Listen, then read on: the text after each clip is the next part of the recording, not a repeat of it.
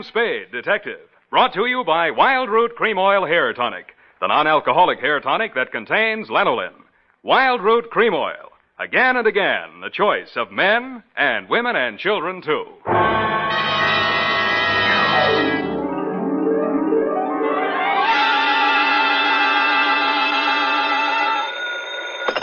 Sam Spade Detective Agency? Me, sweetheart. Oh, Sam, I'm so glad you called. Why? I don't know. I always am. Was it a good case, Sam? I didn't like it. Where are you? Morgue, San Mateo. Oh, was somebody killed? Yes. And, well, do you know who did it? Yep. That's good. No, that's bad. Bad? Believe it or not, F, I wish I didn't know who killed who. I don't understand. Oh, Sam, you sound so downhearted. Well, I'm sorry. I'll try to loosen up. Stay where you are, sweetheart. I'll be right down to dictate my report on the champion caper.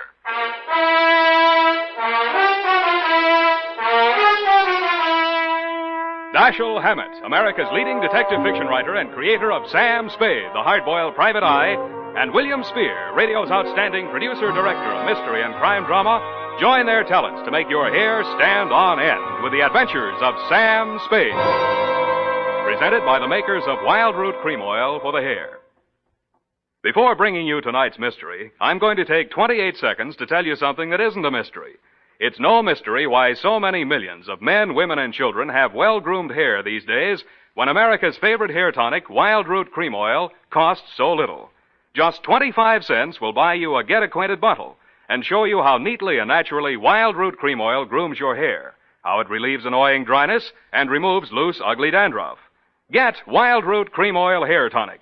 Again and again, the choice of men and women and children, too. And now, with Howard Duff starring as Spade, Wild Root brings to the air the greatest private detective of them all in the adventures of Sam Spade.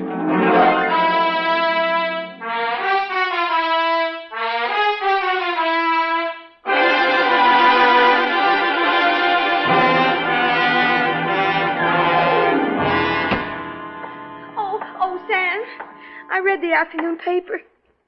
I don't understand it either. Stop that. Really, after all this time, you'd think I'd be acclimatized to all kinds of human storms. I've got my pencil already. I'm myself again. I'm ready, Sam. Sam, date? Date, August 7th, 1949. To whom, Sam? Jack Manelli. To Detective Lieutenant Manelli, Homicide Detail, San Mateo Police. From Samuel Spade, license number 127-596. Subject? Are you listening, Sam? Subject, the champion caper. Dear Manelli. You were there for the end of it, and I was there for the start of it, which is in the reception office of Elliot Champion's brokerage house in San Mateo, and where I first met Mildred Champion. Remember that old salve, how a woman in love is always beautiful? When I went in, I had no idea she was in love and no idea she was beautiful. Not because she had lately been crying, but her sallow face without makeup, framed in a wisp of blonde hair, wasn't flattered by the shapeless black dress, cotton stockings, and low-heeled shoes she was wearing. Certainly not the going idea of beauty. Nor did her conversation reveal anything to indicate love. Oh, yes. May I help you? Mr. Elliot Champion, my name's Spade. Spade. S-P-A-D-E? You don't have to write it. He's expecting me. Your business, Mr. Spade? Private. I'll have to have a little more than that, I'm afraid. Always this hot here? Mr. Champion can't stand fresh air. Obvious. That's what makes it so warm in here. I'm sorry. Yeah, it is hot. Just flip the switch and tell him I'm here. Well, what is it, Mildred? I was just going out. Mr. Spade is here. Says you're expecting him. But I don't find him listed in your appointment book. Don't be an idiot. Send him in. Send him in. You may go in now, Mr. Spade. He always like that? He's nice today. Sorry, Mildred. That's your name, isn't it? His office is the first on the right. Don't bother. I'll find it. Thank you. I'll just go to lunch.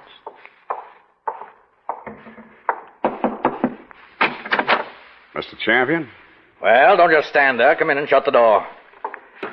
What I have to discuss with you is private. I don't want that snoopy niece of mine listening to our conversation. She's out to lunch now. But does she listen in often? All the time. Why? She didn't know who I was. I outsmarted her there. I called you from the drugstore on the corner. I don't want anyone to know who you are, why you're here. Oh, now, where did I put that lighter? Behind the inkwell. Oh, yeah. I'm a dangerous man to play games with. Joseph's found that out once, and if he keeps this business up, he's going to find it out again. No games? You're dangerous. Say, are you mocking me, Spade? Just wondering what you're talking about. I just told you got ears, haven't you? Joe Josephs is back in town, and I'm not going to fool around with him.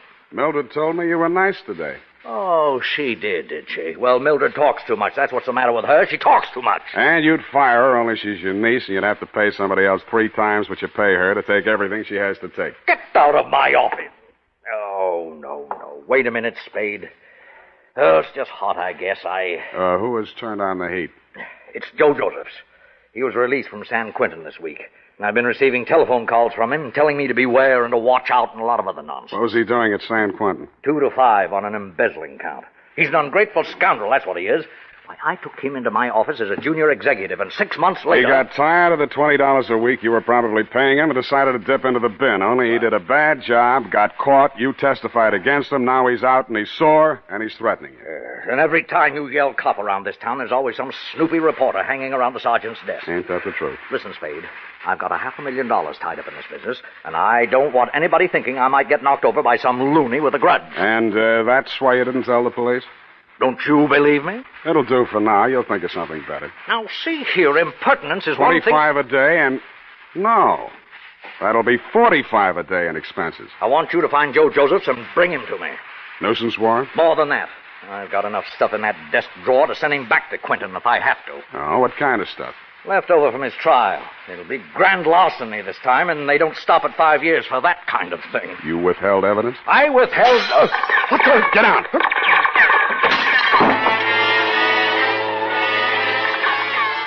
My back was only 8 feet from the window, and it came through from the other building across the court. The silencer either ruined the marksman's aim, or he was just a bad shot, because out of 6 tries, he didn't connect with a thing but the desk lamp and a wastebasket. By that time, Champion and I were both on the floor, Champion on top of me. I kicked out to get loose, and he kicked me back. I gave that up and twisted around for my gun. Across the court, a window was open about 6 inches, one corner of which was full of a dark-sleeved hand and a gun arm. I fired at it from what is known as number 6 position. It's him! It's him! Get him, Spade! Get him, Spade! What do you think I hired you for? I didn't bother to answer him. I went through the window, onto the fire escape, and over to the next building. I did more. I went in that building, which was apparently vacant, down the stairs, and started out the back entrance. Hey, Oh, sorry. Shirley, watch it, will you? What's the big hurry? Hey, he came out of this building. Which way did he go? Who came out of what building? This building, right here, just a second ago. Here? Yes. Who? Him. Who? The guy who just ran down What'd these he look stairs. like? Well, he was... Well, what'd he look like? I say, what'd he look like? Huh? Who? What? Where? Thanks. Don't mention it, Curly, anytime. I couldn't tell her what he looked like because I hadn't seen him. After a careful search of the building, which revealed nothing, I decided my suspect had eluded me for good, and I returned to the office of Elliot Champion.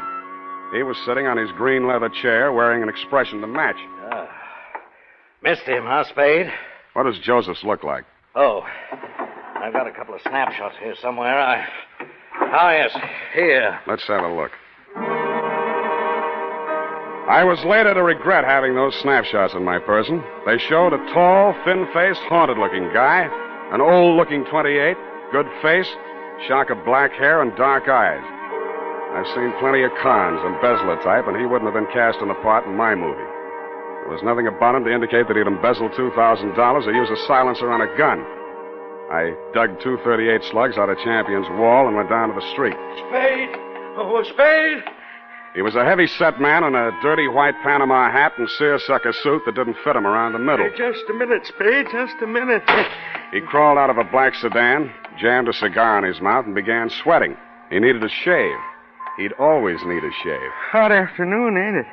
Yes, sir, sure is hot. Sure is a hot afternoon. Here, my card. Lemuel Drigger, Confidential Investigations. Guess I should ought to have some new ones printed up, huh? I guess you should order, Lem, and change the name while you're at it. Huh? Didn't the commissioner bounce you 9 years ago for rolling a pack before you did the booking? Oh, let bygones be bygones, Spade. I'm in business for myself now. How's business, Lem? Punk. Try another racket, Lem.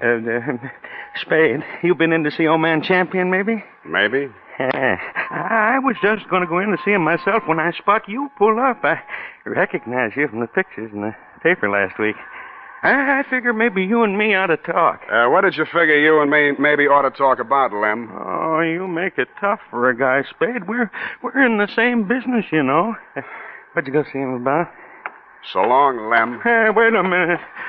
I'm an old gumboot, huh? A fat old gumboot who couldn't get a trick as a housekeeper or tailing a punk. Is that it? Okay, Spade, okay. You're full of vinegar now, but just you keep my card. You'll want to see Lem Drigger before it's all tied up. You'll want to see me. Screw, Lem. But he was right. I did want to see him because when I got down to the Chronicle office and looked up a morgue on the Joe Josephs trial, the first thing that jumped out at me was the name Lemuel Drigger. Lemuel Drigger, private detective who had been employed when Mr. Champion had become suspicious of Joseph's account irregularities, and who, together with Mr. Champion, caught Josephs red-handed, and who willingly offered his testimony the same at the trial which convicted Joe Josephs to San Quentin for 5 years. The file also gave the name of Joseph's lawyer, a man named Anthony Speezer. The phone book showed an apartment address on Geary. That you, Aggie? Hold on a minute. I was just trying to get dinner over before you showed up, but I guess I'm late tonight. Who are you? Mr. Speezer? That's right. My name's Spade. I'm a private investigator. I'm trying to locate a former client of yours, a man named Josephs. Come in, come in. I was expecting Aggie, but come in. Thanks. I always fix my own dinner, poached egg and half. Ulcers. Name Spade? Yeah. Want an egg? No thanks. I'm on duty. Mind if I finish? It's up to you. Who's your client, Spade? Elliot Champion. Joe Josephs is back in town, and he's been making telephone threats and throwing 38s around. 38, huh? Mm-hmm. You know where he is? Joe was a nice kid, but a calendar job. Born with one war going on, a depression on deck, and another war in the hole. Makes a difference. The calendar got him. Everything was against him at the trial, too. I couldn't do anything. He thought I let him down and told me so. He got real sore when they read the book at him. Threatened Champion and that private dick, Lem Drigger. Drigger and everybody else. Said he was railroaded. You were his attorney? I know, but he didn't have a chance in a million of beating that rap. He thought I ratted when I took the guilty plea in court's mercy, all for a lousy $2,000. Well, he's done his time and he's out now. He hasn't gotten in touch with you? Nope. No threats? Nope. Ever write to you from prison? Nope. Any idea where he'd be in town? Nope. Is it possible he has a mother? Nope. Then I guess I leave you to Aggie. We play records. Aggie used to be a violinist. Well, it's up to her. Spade. Spade. Yeah? If you find Joe, tell him where I live. I'd like to see him. Why? I don't know. Maybe I just want to see what 5 years in the pen does to a kid like that. Yeah. I'll bet you do.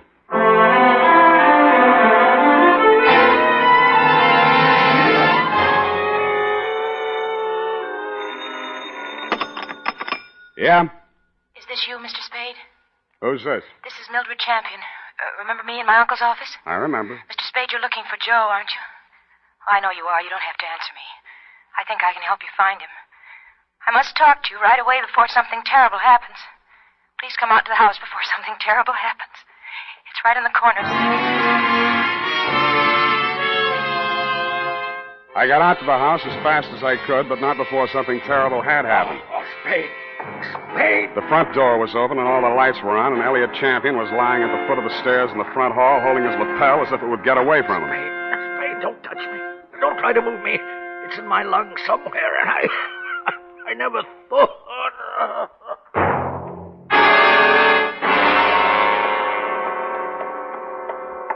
It didn't look like there'd be much use, but I beat it up the stairs to the hall phone to call emergency ambulance. Hello? What the? This is Joe. So you hired a private eye to look me up, huh? Well, he'll never find me, but I'll find you. Yeah, Mr. Champion, I'll be seeing you real soon. I didn't get it then, but I got it a second later. I grabbed for the banister, missed, and hit the top railing. A pair of hands held me up long enough to go through my pockets and then let me go, and that's the last thing I remember.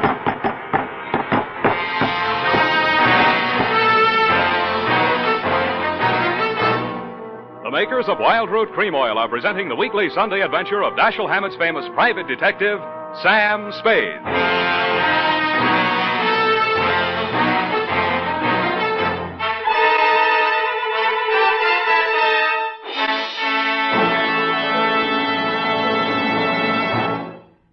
Now, here's important news on good grooming. If you want the well-groomed look that helps you get ahead, socially and on the job, listen. Recently, thousands of people from coast to coast who bought Wild Root Cream Oil for the first time were asked, how does Wild Root Cream Oil compare with the hair tonic you previously used? The results were amazing. Better than 4 out of 5 who replied said they preferred Wild Root Cream Oil. Remember, non-alcoholic Wild Root Cream Oil contains lanolin. It grooms the hair naturally, relieves dryness, and removes loose, ugly dandruff. So if you want your hair to be more attractive than ever before, get the generous new 25-cent size of Wild Root Cream Oil, America's leading hair tonic, on sale at all drug and toilet goods counters. It's also available in larger economy bottles and the handy new tube. By the way, smart girls use Wild Root Cream Oil too, and mothers say it's grand for training children's hair. Get Wild Root Cream Oil. Again and again, the choice of men and women and children, too.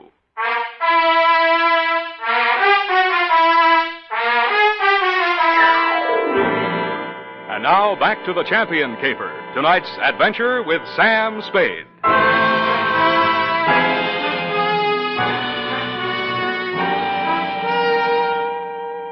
The neighbors had complained of gunshots, which was fortunate for me. I still might have been lying at the bottom of those stairs in Champion's house, Lieutenant, if you hadn't walked in, applied first aid, asked me my name, and listened to my story.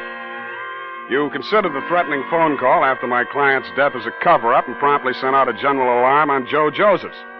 I took an aspirin and a taxicab for home. Halfway uptown, I discovered the pictures of Joe Josephs were missing from my wallet. And that is why I was absent at the medical examiner's inquest this morning. Instead of going home, I went out to San Mateo, jimmied the lock of Champion's office, and violated City Ordinance number 352B. My dead client's desk revealed one important item. An income tax voucher dated August 17, 1944, noting him delinquent. Then I found another important item, same for 1943. His secretary's desk was even more interesting. What I found there led me to, 1, call her home. Result, no answer. And 2, to revisit Attorney Speezer. I found him poaching another egg. All right, I'm here. It's late, Aggie. What's the idea? Unless it's Beethoven, I don't... Oh, Spade. Aggie ever show? Yeah, left early. Has to work tomorrow. Oh, it's too bad. What's with you? Still looking for Joe? Yep. Any leads? Wish I could help you, Spade. Elliot Champion was shot and killed in his home tonight. No. That all you have to say? Joe do it? Maybe. Well... You don't seem scared for a mouthpiece Joe didn't like. If you mean should I be next, no. I'm not scared, Spade. The kid should realize by this time I liked him and did all I could. You been here all evening? Aggie? Could you prove it? Yep. You may have to. Did you know Mildred Champion was married to Joe Josephs? Yeah. How'd you know? It's a secret. I found this marriage license in her desk drawer. Nosy, huh? I found something else. Champion didn't pay his income taxes all the time. A lot of people are like that, Spade. Me, Lem Drigger testified against Joe at the trial, so did Champion. Mildred worked in the office, but she didn't testify. Wife can't testify against husband. Real good story, Spade. But what about Joe? Champion had something on Lem Drigger, and Drigger had something on Champion. Joe's in between. You tell me, huh?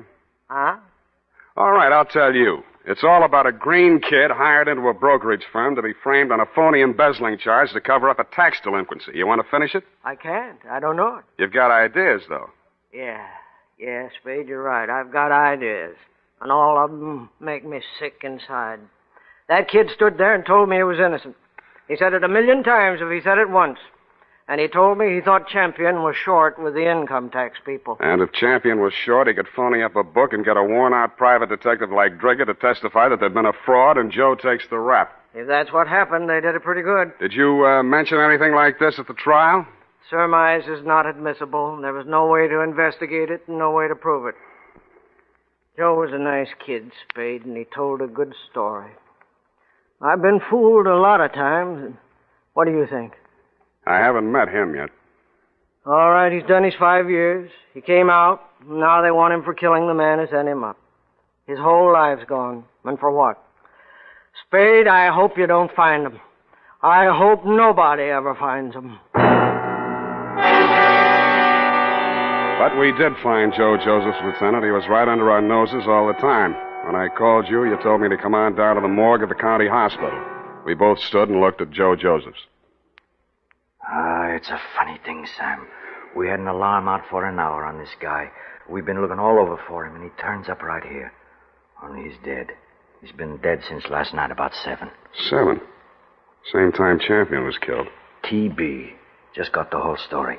Had it awful bad in prison, on the sick ward his last 2 years. Mm-hmm. Wanted out awful bad. When his time was up last week, he made him release him. But he wound up here, died in the hospital. He looks awful young to be a con and all. I don't know, Sam. He's just a kid, isn't he? Up until then, you had some kind of case against Joe Josephs. But when the medical examiner reported that my client had been shot with a .32, the rest of it began to fall into place. Lem Drigger's office was a dirty room over a shoe repair shop on Mission Street. The glass in the door hadn't been washed in 5 years, and neither had anything else. You could hardly tell where the office left off and Lem began. Oh, hello, Spade. I've been waiting for you. I thought you'd get over for some talk. What made you think that, Lem? Well, you're here, ain't you? All right, let's make talk. Did the silencer ruin your gun? Huh? Come on, I want it all. Hey, You phoned tonight after Champion was killed. You've been phoning him right along saying it was Joe. No, just a minute, Spade. We're in the same racket. And you shot at him with a silencer on your .38 this afternoon to make it look real good. You can't prove anything. I didn't kill him. One slug out of your gun will match that up. Every cop carries a .38. You were a cop once. Now, Spade, you got this all you wrong. You him because you thought he'd called you in for protection. He'd called you in once on another job. Listen, I know what you're thinking, and but business was so bad you had to drum it up, didn't you? Josephs was released from prison, and it was a natural, only it didn't work. Champion called me instead, and you tried to shake me down. Well, I only thought we could kind of work together. Make it a good thing. And I told you once you should try another racket. But you didn't take my advice. Now you're going to have to. What do you mean? Because your license will be revoked pretty quick. You got into a lot of trouble about 2 minutes from now. I did? I was right here. What are you trying to... I swore out a complaint on you for assault and battery. Hey, wait a minute. I ain't done nothing to you. Champion's dead, and yes, I tell you did, Lem. You tried to strike me, and I had to defend myself.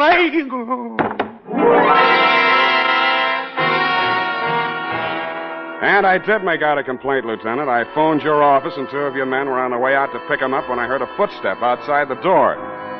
I knew who was there and what she was there for, and I did the only thing I could think of at the moment.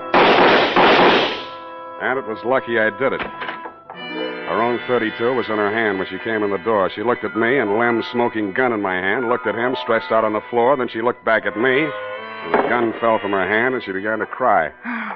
Hello, Mildred. I wanted to do it. I came here to do it. I know. Why? Why did you? To stop you. Why? My bullets went into the ceiling. He's just knocked out. No, he ought to be dead. Dead. No. Not anymore, Mildred. You tricked me. You knew I was coming here. And you know he should die. You know it. That won't bring Joe back. How many real tramps have you met in your life, Mr. Spade? Lots. And some who just thought they were. Well, you met the genuine product yesterday. My uncle, for example. He stole money from himself and made it look like Joe did it. I know about that. And this one? Why didn't you let me kill him, too? Why? Oh, easy. When I went over to see him in the hospital the first time, I knew he was dying. He had that look in his eyes, helpless. And he knew what they'd done to him, and he couldn't do anything about it. But you figured that you could. So you killed your uncle when you found out Joe died, You came here to kill them. They killed him. They killed Joe and they sent him to prison. 5 years I waited for him to get out of that awful place. I waited to hold him in my arms and tell him it was all over. 5 years I waited to help him forget his hate, my hate. 5 years I loved him so much every day. Oh, easy. And then he came back to me the way he did. Those pictures were all I had left of him after 5 years of waiting, loving him. Now he's dead. What can you or I or anybody do about what they've done to him?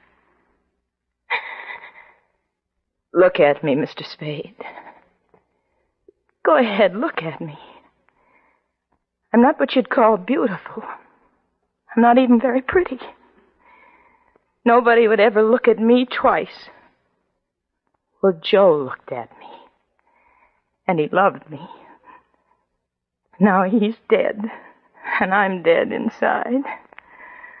I'm dead inside, and I'll be glad when I'm dead outside.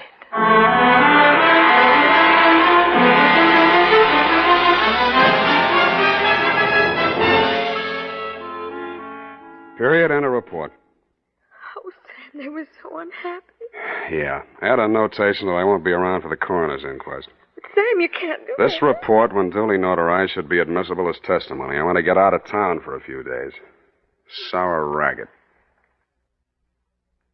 And now, listen to this. Later this evening, if you happen to stroll down to the corner for cigarettes or ice cream, why not also pick up some Wild Root Cream Oil Hair Tonic? Your whole family will like the way Wild Root Cream Oil grooms the hair neatly and naturally, relieves dryness, and removes loose dandruff.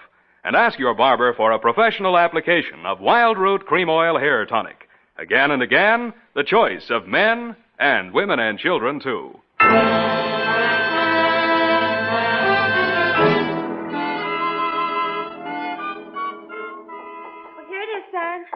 Didn't make any mistakes. Of course you didn't. Are you really serious about getting out of town for a few days? I am?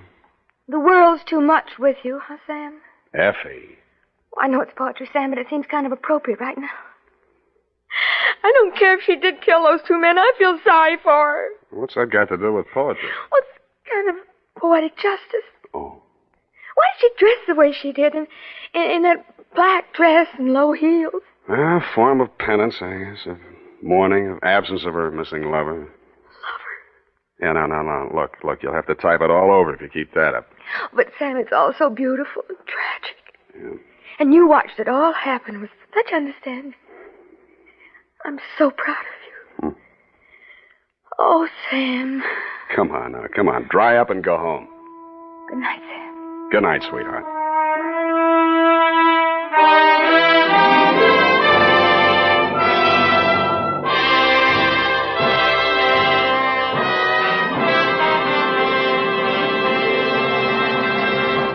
The Adventures of Sam Spade, Dashiell Hammett's famous private detective, are produced and directed by William Spear. Sam Spade is played by Howard Duff. Lorene Tuttle is Effie. Tonight's adventure with Sam Spade was written for radio by E. Jack Newman. Music was directed by Lud Gluskin, with score composed by Renee and Pierre Garrigang. Join us again next Sunday when author Dashiell Hammett and producer William Spear join forces for another adventure with Sam Spade. Brought to you by Wild Root Cream Oil. Again and again, the choice of men and women and children, too. This is Dick Joy reminding you to get Wild Root Cream Oil, Charlie. It keeps your hair in trim. You see, it's non-alcoholic, Charlie. It's made with soothing lanolin. You better get Wild Root Cream Oil, Charlie. Start using it today. You'll find that you will have a tough time, Charlie, keeping all the gals away. Hiya, Charlie. Get Wild Root right away. This is CBS, the Columbia Broadcasting System.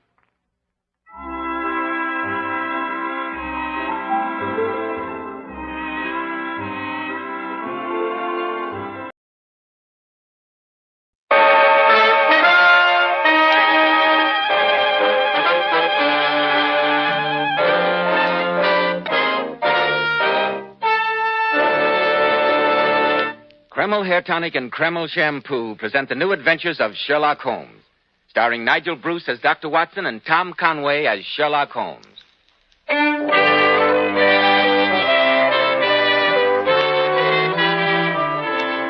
Well, here we are again visiting the genial Dr. Watson in his cheerful study. We sit back in our comfortable chair and wait to hear another exciting story. What could be pleasanter? There you go again, Mr. Bell. Flattering me again. If only Sherlock Holmes were here to make the picture complete. No, Mr. Bell, you know that's impossible. He retired to Sussex years ago and took up bee farming. I suppose you visited him there. Naturally. As a matter of fact, I remember one Saturday towards the end of July in 1907 that Is this the beginning of a story, Dr. Watson? I shouldn't be surprised. But hadn't you better have your word with our listeners first? Yes, Dr. Watson, I had. Men, I'm sure you'll be interested to learn that a recent survey showed that Kreml Hair Tonic is preferred among America's top-flight executives and most successful men. But after all, why shouldn't it be? Kreml contains a special combination of hair-grooming ingredients which is found in no other hair tonic. This is why Kreml gives a man's hair such a natural, well-groomed look, such a handsome, clean-cut appearance. Kreml always keeps the hair neatly in place longer with an attractive, healthy-looking luster. Yet it never leaves your hair looking or feeling greasy, sticky, or dirty. After you apply Kreml, you can rub your hand over your hair, and your hair always feels so delightfully clean. Notice, too, how no greasy film comes off on your hand or hatband. Just use a little Kreml on your hair in the morning, and at night your hair looks as neatly groomed as when you first combed it in the morning. Remember, no other hair tonic keeps your hair more handsomely groomed. Kreml, Kreml Hair Tonic. Now, Dr. Watson, I'm all ears. Well, I was paying Holmes one of my frequent visits. His cottage is situated on the southern slope of the Sussex Downs, commanding an excellent view of the English Channel. At this point, the coast is made up of chalk cliffs, which can only be descended by a single tortuous path, which is steep and slippery.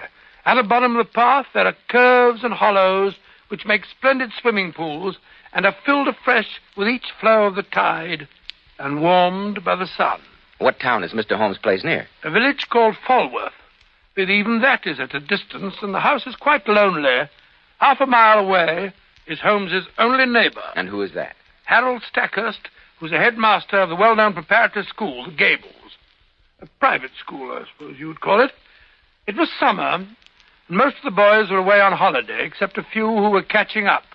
The teaching staff was reduced to 3. First of all, there was Harold Stackhurst himself, who was an old pal of mine. We went to school together. He was a splendid fellow and a well-known blue for rowing in his day. Assisting him were 2 younger men, Fitzroy Macpherson, red-headed and cheerful. In summer and winter, he went for his morning swim. Winter swimming, quite a Spartan. Yes, indeed. The other schoolmaster was Ian Murdoch, a tall, dark man, taciturn and aloof, with occasional outbursts of temper. The villain of the piece, There you go, anticipating again. Oh, sorry. Stop this. Well, it was early one morning, just after sunrise.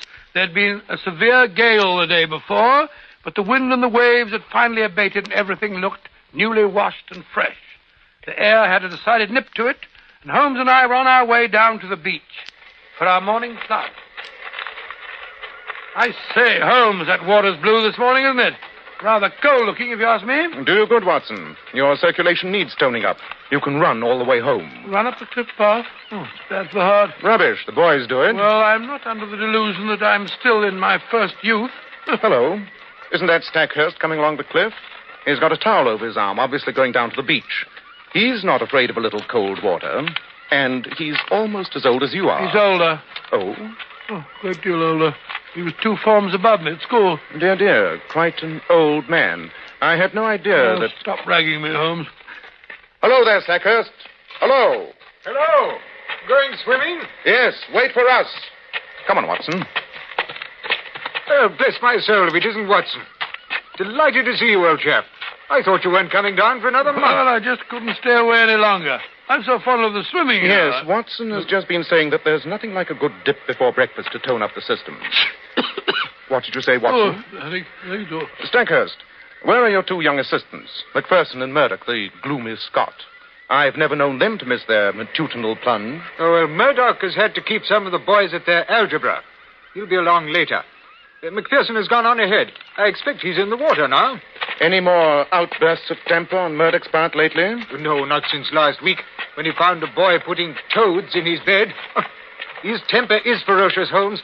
I suppose I should give him dismissal, but he's such a confoundedly good teacher. A little bit of temper won't harm the boys now and then.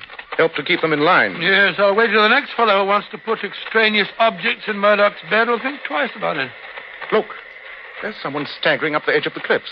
Yes, he's in bathing trunks and an overcoat flapping in the wind. What's the matter with him? Drunk, probably. Look at him reel. A fine example for my boys. And who the devil can it be? Yes, it's McPherson. I could tell that red hair anywhere. He's trying to wave to us. I've never known him to behave like this. He's not drunk. He is in agony. He needs help. Hurry, Watson, run. I say, he's fainted. No, he's trying to get up again. Well, he's writhing on the ground.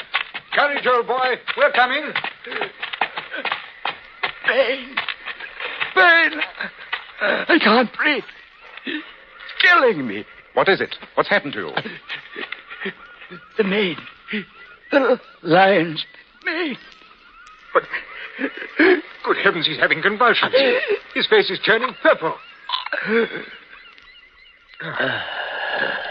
Now he's stopped. Thank heaven. How is he, Watson? I can't see him breathe. Wait a minute. Yes, he's dead. Some terrific shock. His heart gave out. Look, he's bitten through his lower lip. The paroxysm of his agony. What could it have been? He's not wounded. No signs of a struggle. Take that coat off. Let's take a look at him. Easy now, easy.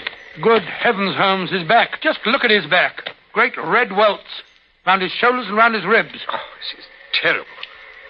What was it he tried to tell us? He said something about a lion. A lion's mane, to be exact. Well, you don't think he's being clawed by a lion? Or some wild beast? In this part of England? It's unthinkable. Quite. Besides, the claws of an animal would have dug deeper. These welts are inflamed, and there are little red spots at certain intervals. It looks as if someone has used a lash on him. A thin iron scourge with knots, poisoned knots. Who could it have been? There's been no one along the edge of the cliff, and we can see for miles. No, on the beach. There are some fishing boats, but they're too far out. I wonder... Did anyone bear him a grudge? Had he quarreled with anyone? Why, no. That is, not recently. Hello. What's up? Why do you all look so serious? Well, hello, Murdoch. Where did you come from? The classroom. I just left the boys. What's the matter with McPherson? What's he lying like that for? He's dead. Murdered. He's been flogged to death. Dead? It's horrible. Who could have... We don't know. Is there anything I can do? Yes. Go back to the house, send for the police, and keep the boys indoors. I don't want them mixed up in this. Certainly, of course. Dead, I can't believe it. Stackhurst, you stay here with the body. Watson and I will go down to the beach to see what we can find. Good. But don't be any longer than you can help. Come along, Watson. Here's the path leading down the face of the cliff. The only path for miles. If he was attacked down on the beach, the murderer is still there. I say, he may be armed. I'd better go back for my revolver. Suppose the murderer goes for us. Oh, rubbish. Come along. We've no time to waste. They escape. Careful. There's prey here. Slippery.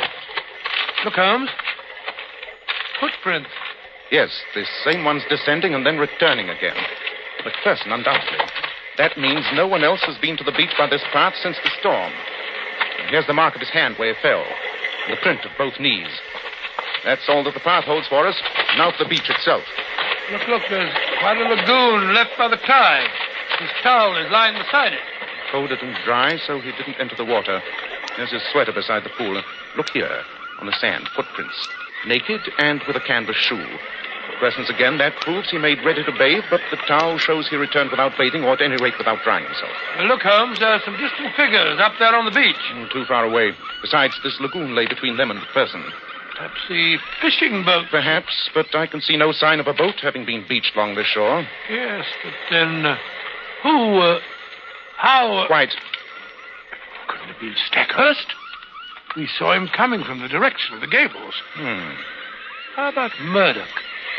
He has a glowering look. I don't trust him. You think that he really was up at the school with the boys? That is an alibi we shall have to look into. Hello, Stackhurst. Why did you leave the body? Murdoch sent down one of the gardeners to stand watch over it, so I came along. Besides, I just thought of something. Yes? You asked if anyone had a grudge against McPherson, and I thought I ought to tell you. Go on. Well, about a year ago, this chap Murdoch was rather fond of a girl down in the village. But McPherson cut him out. Murdoch didn't seem to mind at the time, but about 2 months later, McPherson and Murdoch had a pretty bad row. Murdoch was always a bit fiery, you know. Well, when McPherson's dog got excited, he went for Murdoch, and Murdoch went into one of his rages and threw the animal out of the window. Well, the dog wasn't hurt, and the quarrel was patched up. At least so we all thought. But you never know.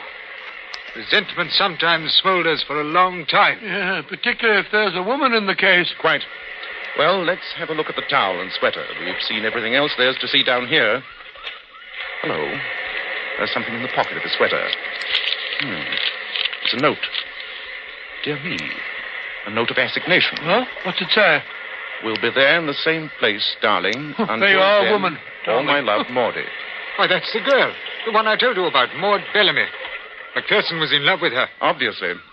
This whole affair has upset me so it may give the school a bad reputation. It was only by chance that several of the boys weren't with McPherson when it happened. I say, was it chance? After all, it was Murdoch who held them back. He was the one who insisted on algebra before breakfast. At present, I'm more interested in this girl than in Murdoch. Suppose we take a walk to Falworth and call on her. I do. I'm with you. Come along. Oh, not so fast, Watson, not so fast. We'd better dress first. We might cause quite a stir parading down the village streets in these costumes. Remember, you've still got your bathing suit on. Oh, dear, yes, sure I have. And I'd forgotten all about how chilly it was.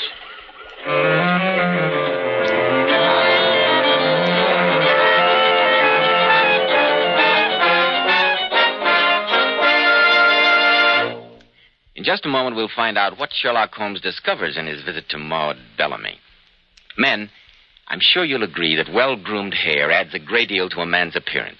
And one of the first requisites of handsome, healthy-looking hair is a hygienic scalp. So start at once and take better care of the hair you've got. If you're smart, you'll use Kreml Hair Tonic. No other hair tonic keeps the hair more neatly in place without looking or feeling greasy. But Kreml does lots more than keep hair looking handsome. Kreml's light oils have a grand lubricating effect on a dry scalp. At the same time, Kreml removes itchy, loose dandruff. Notice how alive, how tingling your scalp feels. And men, you like to massage Kreml on your scalp because it's such a clean product. It never feels greasy or sticky. And if your hair, like so many men's, is so dry that it breaks off and falls when you comb it, Kreml actually helps condition the hair, in that it makes it feel softer, more pliable, and look as if it had some body to it. So for handsome, groomed hair and a more hygienic scalp, use Kreml daily. Buy a bottle of Kreml at any drugstore. Ask for an application at your barber's. Kreml, Kreml Hair Tonic. That famous modern hair tonic which has become such a nationwide favorite. Now, Dr. Watson, you dressed and went over to Falworth to call on McPherson's girl. Is that right? That's right, Mr. Bell. Stackhurst pointed the house out to us. That's the Bellamy house over there, Mr. Holmes. The one with the corner tower and the slate roof. Maud is the daughter of old Tom Bellamy, who owns all the boats and bathing huts at Falworth. He was a fisherman to start with, but now a man of some substance, I believe. Yes, judging from the house, he must have come up in the world. And Maud is the prettiest girl for miles around. Quite a beauty, in fact. She must have had scores of admirers. By Jove, look who's coming out of the front gate. I say, it's Murdoch. And what in thunder is he doing here?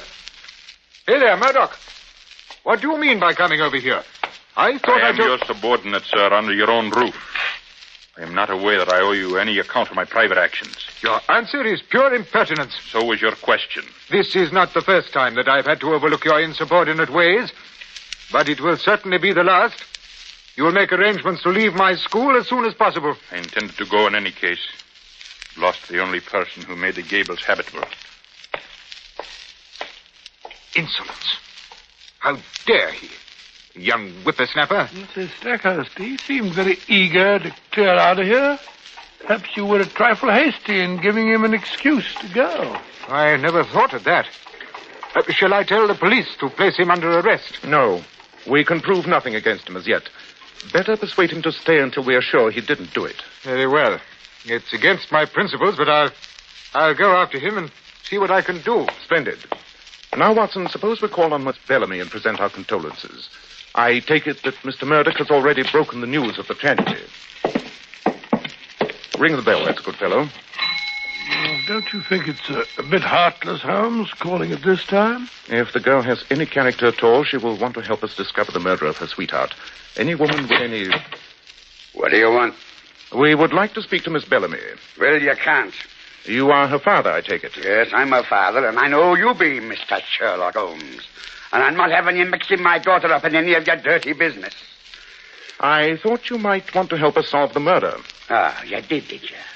Well, I'll have you know I consider Mr. Macpherson's attentions to my Maud was insulting. And my son, William, is of the same mind. Letters and meetings, but never a word of marriage. I'll not have you breaking her out. I'll not have her name dragged through That's the... all right, Father. I know that Fitzroy is dead. I want to help find his murderer. I'll not have you mixing This is my business, Father. Let me manage it in my own way. I'll do anything you say, Mr. Holmes, to help bring them to justice. Why do you say them? Mr. Macpherson was not a weakling. He was brave and strong. No single person could have inflicted such an outrage on him. One thing more. We found this note in the dead man's pocket. Can you throw any light on it? Did he go down to the beach expecting to meet you? No. I sent it, it's true. But we were to meet tonight. I see no reason for mystery. We were engaged to be married. We only kept it secret because Fitz didn't want to be ragged by the boys at the school. Here is my engagement ring. Well, you might have told me. I would, if you had shown a little more sympathy, Father. But the note, it didn't come by post. Who was your go-between? I'd rather not answer that question. It really has nothing to do with the matter. Do you realize that this go-between was the only person who knew of your meetings with young Macpherson? Had he any reason to resent him? That's no business of yours.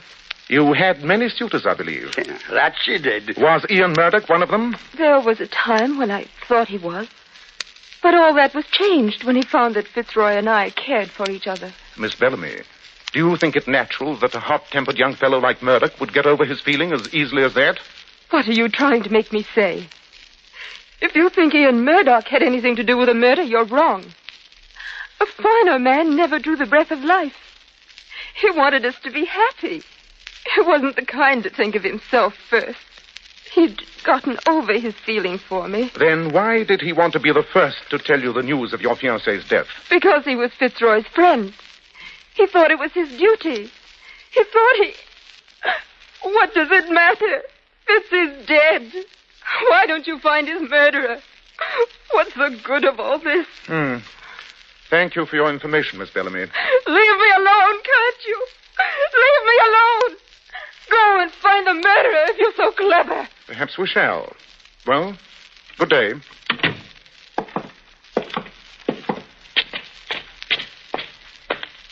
Looks like another blank wall to me, Holmes. Perhaps. But even that is enlightening. There are only so many possibilities, Watson. We may finally arrive at the correct solution by crossing off all the rest.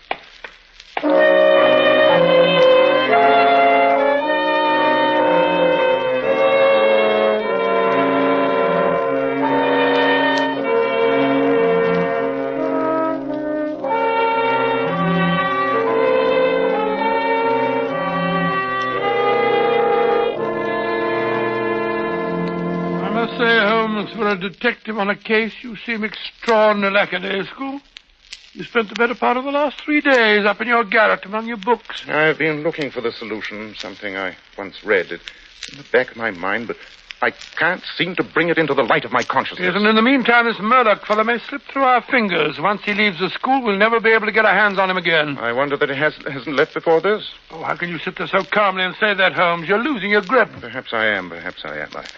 If I could only find the fact that I'm looking for. It began with a C. I'll swear it began with a C. Well, then, how about the old encyclopedia there? Look up all the C's in the book. But I'm not sure it is C. Oh, Holmes, you're being exasperating and exaggerating. You know that the murderer didn't escape along the beach or even climb the top of the cliff. But did it ever occur to you that it It might be somebody hiding in one of those caves. Some sadistic maniac. Yes, it did occur to me. But it's not possible. I searched every one of those caves, and there's no trace of human habitation in any of them. Oh, then my theory of the sadistic maniac's all wrong. Yes. Huh? Huh? And horrible as that theory sounds, I'm convinced that the truth is even more horrible. That death came from the sea. And the truth is more ghastly than anything you can imagine. Oh, you make the chills run down my spine. I must say, I shall never have the courage to go swimming down there again. And a wise thing, too. At least for some time. Well, I must say, I don't see how young Murdoch has the nerve. Murdoch? Murdoch went swimming down on that beach? When? About a quarter of an hour ago, I saw him go by with a towel over his arm. Why didn't you tell me? Come on, we must bring him back. Poor boy hasn't a chance. Oh, good heavens, Holmes, I had no idea. Look, something's happened. Someone's coming up the path. Stackhurst, he's carrying someone on his back. By thunder, it's Murdoch. And he's in bathing trunks. Help! Holmes! Watson! Something's happened to Murdoch! What is it? It's the same thing that killed young McPherson. I met him staggering up the face of the cliff. He was too far gone for me to get him home, so I brought him here. Put him on the couch. Let me have a look at him. His heart's giving out. He can hardly breathe. His face is turning quite black. Here, quick, Holmes. Pour me out a glass of that brandy over there. Right. Now, hold his head while I try to get it down. That's it. That's it. If he can only swallow. That's it. Now some more. That's better. Take the bottle. You can't give him too much. His color is coming back. He's beginning to breathe again. His heart is getting stronger. Look, he's trying to talk. It lashed me in the water. It lashed me. Now I remember. In the water, of course. The pain. It's terrible. I can't stand it. Give me something. Morphine. Anything. I daren't give him a sedative. It might affect the heart. Holmes, here, get the cotton wool there and the olive oil. Right. What is it? It's a poison of some kind. It affects the nerves, apparently. Must be terribly painful. Here's the stuff you wanted. Good. Now saturate the cotton wool. You put a dressing on his back. Now, that's right. Use plenty of oil. There we are. That's better. Oh, that's much better. By Jove, he's fainted. I don't think so. He's just fallen asleep from sheer exhaustion.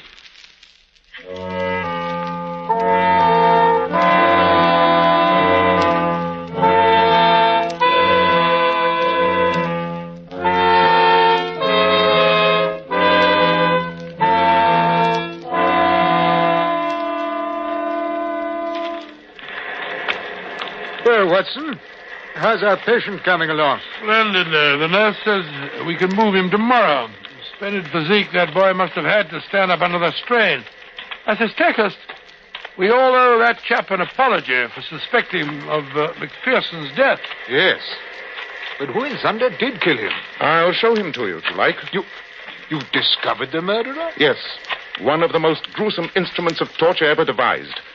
He is waiting for us at the foot of this cliff. But is it safe to go down? You said that murder... Yes, if you don't go too near. Come along. All right, if you say so. Well, the tide's coming in. I don't see any murderer. No, he's not as obvious as all that.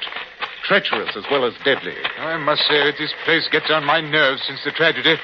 I haven't allowed the boys to go in swimming lately. I suppose it's foolish of me. On the contrary, you would have had a few more tragedies if you'd allowed them to swim. This death strikes like lightning. There's no escaping it. But, great Scott, if it's as dangerous as all that, we'd better get back up the cliff before the murderer finds us. We're quite safe unless we take a dip in the lagoon McPherson went swimming in. What? But I thought you said that he didn't go into the water. So I did. The towel fooled me. The truth of the matter is that he was in such agony when he came out that he failed to use the towel. That's what threw me off the track in the first place. But the murderer? Down here. Where's he? Under the cliff, where the lagoon is quite deep. Ah, there's your murderer, on that rocky shelf about 3 feet below the surface.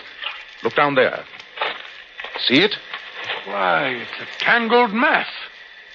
Great Scott, it's alive. It's vibrating and waving.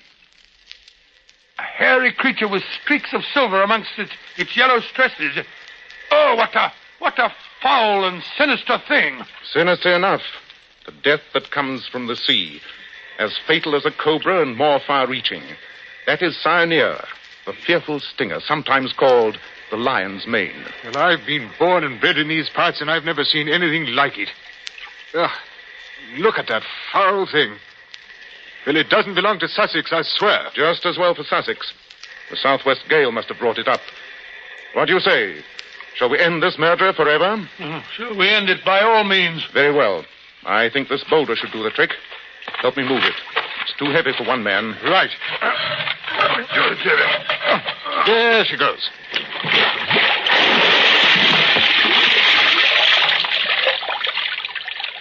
Good. The boulder settled right on the filthy creature, pinning it to the ledge. One edge of yellow membrane is still flapping. Not for long. Notice the oily scum oozing out from under the stone and rising slowly to the surface. That is the end of the killer.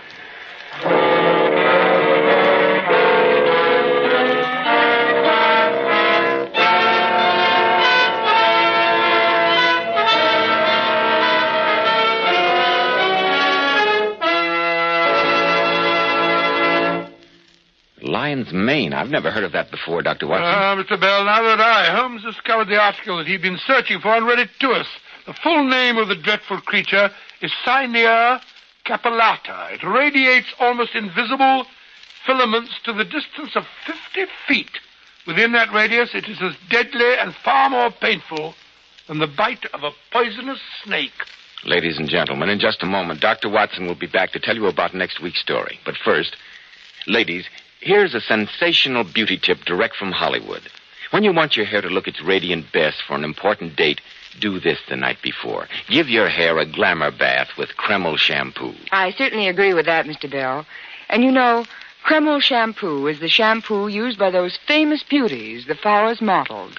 Kreml shampoo has been especially developed to glamour bathe each tiny strand of hair so that it fairly radiates natural dazzling highlights. It leaves the hair simply gleaming with natural glossy luster. And what's more, your hair stays that way for days. And please bear in mind that Kreml shampoo is not a soapless shampoo. It's not a cream shampoo. It's not a drying detergent.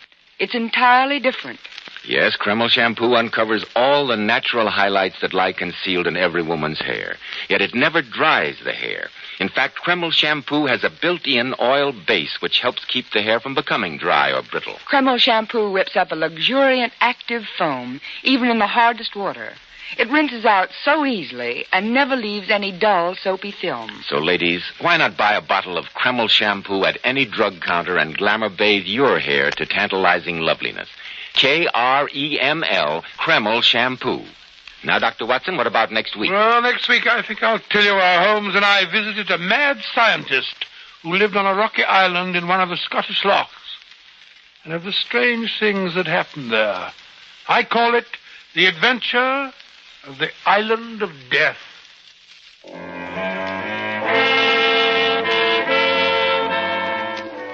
Tonight's adventure was adapted from Sir Arthur Conan Doyle's story, The Lion's Mane.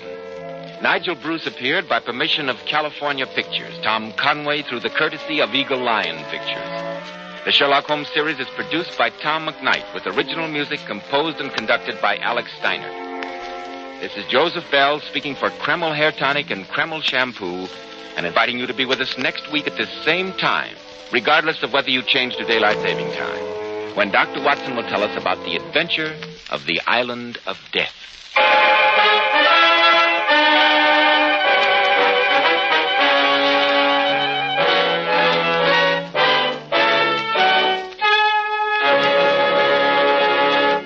This is Tom Conway.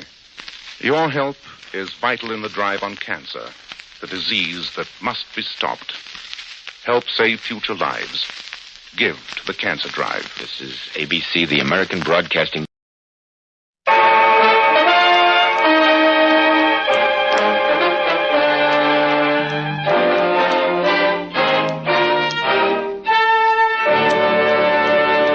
Kreml Hair Tonic and Kreml Shampoo present the new adventures of Sherlock Holmes.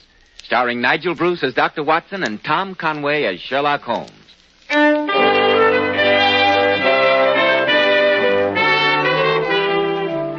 Well, once again, it's Monday night and time to call on our good friend and host, Dr. Watson. I'm sure he's waiting for us in his study, so let's join him, shall we? Good evening, Dr. Watson. Ah, there you are, Mr. Bell. I was just having a glass of extremely mellow port. Perhaps you'd care to join me. Thank you, Dr. Watson. You're always the perfect host, just as you are the perfect storyteller. Ah, you flatter me, my boy, though I must confess that the ingredients which make up tonight's new Sherlock Holmes adventure are so strangely assorted that even an old gentleman like myself can hardly fail to make it an exciting yarn. And just what are the ingredients in tonight's story, Dr. Watson? Well, let me see. Take an almost deserted island set deep in a Scottish loch. Sprinkle it generously with the following assorted selections of humanity. 1 measure of evil scientist, a faint wisp of human skeleton, a considerable pinch of fat lady, a handful of professional contortionist, and a dash of midget. Agitate these ingredients well, then add to the mixture a detective by the name of Sherlock Holmes and a certain doctor with the name of Watson. Season generously with fear, danger, and sudden death. And you have the recipe for the story I call The Island of Death. Dr. Watson, you're beginning to make the hackles rise in the back of my neck. Indeed, then, since hackle means hair, I think perhaps you'd better have your word with our listeners before I begin my story. Yes, I will. Men, if you want to be a success in life, if you want to look like a success in life, remember that well-groomed hair means a lot to a man's appearance. I've heard so many men complain lately that the hairdressing they use is too greasy or too highly perfumed, that it leaves a sticky and flaky residue on the hair. That's why I urge you to try Kreml Hair Tonic. This highly specialized hair tonic has just enough light oil to keep hair handsomely groomed, every hair in place, with a rich, healthy-looking luster. And it gives hair such a natural, well-groomed appearance. Yet Kreml never leaves hair looking or feeling greasy or sticky. This is because Kreml contains a special combination of hair grooming ingredients which is found in no other hair tonic. After you apply Kreml, just run your hand over your hair. Notice how delightfully clean your hair feels. So tempting for the ladies to touch. Notice how no greasy film comes off on your hand or hatband. Kreml always gives hair such a handsome, clean-cut look, as if you just combed it. And it keeps it that way all day long. Kreml, Kreml Hair Tonic. And now, Dr. Watson, how about the new Sherlock Holmes story, The Island of Death? Well, Mr. Bell, as I told you, most of that exciting adventure took place on a tiny island in the Scottish Lake District. However, it began innocuously enough, as so many of our adventures began, in our rooms at Baker Street. It was on a stormy September evening, and Holmes and I were seated on either side of our fireplace. I remember after dinner that he began to analyze the old cliché that truth is indeed stranger than fiction. I can almost hear him now as he said, My dear Watson, the true picture of the criminal world is stranger than anything which the mind of man could invent. Oh, I'm not sure that I agree with you, Holmes. The police reports and the papers are usually quite undistinguished and dull. True, old chap, but that's the fault of the reporters. Depend upon it, Watson, there's nothing so unnatural as the commonplace. Oh, let's put it to a practical test. I pick up the evening paper. Here is the first heading upon which I come. A husband's cruelty to his wife. Now, there's half a column of print, and I bet you that without reading it, I can tell you the gist of the trouble. I accept your bet, Watson. Give me your deduction. Oh, it's not very hard. There is, of course, the other woman. The extra drink, the push, the blow, the bruise, and the sympathetic sister or landlady. The crudest of writers could invent nothing more crude. Your example is an unfortunate one for your argument, old fellow. Very fortunate. The article to which you refer is the Dundas separation case. The husband was a teetotaler. There was no other woman, and the conduct complained of was that he had drifted into the unfortunate habit of winding up every meal by taking out his false teeth and hurling them at his wife. An action which I think you will agree is not likely to occur to the imagination of the average storyteller. Hurling false teeth? Oh, absolutely fantastic. Quite. What else can that be? You expecting a visitor? Yes, Watson, I am. And he might well prove a client who will point out the moral of our little discussion. Oh, what makes you say that? The gentleman calling on me is a distinctly colorful personality by the name of Stephen Singer. He's nearly 7 feet tall, and yet he weighs under 8 stone. A card from him this morning informed me of his intention of calling here at 7 o'clock tonight. You said that he weighs under 8 stone. That's only 130 pounds. He must be a human skeleton. That was the unfortunate title applied to him at the circus sideshow at which I first met him. Good Scott, circus freaks here in Baker Street. Now I've seen everything. Freak is an unkind and inappropriate word, Watson. Stephen Singer's a fellow human being, and a more than unusually worthy one. In the case of the Bagshot circus murders, he was good enough to take advantage of his almost unique physical proportion and oblige me by hiding in the barrel of a circus cannon. His evidence was instrumental in sending a diabolical murderer to the gallows. Let him in, will you, Watson? Yeah, of course. Good evening, Mr. Singer. Come along in, won't you? It's all right, thank you, Mrs. Hudson. It's good to see you again, Stephen. Hello, Mr. Holmes. Don't want to make a nuisance of myself, but I did have a little problem, and I thought perhaps you'd help me with it. Of course, Stephen. Sit down, won't you? By the way, this is my colleague, Dr. Watson. How do you do, Doctor? How do you do, Mr. Singer? My friend was just telling me that you once helped him in a murder case. Oh, that? 'Twas nothing. Just slipped myself into the cannon barrel and heard one or two things I wasn't meant to. Nevertheless, your help was invaluable, Stephen. I shall be only too happy to do what I can to repay the favor. What's your problem? Well, perhaps I'm imagining things and perhaps I'm not.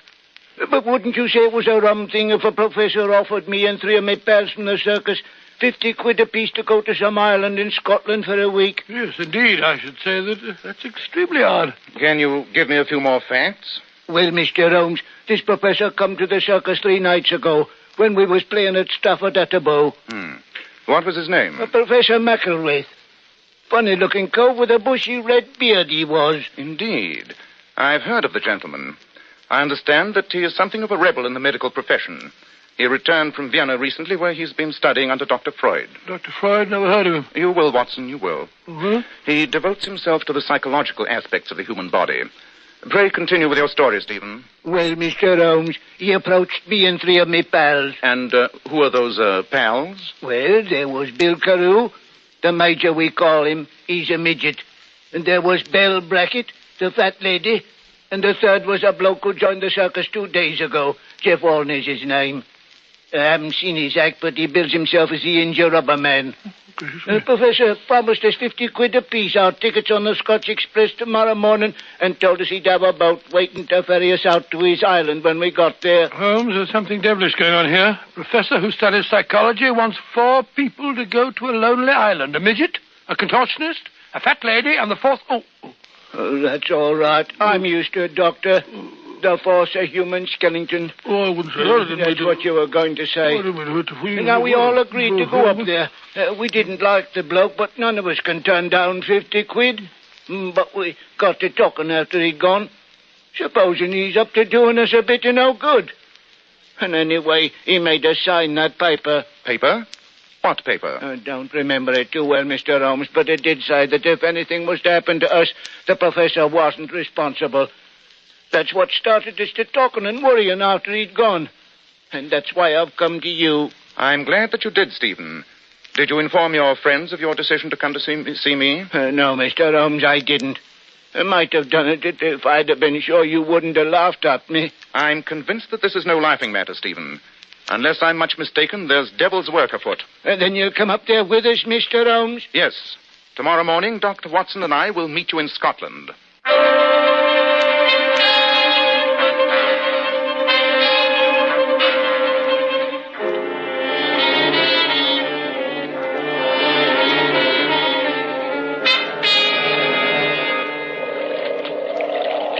Well, the lake looks extremely choppy, Holmes. The boat's quite small. I hope it's not too far to the island. I'm a wretched sailor, you know. I'm sure it'll be a smooth trip, Watson. Well, I certainly hope so. Hello? Here comes Singer with the other 3. Great Scott. What strange-looking traveling companions. Well, since they traveled on an earlier train, I think it's time to have Stephen introduce us. Hello, Stephen. Hello, Mr. Holmes. I'd like you to meet some pals of mine. Dr. Watson, Mr. Holmes, this is Miss Belle Brackett. Careful, Belle. Watch your step on the gangplank. Well, dearie, got to be a strong plank to roll me up. How are you, Mr. Holmes? Dr. Watson? How do you do? How do you do? Thank you. This is Bert Olney.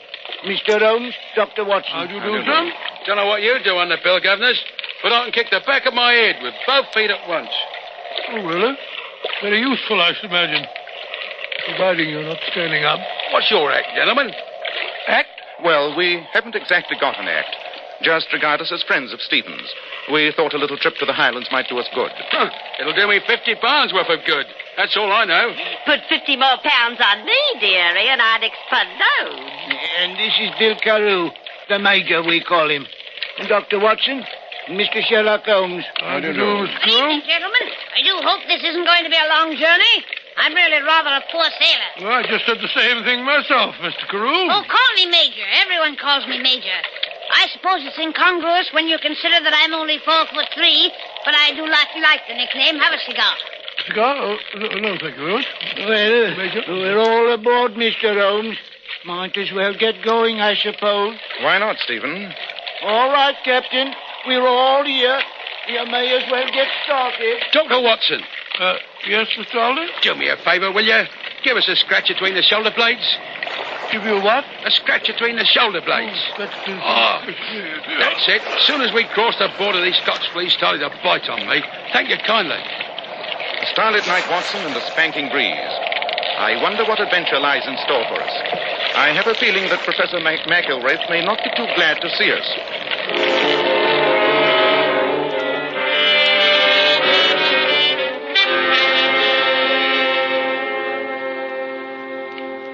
Why did you come here, Holmes? I know who you are and what you do.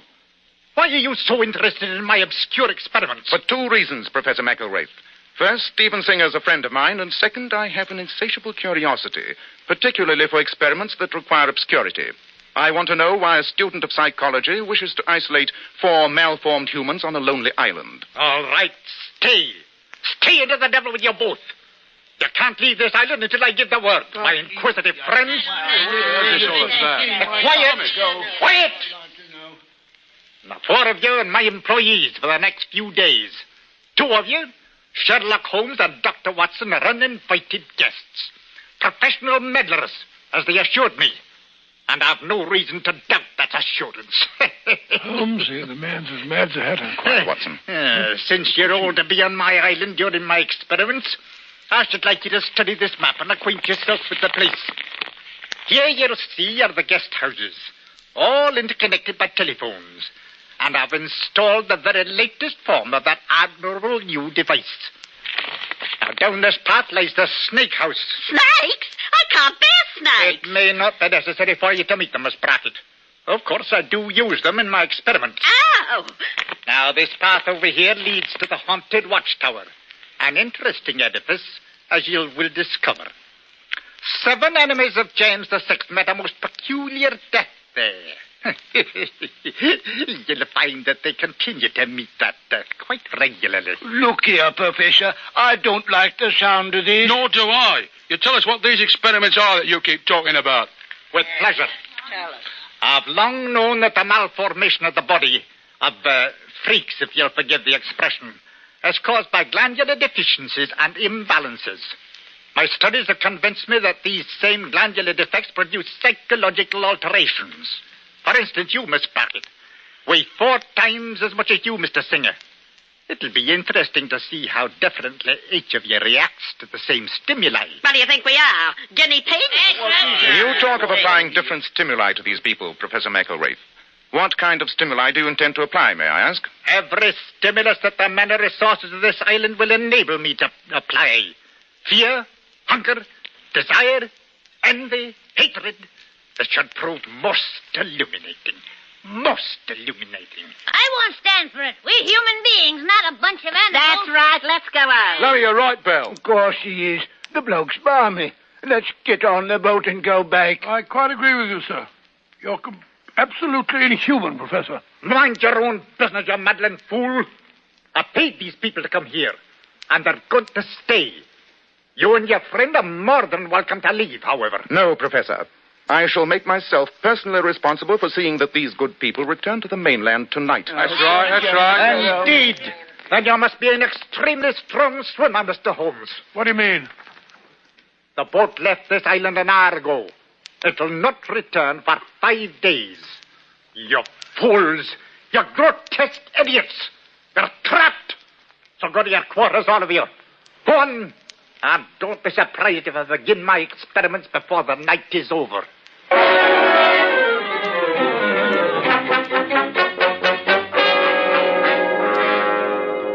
Well, Holmes, if we are marooned on an island with a madman and 4 members of a circus, I suppose we might as well make the best of it.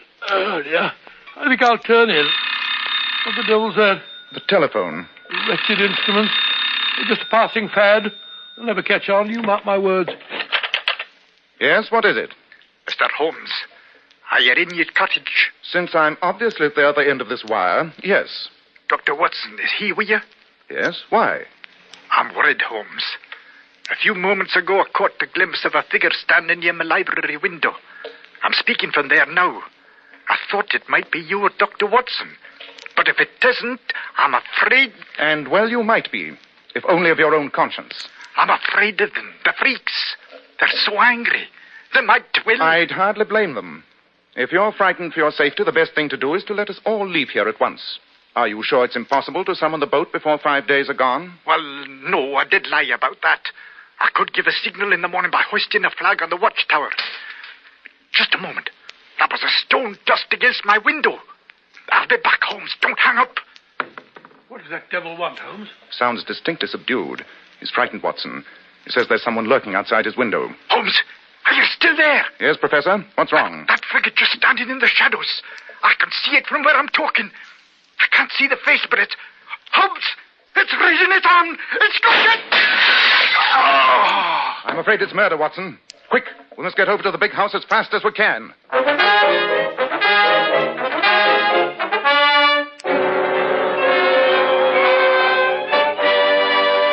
In just a moment, we'll find out just what happened to Professor McElwraith.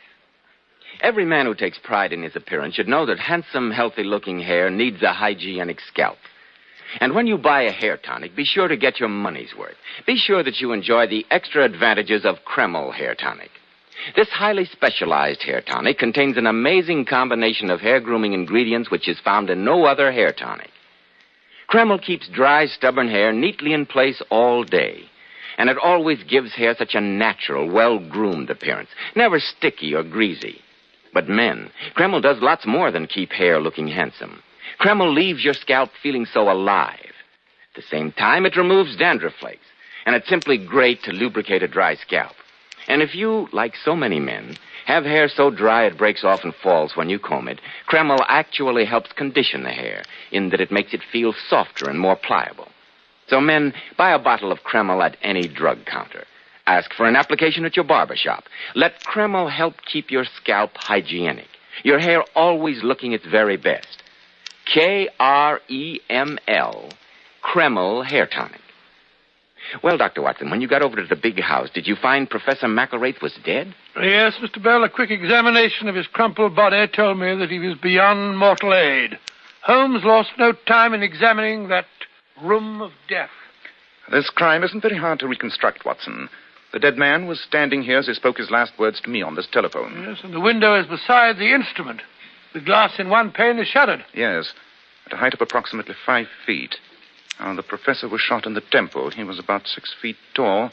The line from his wound through the broken pane would indicate that the killer stood out there in the rose garden. What's up, Mr. Holmes? Yes, we heard a shot. Anyone get hurt, dearie? Yes, I'm afraid they did. Professor McElwraith has just been murdered. Murdered? Well, can't say I'm sorry. Perhaps not, Major, but the fact remains that his killer must be brought to justice. By the way, only 3 of you are here. Yes, where's Bert Alner, the contortionist? I don't know. He went straight to his cottage when we got back from the big house. That's the last I saw of him. You know, it's a funny thing. I was only half awake, Mr. Holmes, but I thought I heard 2 shots, about 5 minutes apart. 2 shots? And Bert Alney has not appeared? We must go over to his cottage at once.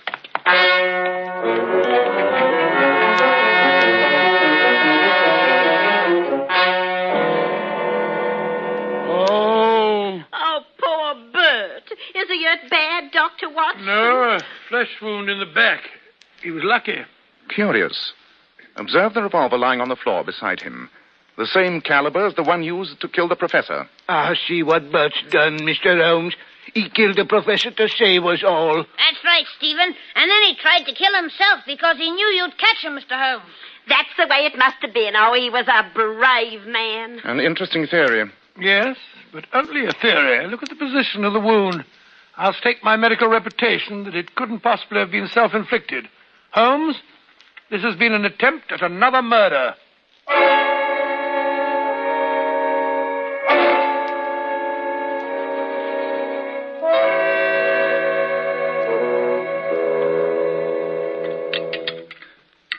More coffee, Watson? No, thank you, Holmes. I've drunk a blasted gallon and I'm still sleepy. And I've smoked almost the entire supply of tobacco I brought on this trip, and I'm still very wide awake. I asked questions until well after midnight. And what did I learn? The servants all alibi each other. Precisely. And that of our party of four, no one is able to provide an alibi for the other. So that it must be one of them. As ill-assorted a group of suspects as we ever met. Yes. It's a strange business. Why the attack on Olney? The professor, yes, that's quite understandable. But why Olney? What singled him out from the others? Oh, I don't know. He's a contortionist, but he's perfectly normal looking. He doesn't seem like a freak. Of course. That's it. Thank you, Watson. You've given me the other end of the thread. Oh, have I? Round up the others and bring them to the haunted tower. Dawn is beginning to break, but before we hang that signal for rescue, I shall find the answer to this bizarre problem.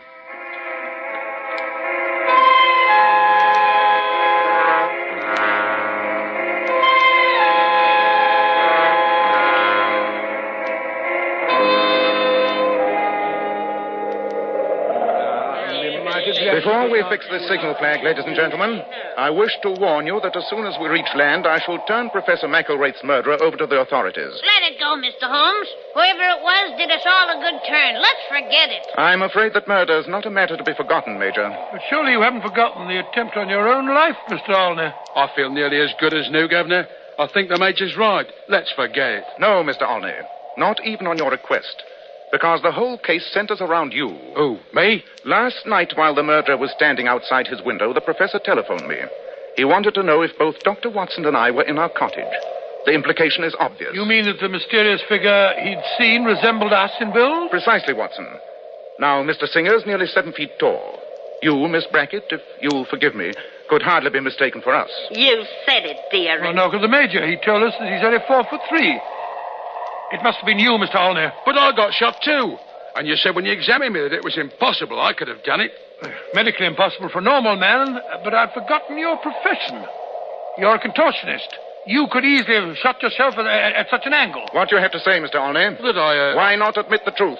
You're not a contortionist, are you? No, Mr. Holmes, I'm not.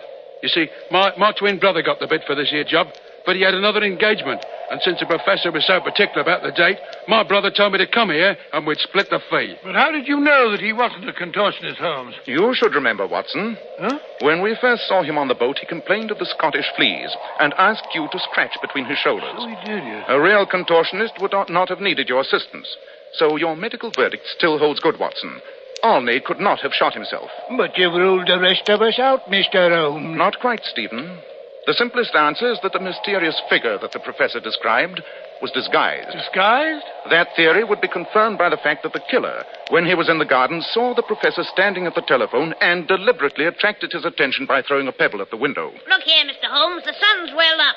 I'm tired of all this theory stuff. I'm going to hang the flag on the tower. Very well, Major. But, Mr. Holmes, don't keep us on edge like this. Yes, dearie. You said someone disguised themselves. Now, who was it? Well, surely the answer is apparent. Not to me, it ain't. Could you, Miss Brackett, have reduced your excessive weight to appear the size of a normal man? No. Nor could you, Stephen, have decreased your excessive height. But the Major could have made himself appear taller with improvised stilts. Then the Major's the only possibly guilty party. The Major? Well, I mean, it's hard to believe he'd done it. Well, even if he did, I still don't think we ought to turn him in, Mr. Holmes. Oh, no. Remember, he did it for us, dearie. Well, he didn't really hurt me when he took that shot at me. But that's just it, Olney. I might have been tempted if it were only the professor's murder. But he deliberately tried not to murder you, Mr. Olney, but to make it appear that you had killed the professor. But if he's arrested, there'll be a trial, dearie. And if there's a trial, you know how it'll be. They'll make out it was all because he's a freak. It'll be harder than ever for people to accept us just as people. Bill's right, Mr. Holmes. It'd be bad for all of us. I think the Major has thought of that possibility. Look at him up there on the tower. He's hoisted the flag. Huh? Now he's teetering on the edge of the parapet. He's going to... Major!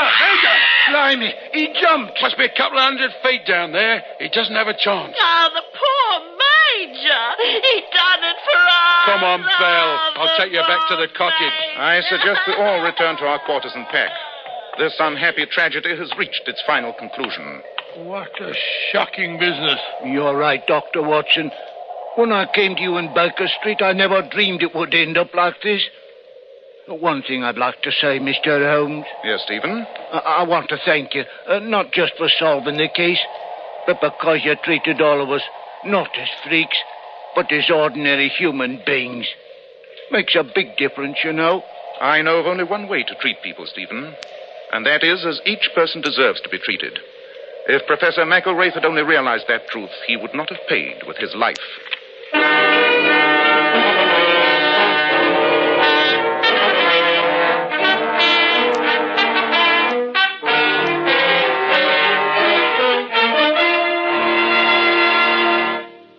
When you girls go out on an important date, you naturally want your hair to appear just as beautiful and lustrous as it can be. So here's a tip from some of the world's most divinely beautiful girls, Powers models. Girls who are famous for their enchantingly lovely silken sheen hair. We glamour bathe our hair with Kreml shampoo. And I want to state that no other shampoo leaves the hair more sparkling clean. Really, girls, you'll be amazed how Kreml shampoo brings out all your hair's natural gleaming luster. It leaves hair shimmering with brilliant highlights that last for days. Kreml shampoo is not a cream shampoo, not a soapless shampoo, not a drying detergent. After a Kreml shampoo, the hair fairly radiates natural glossy highlights. Kreml shampoo even has a built-in oil base, which actually helps keep the hair from becoming dry or brittle. How right you are, Mr. Bell. Kreml shampoo leaves the hair so much softer, silkier, with satin smoothness.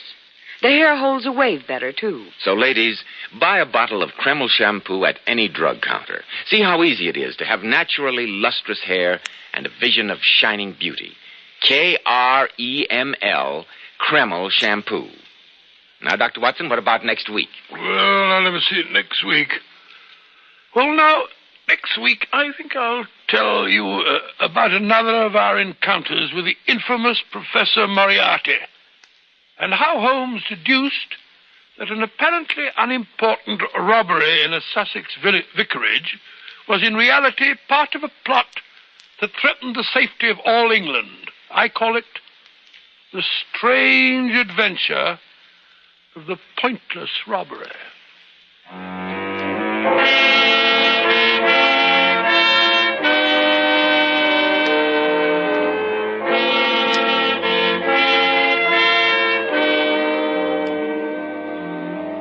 Tonight's new Sherlock Holmes adventure was suggested by an incident in Sir Arthur Conan Doyle's story, A Case of Identity. Nigel Bruce appeared through the courtesy of California Pictures. Tom Conway through the permission of Eagle Lion Pictures. The Sherlock Holmes series is produced by Tom McKnight, with original music composed and conducted by Alex Steinert. This is Joseph Bell speaking for Kreml Hair Tonic and Kreml Shampoo, and inviting you to be with us next week at this same time, when Dr. Watson will tell us about the strange adventure of the pointless robbery.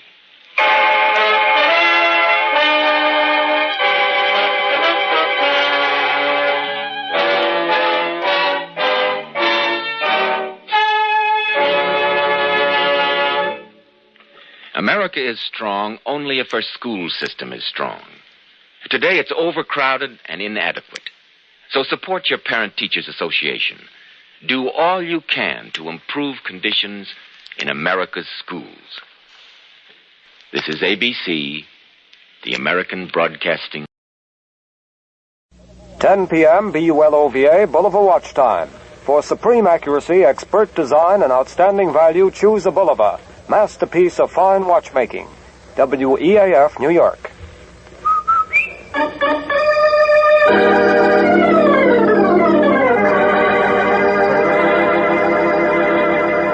Lever Fowler Brothers, makers of Rinso, R-I-N-S-O, Soapy Rich Rinso, presents Boston Blackie, starring Chester Morris.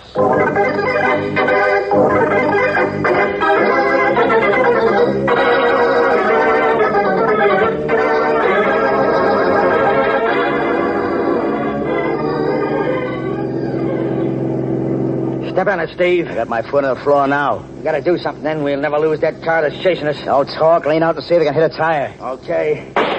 Well, missed. Hey, watch that curve. I'll take care of the driving. Try it again. Try and hold this bus steady, will you? I'm doing the best I can. I've been fighting this wheel for 20 minutes. Now, after I swing around that next curve, I'll slow up. Try and get that tire again. Okay. Here goes. I got her, Steve. She's heading right for the telegraph pole. What a crack up. Them plainclothes cops in that car ain't gonna interrupt another one of our hijack jobs. Plainclothes cops? Those ain't no cops. The driver of the car that just wrapped around the telegraph pole is Boston Blackie.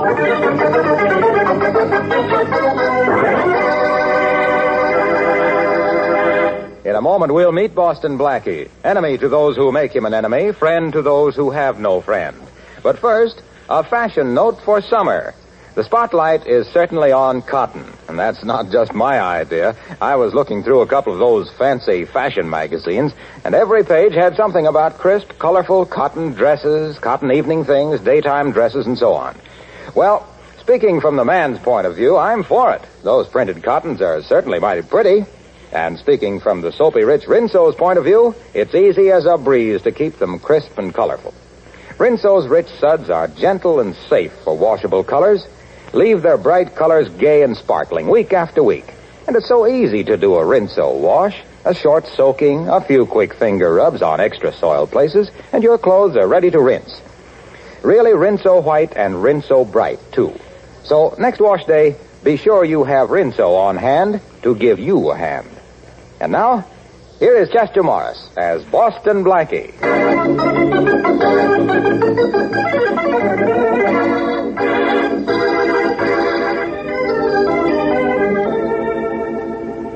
Tell me, Blackie, how does your wrist feel, huh? Oh, just a slight sprain, Shorty. But we're lucky. We might have been killed when those thugs got our front tire last night. I thought for a moment we were killed. Hey, Blackie, let's stay up here in your apartment and mind our own business for a while, huh? At least until I get over that shaking up I got. Well, we weren't looking for trouble. We were just driving along and... Yeah. I know. Always that and. That's what gets us into more jams. All right, so we went for a drive. Nothing unusual in that? No, but why'd you have to notice that big sedan was parked right in front of a truck and two guys were holding up the driver? Well, I always feel sorry for the guy on the other end of a gun. Yeah, but listen, boy, if you want to listen to... You too, Shorty. Up high, way up. Yeah, all right. I cover, Mike. Okay. So the crack-up didn't kill you guys, huh? The boss sent us to find out. You have more lives than a cat, Blackie. Yes, I've got 10. And that means you rats better look out. Hey, that's good, ain't it, Blackie? It's wonderful, Shorty. Say, what are you mugs doing here? The boss didn't like the idea of you interfering with that hijack job last night. Oh, well, I don't like the idea of having my car wrecked either, Stooge. We ain't interested in what you like. We got a pretty good setup, Blackie. Well, I'm so glad. That's fine. Yeah, we got a lot of meat tied up, and we're getting good prices for it. Well, what do you want me to see me about? What's the catch? The boss wants to know if you want in on the racket. What? Yeah. See, he don't want no more interference from you. That's the catch. Oh, black market, huh? Well, if I say no, what does the boss say? He says we should give you a little treatment. Oh, and by the way, who is your boss? Never mind.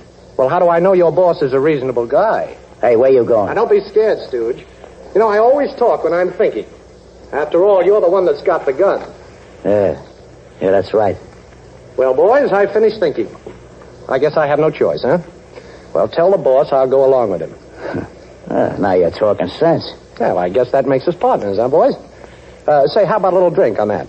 Yeah, I'll take a snort. Fine. I'm sorry. All I've got is bourbon. That's okay with me. Uh-huh. With soda? Yeah. Well, come on, boys. I'll build you a couple. Say when, Steve. When?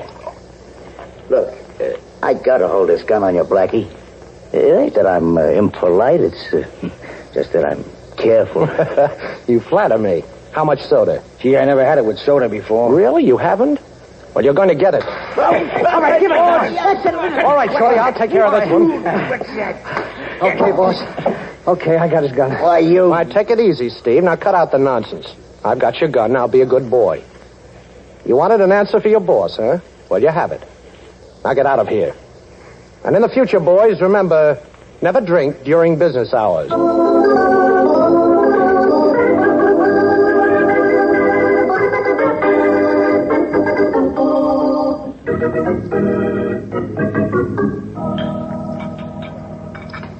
Say, boss, did you know that it was 103 in needles yesterday? That's an enlightening breakfast conversation, Shorty. Thanks. Never mind, I'll get it.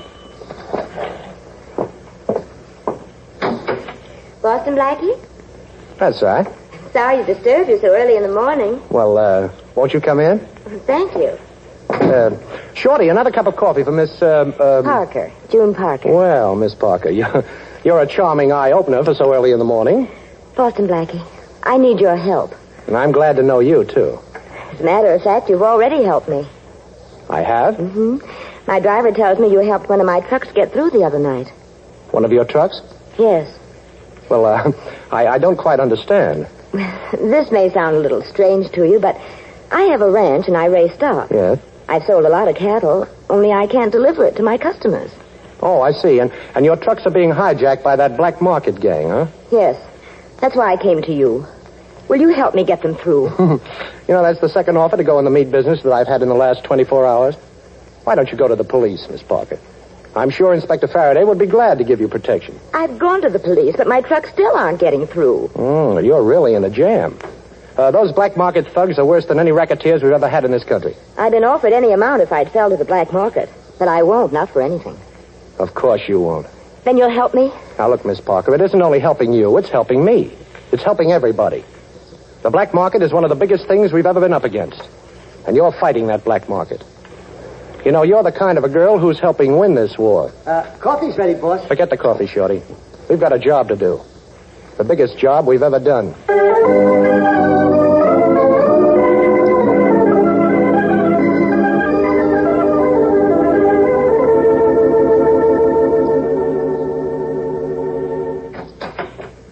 That's you, Matthews? Yes, Inspector. Yeah, I'll be with you in a minute. Got to finish writing this letter. Hey, Matthews, how do you spell stupidity? F-A-R-A-D-A-Y. Hey, oh, it's you, Blackie. I should have known. Matthews can't spell. All right, what do you want here? I don't know. What have you got here? One of these days we're going to have you here, in a cell. Faraday, you're nothing but an idealist. I've been lonely. You haven't been bothering me lately. What's the matter? Don't you love me anymore? I love you anyway. I love you like poison ivy. What do you want, Blackie? Well, Faraday, my life has been threatened. I want police protection. You're wonderful. You want police protection, Blackie. Stop Now, wait a minute, Faraday. I'm serious. There's a gang after me, and they're not fooling. Poor little Blackie. I'd like to see the gang that you couldn't handle. What is this, a gag? No, wait a minute. I'm on the level. Blackie, you're breaking my heart. You've never been on the level with me in your life, so why should I start believing you now? Oh, so you won't give me police protection, huh? Don't make me laugh. Okay, Faraday. That's all I wanted to know. Blackie wants protection.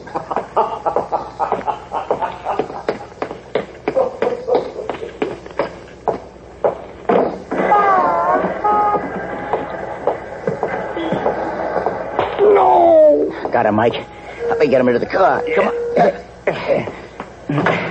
Let's get out of here. Boston Blackie's going for a long trip.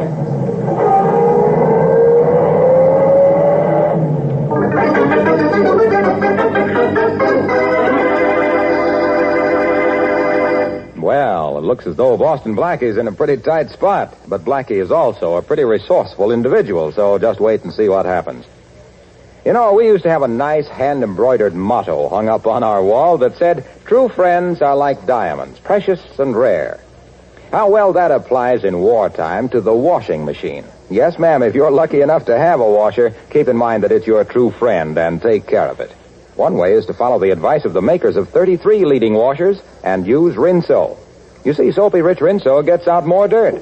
And with such a short run, it's easy not only on your clothes, but on your washer. And Rinso results are something to see. All your white clothes gleaming, sparkling. Sure, Rinso White. and colors washable Rinso Bright. So be sure to put Rinso, R-I-N-S-O, right on top of tomorrow's shopping list. And now, back to Chester Morris as Boston Blackie.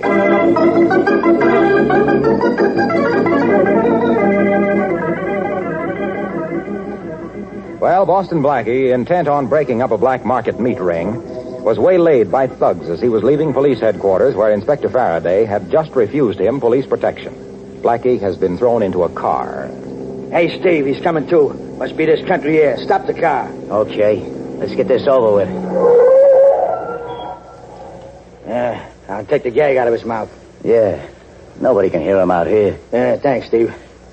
I want to get my necktie back anyway. The best one I got. My girl gave it to me. She's a redhead. Says it matches her hair. You know, it's too bad she ain't a brunette. Yeah, you just don't like redheads. Hey, never mind putting on your tie now. Leave it there in the seat and let's get this job over with. Come on, Blackie. Can you talk? Well, what is this, the end of the line? No. This is where we transfer. Okay, boys. What's the score? 2-0, and you're the nothing. Blackie, can you stand up? Well, I'm not so sure. Well, you better stand up while you can, Blackie. You're going to be laying down for a long time. You have a charming sense of humor. You had a chance to join up with us, Blackie. You nixed it, and now you're getting rubbed out. Oh, boss's orders, huh? Yeah, and besides, it gives us a chance to get even for that soda trick yesterday. I see. Get over that fence, Blackie. Say, what is this, an obstacle course? Yeah, and you're the obstacle. Hey, Steve. Hey, what's that over there? Huh? Nothing. It's just a cow. That happens to be the cow's husband, gentlemen. Gee, a bull. Hey, if a bull sees red, he goes crazy. What's the matter? You scared, Mike? Come on, we gotta finish our job. Okay, Blackie? Anything you want to say? Any last request? Well, I'd like to start running, gentlemen, if you don't mind, and I'm sure you would, too. What? That bull's coming this way, and fast. Hey, he's after me. Thanks for the gun, Steve. Hey, let's get out of here, will you? Don't worry, Steve. The bull's after Mike. You see, I stuck his own red necktie in his back pocket.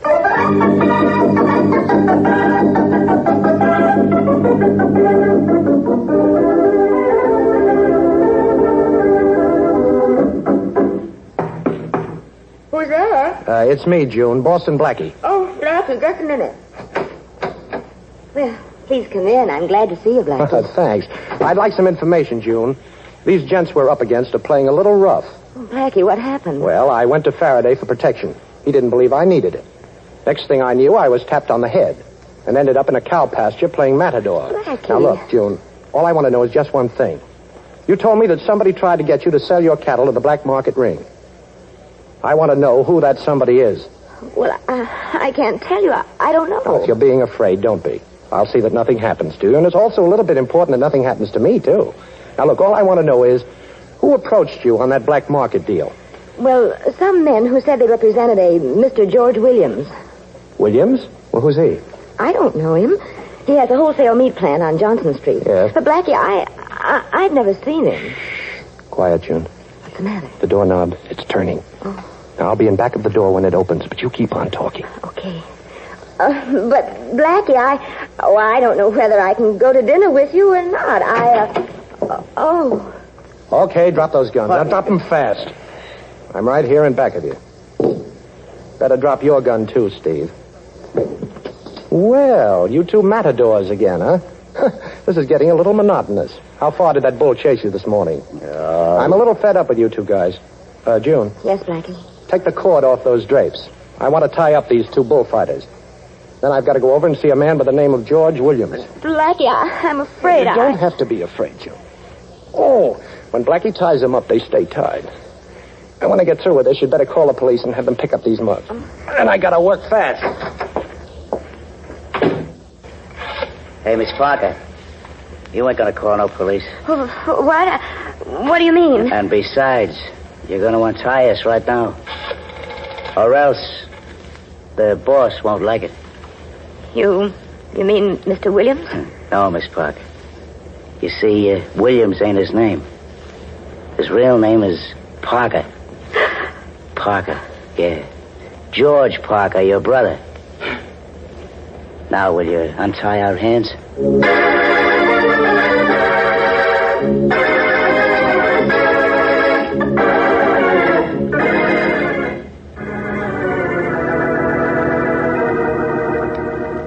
I don't know what you're talking about, Blackie. I operate a legitimate business here. I sell only at ceiling prices. I came up here to tell you I'm tired of being kicked around by those two mugs of yours. And also that you're going to lay off June Parker. June Parker? Who's she? Well, she's the girl you've been threatening. You know, the one that owns the trucks you've been hijacking. But you won't do it anymore. You see, I'm taking you with me. You're taking me with you? That's right. You're going to be my insurance that from now on this black market gang of yours is unemployed. What are you going to do with me? What's he going to do with you? He ain't going to do anything with Faraday, I'm glad you're here. Yeah, I'll bet you are. Inspector, my secretary had the good sense to call you. And I'm glad you got here so fast. Mm-hmm. What's Boston Blackie been up to now? He held me here in my office at the point of a gun, Inspector. He was going to force me to go with him unless... Unless what? Unless I stopped selling meat at ceiling prices and went into the black market. Now, wait a minute, Faraday. That's ridiculous. You know that can't be right. I don't know nothing. Oh, you know a thing or two. You're just being modest. I'm a reputable merchant, Inspector. I've been in business for years. This Blackie person wanted me to make this plant his headquarters for illegal meat sales. Now, Faraday, listen. He claims I pulled a gun on him. I don't even have a gun. It was in his hand when you came in the door, Inspector. With Blackie, that don't make any difference. He can make anything disappear. Thanks. Someday I hope he goes to work on himself. This Williams is head of a black market ring. That's not true. Not only that, but he's got a couple of thugs that have an obsession about my collecting old age pensions. That's ridiculous. Please take Blackie with you, Inspector. I'll prefer charges. Now, wait a minute, Inspector. I know I've tricked you, and we've been playing hide-and-go-seek for years. Go on. But I've never gone back on my word, now have I? That's right. And I'm not going to try any tricks. I just want you to come with me to a young lady's apartment. Oh, now. No, really, I want you to meet two friends of Mr. Williams. And if I can't prove that my story is true, well, I'll go downtown with you. Now, nothing could be fairer than that. Sounds all right.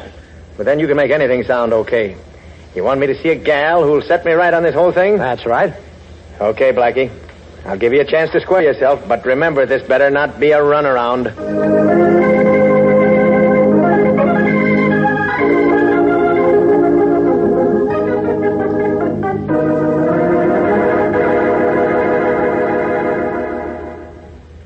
This is the apartment, Inspector. Come on in. Who is it? Oh, it's me, June. It's Blackie. I'm here with Inspector Faraday. Who?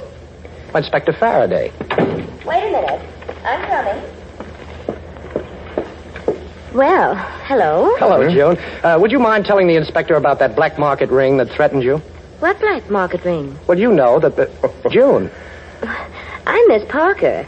And who are you? That's all, Blackie. I've heard enough. June. Now, what happened to those two men I left tied up here at your apartment? Inspector, who is this man? Don't you know? He says he's a very dear friend of yours. Why, I've never seen him before in my life. And now, will you excuse me, please? Okay, Blackie. We made a deal. This gal who was supposed to explain everything claims she never saw you before. Come on, let's go. No, I can't go with you, Inspector. I've got to find out what this is all about. Sorry, Blackie. Figure it out while you're waiting trial. Faraday, will you listen? This girl is lying, and I can prove it. If you give me time. I'll give you time, Blackie. You're coming with me. And keep your hands where I can see them. Now, come on over here to the telephone. I'm going to get you an escort downtown. Okay, Inspector, but you're making a great mistake. According to you, I always make them. So what's the difference? Remember, Blackie, I'm keeping my eye and my gun on you. Get me police headquarters. Blackie, stop playing with that telephone cord. You make me nervous. I'm not playing with it, Inspector. Get that wire off my gun, Blackie. Stop you twisting that gun. You're breaking my wrist. I'm sorry, Inspector. Now let go of the gun. You're going back on your word. That's You're better. going back on your word now. You never did that before. Well, I'm sorry, but I've got to be free to get the head of that black market ring. And put a ring right through his nose.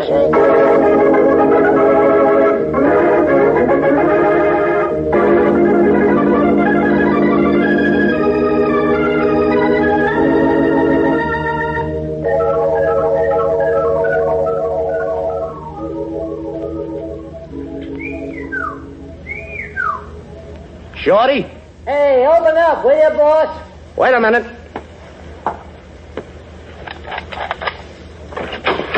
Come in, Shorty. Well, Oh, what are you doing here? She made me bring her down here to your waterfront hideout, boss. Well, that's fine. What do you mean she made you? She came to the apartment and she was crying. Oh. Boss, you know I can't stand to see a poor dame cry. Blackie, you've got to listen to me. Yeah.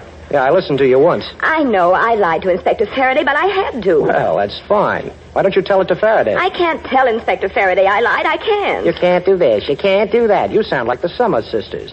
Why did you make Shorty bring you down here? So that I could beg you to please forget all about me and the black market ring. Oh, well, forgetting about you will be a pleasure.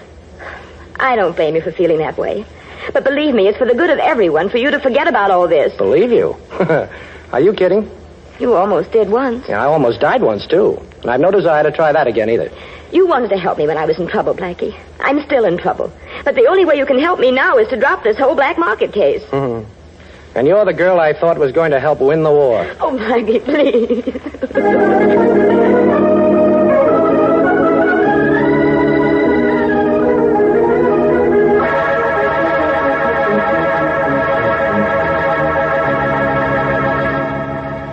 June, there's no point in your coming here to see me. But, George, I didn't even know you were here in the city. And then to find out what you're doing. How in the world did you ever get started on this? Just why should I explain that to you, June? I can't understand you. And Dad couldn't either. When you ran away from the ranch 5 years ago, you broke Dad's heart. And not hearing from you after that didn't help any. I don't see why you should complain. Dad left the ranch to you, didn't he? Yes, but what else could he do? But it's worked out all right anyway. You've done a good job, June, raising good cattle. That's helped me in my business. But black market, George. You call that a business? I don't go for those names. All I know is I'm making money. And incidentally, June, it wasn't in my plans that you should know who I am. And it's your own fault that you do. You got mixed up with this Boston Blackie, and I had something to do about it. Well, this is convenient, finding the two of you here together. Boston Blackie. Well, now who wants to talk first? You, Williams? I got nothing to say to you, Boston Blackie. Oh, I see. How about you, June? I can't tell you anything. Well, let me tell you then. Williams, you ought to pick smarter stooges. Or I might say you ought to pick a dumb stooge, one who can't talk. You see, Steve talked. With a little persuasion, of course, but he talked. So, Williams, I know that you're really Parker, June's brother. But, Blackie, June, that explains a great deal, too. Of course, you made Faraday very happy by pretending not to know me, but you didn't make me very happy. Oh, please, Blackie, you've got to listen to me. Look, I didn't know that my brother was going under the name of Williams. And when I found out, I was so stunned. I didn't know what to do. Except I knew I couldn't turn him over to the police. Now I know he deserves to be. Swell sister I got, huh? Yes, I think so. Blackie, you said it was very convenient having two of us here. Well, I think it's very convenient having the two of you here. And this gun is very convenient, too. Put them up, both of you. Georgie, did anyone ever tell you what happens to little boys who play with fire? Both of you stuck your noses into my business. June always did, and I'm used to that. And anyway, she's my sister, but I don't have to take it from you, Boston Blackie. Well, you have something there, Georgie. Not to mention the gun. June, would you please leave the room? If I'm right in supposing what your charming brother intends to do with me, it won't be very pretty. George, you wouldn't. Now, please, June, do as I say. But, Blackie... Please, June. Oh, it's all my fault. I got you into this. I didn't know that... Oh, my own brother.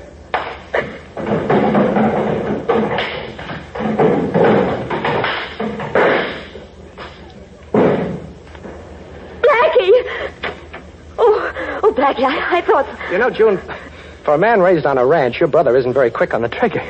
Oh, Personally, I'm very glad because it gave me a chance to show him his mistake. Blackie, what did you do to George? Can I see him? Well, a little later. He's busy right now. You see, he's got 1,000 pounds of steaks hanging in his wholesale plant, and he's looking for one little piece of beef to put on his eye.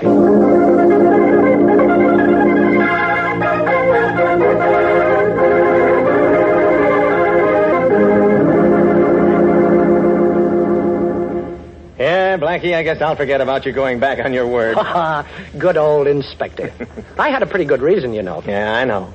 Anyway, you broke up this black market ring, and I get the credit. Thanks. You know, sometimes I find it kind of hard to hate you. Well, keep trying, Inspector. You know you're much prettier with a worried look on your face.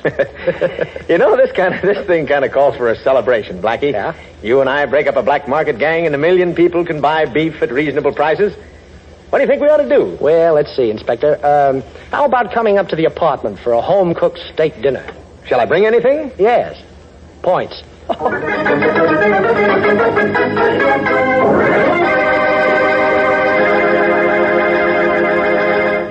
Boston Blackie will be back in just a moment with an interesting preview of next week's program.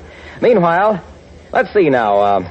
There are the dishes, the floors, the woodwork, the tiles, sink, windows. Hey, I could keep this up for hours. Listing the jobs that Rinso will make easier for you.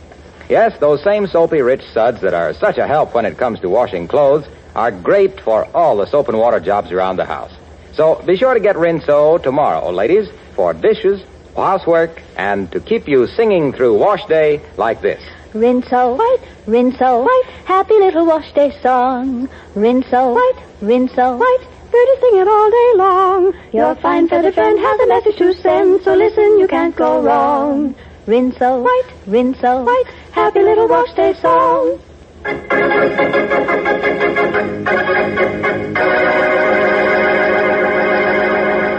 Yeah, Matthews, I know the guy's dead. You said that. Now listen, did you find the gun? Sure, we found it. It was hooked up inside the radio. When the guy turned the set on, it fired the gun. I get it. Hey, was the telephone receiver off the hook? Sure, when we broke down the door. Hey, Inspector, how could you know that? Just so happens that's the way a guy was killed in the play I've been watching. Somebody lifted the idea, and I've got an idea who that somebody was. Yeah? Who, Inspector? The man who's backing this play, a fellow by the name of Boston Blackie.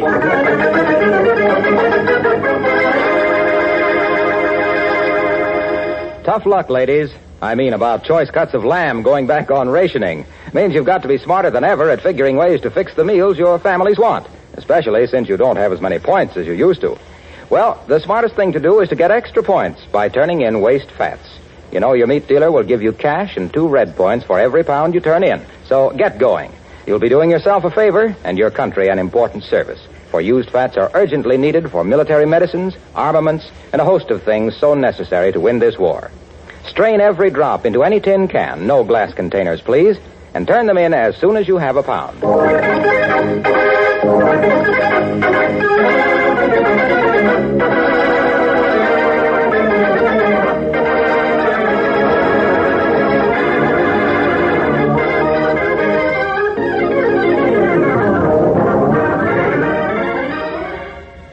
Be sure to listen at this same time next week for another exciting adventure with Boston Blackie. You can see Chester Morris as Boston Blackie on the screen at your favorite movie theater. Boston Blackie's latest Columbia picture is One Mysterious Night, soon to be released. Richard Lane appears as Inspector Faraday. Music by Charles Cornell. This is Harlow Wilcox saying goodnight for Boston Blackie, brought to you by the makers of Rinso, the soap that gets clothes.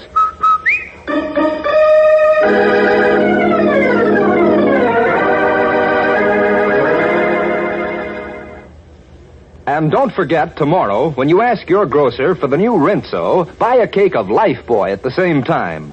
Lifebuoy's rich, purifying lather goes right after dirt and perspiration, leaves you feeling extra clean. So use Lifebuoy daily in your bath or shower. Remember, it's the only soap especially made to stop... This is the National Broadcasting Company.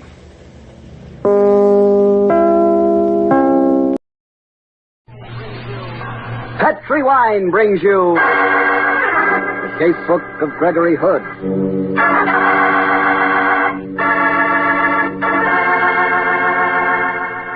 Tonight, the Petri family, the family that took time to bring you good wine, invite you to listen to the story of The Eloquent Corpse, another exciting adventure from the Casebook of Gregory Hood. But before we get started, I'd like to tell you about one swell dessert. Chilled fruit with Petri California Muscatel wine. It's really wonderful and so easy to fix. Just put chilled fruits in a dish and pour chilled Petri Muscatel wine over them. That's all there is to it. And is it good? You just couldn't ask for anything better than Petri Muscatel with chilled fruits. Just be sure you get Petri Muscatel. Petri Muscatel is such a fine wine, beautifully golden in color, with a marvelous, full, rich flavor. Believe me, Petri Muscatel is really good. And you can serve that Petri Muscatel proudly, because those 5 letters P-E-T-R-I spell the proudest name in the long history of fine wine. Petri.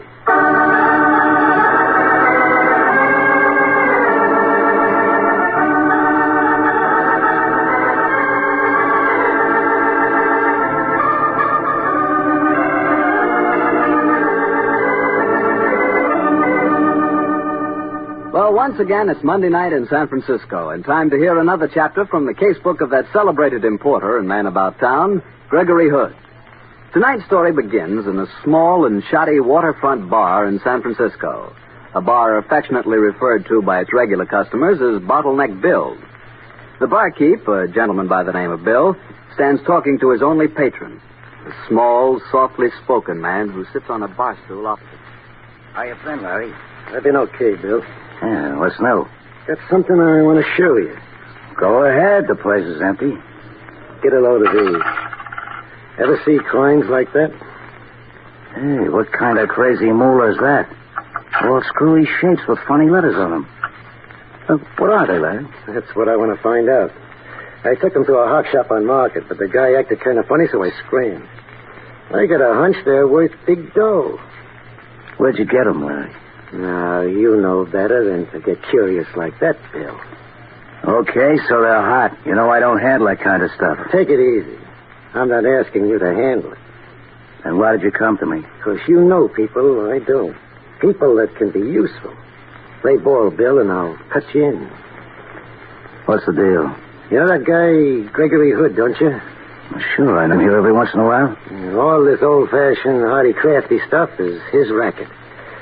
He'd know what it's worth. If you think he'll fence for you, you're crazy. He's strictly on the level. All I want from him is information. You want me to take this stuff to him? He's still a rat. He might call in on the cops. This stuff's red hot, Bill, and it's liable to pop like dynamite. I gotta dress this up a little. They say this Hood guy's a sucker for dames. I figured we might send Norma. Wait a minute, Larry. Norma's my girl. Sure she is. But all I'm asking to do is go and see this Hood guy. And I got the whole thing doped out. Now, here's what we'll do, Bill. And I bet he falls for it.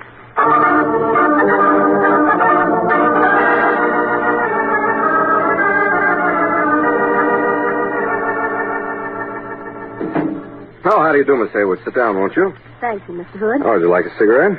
No, thank you. Mr. Hood, I've come to you because I'm told you're the one person who can help me. Oh, I'll do my best. What's the trouble? Well, I received a package through the mail today. This coin was inside it. May I look at it? There. Thank you.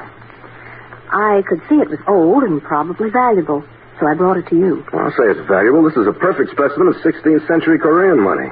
There's no mistaking it. Oh, if you want to sell this, Miss Hayward, I'd be very happy to buy. Well, that isn't exactly why I came here, Mr. Hood. Huh? I want you to help me get hold of the rest of them. The rest? You mean you have a collection of these coins? Read this note, Mr. Hood. I think it will explain everything. It came in the package this morning. Oh. If you want the rest of the collection, come to Bottleneck Bill's, ask for Larry. Mr. Hood, I'm afraid to go there. It sounds like some sort of trick. Let me get a couple of things straight. Had you ever heard of this collection of coins before? Never. And I don't know anyone named Larry. Hmm. Well, if it's a trap, why bait it with a valuable coin like this? I don't get it, but I'm mighty curious. Then perhaps you'll Keep that date for you? Miss Hayward, I can hardly wait.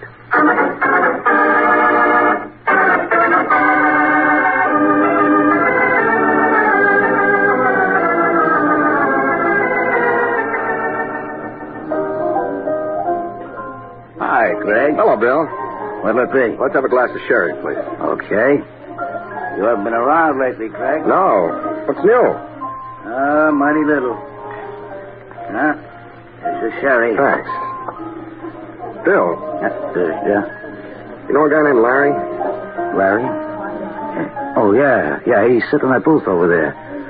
Said he was expecting someone, only it was a dame. Well, he'll be disappointed. How well do you know the guy, Bill? Well, he's new around here. Been in a couple of times, that's all. Think he's okay?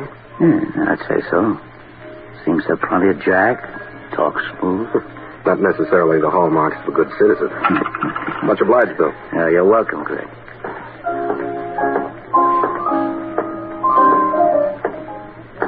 Larry? Yeah?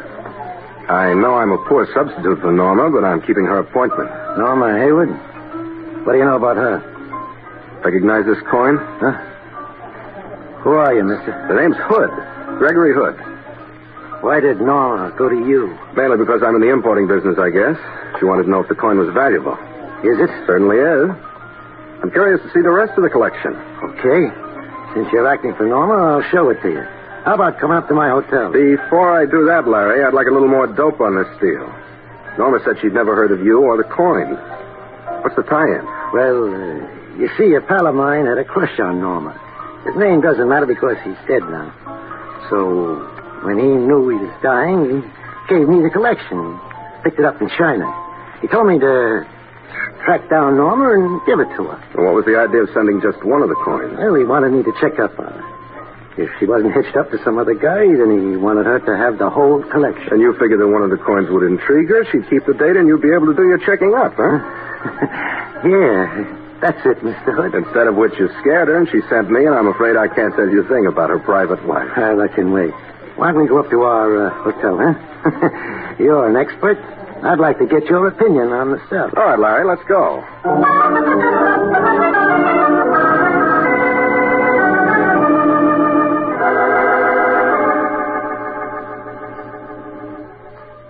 Larry, this is one of the finest collections of ancient coins I ever laid eyes on. Valuable, huh? Yes, indeed. Look here. This copper coin with the square hole in the middle. That's Hien Feng period. This gold penny's English Henry III. Yes, my friend Norma would be a wealthy girl if she ever inherited these. That's the way my pal wanted it. Too bad he died. It's too bad he never lived. What?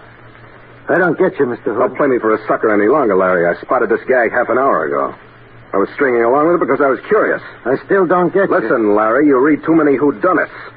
I noticed your very complete collection of mystery fiction when I first came in. They've overdeveloped your imagination. I never heard such a corny plot as the one you dreamed up to get me here. Now, what would my motive be for lying? That's easy. You've got stolen goods. You don't know what they're worth, and before you go to a fence, you want to get an expert's appraisal. So you dream up the idea of a girl as decoy and go into the whole wacky routine. Good, you're a smart man. Thank you. But you don't have to be smart to figure this one out, my friend. As a matter of fact, I'm insulted that you thought I'd fall for it. Are you also smart enough to keep your mouth shut? You know, I could make it well worth your while, Hood. Next move's bribery, huh? Then comes coercion, I'm sure. No, Larry, no dice. If I turned crook, I'd go into the big time. And you're not leaving here. Oh, you want to play rough, huh? That's the size. Why don't you try on this blackjack, huh? So I read too many detective stories, do I, Mr. Gregory Hood? We'll see about that. Hello. Give me room 212. Hank? This is Larry. No, I'm in my room. Come up here right away. No, don't bring Louie with you. And don't ask questions. You got work to do. Yeah, I got someone here who I want to get rid of.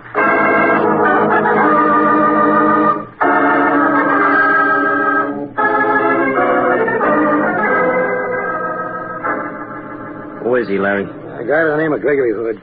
Why'd you let him have it? He spotted my gag. He knows the coins are hot. He turned us in. Why don't we finish him off? No need to get mixed up in a murder, that Hank. What are you going to do with him? We'll get him down the fire escape and into your car. And drive him out onto the Presidio and let him sleep it off. Then he wakes up and brings the cops straight here? Nuts to that. I'm the boss, Hank. And what I say goes. Didn't Louie and me help you in a snatch? Won't we stand to go on a spot with you? This guy slaps the cops on us? They'll come straight here. As soon as we got him out of here, I'm checking out and leaving town. Yeah? How about Louie and me?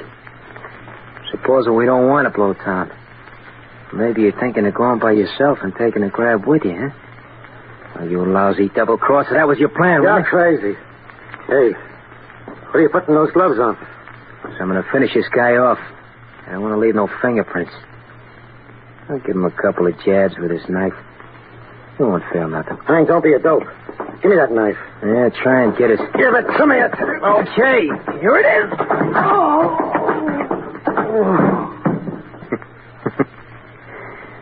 You always like to give orders. Let's see how you can give them with a knife in your belly. Give me 212. Yeah. Hello, Louie. This is Hank. Look, I'm in Larry's room. Come right up, will you? I don't think the boss is feeling so good.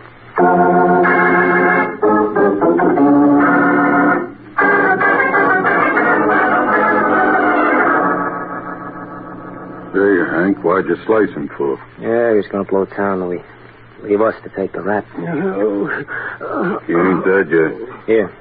Help me put these gloves of mine on the other stiff. He dead, too? Nah. Larry laid him out with a blackjack. He's only unconscious. Why are you putting your gloves on him? Now, look, you won't get it, Louis, but I figured out a very neat frame for Larry's murder scene. I put my gloves on his hood guy. We scram and put in a call to the cops. And when they come here, what do they find? Yeah, I can get that. They find Larry dead with a knife in him, and they find this guy wearing your gloves. Sure.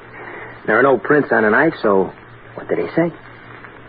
They say this Gregory Hood guy has knocked him off. I'm in the clear. Yeah. Gee, Hank, that's smart. Sure it is. You and me'll blow town with them coins. Hey, look at Larry. He's drawing something on the floor in red ink. Ink? I must have spilled when the table tipped over. Hey, that's an arrow. And it's pointing right at Gregory Hood. Oh, that's swell. Thanks, Larry. You're helping me put the finger on the wrong guy.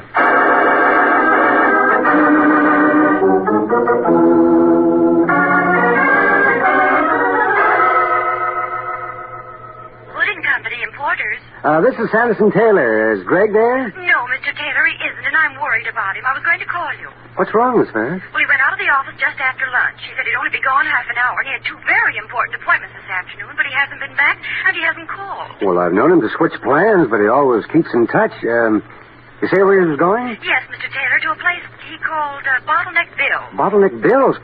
Oh, yes, I know that. So that's a tough hangout.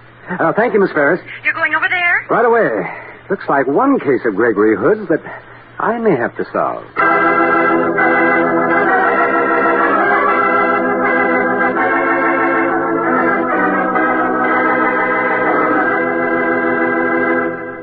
While we're waiting for Sandy to catch up with Gregory Hood, I'd like to make a suggestion.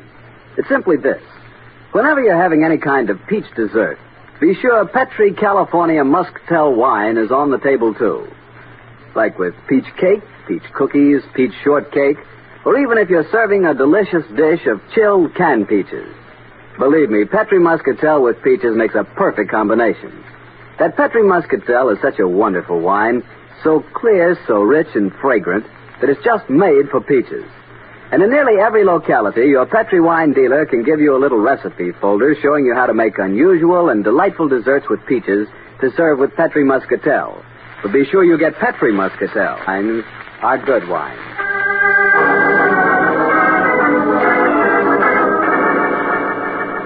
And now back to the casebook of Gregory Hood and the adventure of the Eloquent Corpse. As we rejoin our story, Sanderson Taylor, Greg's friend and attorney, is cross-questioning Bill, the owner of the bar known as Bottleneck. That's all I can tell you, Mr. Taylor. Greg was out with this guy about 2:30. Uh-huh. You don't know anything about the man except that his name was Larry. Huh? That's right. He's only been in here a couple of times. You don't know where he lives? No. Come to think of it, I tell you who might be able to give you the dope. Oh, yeah? Who's that? Dottie Bronson. This Larry was in here with her the first time he came in. Oh, I see. You know her address? Yeah, I sure do. Let's see. 117 Denmark. That's right off Market. Denmark. Dottie Bronson, huh? Yeah. Well, thank you, Bill. I'm much obliged.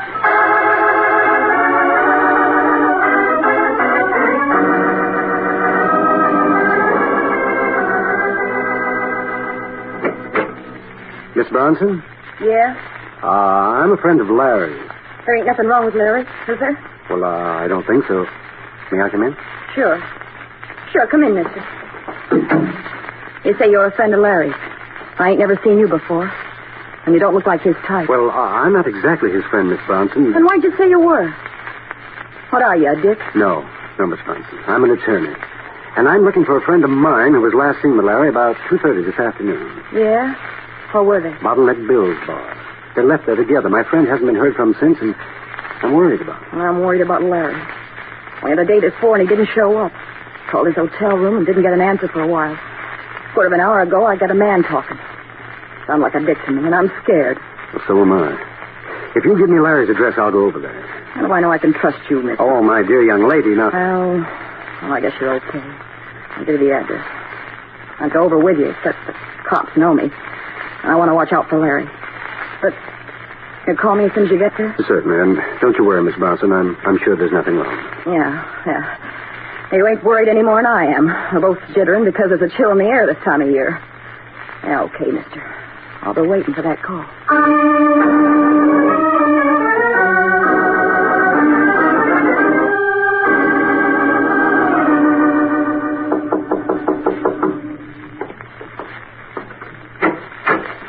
Mr. Taylor, I was wondering when you'd get here. Oh, Sergeant Barton, what's the homicide squad doing here? Plenty, and we're lousy with clues. They're even marked out on the floor for us this time. Come in, Mr. Taylor. Is Greg here? Yeah, but he's still napping, Mr. Taylor, and the police surgeon's working him over. The surgeon? Oh, take it easy, Mr. Taylor. He's okay. Who's on this kid? Lieutenant Silvers. Yes, it's a good thing I am. Greg's in a jam. Well, what's happened to him? He's out cold, slugged with a blackjack, but he's going to be okay. Yeah, but what happened, Lieutenant? I'm not sure yet until Greg can start to talk, but you can take a look for yourself. That dead body on the floor with a knife in his belly. We checked his identification. Larry Masterson. He lived here. And Greg's lying beside him. How is he, Doctor? He's coming to. His lips are beginning to move. What? Well, gee, how do you feel, Greg? As if I dived head first into an empty swimming pool. And I got a good hard skull. Mighty glad to see you, though, Sandy, you old bloodhound. How'd you trail me? Oh! Here, Greg, let me give you a hand. Lieutenant Silvers. And Sergeant Barton, too, this old home week. Let's hear your story, Hood. You mean who slugged me? It was a guy by the name of Larry. And if you look behind you, you'll see the body of the man in question, neatly stabbed through the belly. Holy smokes. While you were unconscious, Greg, somebody must have come in here and stabbed him. Hey, where'd I get these gloves? I wasn't wearing them when I came in here. Well, somebody must have slipped them on you after you passed out. There's another puzzle, Greg. Huh? Look at these diagrams in ink on the floor. And notice the red ink on the dead man's finger. Yes, the S with the lines through it. Well, that's a dollar sign. Mary's made an arrow. An arrow that was pointing at exactly where you were lying, Greg. Yeah, but the arrow also points to this other drawing. Pretty crude, but it looks like a lighted pipe. Obviously, the dead man is trying to leave a message, the clue to his murderer's identity. Maybe so, Greg. I haven't much faith in those kind of things. Well, Lieutenant, you can be sure the dying man didn't do that doodling just to amuse himself. Stan, how did you hear of the murder? We got an anonymous phone call telling us to come up here and we'd find a body. Oh? Well, I think I see it. The killer thought he'd frame me by putting these gloves on me, knowing that a smart murderer uses gloves. Then he'd put in the call for you, figuring you'd walk in and nab me. Well, it's possible. But I've got to look at facts, Greg. And that arrow was pointing straight at you. Oh, Lieutenant, you can't suspect Greg. I can suspect anyone in my business. You never know what a man might do when he's cornered. Stan, you have a nasty, suspicious mind, and I'm going to prove it to you. The dead man was a whodunit fan. Yes, I noticed those mystery books on his table over there. Therefore, he knew about dying message gags. Well, he tried to leave one by drawing those ink stains on the floor. After he died, the killer spotted the message and put his gloves on me, the gloves he'd worn when he stabbed Larry. He planned to pin the rap on me. Prove it to me, Greg. That's all I ask. You've got to prove it, Greg, to get yourself in the clear. Oh, wait a minute. A dollar sign, an arrow, and a pipe. You know, could be I've got it. Who is it, Greg? Get me a list of the dead man's friends, guys that were close to him. When I got that, I think I can point out the killer. List his friends? Yeah.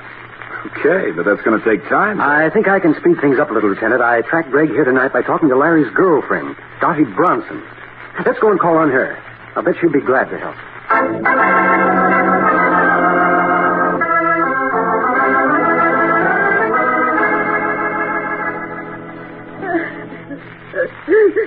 Oh, come on. Take it easy, Daddy. So we got him. How'd they do it, Hank? Oh, somebody sliced him.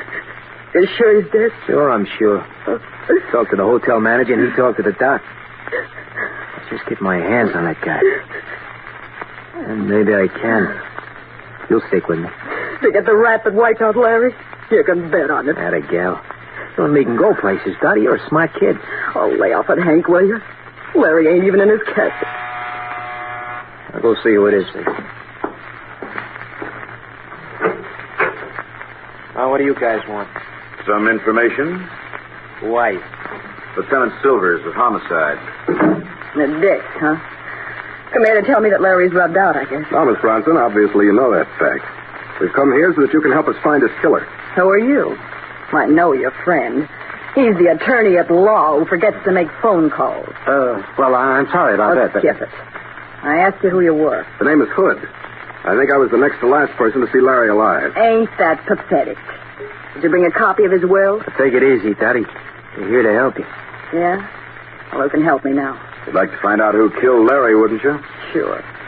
What can I do? Listen to Mr. Hood. Maybe you can help give us the clue to the murder. Sure. I'll polish up the crystal ball. Shoot, Mr. Hood. What's the $64 question? A simple one. Give me the names of Larry's closest friends. That's easy. I only had 3. Or close. Me, Louis Horton. Who's Louis Horton? Oh, he's a dumb lug that wouldn't know which end of a knife was sharpest even if he sat on it. I worked with Larry. And who was the third friend, Miss Bronson? It was me, Lieutenant. And what's your name? Jackson. The first name, Mr. Jackson? Henry.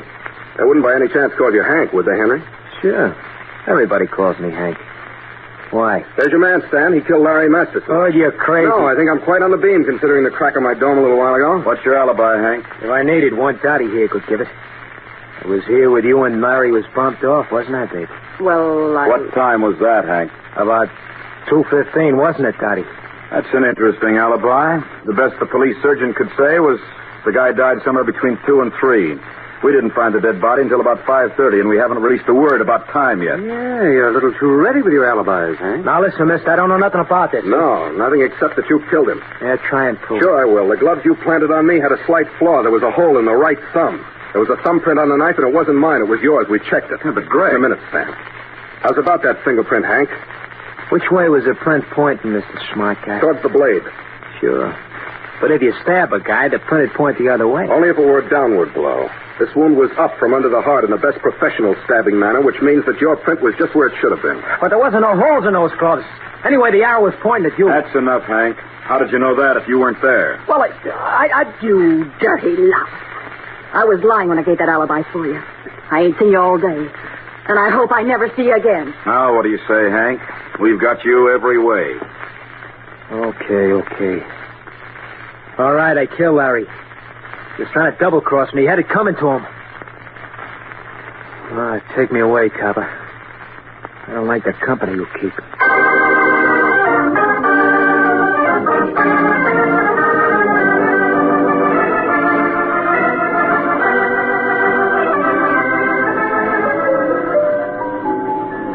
Well, Greg? Well, Sandy? I can understand you're wanting a drink, but did we have to come back to bottleneck bills? Well, we came back for 2 reasons. I wanted to get an aspirin, and this is where I came in on this deal. I'd like to round out the cycle. Mm-hmm. You know, Greg, I still don't understand what that dollar sign is. Well, it wasn't a dollar sign, Sandy. Well, that's the way I learned it at school. You make an S and draw 2 lines through it. Very true, but it might also be a way to cross out the letter S. The arrow pointed at the shank of the lighted pipe. Cross out the letter S and shank, and you have Hank, the name of the murderer. Oh, yes, of course. Another thing puzzled me, though, Greg. How did you have time to check the thumbprint on the knife handle? Well, Sandy, there was no thumbprint. No? And there was no hole in the glove. I just said those things to scare Hank into a confession. Oh, Greg, you scared the daylights out of me today. Me too, Sandy, but don't act mad. Well, I am mad. You walked into a trap that was clumsily baited. That's not like you. Sure, but the bait was juicy. Anyway, there's no great harm. Oh, but there might have been. You darn near got killed and nearly got framed for murder. All for the sake of the firm, Sandy. Now, Greg, don't try and tell me you walked into this deal today because you were thinking of the business. Sure I was. Hood and Company could have come out of this mess very nicely. That was quite a valuable collection of coins. I'll be proud to return them to their owners. Very altruistic, but we should stop playing cops and robbers. I'm sorry, Sandy. And I'm darn grateful for your help. Just the same, Sandy, promise me one thing. Huh? Why, sure. What is it, Greg? Don't let's quote this little adventure. After all, I spent half of the case as an unconscious suspect. No, Sandy, this will be an unpublished chapter from the casebook of Gregory Hood.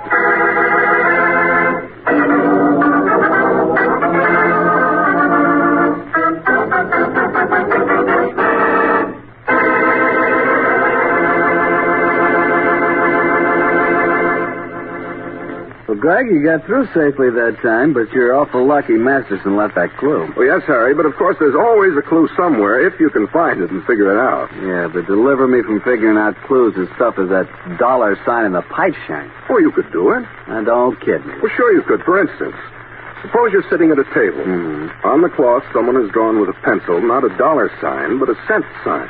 Yeah. And an arrow pointing at an empty wine glass. Ah, light dawns. It's about Petri wine, but what about it? Well, easy. An empty wine glass calls for some good wine, doesn't it? Yeah, but that cent sign. Look, Harry, if you want good wine, what is it that makes sense? Oh, brother, was I slow on that? Well, slow or not, it does make sense to order Petri when you want good wine. Petri wine has just got to be good. You see, the Petri family has been making wine for generations now. The art of making fine wine is a heritage in the Petri family, passed on down from father to son, from father to son. So just think of all those years of skill and experience that go into making Petri wine. It's no wonder Petri wine is so good. And it's no wonder the Petri business has grown and grown until today the Petri family is America's largest independent winemaker. Yes, the making of Petri wine is a family affair.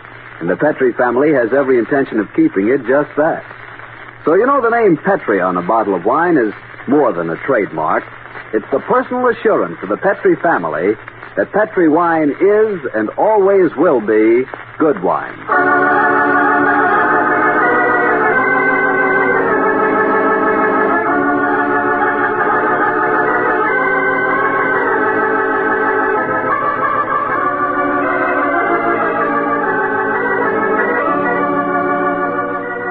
The Casebook of Gregory Hood is written by Dennis Green and Anthony Boucher.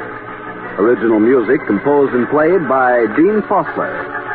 Elliot Lewis plays the part of Gregory Hood, and Sanderson Taylor is played by Howard McNear.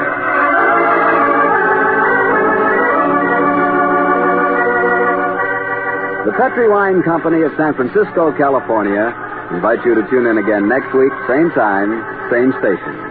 The Casebook of Gregory Hood comes to you from our Hollywood studio. This is Harry Bartell saying good night for the Petri family. For a solid hour of exciting mystery dramas, listen every Monday on most of these same stations at 8 o'clock to Richard Davis, Private Investigator, followed immediately by the Casebook of Gregory Hood. This is the Mutual. Somewhere in the cold, persistent rain that made the city itself seem a thing of evil, a girl had disappeared, and it was my job to find her. But before I did, I found death and a devil. From the pen of Raymond Chandler, outstanding author of crime fiction, comes his most famous character as CBS presents The Adventures of Philip Marlowe.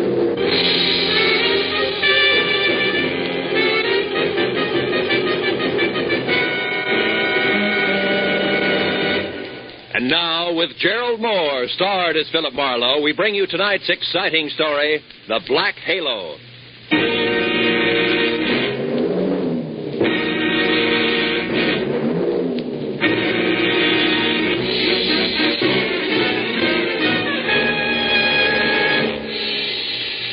For 3 days, an ugly storm had lashed at the west coast from northern Oregon to the tip of Lower California. And although it was only noon when I drove up to the sprawling red brick house just south of Santa Barbara to meet a new client of mine, the black that was in the sky and the driving rain that was everywhere left the day bleak and wet and cold. Left it the kind of day that made you feel that logs blazing in a fireplace and a warm, dry robe were the only things that could matter to anyone. But when I got inside the house, Felix Drum, 350 uncomfortable pounds of executive in a wheelchair, who made his living importing perfumes, was very worried. And not about the weather outside. Marlowe, Julia Perry is gone. I want you to find her and bring her back. And the sooner you do that, the better. And the more I know, Mr. Drum, the easier it'll be. Exactly who is Julia Perry? My assistant. Very capable girl. Who in the past 6 months has practically taken over my entire business. She handles most of the work from her cottage here on the grounds where she lives. Mm-hmm. She also has some little cubbyhole in Los Angeles where she keeps her files and some sample stock. Do you have the address of that cubbyhole? If I knew the answer to everything, I wouldn't have hired you. And anyway, it isn't important. Hand me that little bottle. This one? Yes. No. Here. Thank you.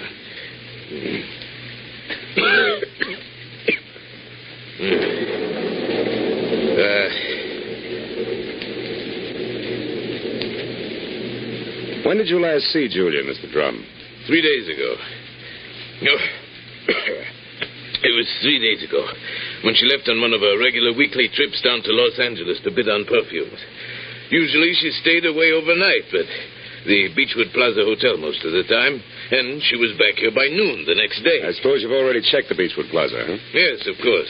My man Ruby, the one who showed you in, has called the place 12 times. But they only know that Julia registered there 3 days ago and hasn't been seen since. Well, what about the girl herself, Mr. Drum? I mean her background, friends, family, that sort of thing. As far as I know, Marlowe, Julia has no friends, no family either. She's just a sweet but smart little girl from someplace in Kansas. Mm-hmm. No beaux, not even nice ones, huh? I don't think she had the time. You see, when Julia first came to work for me, she wanted to get ahead, and I gave her the chance. She made good. Mm-hmm. Today, she's as much my right arm as Ruby is my leg. Mr. Drum, did you notice anything unusual about Julia's behavior lately? Yes, and that's the reason I'm worried. About 2 weeks ago, I saw changes in the girl, Marlowe. She seemed less spry, more preoccupied. No? Yes. I figured it was overwork myself, since the end of the year always means detailed annual reports. So I made no comment at the time. I see. Tell me, Mr. Drum, what does she look like? Well, I have no pictures, but she's a blonde of medium height and was wearing a plaid raincoat and a little circle of a hat when she left. Uh-huh. Altogether, she's sweet and simple, if that's what you mean. Yeah. Do you mind if I stop into the cottage on my way out? Marlowe, you turn the place inside out if it'll help any. Only since I'm certain that Julia's in some kind of bad trouble, you be quick and find her.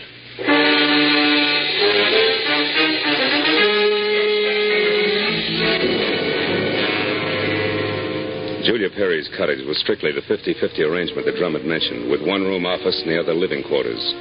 In the office, I found everything in its proper place, so I moved to the other room. The moment I stepped over the threshold, the white fluff that trimmed the quilted bedspread and the splash of color in the drapes said that Julia Perry had to be something soft and warm. And the half a dozen quietly tailored suits that were lined up in the closet like a squad of soldiers facing right told me that she was also simple and neat. I ran through the pockets of her clothes and all the drawers and closets in the room, trying to find something that would give me a lead that I was sure I had to have. After 20 minutes, I'd found only a leather cigarette case, a package of peppermint lifesavers, and a maroon and gold monogram book of matches, the cover of which was half torn off so that I could only be certain that the middle initial was a V and that an E or an F were on either end. But since the name and address of an L.A. novelty company was on the inside, I bought the matches as a starting point, dropped them into my pocket, and headed for the door. When I opened it, I was surprised to find Ruby, Drum's right-hand man, purple scar and all, standing in the rain, and staring at me like my ears were spinning. You seem to be a very thorough man, Mr. Private Detective. And you seem to be a very nosy one. What do you want? To help Julia, nothing else. Here's a postcard that came for her this morning. It was mailed in L.A. yesterday. Yeah? Dear Julia, tried to reach you at Santa Barbara 1181 both yesterday and today, but got no answer. I'm leaving town tomorrow. As one little girl who fled life in Haven, Kansas, to another, I would have enjoyed seeing you again. For a bit before I moved on to who knows where. And Santa Barbara 1181. That the number here? Yeah. It's Julia's private business phone. Well, what do you think? The postcard any help? Possibly. Tell me, Ruby, why didn't you show this to Mr. Drum? I forgot about it until just now. You're a liar. Well, it's on account of the postcard was delivered here to the cottage. Which is no man's land for you? Yeah, sort of. Mr. Drum doesn't like people who work for him mixing socially with each other. Well, maybe a sweet kid like Julia hasn't got any use for the passes you've been making at her, huh? Hold it. I like Julia, and even if she don't go for me, anything I can do to help her, I still do, understand?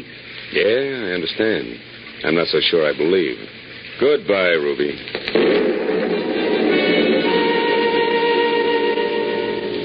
It was pushing 5 o'clock and still raining by the time I got back to L.A. and over to the novelty company.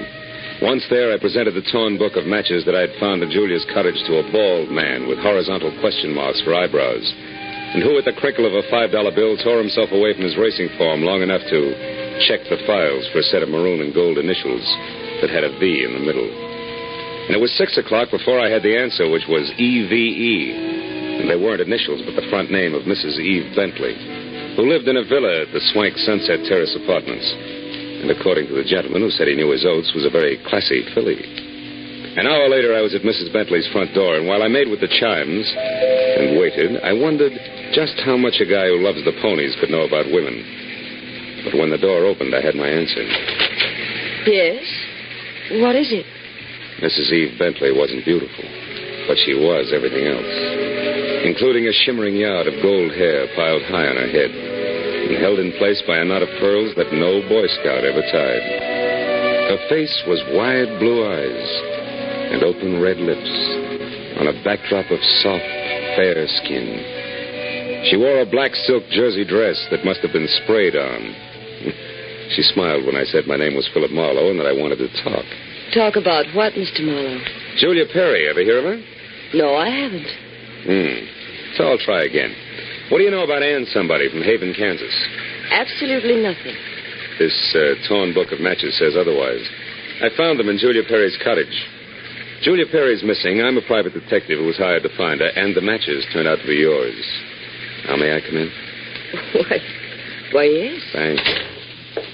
Now, Mrs. Bentley, maybe we ought to start all over. No, wait just a minute, Mr. Marlowe. I may be able to help you. Did this Julia Perry deal in perfumes? That's right. Now, how did you know that? Because I just remembered something. And now I'm sure I can explain why my matches showed up where they did. Just a minute. You know, whenever I'm talking to a beautiful woman, somebody's always creeping around in the kitchen. Who is it this time? Oh, really, Mr. Marlowe? There's a storm outside, and there are windows and trees. If you put those three things together, that noise could have been a branch scratching on a glass pane. Or somebody with squeaky shoes and a lot of curiosity. Somebody like Mr. Bentley, for instance, huh? Oh, I doubt that, Mr. Marlowe. You see, Mr. Bentley's been dead now for 3 long years. Oh. Yes. Well, you were saying something about the matches. Oh, yes.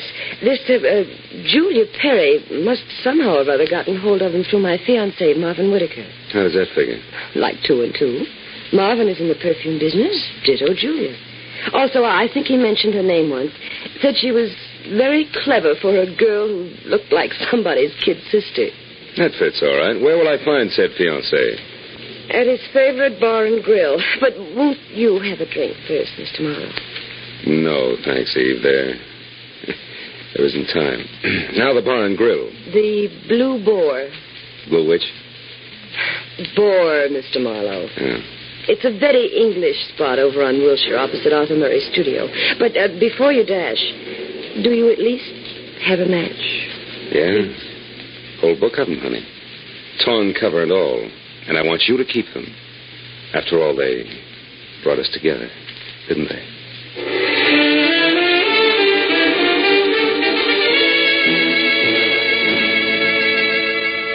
When I got outside, I postponed my run between the raindrops over to Wilshire Boulevard long enough to take a look behind the villa. And there, in a newly planted strip of clover lawn below Mrs. Bentley's kitchen window, I found something which was no surprise. 2 clear prints of a man's shoe. But from there on out, I got nothing more than a lot of rain down the back of my neck. So 10 minutes later, I dripped into my car and headed for the Blue Boar and Eve Bentley's gentleman friend.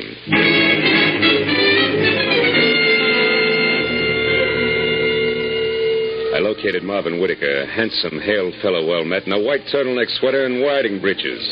Behind a hot rum toddy in a corner booth, there was pictures of steeplechase mounts against newly antique mahogany. And when I told him that I was looking for Julia Perry, he flashed a lot of glistening teeth at me, insisted that I join him in a warming glass of spirits, and started to talk, gesturing all the time with a riding crop. Why, yes, old man, I know Julia Perry. In fact, almost did some business with her today. You mean you were supposed to meet Julia someplace? That's right. At 1881 Selma Avenue, to be precise. But she called me this morning and postponed the whole transaction indefinitely. Could you stop projecting long enough to tell me why? She didn't say.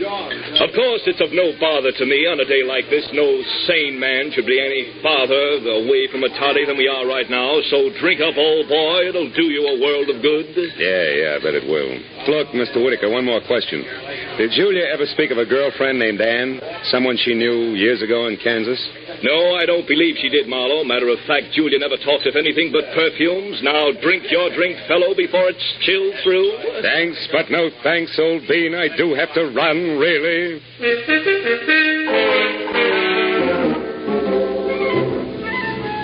It was a 20-minute drive to the address on Selma, and the rain had stopped by the time I got there. The place was one of those once-upon-a-time rooming houses that had been partitioned off into a couple of dozen 2x4 cubby holes, just big enough for the very small businessman to fill his fountain pen in. When I got to the door and asked the scrub woman, who was a lot of wild red hair around two pop eyes for Julia Perry, I knew I was moving in the right direction, because the lady standing in front of me was anything but calm. And more important, she had just heard a pistol shot from the back of the house. Yes, that's right. A pistol shot not over 2 minutes ago. I'm sure that Perry girl had something to do with it. Because when I come from inside, I saw her rush out down these steps. Did she say anything? I don't know. She was gone out of sight before I could open my mouth. But I know it was her on account of that plaid coat and little hat she wears. Yeah. Now, which room is hers? Come on. Well, that one there with the light showing under the door. But it's locked. You won't be able to get in. I just tried. Well, we'll try again for luck. It's not the best one, but believe me. This is terrible. Nothing like this has ever happened to me before. It's a man. Yeah. A dead one at that, Granny. Do you know who it is? From the mud and clover grass on the bottom of his shoes, I'd tag him as a guy who was looking in a lady's kitchen window about an hour ago. But from that purple scar on his chin, I can do even better than that. The name, Granny, is Ruby. A guy I thought was still in Santa Barbara.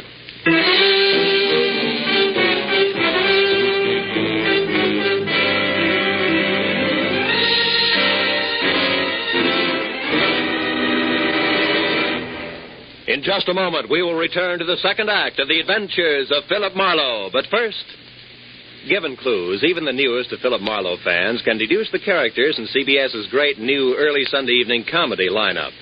The washboard leads you to the one and only Spike Jones. The bumblebee? Well, of course, that's for America's most famous non-virtuoso violinist, Jack Benny, who follows Spike Jones on CBS. The two A's, Amos and Andy, who are heard on CBS immediately following Jack Benny. So it's really no mystery at all why millions of Americans now stay tuned to CBS on Sunday nights for these three superb comedy shows in succession. Spike Jones and Amos and Andy over most of these same CBS stations, and Jack Benny over them all. And now, with our star, Gerald Moore, we return to the second act of Philip Marlowe and tonight's story, The Black Halo.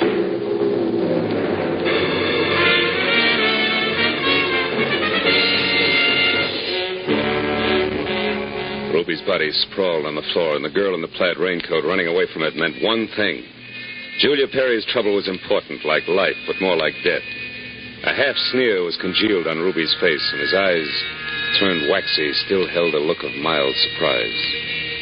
I wasted some breath telling the scrub woman not to touch anything, and then I put in a call to my overweight client in Santa Barbara. He was glad to hear from me, at first. Marlowe. Well, now, I didn't expect a call from you this soon. You sure work fast, don't you, lad? Have you found her? Have you located Julia? Not quite. She's about 5 minutes ahead of me. Incidentally, Mr. Drum, she works fast, too. What do you mean by that? Let me ask the questions, huh? Number one, what was your leg man Ruby doing in L.A. tonight? Ruby? Yeah. Why, I sent him in to pick up some medicine for me. Why? Come on, Drum, you can talk straighter than that, and you better. I just found Ruby dead. Dead? Ruby's dead? What happened to him, Marlowe? He was shot. So forget the gags and tell me why he was snooping around. All right. I didn't trust you. No. It's my policy to trust nobody until he proves himself. I sent Ruby in to follow you and check on your progress. That was brilliant. You only made 3 mistakes. First, I don't need to be checked on. Second, you got your man killed. And third, you forced Julia's hand. Because it was Miss Perry herself who pulled the trigger on Ruby. Julia? Marlowe, I don't believe that. Which proves nothing, Mr. Drum, but skip it. Tell me, do you know a man named Marvin Whitaker? Whitaker? Yeah. No, should I? Well, he says he's in the perfume business. Well, I know everybody on the coast who bought more than 2 bottles of perfume at one time in the last 40 years, and I don't recall that name. I think the man must be a liar. So do I. Thanks for the help. And, Drum, if you've got any more expendable flunkies around, keep them out of my hair. I'll call you when I've got something.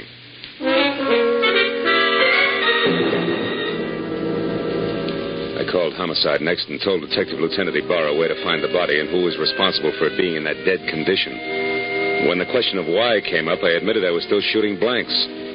Oh, I told him about the razzle-dazzle Whitaker had handed me and named the Blue Boar on Wilshire as my next stop. Ibarra said he'd call me there, and when I got to the entrance of the place, I saw Whitaker, draped in a trench coat that involved enough cloth to rig a four-masted schooner, standing in the anteroom, impatiently smacking his leg with that riding crop. He looked positively dashing. Question was, which way? Hiya there, Marlowe. Hey, old boy, you look upset. Anything wrong? I may be upset, Whitaker, but you're the one that's going to spill. First, are you leaving or coming back? I'm just leaving. Been here all the time since I talked to you? That's right. You see, my coat is perfectly dry. Stopped raining half an hour ago. Well, you see, if I'd been outside, I would have known that. But why this third degree, Marlowe? What's up? It's a long story. Maybe we better sit down and talk it all over from the beginning. Oh, I'm afraid I can't. Not just now. I've got a date. She'll keep. Not this one. It's something rather special. Special, huh? Like Eve Bentley? Now, look here, old boy. You're prying into my personal affairs. Whitaker, I'll rip the lid clear off your personal affairs if necessary to get a clean answer out of you. Now, what do you really know about Julia Perry? I told you once. Are you implying that I'm a liar? At least that. For instance, who puts out Amir? Come on, Whitaker. It's a well-known fragrance. Why, I don't recall offhand. That's strange, because any woman knows Amir's a Dana perfume. Just what are you trying to prove by all this? That is a perfume dealer, you stink. And try this for size. When I got to that address you gave me, I found a fresh corpse there with a bullet hole in it. A murder? Yeah, and your routine was pat, brother, so before homicide starts combing out the snags in your story, you better untangle it yourself right now. You lied to me. Now, why'd you do it, Whitaker? Why the double talk? All right, Marlowe, I'll tell you. I'll tell you this. Oh! He was as quick as a wounded cat. The riding crop slashed across my face even before I'd realized he'd moved. And by the time the red light stopped dancing in my eyes, Marvin Whitaker was gone. I turned as the head waiter walked up to me. He studied the hot red welt rising on my face for a moment and then murmured discreetly that if my name was Marlowe, I was wanted on the phone. It was Lieutenant Ibarra. Marlowe, you can stop beating the brush for Julia Perry. We found her. You did? Where is she, Ibarra? She's out in the alley here, behind the Beechwood Plaza Hotel, Marlowe. Exactly 8 floors down from the window of her room. She fell through the glass roof above the rear entrance. Oh. It's not pretty. She explained the whole thing, including that Ruby guy's murder in a note we found in her room. I'll be right over, Ibarra. Okay, don't hurry.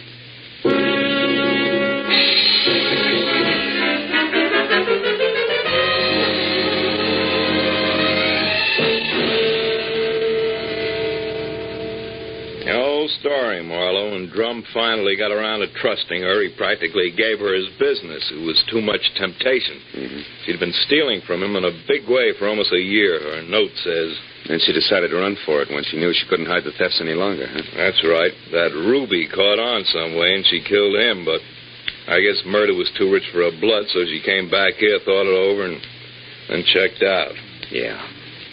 All she left behind was a little plaid raincoat and a purse over there. Hey, she was wearing a dinky hat, too, Ibarra. Did you find that? Mm-hmm. Come over here to the window, Phil. See down there on that canopy, that little black circle? That's her hat. I sent Mooney down to get it. Can't leave any loose ends around, you know. Yeah. That light, Lieutenant? Oh, sure. Here you are. Thanks. Hey, what happened to you? That welt on your face, Phil? Oh, I backed that horsey liar named Whitaker into a corner, and he slapped his way out with a riding crop. And speaking of loose ends, if I ever catch up with that... Ibarra, where did that stuff on the dresser come from? Well, this out of the pockets of Julia's plaid coat. Why? But that's impossible unless... Holy smoke. That's why Whitaker lied to me. Hey, where are you going with that, Phil? Come back here. I got to check on something, Ibarra, and keep your notebook handy. If I'm right, this deal is still wide open.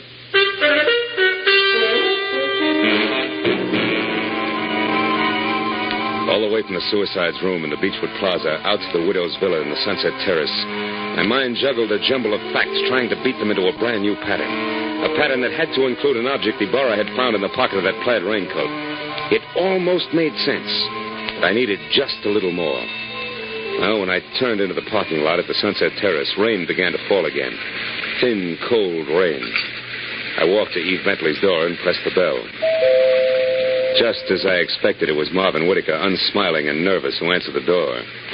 I didn't give him a chance to think. I just swung hard. Okay, horseman, that squares us up. Come on, Heavy, roll over. Let's see if you're carrying a gun. Okay, no gun. Now, be a good boy, Whitaker, and you'll make out all right, but one funny wiggle out of you and I'll crack your skull. It's a promise. Do you hear me? Yeah, I heard you. All right. Now, where's Eve? Is she here? Find out for yourself, Marlowe. I'm through. Fair enough. But just so I'm not talking through my hat, I'll take a look in her closet first. She won't be in there, I guarantee. No, but her future may be. Now, let's see. It's got to be in here someplace. Oh, yeah. This is probably it. Brown cloth coat, as chic as a pair of hobnailed boots, and still damp. And the label says the B.H. Company, Haven, Kansas. That does it.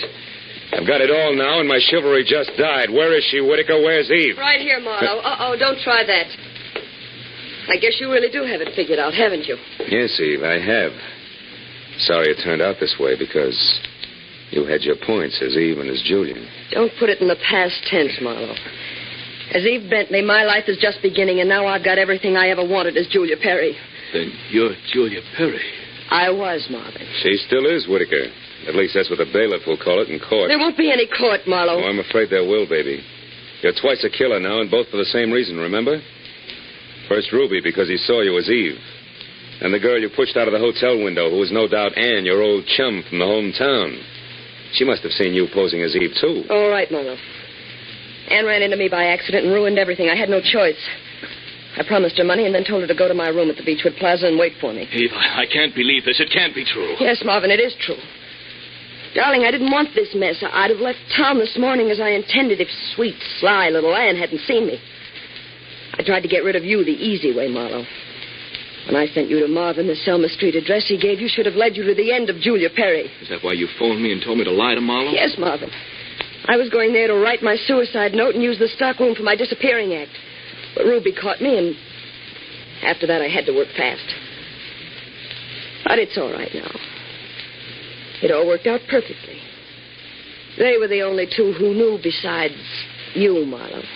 Aren't you forgetting little Marvin here? Forgetting him? Oh, no, Mr. Marlowe. Marvin's the one person I can count on. That's what you think. You don't get me mixed up in this. Marvin. I bargained for an heiress, not a murderess. Why, you dirty load. All right, then. I'll use this gun on you, too, because I'm getting out of here and no one's going to stop me. But you're right between us, Eve. You can't get us both. He's right, baby. You're not good enough to get us both, and killing just one of us isn't going to solve anything. What do you say? It's been a long night, baby. You just couldn't tell when you were awake.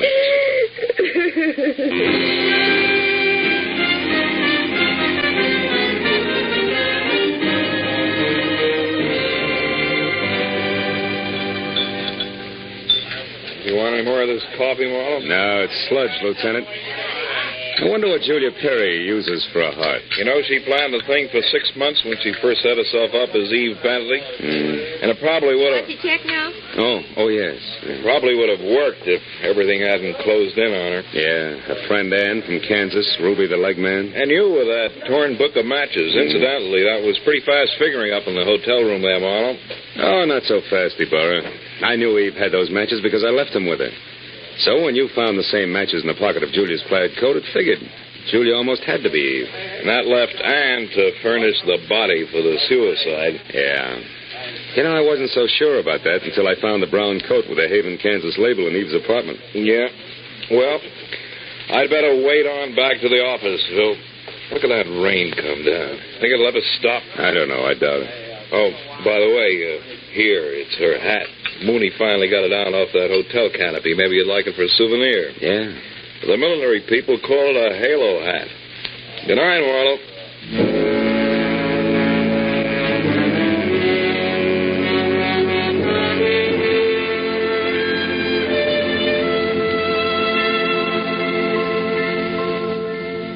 I sat there a while after Ibarra left, looking at the rain in the street, and the cold coffee in front of me, and Julia's little round halo on the table.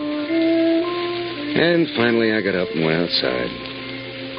Dirty water scudded along the gutter and gurgled thickly into the sewer drain at the corner. For a minute I caught a glimpse again of the girl I'd figured Julia Perry to be when I went through her cottage in Santa Barbara. Yeah, that girl was an angel. But when I finally caught up with her, her halo turned out to be black, jet black, inside and out. I dropped the little hat into the gutter and watched it go as far as the drain at the corner. And then I went home.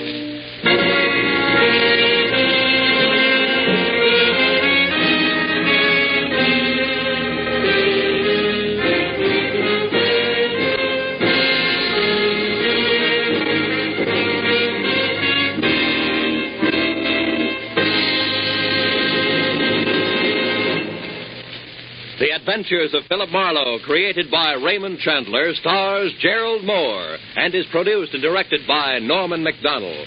Script is by Mel Donnelly, Robert Mitchell, and Gene Levitt. Featured in the cast were Joan Banks, Paul Frees, Peter Leeds, Jack Crucian, and Lois Corbett. Lieutenant Detective Abar is played by Jeff Corey. The special music was by Richard O'Runt. Be sure and be with us again next week when Philip Marlowe says... A startled corpse, a blue-eyed woman, and a cryptic message, scrawled by a dingy man with the pieces of a Chinese puzzle that wouldn't fit together. Until I found out what was deadly about the orange dog.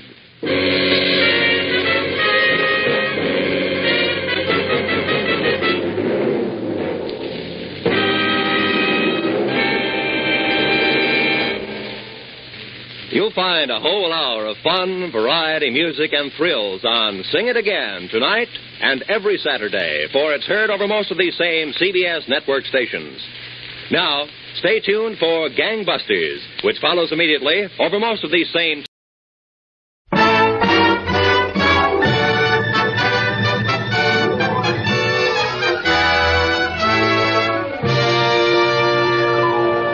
The F.W. Fitch Company presents Dick Powell as Private Detective Richard Rogue.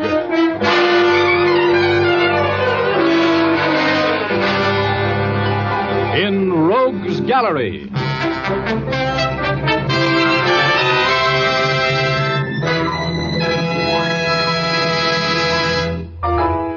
Rogue speaking. Well, tonight we meet a sort of an unusual girl. Her name is Muriel, and she's quite a personality. The name of the story is Murder with Muriel.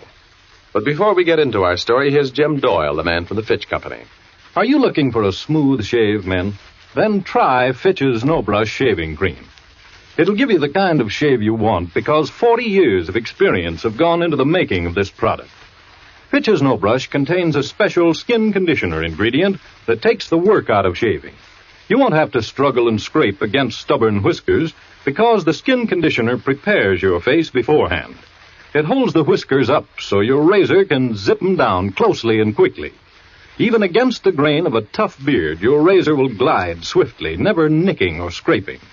Fitch's No Brush is a boon to sensitive faces because it lubricates gently, keeping that tender skin from being irritated.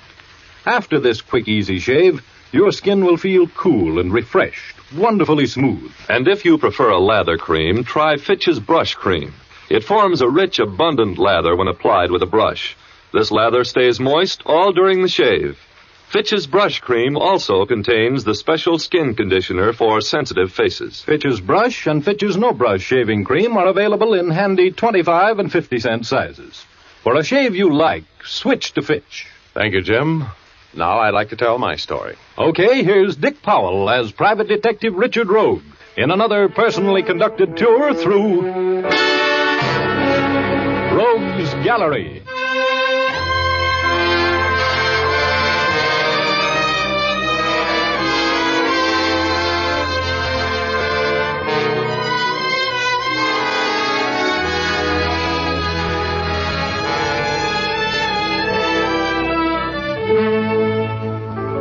I was sitting at my junior executive type desk one day a few months ago, trying to get a studious gander at the racing form for the next day.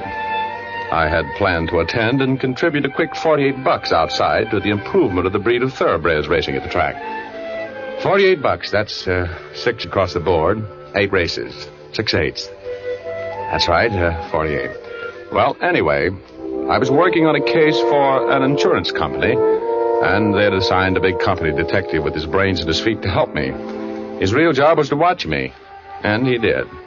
His girl was mad at him, and he spent all his time writing torchy poetry to her. I didn't mind that, but the big goon read it to me. That made it personal. Hey, listen to this one, will you, Rogie? Oh, no, I'm busy. Can't you see, Joe? This'll put her in her place. Listen. Gee, Cupid stupid. His dart in my heart I trusted. Now my heart's busted. He sent me an Aphrodite, who's awful flighty. Don't trust Cupid. He's stupid. That's a dilly, ain't it? I'm going to send it to Rose special delivery. That ought to bring her right back to you with a club in her hand. Why don't you give the dame up, Joe? Oh, you don't understand, Rogie. I love her. I'm looking for Richard Rogue.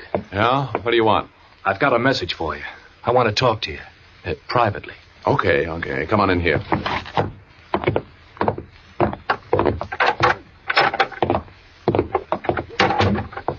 Look, I'm a busy guy today. What do you want? What's your name? I'm Joe Layton. Have you had a letter from Duke Dickerson? No. You know him, don't you? Well enough to lend him money. That answer your question? Well, he needs some dough. Tough. He still owes me. He's got some stashed in a tin box out in the valley. He wants it. He wants us to get it for him. Go on. He's planted the dough out in the valley. Yeah? Get to the point. Well, he's mailed half of a map to me and the other half to you. A map showing just where the dough is buried. We're to go get it together. I get the $2,500 he owes me, and you get the $100 he owes you, plus $1,000 for the job. And Duke gets the rest. Okay? Sure. I'll take a drive out into the valley for 1,100 skins anytime. But I haven't got the map yet. Well, he mailed it day before yesterday. It should be here. Well, it isn't. Drop around about noon tomorrow. Maybe it'll come in the morning mail. The Duke needs the dough pretty bad. He's got himself in a bit of a jam in Kansas City. We'll get that dough tomorrow, huh?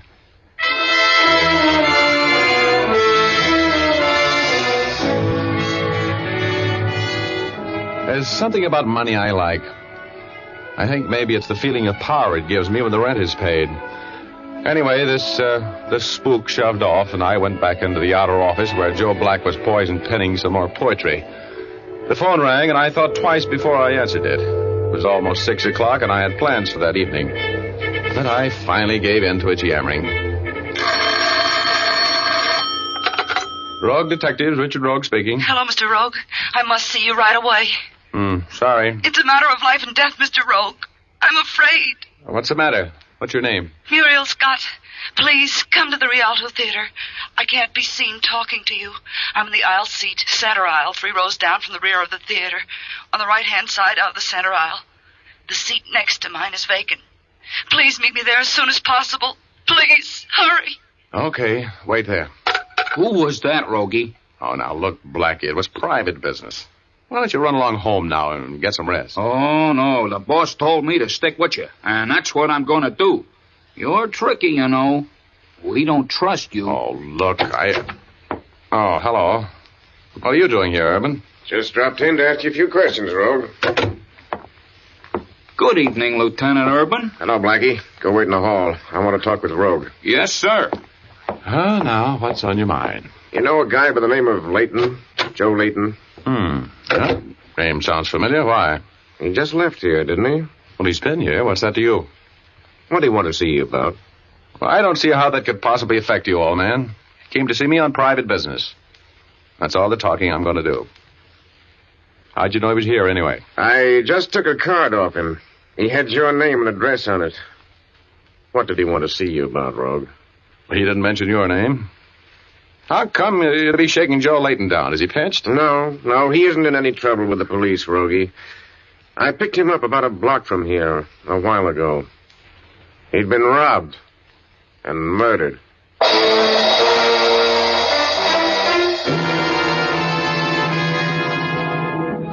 Well, Well, this was a fine time for Joe Layton to get dead. Just when he meant $1,100 to me. I went down to the morgue with Urban to look at the body. What I really went for was a quick look through his personal effects. There was no sign of half a map. That's all I wanted to know.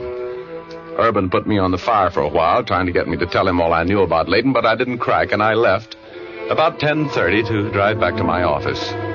My shadow, Blackie, was right behind me.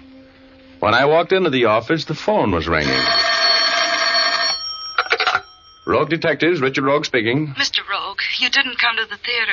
Oh, I'm sorry, Muriel. Something else came up that demanded my immediate attention. But I must see you right away. It's a matter of life or death. But I can't. There's a $500 fee waiting here for you for just a few minutes' work. Please, Mr. Rogue. Huh? Oh, where are you? I'm at the Shady Glade Motel out in the valley.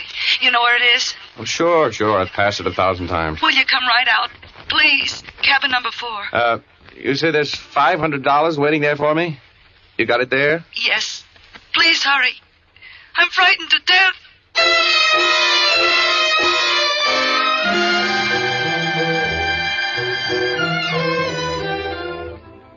Well, I just had 1,100 skin shot out from under me, and I decided I couldn't afford to be too temperamental about a sure 500. So I ran down the stairs to my car and took off for the Shady Glade Motel and the lady with the seductive voice. It was a long drive from my office, and I spent my time trying to figure out how I was going to get in touch with Duke Dickinson and deal myself back in on that buried treasure deal. I couldn't tell whether Blackie had managed to tail me on this trip or not. There was so much traffic on the pass. Well, anyway, I pulled up at the Shady Glade and knocked at the door of cabin number 4. You're Mr. Rogue? Yeah? Come in. Well, get it off your chest, lady. Please, sit down. Okay, but I'm in a kind of a hurry. Let's make this as brief as possible. All right. Would you care for a drink? I'd love one. But look, you were tearing your hair out a half hour ago. I got here as soon as I could by breaking a few speed laws.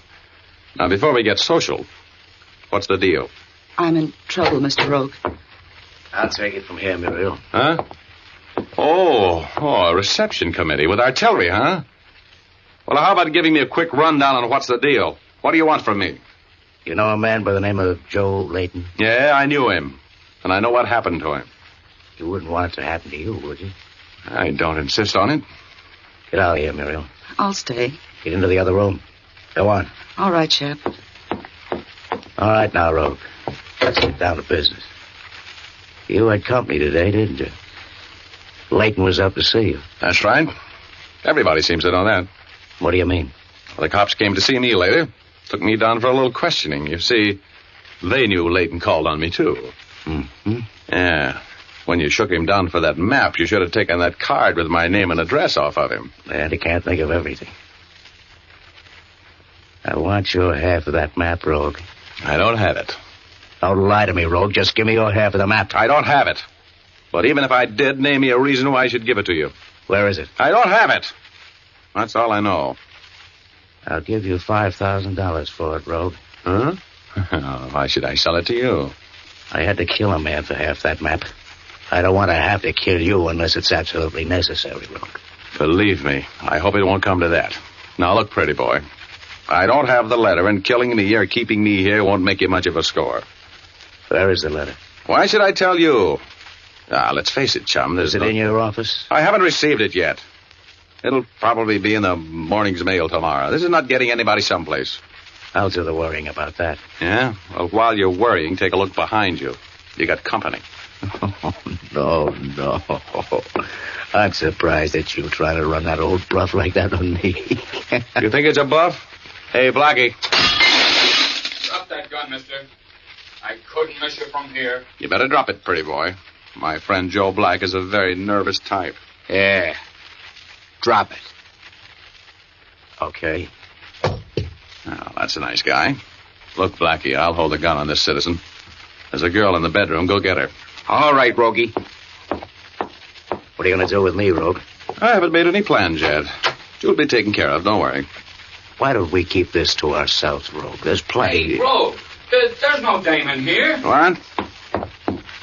The window's open and she's gone. I heard a car pull away just as I came in here. Oh, that's fine. That's great. Well, it isn't my fault, Rogie. I did what you told me to, and... Muriel got away, huh? That's right. She got away. But we've still got the main attraction. That's you. Look, Rogue, there's no reason why we can't make a deal. I'm perfectly willing to cut you in for half the money. How big of you. You have to watch those generous impulses, Shep. Next thing you know, you'll be giving away the sleeves out of your vest. Hey, Blackie. Yeah? You just declared yourself in on 5 bills, okay? Sure. What do I do? Shake him down. I want half of a hand-drawn map. There's no point in us working against each other, Rogue. Shut up. Yeah. I'll get it for you. Keep your hands away from your pockets. Yeah, just keep them up in the air, and I won't have to break your thick skull. Toss me his wallet, Blackie. Quit squirming, you. There you are, Rogie. And a nice wallet it is, too. Maybe you'll let me have it, huh, Rogie? After you've taken the map out, of course. That's what I love about you, Blackie. You have such big ideas.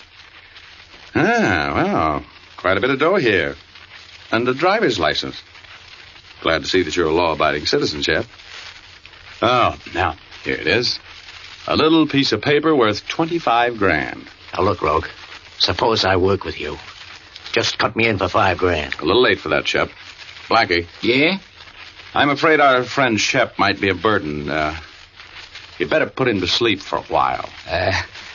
You mean like this? Oh. You're so enthusiastic, Blackie. Now let's get him tied up and slip him under a bed until we need him again, shall we? Of course. Hey, hadn't we better call in the cops, Rogie?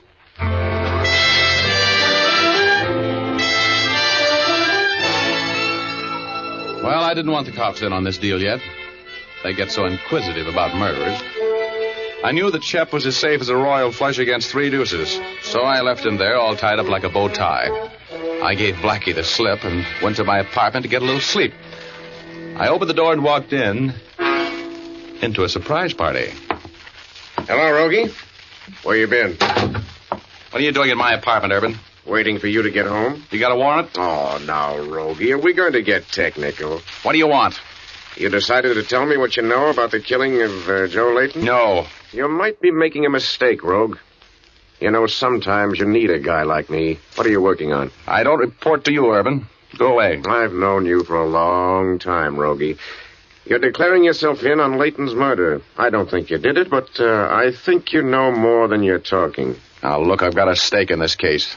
If I crack it, I'll let you know in time to get your picture in the papers. Will you settle for that? You're on the level, aren't you, Rogie? Well, you know I am. I've worked with you this way before, haven't I? Have I ever given you a bump pitch? No.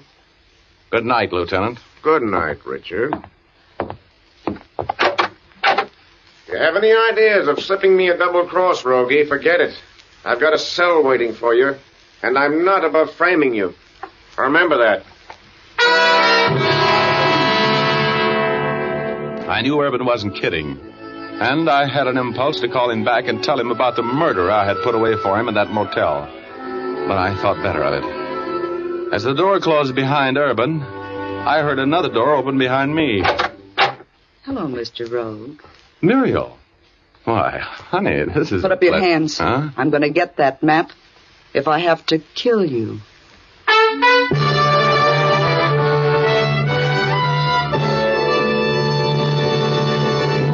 We'll return to our story in just a moment. But first, I'd like to tell you that glamorous women the country over are using Fitch's saponified shampoo for greater hair beauty. Here's what lovely Bess Meyerson, recently awarded the title of Miss America of 1945, told us in an interview. A long time ago, I discovered that part of being beautiful was being clean. So I keep my hair clean by shampooing it as often as I feel it needs it. I use Fitch's saponified shampoo because it does not dry my hair or make it difficult to manage, no matter how often I shampoo it. Yes, beautiful women everywhere use Fitch's saponified shampoo. It does not dry the hair because it's made from mild vegetable and coconut oils. Even in hard water, it gives lots of rich, fragrant lather. It cleanses efficiently and gently. And here's a feature all women will cheer. Fitch's saponified shampoo contains its own patented rinsing agent. This rinsing agent works with the plain rinse water to make your hair sparkling clean. No particles are left to dim the luster and highlights of the hair. Best of all, you won't need to bother with a special after rinse. Give your hair a treat. Use Fitch's saponified shampoo. You can get a professional application at your beauty or barber shop, or ask for an economical bottle at your drug counter.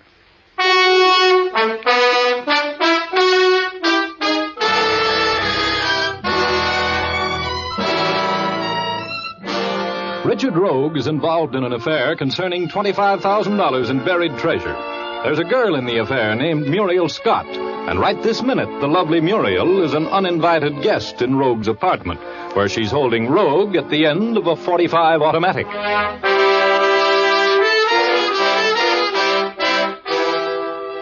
I love girls, especially girls with Muriel's gifts. She had the kind of a figure that you'd like to add to your income tax, and a little baby face that made me want to hold her on my lap and tell her a story. But that gun changed everything. It ruined the intimate, romantic atmosphere that I would have preferred. Take your revolver out of the holster and drop it. Come on, I know how to use this gun. Okay. Now back away from it. You know, I have a strange feeling that you've lived through this before. I have. Keep backing. Okay. Now what? Sit down. Thanks. How'd you get in here? Through the window, from one of the fire escapes. Now, what time is the first mail delivery at your office in the morning? Oh, it's about 9:30. I heard you tell Shep that the map would be there in that mail. I'm expecting it. Good. I'll get it then. What did you do with Shep? He's okay. Is he in jail? No, he isn't. I want my hands on that dough before I yell for the cops. I want my hands on that dough, too, and I'm going to get them there. Are you, comfortable? Yeah, don't worry about me. Look, baby, I want some coffee. How about you? Just stay where you are. Oh, but look, beautiful, it's only 11:30. It's 10 hours before the mail arrives. I can stay awake 10 hours at $2,500 an hour, easy. It's too bad you're so hard to get along with. You're a very beautiful dame, you know it? Yeah, I know it. Just keep your seat, Mr. Rogue.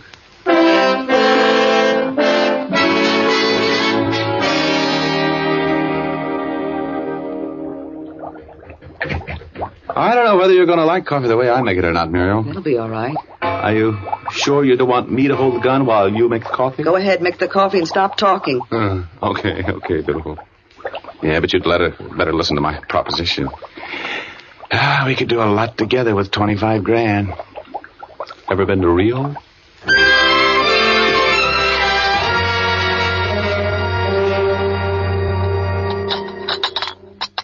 More toast? Thanks, Reggie. You know, you make pretty good coffee. And you make pretty good toast, Angel. Lots of butter. And you know that costs points? We won't need them in Rio, will we? No. We're going to make beautiful music together, baby. You know it?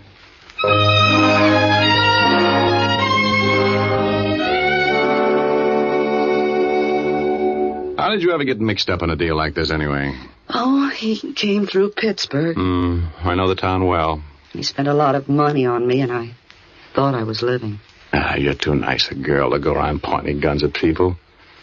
What did you do with that cannon, anyway? I left it on the kitchen table. Oh. You comfortable? A few more hours and you can go pick up that money, huh, baby? Yeah. $25,000. You know something, honey? What? I can just barely remember Shep.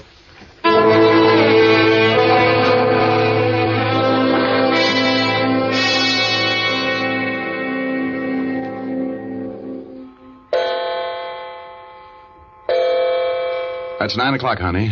Let's get going, shall we? We'll just about make it, huh? Yeah. I hope that map's in the morning mail, don't you? Well, it will be, don't worry. Come on, I'll help you with your coat. Hey, where'd you get it? It's a nice mink. Shep stole it. For me.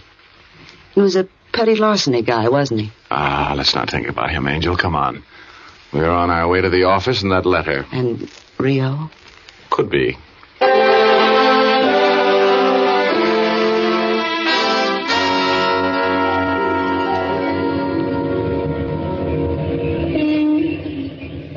Well, we're here. Now, you stay in the car. I don't know whether there'll be any cops up there or not. And if I'm not back in 5 minutes, shove off. And I'll meet you in the lobby of the Hotel Bellevue in an hour. Oh, you're not going to take me to the office with you? No. Then leave me the half of the map you took from Shep. I want to know you're coming back. Oh, sure, baby. Here you are. Now, you happy? Yes, I'm happy. Hurry, though, will you? I'll be back in a minute, beautiful. If I'm not, remember what I told you to do, huh? I'll be in the lobby of the Bellevue if you aren't back in 5 minutes, right?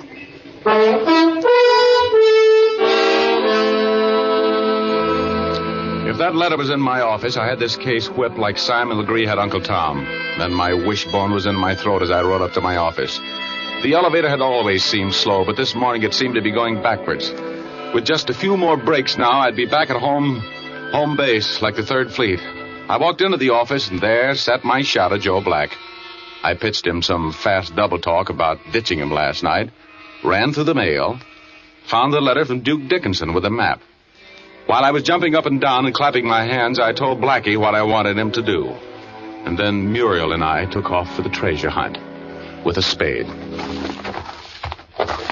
Are you sure this is the right path? Sure. I got the map right here, haven't I? Look up ahead. There's the big rock he's got on. See? Uh-huh. And there's the tree. Look, Rogie. Oh, the gun of you. Put it back. Do you have any plans about taking this money yourself? Oh, will you cut it out? Put that rock I back in your bag, just want you to know I've still got it and I can use it. Oh, but look, baby. Remember me? Oh, I suppose I'm a chump. I'll put the gun away. Just for you. You big, handsome cutthroat.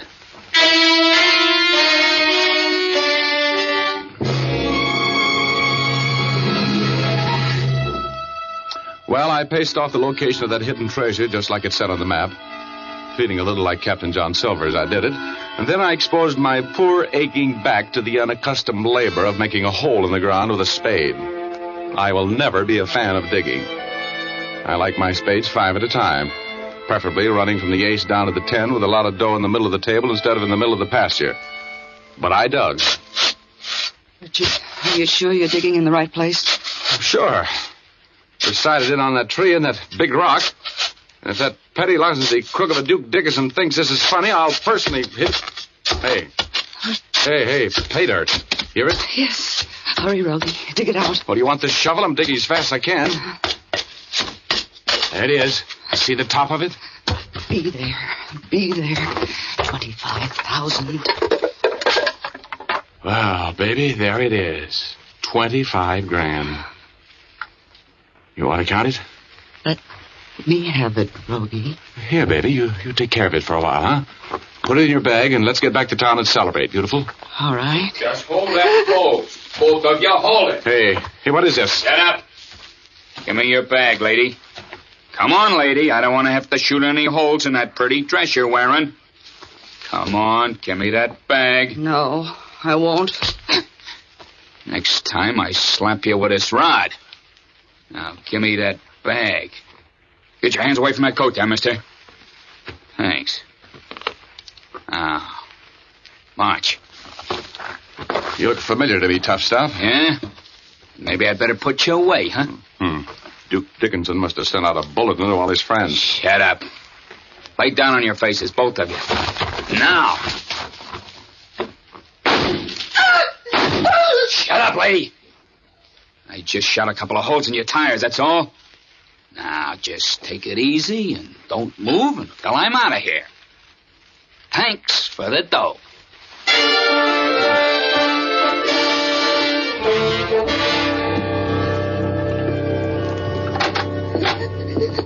Come on in the office, baby. Now, buck up and stop crying. Don't suppose you're going to pay any attention to me now that the money's gone. You'll probably forget me as soon as you can. Oh, baby. Oh, hi, Urban. Hello, Rogue. Who's this? A cop. What's he doing here? He's here after you, baby. Oh, Richard. He wouldn't turn me into the... Hate to interrupt, but, what's the score, Rogue? This little girl helped to kill Joe Layton. The guy who worked with her is under the bed at cabin number 4 at the Shady Glade Motel. How could you do this to me? After all the things you said and... It's not easy. But you see, baby, I don't approve of murder. Especially not in this neighborhood. Gives a block a bad name. Oh, no. No, Richard. Better take her away, Urban, before I take her away from you. She's a beautiful girl, isn't she? Richard. Oh, Richard.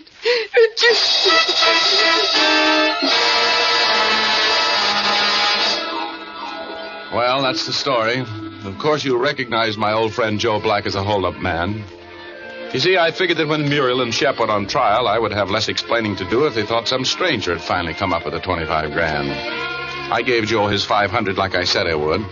He beefed a little, but he took it. And then I took the 100 Duke owed me and 1,000 for the job that was agreed on, and then I took the 2,500 that Joe Layton was supposed to get and sent it to Muriel's mother. Layton didn't have any use for it in the morgue. And I sent the rest to Duke in Kansas City. Made a nice score altogether, but I still wake up in the middle of the night when I dream of Rio and Muriel and that trip we were going to take. The money's spent, but the dreams linger on. They're wonderful.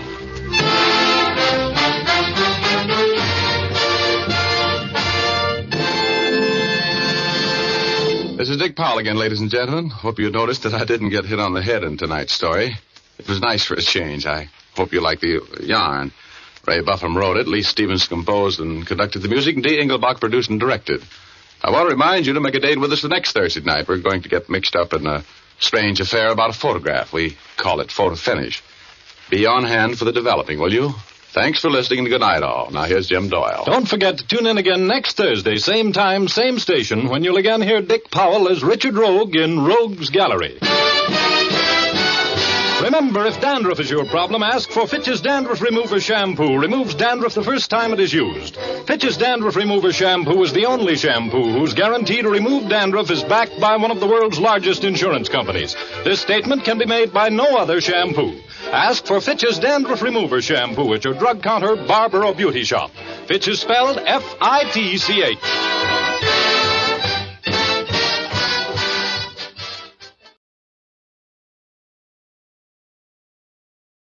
By transcription.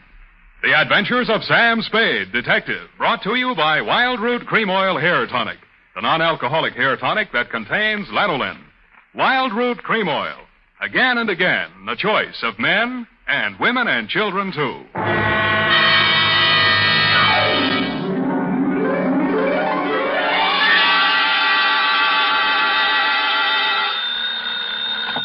Sam Spade Detective Agency. Me, sweetheart. Sam, where have you been? I've been tasting the bitter with the sweet at Miss Wigginson's School for Girls, sort of a special course in homicidal apiculture. Apiculture? Mm-hmm. There were apes involved? Effie, where is your Latin? Apis, apianus, of or pertaining to bees. Oh, bees, of course. It was a bee caper? It was a beekeeper caper. Oh, that's funny, Sam. That's the honey. Effie, put these words down in your little book. Honey, sweetness, hives, combs, etc. Never mention them again. What? Keep things humming, sweetheart, and I'll be right down to drone my way through my report on the queen bee caper.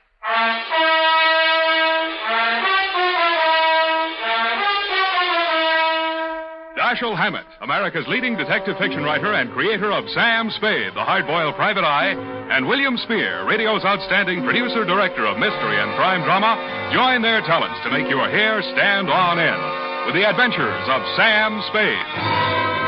Presented by the makers of Wild Root Cream Oil for the hair. You know, during the summer, when you spend so much of your time out of doors, it's important to pay special attention to the care of your hair. To keep it right in place, to help keep it from getting dry, use America's favorite hair tonic, Wild Root Cream Oil. Wild Root Cream Oil grooms your hair neatly and naturally, relieves dryness, and removes loose, ugly dandruff. Use it every day. If you've never tried it, ask for it in the 25-cent Get Acquainted bottle, and ask for it by name. Wild Root Cream Oil Hair Tonic. Again and again, the choice of men and women and children, too. And now, with Howard Duff starring as Spade, Wild Root brings to the air the greatest private detective of them all in the adventures of Sam Spade.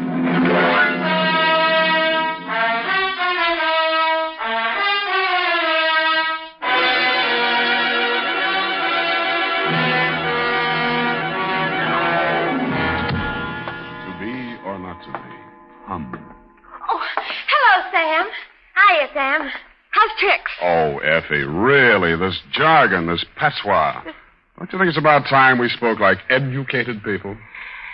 You know best, Sam. Every time I visit one of our institutions of learning, I find out something I didn't know. Oh, Sam, that's incredulous. Well, you just know everything. Yeah, I guess I do when you come right down to it. The bee, for instance. Bees are a genus of insects of the Hymenopterous order. What? Hymenopterous.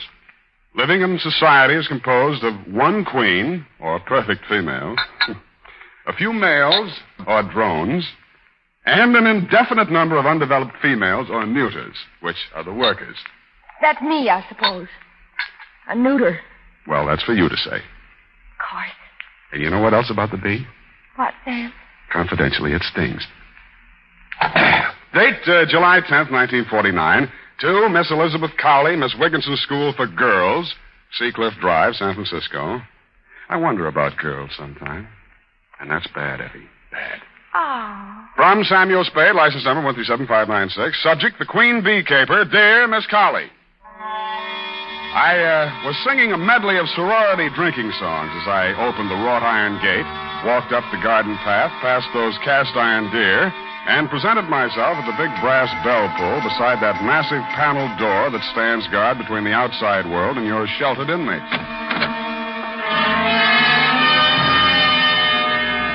A little housemaid wearing dimity let me in and led me to your office. I sat on your chintz-covered sofa and looked at your drapes with their thriving beehive motif and waited for you with my back half turned to the open door. Yeah, hello, how are you?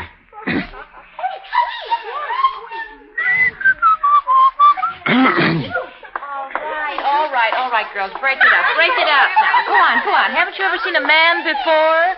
Run along now. You'll be late for physical ed. Go on, quick. Miss Cowley? No, I'm not Miss Cowley. Oh, no, of course not. No, I was just hoping. You're Mr. Spade, aren't you? Glory Thomas. I'm Miss Cowley's assistant. A nice day, yes. Mm-hmm. Don't bother to move. I'll lean over you. Put this report on her desk. Sure. Miss Cowley will be here in just a minute. Thanks. So warm in here. Next time, wear a mailman's uniform and a 50-year-old stoop. You'll find the temperature's exactly right. Yeah. I mean, yes, ma'am. See that you do, then. Oh, Glory. There seems to have been a misplacement of some of the hockey. Would you check on it, please? Oh, surely. Nice to meet you, Mr. Spade. I'm Elizabeth Cowley. You may sit down. Yes, ma'am. Mr. Spade, I'll be painfully frank with you. A thief is at large in my school. Oh? Well, you probably have a good answer, but I'll ask it anyway. Why not call in the police? I have a good answer, Mr. Spade. My girls come from San Francisco's finest and wealthiest families. Mm-hmm. Miss Wigginson's has had an untarnished reputation for more than 3 generations. I'm sure. As headmistress, I must handle this matter with the utmost discretion. Frankly, I already know the thief. Are there any questions? Well, only one timid one. Who is it? I regret to say a faculty member is to blame. Glory Thomas. She was in here a minute or two ago. Oh, really? Well, why, Miss Thomas, you find any of the loot stashed away in her room? Well, no. No, not exactly. I haven't recovered any of the stolen articles, but I'm sure Glory's responsible. I'm certain she's the thief. You're just sure? I thought perhaps you might establish definite proof against Glory. You mean you want me to frame her? Oh, no, Mr. Spade. You misunderstand me. I don't think so, Miss Cowley. Oh, dear, I was afraid this would happen. I told Ursula, but then All right, I'll ask. Who's Ursula?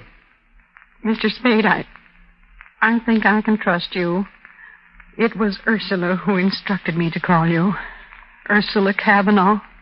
You know the name. The Ursula Cavanaugh inherited all the real estate, lives in Cavanaugh Towers penthouse, hasn't set foot out of there in 20 years? Yes. Mrs. Cavanaugh is our school's benefactress. She is, of course, on the board of trustees. She is, moreover, a dear personal friend. Oh, I see. Oh, yes. We were classmates together here many years ago. Ursula's quite unlike myself. Married well, though a widow now. Rather aggressive. Frankly, she wishes to have Glory Thomas discharged, but her connection with the dismissal must not be known. Now, I don't suppose I can ask you to take the assignment now. I'm a detective, Miss Cowley, not a frame-up artist.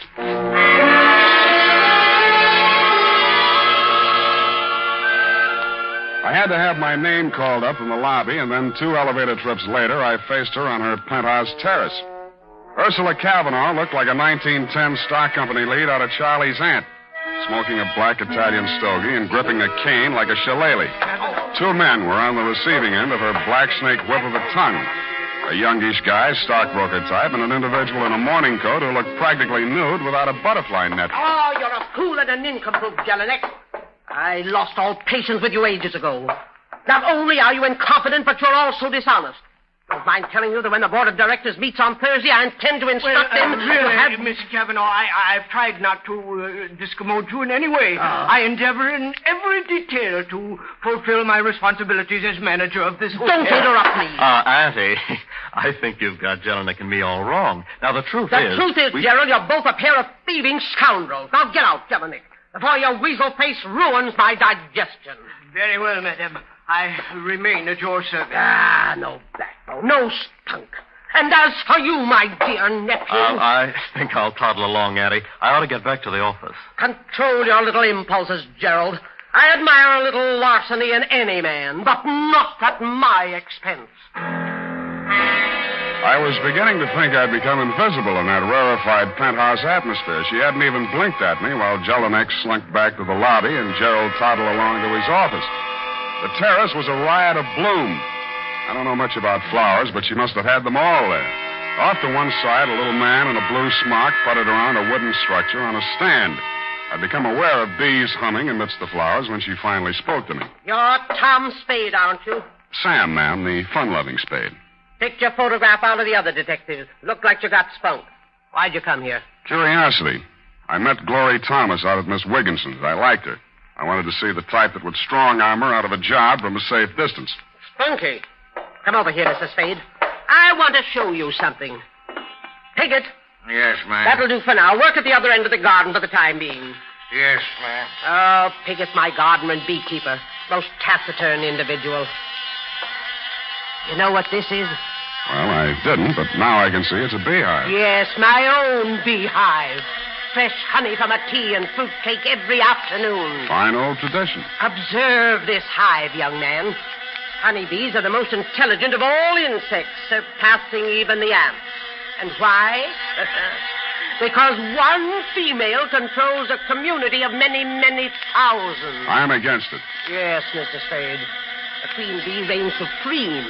The males are drones, quite useless.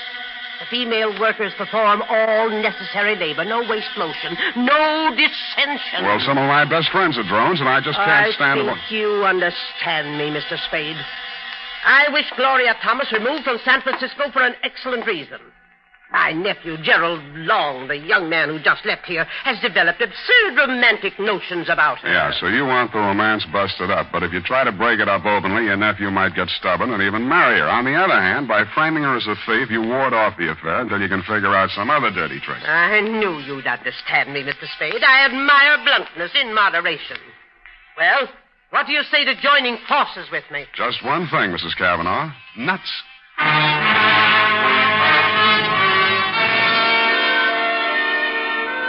Next morning, I put through a call to Nickinson School for Girls. It had been my intent to talk to you, Miss Colley, to tell you I'd left my hat in your office, but somehow I found myself talking to Glory Thomas. And somehow our talk resulted in a cocktail date at the 10 o'clock Scholar Bar and Lounge. I shouldn't have come, of course. Exam papers to grade, no doubt? Stacks and stacks? Soft velvet-type hands. Well, what's this on them? Stains. I teach our girls chemistry, among other things. How about me taking on a night school class for the other things? You're crazy. You don't need any education. Well, I can always use a postgraduate course. You're really crazy, Sam. I needed this. We'll make a night of it. Maybe. Gerald won't object, huh? What's that mean? Who have you been talking to? That hateful old woman? Mrs. Cavanaugh wants to put the boots to you, Glory. She called me in to frame you. I could kill her. Oh, easy now, Glory. Don't talk to me. I thought I could take it. I thought I could be patient and wait while Jerry ironed everything out. But not now, though. I hate that selfish, domineering old woman. I hate her nephew, and I hate you. Well, that'll do to start with, honey. Now let's go down my list. I hate... Oh, let me go. I've had all I can take for one night. Wait a minute, Glory. Hey, you forgot your bag. Hey!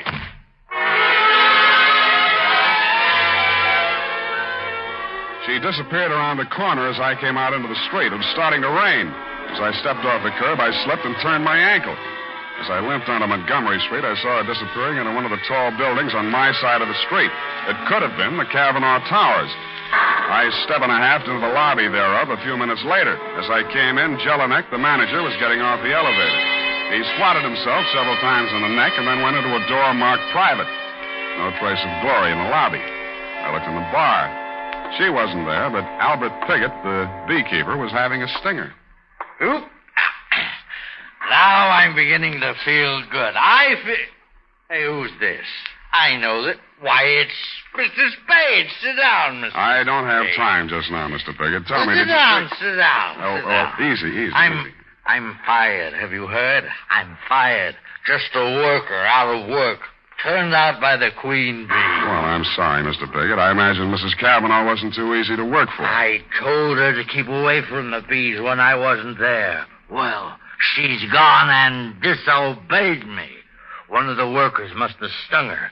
She's got a temper, you know. Ooh, my. Must have smashed the eye with her stick. Bees were everywhere, all over. And then she fired me. When was this, and why did she fire you? Just now, maybe half an hour ago. I knocked, and then there wasn't any answer, and then I let myself in. It was all dark. I couldn't even see her. Heard the bees, of course, but couldn't... Who was I? And I said, Mrs. Kavanaugh, you disobeyed me. And in this voice, this awful voice, she said, Mr. Piggott, you're fired. Get out. This awful voice from the dark. And Mr. Piggott, mind you, never before, just Piggott this and Piggott that. And hey, where are you going? Hey! I didn't bother to stop at the desk to get myself announced. I took the passenger elevator, then operated the penthouse elevator myself. No hands. Nobody answered my ring. The door was unlocked. I went inside. Crossed through the empty apartment to the terrace. The rain had just stopped, and the sunset cut a sudden shaft.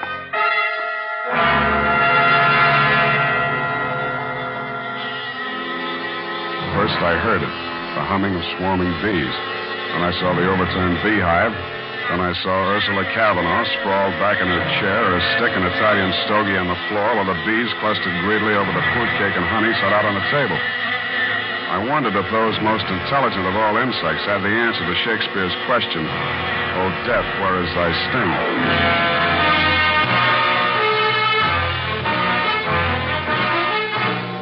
The makers of Wild Root Cream Oil are presenting the weekly Sunday adventure of Dashiell Hammett's famous private detective, Sam Spade.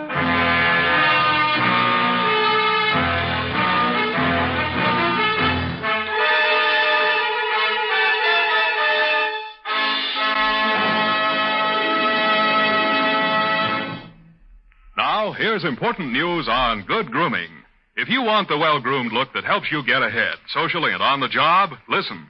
Recently, thousands of people from coast to coast who bought Wild Root Cream Oil for the first time were asked, how does Wild Root Cream Oil compare with the hair tonic you previously used? The results were amazing. Better than 4 out of 5 who replied said they preferred Wild Root Cream Oil. Remember, non-alcoholic Wild Root Cream Oil contains lanolin. It grooms the hair naturally, relieves dryness, and removes loose, ugly dandruff. So if you want your hair to be more attractive than ever before, get the generous new 25-cent size of Wild Root Cream Oil, America's leading hair tonic, on sale at all drug and toilet goods counters. It's also available in larger economy bottles and the handy new tube. By the way, smart girls use Wild Root Cream Oil, too, and mothers say it's grand for training children's hair. Get Wild Root Cream Oil. Again and again, the choice of men and women and children, too.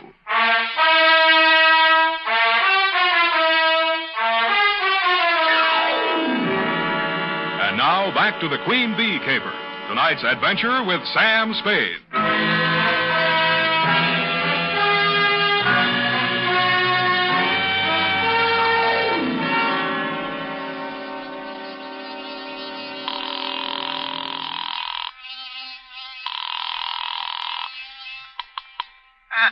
Miss Wigginson, Miss Cowley speaking. Sam Spade. Oh, yes. You shouldn't have gone to see Mrs. Kavanaugh. I didn't make any promises, ma'am. Ursula was quite upset by your visit. Called me after you left her. quite angry about it, Mr. Spade. Oh? She wanted to see me today.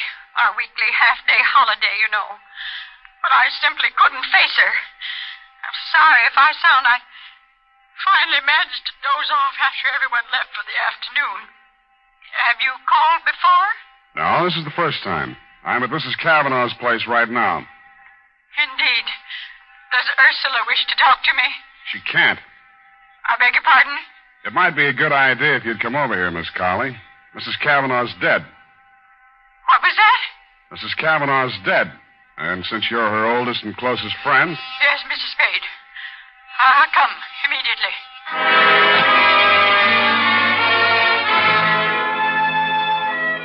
Well, you came on over, Miss Colley, but meanwhile, nephew Gerald Long arrived, also Piggott, whom I called down at the bar, and who sobered up with remarkable rapidity on hearing the news. Gerald was shaken up by his great aunt's demise. We waited for the family doctor to arrive and watched Piggott entice the bees back into the hive. You turned up soon after and tried to soothe Gerald's nerves. The hotel manager, Jelinek, also flooded in. The doctor diagnosed cause of death as shock from formic acid, the secretion bees inject into the bloodstream with their stingers. We all stood around thinking our various thoughts as the doc voiced this verdict. Piggott was the one who voiced an epitaph. She really knew nothing about bees, you know. The queen bee was all important, she thought. But there's always a rebel in every hive. The queen bee is always deposed sooner or later. The worker bees go on and on, but the queen bee can't reign forever. After that, we all left and went our various ways. Poor old Piggott shouldn't have said that, and he must have been a lot drunker than he seemed, because he was found next morning in his garden in Marin County beside his overturned beehive, a victim like his late employer of fatal bee stings. Jelinek, you're a fool if you think you'll get away with this. Don't threaten me, Mr. Long. I've been bullied long enough. I don't intend to lose my position here now Mrs. Kavanaugh's gone. I've taken all I could stand from her, and I don't intend to let you walk all over me. I'll do whatever I think needs to be done, Jelinek. Well, if you're trying to insinuate I that I can haven't... cause you as much trouble as you cause me, maybe more. With what I found out about you now, Get out of here. Go on, beat it before I break... How did you get in here, Spade? Door was open. Well, if you're here to collect any kind of bill, I want to know what services you rendered. Nothing's rendered yet. But I figured you might like to know that Aunt Ursula was murdered. Murdered? You can't say that. Not in my hotel. Shut up, Jelinek. You need proof to back that up, Spade. I've got it. Piggott. What? Piggott's dead. How do you know? His doctor just called me. Yeah. Well, that's why I know your aunt was murdered. I've just been out to Marin, had quite a session with that doctor. Well, where's your proof, man? Who'd want to kill her? Well, oh, stop it. Practically everybody who knew her. Really, now, I must protest this disrespect to the memory Shut of up. Go on, Spade. Go on. Start getting specific. Well, specifically, Piggott's doctor, because of what I suggested, examined the dead man again, found the mark of a hypodermic, plus the fact that a concentrated solution of formic acid killed Piggott. Piggott's next-door neighbor said he'd been stung as often as 10 and 12 times a day. That meant he'd built up a certain immunization to bee stings. Are you suggesting that someone murdered him with an injection of commercial formic acid? I thought I'd made that fairly clear. And what would the motive be? To keep him from talking about his employer's murder. I see.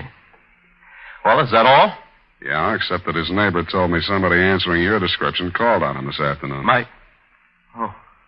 Well, yes, but Spade, look here, I can explain that. Allow me. Hello. Gerald, hello, darling. I'll be through in about an hour. Just got to check supplies in the chem lab, and then I'll be home and show you what a cook I am. You better be pretty. I'm sorry, just a second. Here's Gerald. For you, Gerald. Your wife. Oh. Hold on a second, honey. Spade, look here now. You can't drag her into this thing. When'd you get married? Yesterday afternoon. Husband and wife. No testifying, huh? Well, I don't think I'll need your testimony.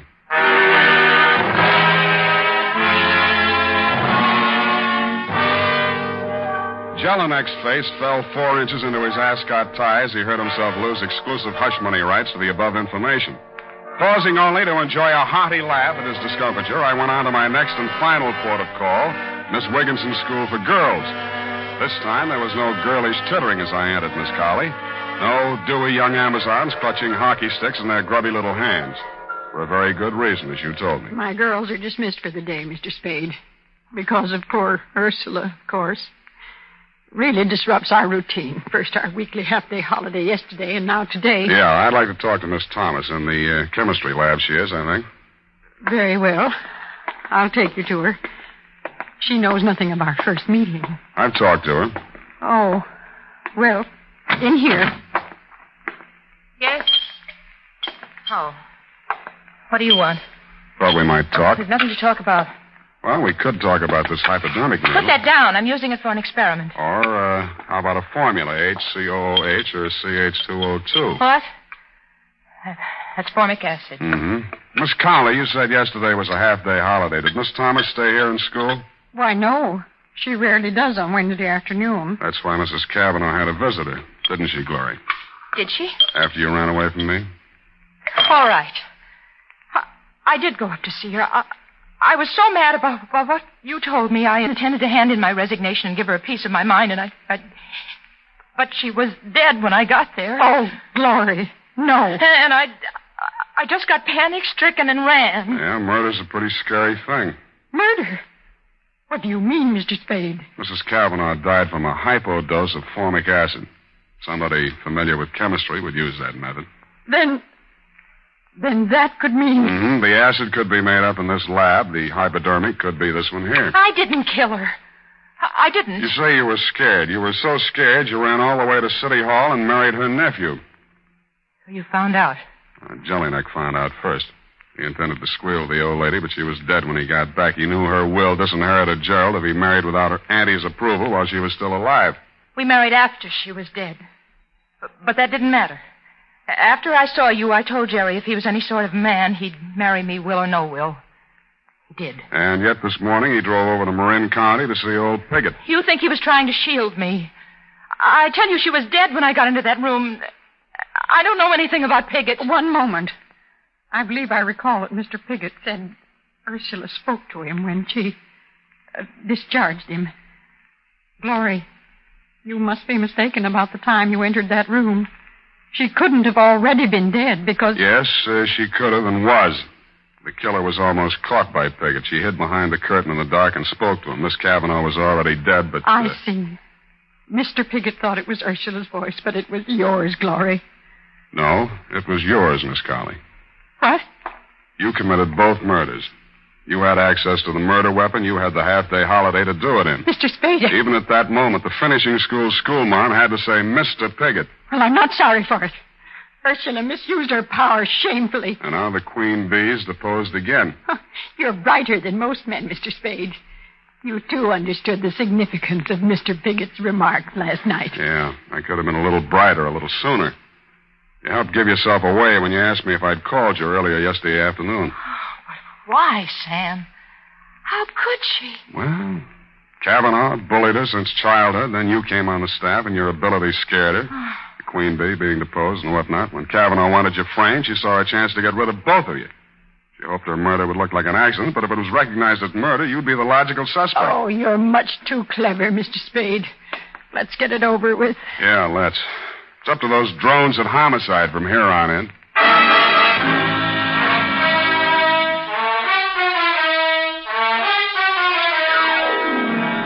Period and a report. Sam, Yes, Evie? how come Gerald went out to see Mr. Piggott? Well, Gerald didn't care about the will, but he didn't want to boot a fortune out the window either. Glory hadn't told him she'd seen his aunt, so he called on Piggott to find out when Piggott last saw Auntie alive. Go type that up. I am completely well, and when you return, we shall Indian wrestle. Certainly, Sam. And now, listen to this. Shopping notes. Tonight or tomorrow, get a family-sized bottle or handy tube of Wild Root Cream Oil, America.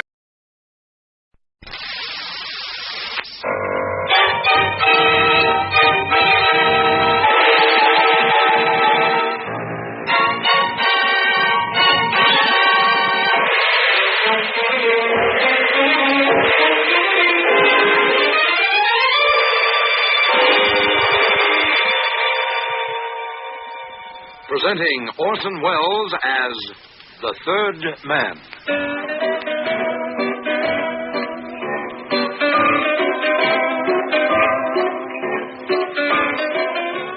Lives of Harry Lime. The fabulous stories of the immortal character, originally created in the motion picture The Third Man, with zither music by Anton Karas.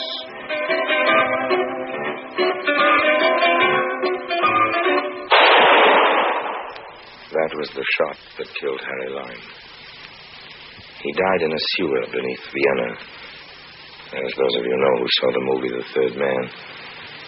Yes, that was the end of Harry Lime. But it was not the beginning. No. He had many lives. I can tell you about all of them. How? Because my name is Harry Lime.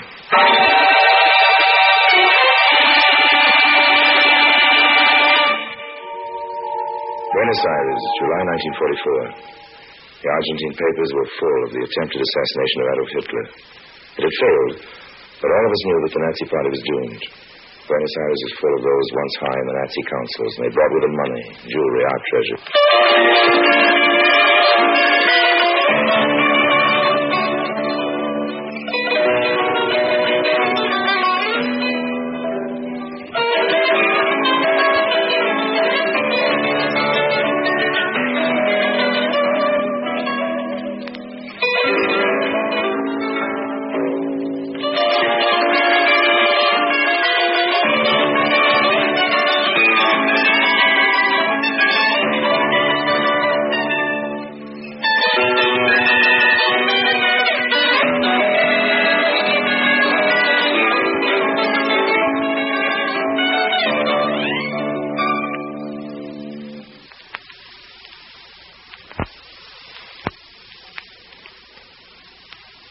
And now Orson Welles is Harry Lime, the third man in Work of Art.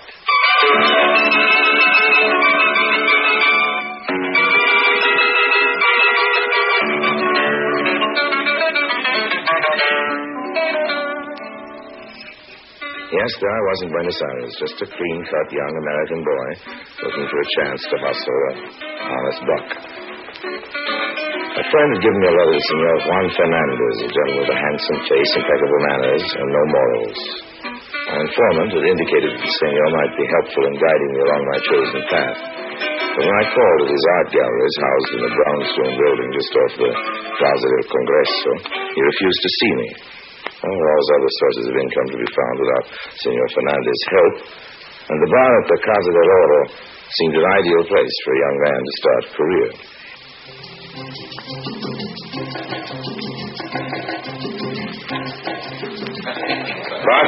Bartender. Si, senor.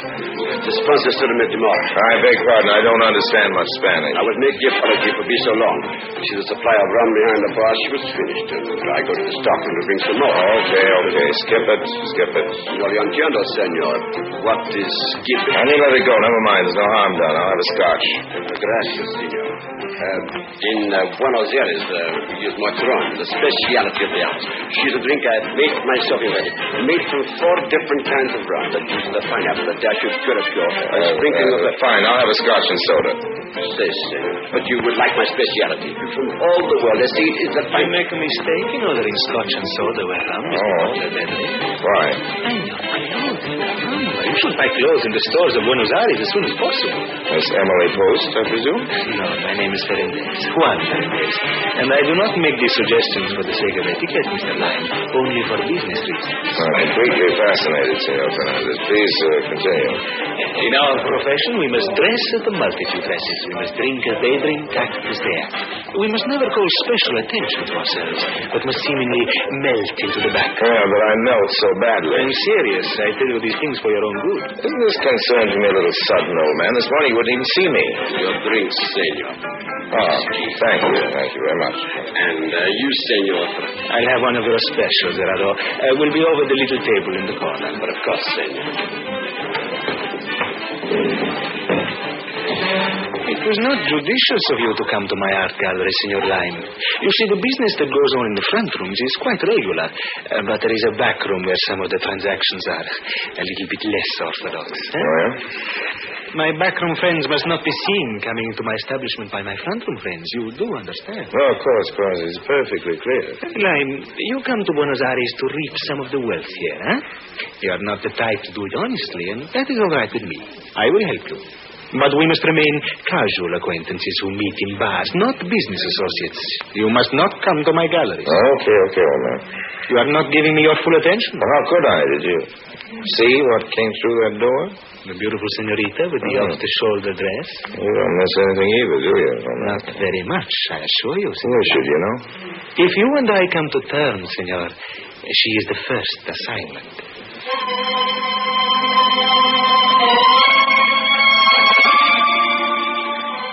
Senor Ferendez was about as communicative as a penguin.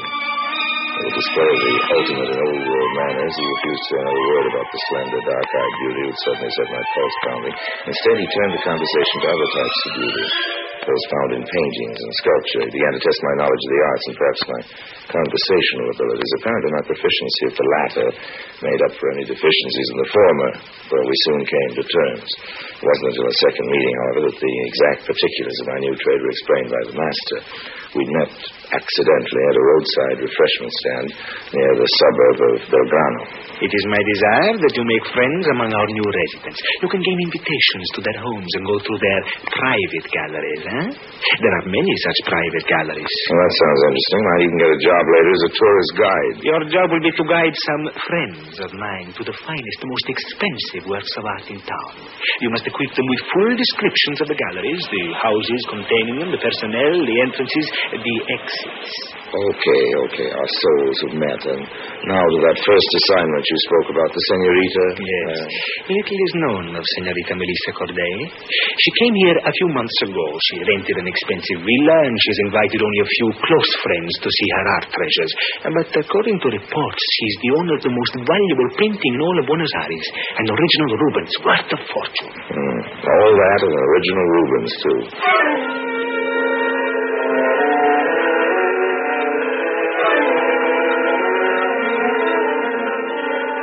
I don't know what Juan Ferendez is worried about. What could happen to me? I wasn't going to be doing any of the stealing. My job consisted of being charming and observant. During the next few weeks, I managed to exercise. I charmed then half a dozen of the local gentry. I was invited to their homes, and I made polite compliments to my hosts, extravagant ones to my hostesses. You know, it's amazing how much information you can get if you say the right things about a woman's choice of dresses or a man's choice of wines. And Senor Ferendez paid me handsomely for the information, but both of us were still primarily concerned with Senorita Melissa Corday. And she proved as elusive as the olive at the bottom of a martini. However, by this time we were both members of Buenos Aires society, and an eventual meeting was inevitable. I managed to meet her often. As a matter of fact, she found me quite irresistible. I'm very sorry, Senor Lime, but I'm busy tomorrow. The following day, then? No, I'm sorry. The following day I have an engagement. The day after that, busy, huh? Now, there were two things driving me toward Melissa Corday. My determination that I'd pierce that core of cold steel and my desire to get the Reuben. Oh, I've known women, like her before. Women with cash registers where their hearts were supposed to be, but it wasn't going to defeat me. I have a bank balance to blind the next mercenary woman I'd met, and Melissa Corday was going to be the donor. On Saturday evening, Senorita Corday was giving a large dinner party for a visiting American diplomat. After a short study of the guest list, I chose as my target an under-secretary of the English consulate, Mr. Albert Ramsey. I studied him carefully. I learned of some of his former posts and all of his weaknesses, including that of absent-mindedness. That Saturday evening, I followed him out of his hotel. Oh, Sam, I'm sorry. I wasn't looking... Bertie. Albert Ramsey in the flesh. Oh, yes, in the flesh, as you say. How have you been, old boy? I heard you were connected with the concert over here, but I haven't had a chance to look you up. It is good seeing you. Oh, yes, it's nice seeing you. Imagine bumping into good old Bert Ramsey right in the middle of Buenos Aires. It's been a long time, hasn't it? Well, I hope you'll forgive me, frightful memory, but I don't seem to remember quite where it was. Oh, you're joking. Of course, you remember. This is the Shoreham Hotel in Washington. Oh, yes. How frightfully stupid of me. Washington, Yes, Washington. Must have been about about 40. 1940 it was, but exactly. And you say you have a bad memory. This is really a break bumping into you on my first free evening since I got here. You've got to have dinner with your man. Well, fact of the matter is I have a dinner engagement. Charming girl. Having a bit of a party tonight. Promised I'd go. Well, I'm certainly not going to say goodbye after having been lucky enough to run into you. I hate these dinner parties myself, but then maybe you couldn't take me along even if you wanted to. Oh, I dare say it'd be all right. Well, as long as you say it'd be all right, you're sure I wouldn't be intruding? Oh, no, of course not. No, pretty girl like that'll be delighted to have me bring a handsome young chap around. Probably only invited an old duffer like me because she needed an extra man. Well, if you're positive, it's all right. Oh, I do have a confession to make, though. That rotten memory of mine, you know. I remember our meetings in Washington, plain as though they occurred yesterday, but your name slipped right out of my mind. Did you imagine that? Well, don't apologize, It's Line. Harry Line.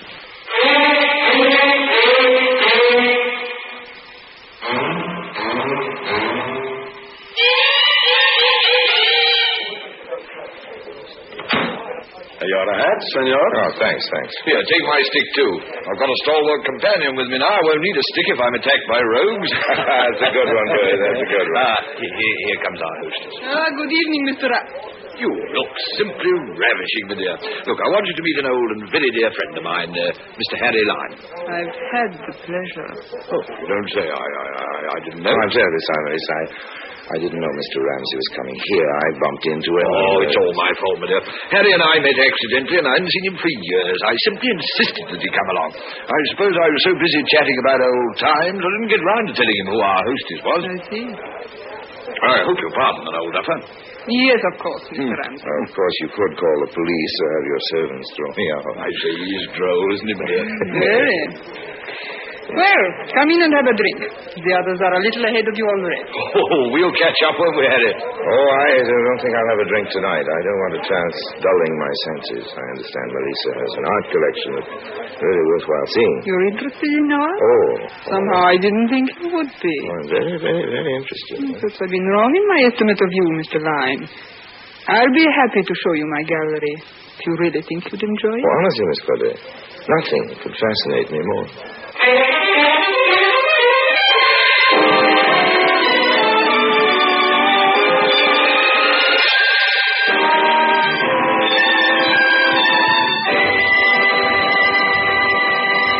Orson Welles returns in just a moment as the third man.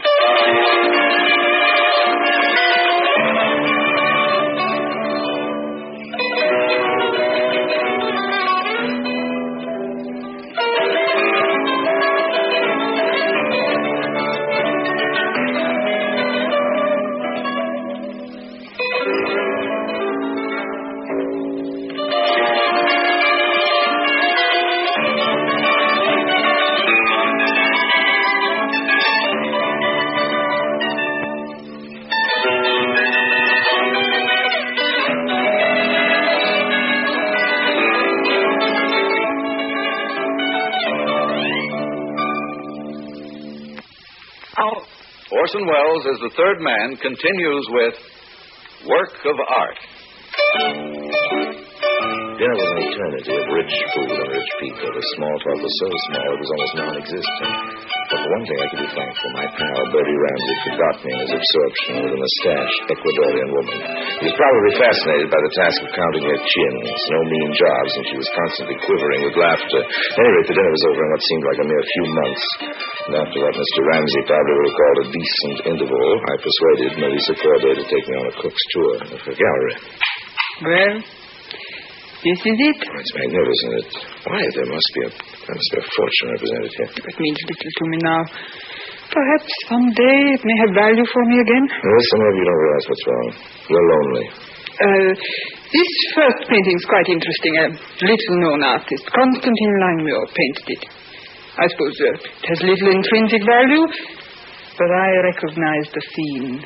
A little cove on Riviera where I used to go when I was a child. Oh, that's lovely. That's a Degas over there, isn't it? Yes. And a Rubens. That is a Rubens, isn't it? Yes. When I first got it, I thought it was the answer to all my dreams. And it isn't now? It's almost worthless. Unless you can make things worthwhile again. You can learn how to dream again. Please, Harry. You're hurting my hand. You're hurting my heart. Melissa, I don't know what's holding you back, but sometimes We've been hurt. We built up a wall around ourselves. I know because I've been hurt. I've been lonely. Maybe neither of us has to be lonely again. No. Harry, please. I didn't intend to kiss you by force.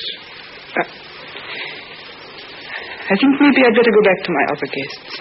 When you're ready to rejoin the others, just pull the door firmly. It's self-locking.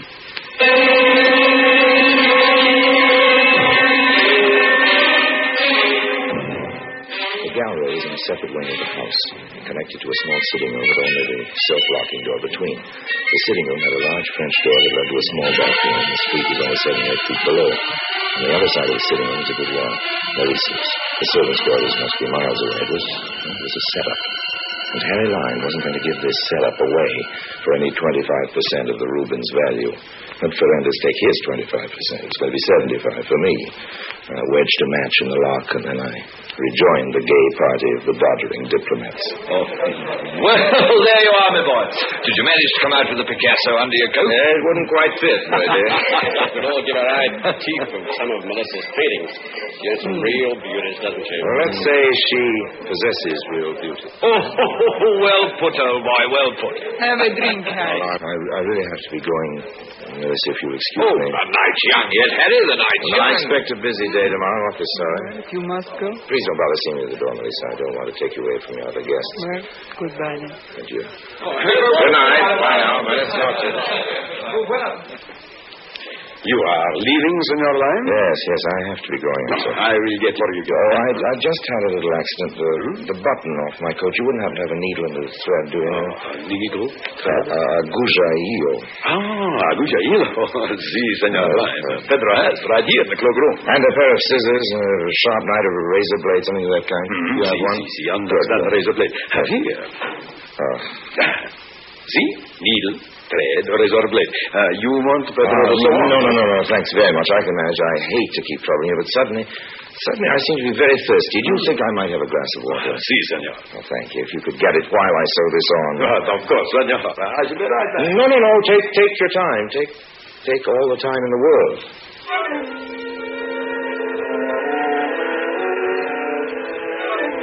This was the one dangerous element in the whole scheme. My being seen now. I waited until the obliging painter was out of sight, then I slipped down the corridor. I hoped he wouldn't start a fuss when he found me going.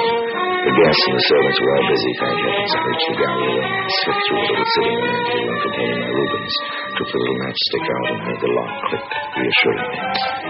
But just in case someone should come in, I took a position behind a heavy velvet drape. Hours later, I could hear the other guests take their departure. The servants locking windows and doors. Someone rattled the doorknob of the gallery and then went away. I heard Melissa's door open and closed. But still I remained motionless.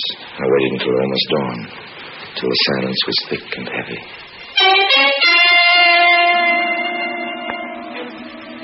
Stealthily I approached the priceless painting. I took the razor and slipped the canvas neatly in the frame. I rolled it up and slipped it into the lining of my coat. A few hurried stitches took care of the rip I'd made for it. I held my breath as I tiptoed to the door and opened it gently. Crossed to the French door that led to the balcony. Below was the street and safety. The latch worked easily. I started to turn the handle.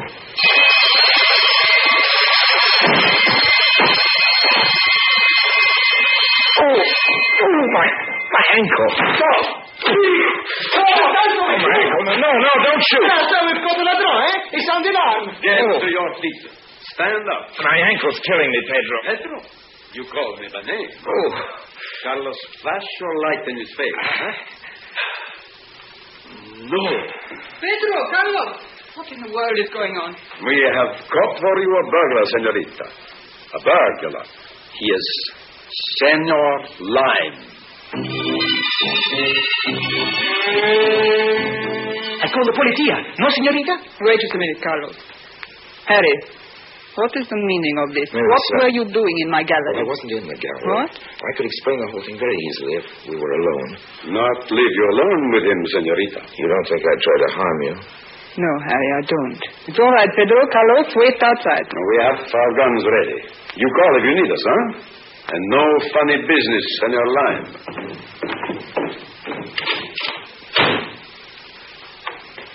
Well, Harry? I did a silly thing. I guess you wouldn't talk to me, Lorraine. I had so much to tell you. Things I couldn't say before your other guests. Harry. So I came back to steal something. I came back to steal a few hours alone with you. So I tried to sneak out and, well, you know the rest. Oh, you're going to make Carlos and Pedro very unhappy. They thought they'd go to Ladrón. Oh, poor Harry. Your ankle hurts you very much. Well, when you look at me like that, I can't feel any pain. Oh, you'd better go back to your hotel and rest. Yes, I guess I'd better. Could I phone for a cab? Oh, I'll send you home in my car. Pedro can take you. You're very kind, Melissa. Monday morning came. Read at the newspapers. Probably carrying my description. But no, there was no mention of the robbery. For some reason, Melissa Corday had not reported the theft. Maybe the old lying charm had been more effective than I thought. Still, I wasn't taking any chances. I made my way most carefully to the galleries of Senor Ferrantes. And this time I insisted on seeing him.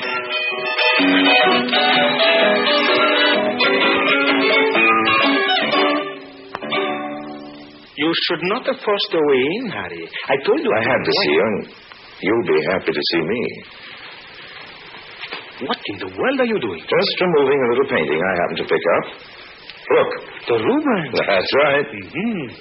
Need the money for it right away, Juan. I have to get out of the country now. Obviously. I get 75% this time. Of course, I know you haven't got that much cash hanging around, but I thought you could give me as much as you have now. I have enough to pay you what this is worth. Oh, what?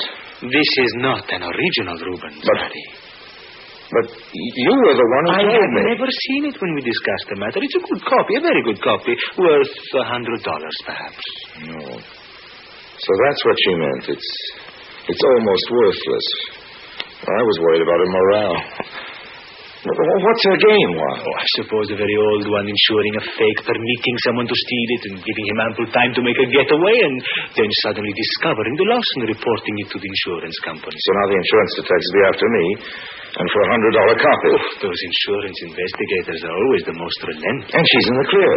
If I'm caught, she didn't dream it was a copy. If I make a getaway, she's rich. It was all window dressing, those servants, the house, everything. You better leave, Harry. Pedro, he'd make a lovely witness. He even gave me the razor blade I used. I have a friend. He owns a small freighter and sails in a few hours. I'll call him. The Natalie Third. It's moored in the Puerto Nuevo. I'll find it. I'm awfully sorry, old man. I'm a little short of cash. Here, $100 for the Rubens copy. Oh, I don't know what I can do with it. The skipper of the freighter is a friend of mine. He will not charge you more than $100. Okay, well, goodbye, old man. I suppose I just encountered one of the hazards of the profession. Thanks for the $100. You're welcome. He's gone? Yes, Senorita Corday, you can come out now. I don't know how I can ever thank you. You were my only chance. I had to come to you, Senor Ferrantes. It was a great pleasure to save your masterpiece. Oh, that wasn't all you saved. No. If I'd called the police last night, there would have been no way of explaining the presence of an attractive man in my home at that hour. Mm-hmm. One who'd been present all evening. It would have been compromising. I never could have obtained my divorce. My only reason for being in Buenos Aires would have been shattered. My months of being rude to every man who looked at me, lest my husband's agents could misinterpret my friendship. You know, I'm beginning to think I was never cut out for this business. We Spaniards are too sentimental, eh? Like Harry Lime, I might have made a fortune out of this painting. Imagine getting it back for $100. But with no profit to me. All I accomplished was the saving of a woman's reputation. A perishable commodity at best.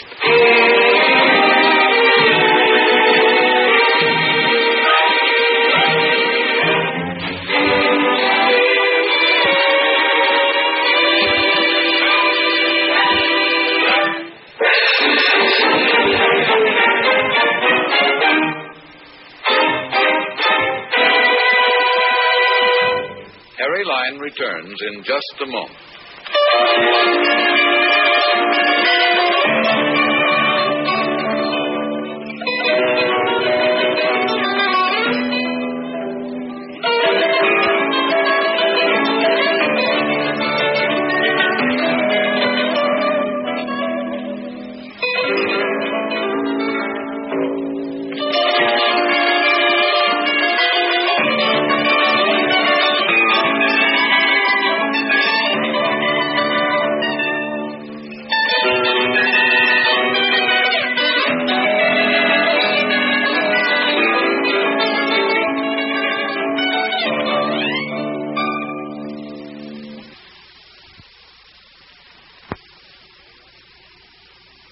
And now, Harry Lime.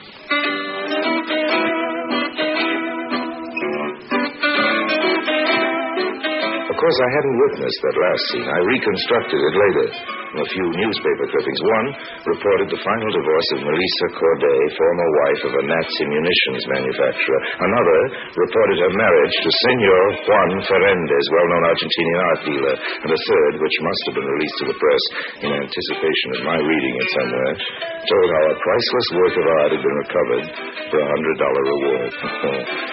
It had been a work of art, all right.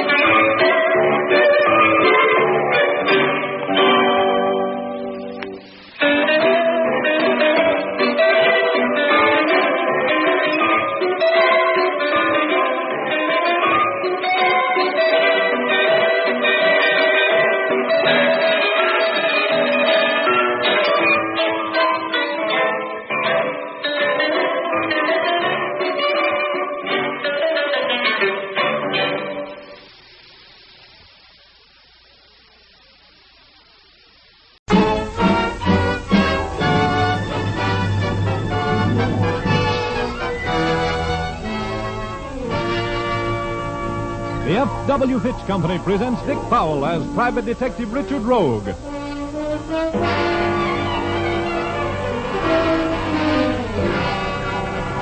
In Rogue's Gallery.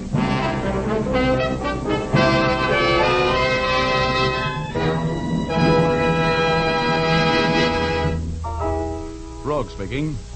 Well, tonight you're going to meet some charming people. And you're going to run into a little bit of very fancy murder. The name of the story is Little Drops of Rain. But before we get into our story, here's Jim Doyle, the man from the Fitch Company. Did you know that there are over 50 million men in the United States who shave? Yes, that's a lot of men. It was in the interest of these 50 million shavers that Fitch Company chemists and technicians went to work in their laboratories and came up with Fitch's No Brush, a shaving cream especially designed to give a solid comfort shave. You see, Fitch's No Brush shaving cream contains not one, but 3 important shaving ingredients that work together to give you a smoother, faster shave. It also contains a special skin conditioner ingredient. Men appreciate this ingredient because it has a soothing effect on the skin the instant it's applied, and it keeps the skin feeling smooth and refreshed long after the shave is finished. Men also like the just right consistency of Fitch's No Brush. It's neither too thick nor too thin. It's not greasy and won't clog the razor. If you're among those who prefer a lather cream, try Fitch's Brush Cream. It gives a rich, dense lather that wilts whiskers completely soft for a clean, fast shave. Both Fitch's Brush and Fitch's No Brush shaving cream come in big 25 and 50-cent sizes. Try a jar. You'll find it easier on your razor and easier on you. Thank you, Jim. And now I'd like to tell my story. Okay, here's Dick Powell as Private Detective Richard Rogue in another personally conducted tour through Rogue's Gallery.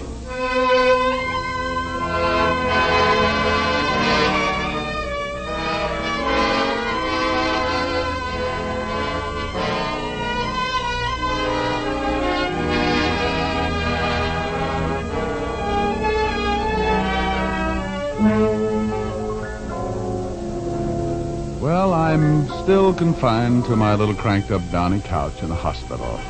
but not as still as I was last week. I am now allowed to get up and totter around a little, and I use the word totter advisedly.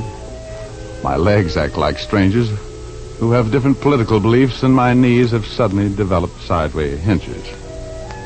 But my nurses, my nurses. Yes, they're beautiful and tender and resistant. And speaking of nurses, nurses are girls, and girls are my favorite pastime. And that brings me up to the girl who has done the most to confuse my life. Liza. The girl I was so sincerely in love with a couple of months ago. Liza was in to see me. She just left, and we were talking about the time when I showed up at her apartment for a date. It was raining out, and I was sitting at the piano doodling around a little bit.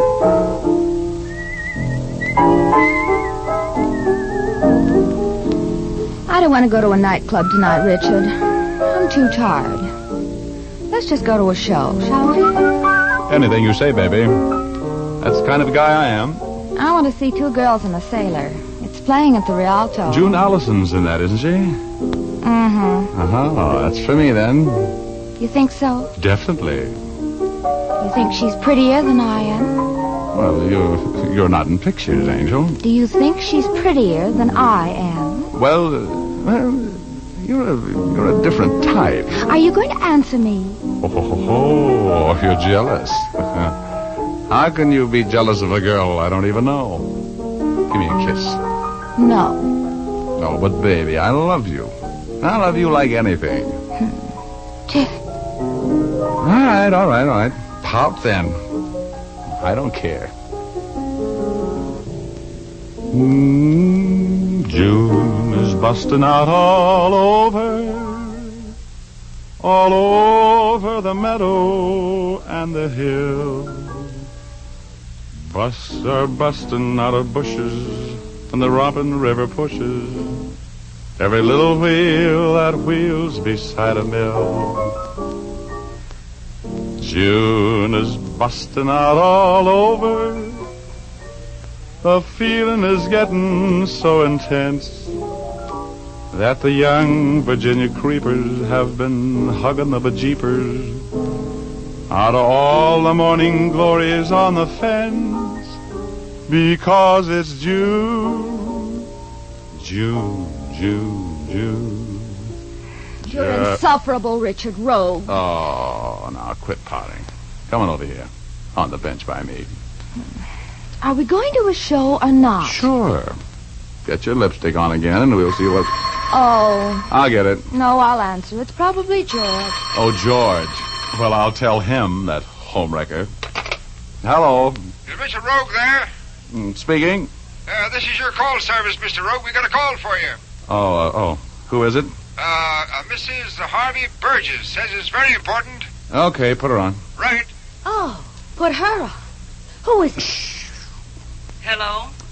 Richard Rogue speaking. This is Mrs. Harvey Burgess. Yes? I must see you at once, Mr. Rogue. Oh, well, any time tomorrow, Mrs. Burgess. I will see you tonight, immediately.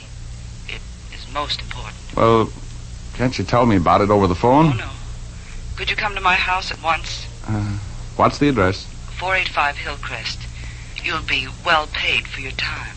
Please hurry. I'll be right out, Mrs. Burgess. Wait for me. I'll be right back, honey. Go on. Go on out to see Mrs. Burgess. Don't mind me, Dick Tracy.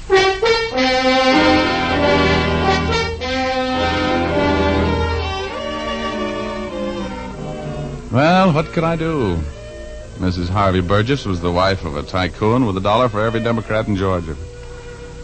I tried to explain to Liza, but I was talking to myself, and I left for the Burgess residence. I left Liza burning like Mrs. O'Leary's barn. The Burgess mansion was a huge colonial affair. George Washington could have slept there every night. He was at Valley Forge and never seen the same room twice. A butler who talked like he was choking to death on a knowledge pit conducted me into the library and into the presence of Mrs. Harvey Burgess. Oh, my. What a presence.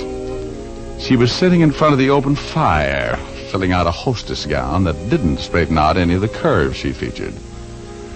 I pulled my eyes back into my head and tried not to look too interested.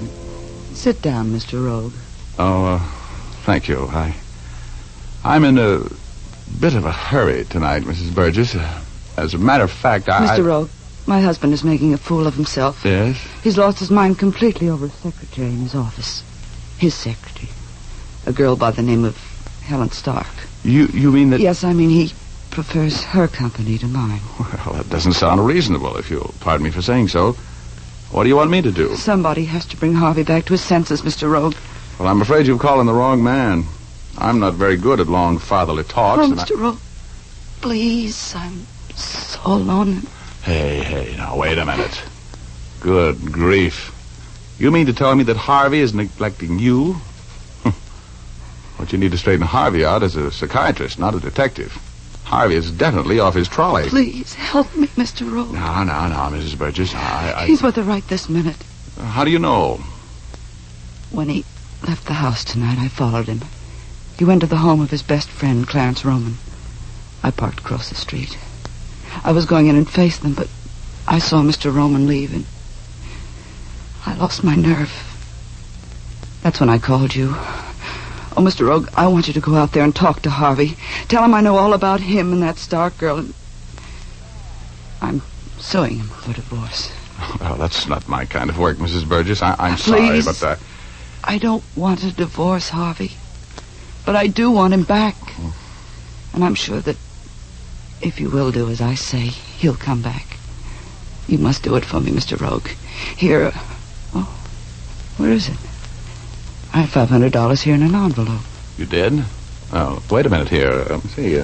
Oh, is this it? Yes, that's your fee. For going out there with me, Mr. Rogan. Trying to bring Harvey back to his senses. You'll do it for me, won't you, Mr. Rogue? Well, You'll do it for me, won't you, Mr. Rogue? Okay, come along.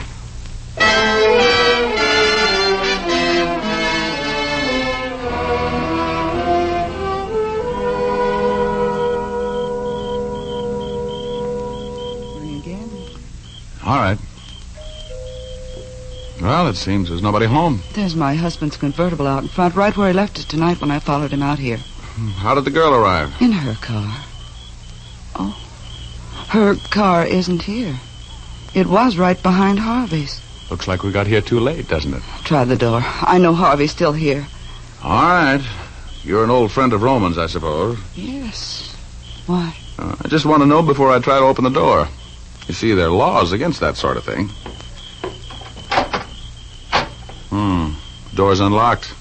Do we go in? Yes. Okay, after you. You know the house better than I do. Go ahead. All right.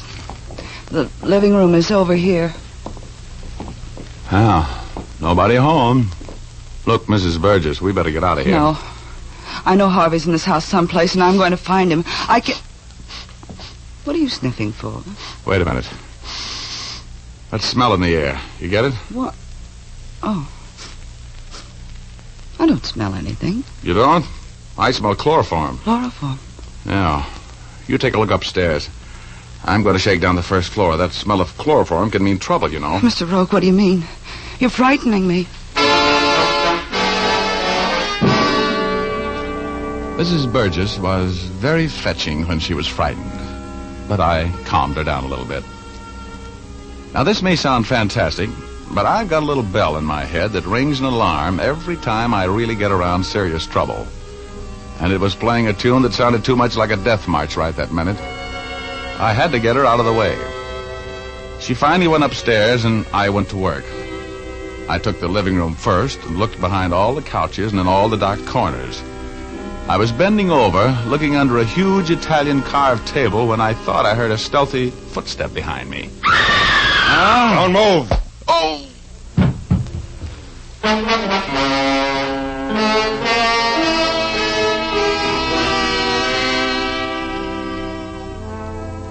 Oh, my ears were still full of that ringing scream Mrs. Burgess had let out as I caught that sock behind the ear and drifted gently through space toward cloud number 8 and my alter ego, Hugo. I was hoping he wouldn't be there, but he was. Sitting there with that silly smirk on his face with his little short legs pulled up under his chin and his funny little arms around them and his long white beard waving the cosmic breeze. Hello, Richard. Welcome home. No, shut up.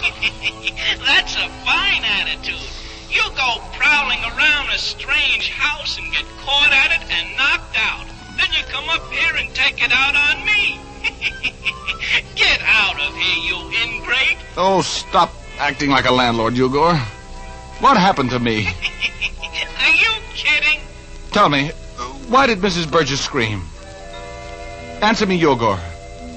Do you know why she screamed? Sure.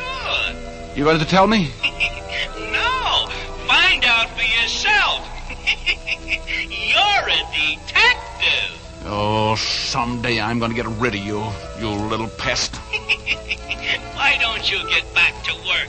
You got a date with Liza, you know. She's still waiting. Yeah, that's right. Well, here goes.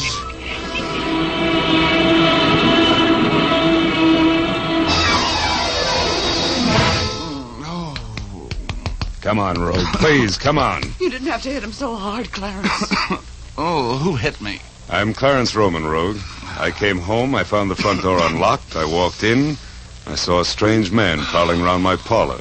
A woman screamed and I hit you with my cane. Oh, well, what do you carry for a cane? A ball bat? Why did you scream, Mrs. Burgess? I found my husband upstairs. He's dead, murdered.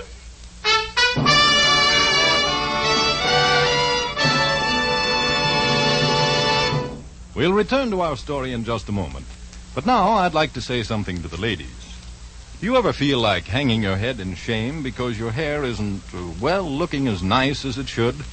Perhaps you get discouraged because every time you shampoo your hair, it seems dry and difficult to set. Then for your next shampoo, why not try Fitch's Saponified Coconut Oil Shampoo?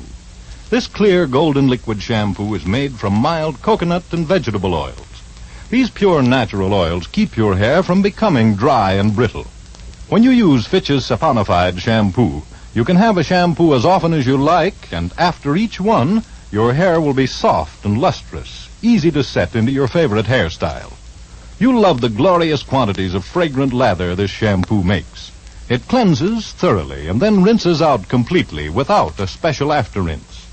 You see, Fitch's Saponified shampoo contains its own patented rinsing agent.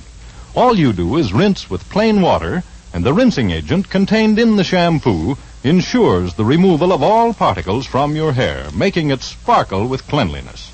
Ask for Fitch's Saponified Coconut Oil Shampoo at your drug counter, barber, or beauty shop. Look for the bottle with the bright yellow label.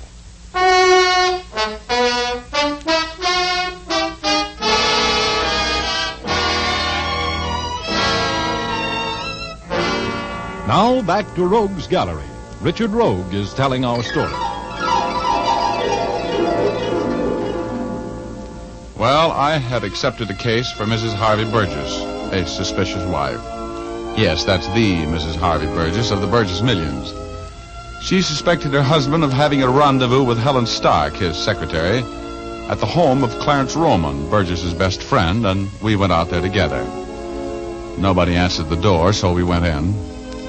My suspicions were aroused when I smelled the unmistakable odor of chloroform. Mrs. Burgess was looking around upstairs while I searched the downstairs. Suddenly I heard Mrs. Burgess scream. My husband! Upstairs! He's dead! Murdered!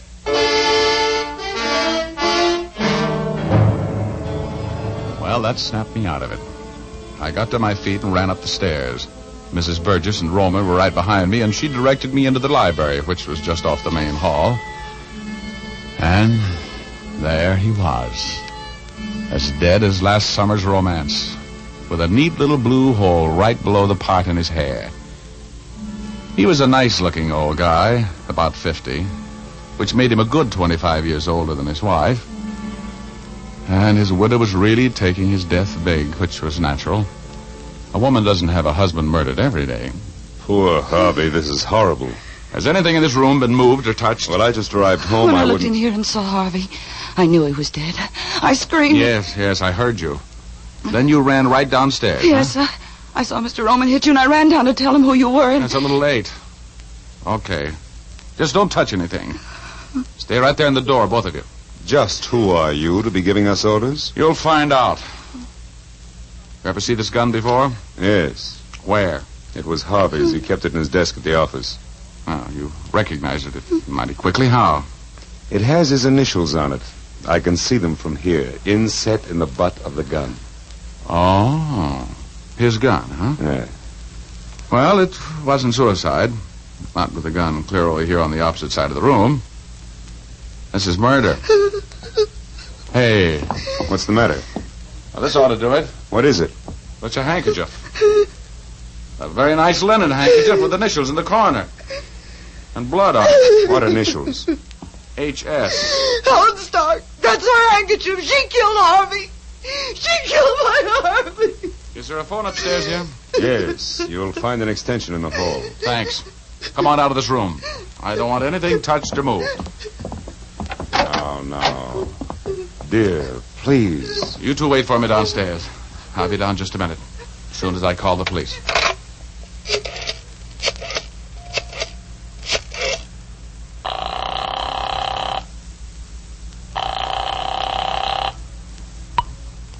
Homicide, Urban speaking. Hello, Urban. Richard Rogue. Yeah, who's dead? Harvey Burgess, wise guy. You mean it? You mixed up in another murder, Rogie? Sure. You'd never find out if it wasn't for me. Where are you? At the residence of Clarence Roman on Cypress Avenue, 2120. Better get the boys and get out here. Be right there. Got any leads on the killer? A couple of vague ideas. Stay there until I get there, Rogue.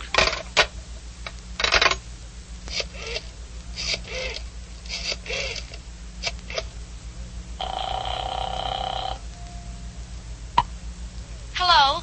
Oh, hello, Liza, darling. This is Rogie. Oh, you know what time it is. Oh, sure, honey, I'll but... give you 10 minutes to get back here and take me to that show. What? Oh. Look, Roman.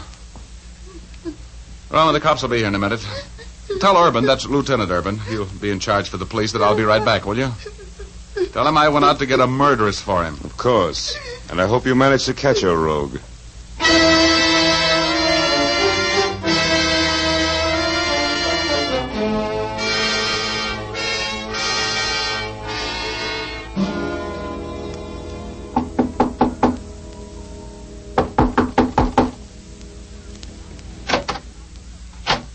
Yes? Good evening. Is Helen Stark at home? I beg your pardon. I'm a bit deaf. I couldn't hear you. Oh, I said, is Helen Stark at home?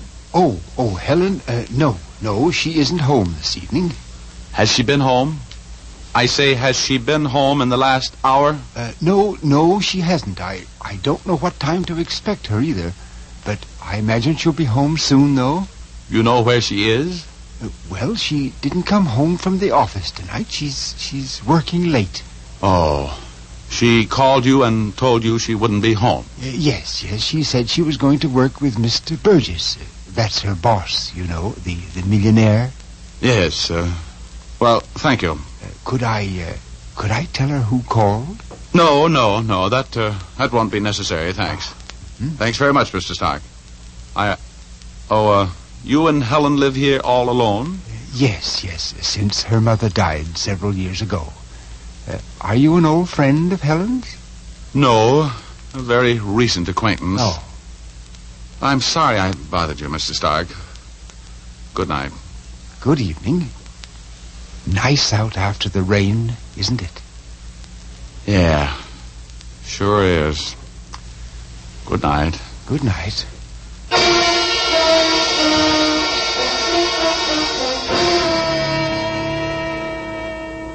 Oh, that nice little old guy. It was going to be tough for him to realize that his daughter was a killer. I hated the world as I walked down the steps from that porch and started for my car. I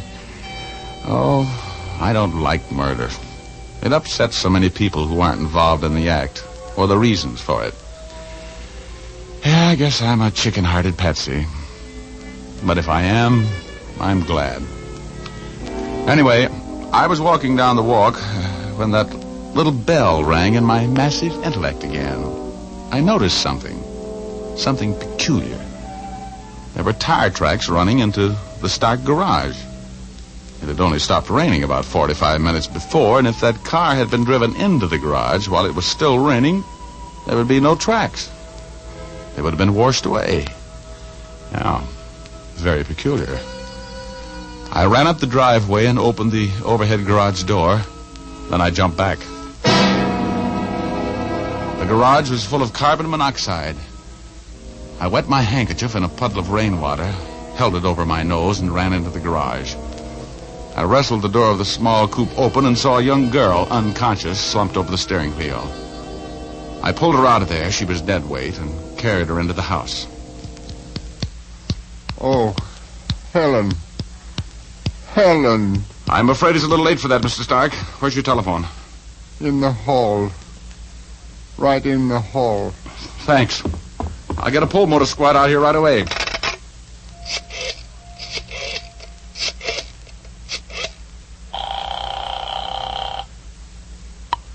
Fire department. Get a pull motor squad to 640 Inglewood Drive. Attempted suicide. Bad shape. Rush it. Right. Raymond, Ramsey, Redding, Roman, Clarence.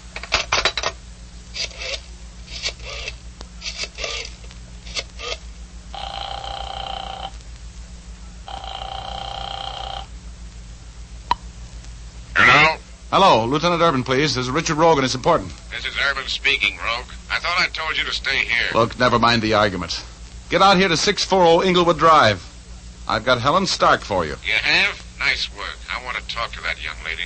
Well, you missed the boat. I think she's dead. Suicide. Carbon monoxide poisoning. Step on it. Okay, Rogie, I'll be there in 10 minutes. Don't go away.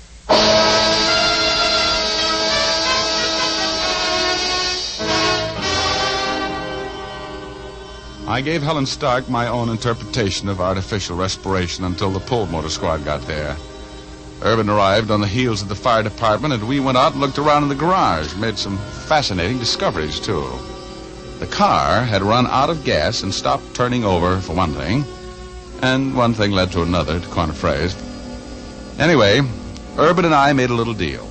I went back to the Roman residence, and while he and his boys were being scientific, I sat in a parlor and talked with Mrs. Burgess and Clarence Roman. Mrs. Burgess had recovered her poise to some extent. They were both very anxious to know all about my daring capture of the Stark girl. I'm glad she's dead. I couldn't stand a trial. I'm glad she committed suicide. Yes, I guess it seemed like the only way out. She wasn't very smart about murder, leaving clues all over the place the way she did. Even the cops would have had her in 24 hours. How well did you know the Stark girl, Roman? Rather well. I'd see her around the office a great deal.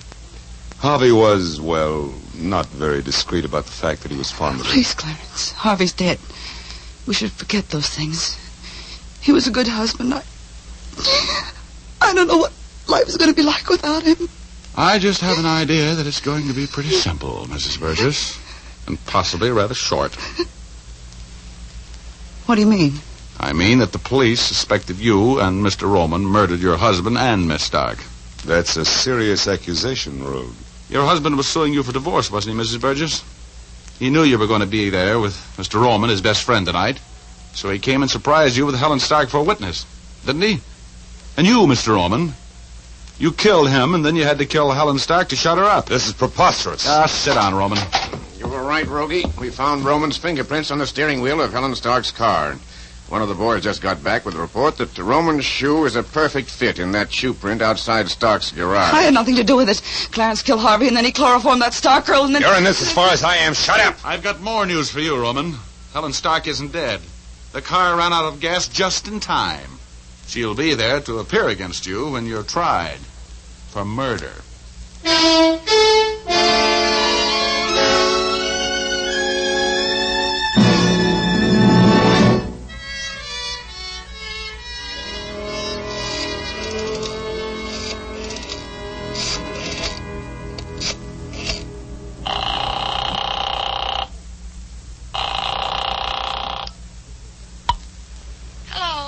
Hello, Liza, honey. I don't want to talk to you, Richard Rogue.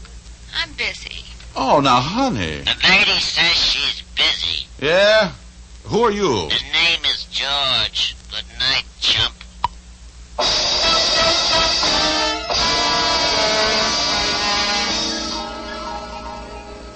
Ah, little drops of rain. The stuff we're getting so much of out here in California right now saved Helen Stark's life. Because if I hadn't noticed those tire tracks, she would have stayed in the garage until it was too late for the pull motor squad to save her. Yes, sir. Little drops of rain put the curse on what was almost a perfect double murder. With the help of my massive intellect. There's only one thing I can't understand. How come a guy as smart as I am gets hit on the head so often? Answer me that, will you?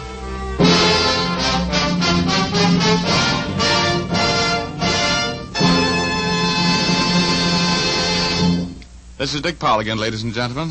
How did you like our little story tonight? Ray Buffum wrote it, Leith Stevens composed and conducted the music, and Dee Engelbach produced and directed.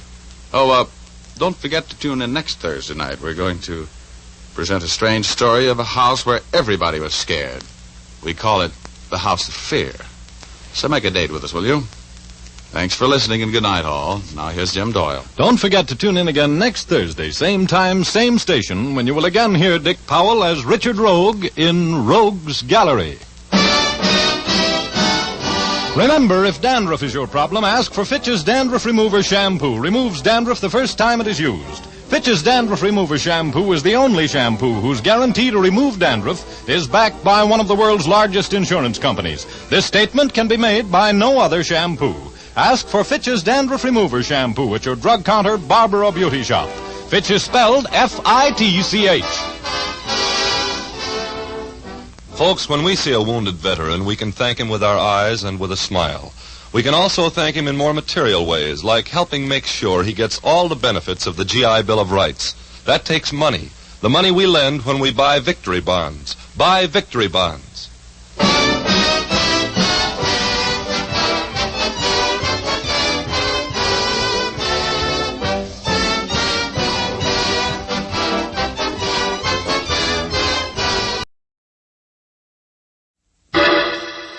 Personal notice. Danger's my stock and trade. If the job's too tough for you to handle, you got a job for me, George Valentine. Write full details.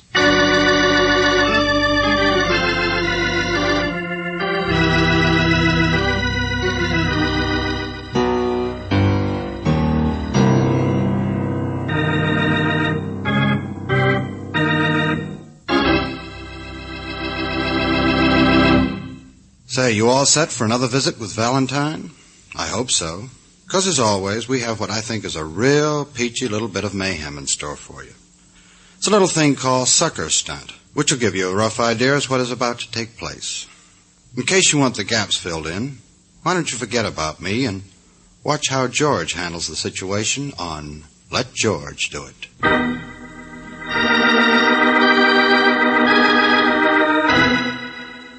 Dear Mr. Valentine, I'll be back around 10:30 and then we'll get the guy. What? Go on. Well, that's all it says, George. Just a note shoved under the door. I found it when I opened up. Dear Mr. Valentine, I'll be back around 10:30 and then we'll get the guy. There's no time or signature. Hello. What's the matter? Hey, you waited for me, didn't you? Oh, I'm Tim McGee. Is that supposed to mean something? Well, sure, I'm the guy who... Yeah, I know. You wrote this note. But you didn't sign it. I what? Why do you like that? I'm so wound up, I don't know what I'm doing. Sure, Tim McGee, that's my name. Sit down. You look worn out. Been up all night? Working. Here, let me unload. I'm a photographer, see? Yeah, so I noticed. Work up the north side of town. You know, weekly newspaper, that kind of stuff. I'm doing all right, see? I could support her myself. That's what gets me. That's what I don't understand. Her? I thought it was a guy you were out to get. Oh, well, sure. His name is Florio. I think you'd better start at the beginning. What happened? Did somebody steal your girl? What? Oh, no. It's my kid's sister, see? She's only 18, lives with an aunt, but I feel sort of responsible. But you know how girls that age are. She won't listen to anything. She mixed up with this guy? I'm afraid she'll marry him. This address is down What's here. What's wrong with him? Why do you need me? Look, Mr. Valentine, I'm just an ordinary dull jerk. My sister won't listen to me. But I want you to see this guy. All this romantic European stuff, there's something fishy with it. Look, I still don't get it. What's fishy about Look, he's never told her what his business is. And he won't tell her. He's a good 20 years older than her. I phoned him once, trying to meet him, have a beer or something. But you know what he said? It was none of my business. I had to stay away from him or I'd get a nosebleed. Nice guy. Okay, Tim, you got his address. Let's go take a look at Florio's nose. Just for size.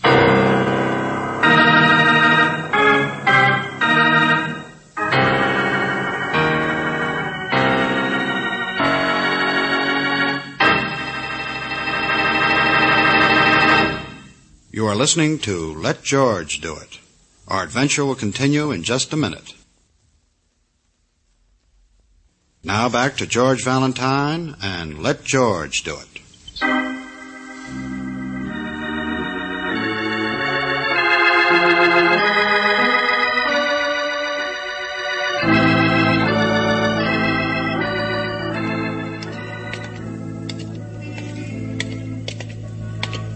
Are you married? I used to be, but she wasn't much.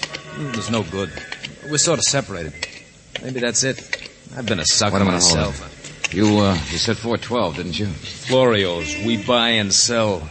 Looks more like a bookie joint. Jewelry, leather goods, exchange, musical instruments. That must be him right there in the window, that dark boy with the light teeth. Busy as a beaver.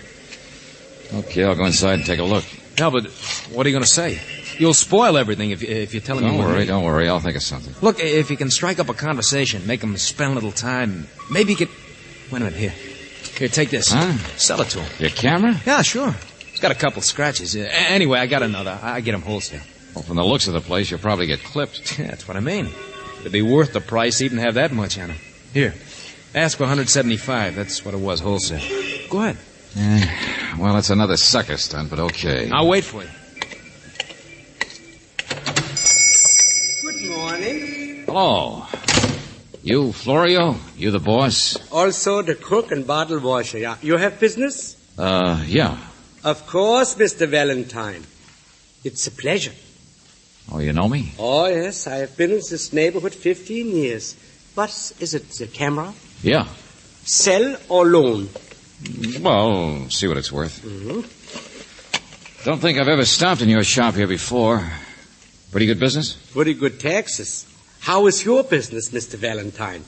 You must get a great many strange cases. Oh, I do. Well, a Jefferson Mini, eh?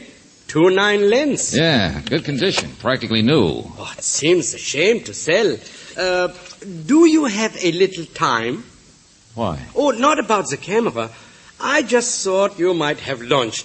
You see, if you wouldn't mind, my wife is a great admirer of yours. Your, wife, Florio? My boss. My better 3/4. Not beautiful, but then so am I. And such a wonderful Florio, cook, let me see that camera a second, will you? Oh, the scratches. I didn't even notice. No, neither did I. Nice compact camera, though. Mm-hmm. Fits in my pocket without its even being noticed. Yes, why sell it? But if you wish, I give you a loan. But this is not important. It is lunch with me and my wife and children. I'd love to, Florio, but some other time, okay? Uh-huh. Right now, I got to straighten out a sucker.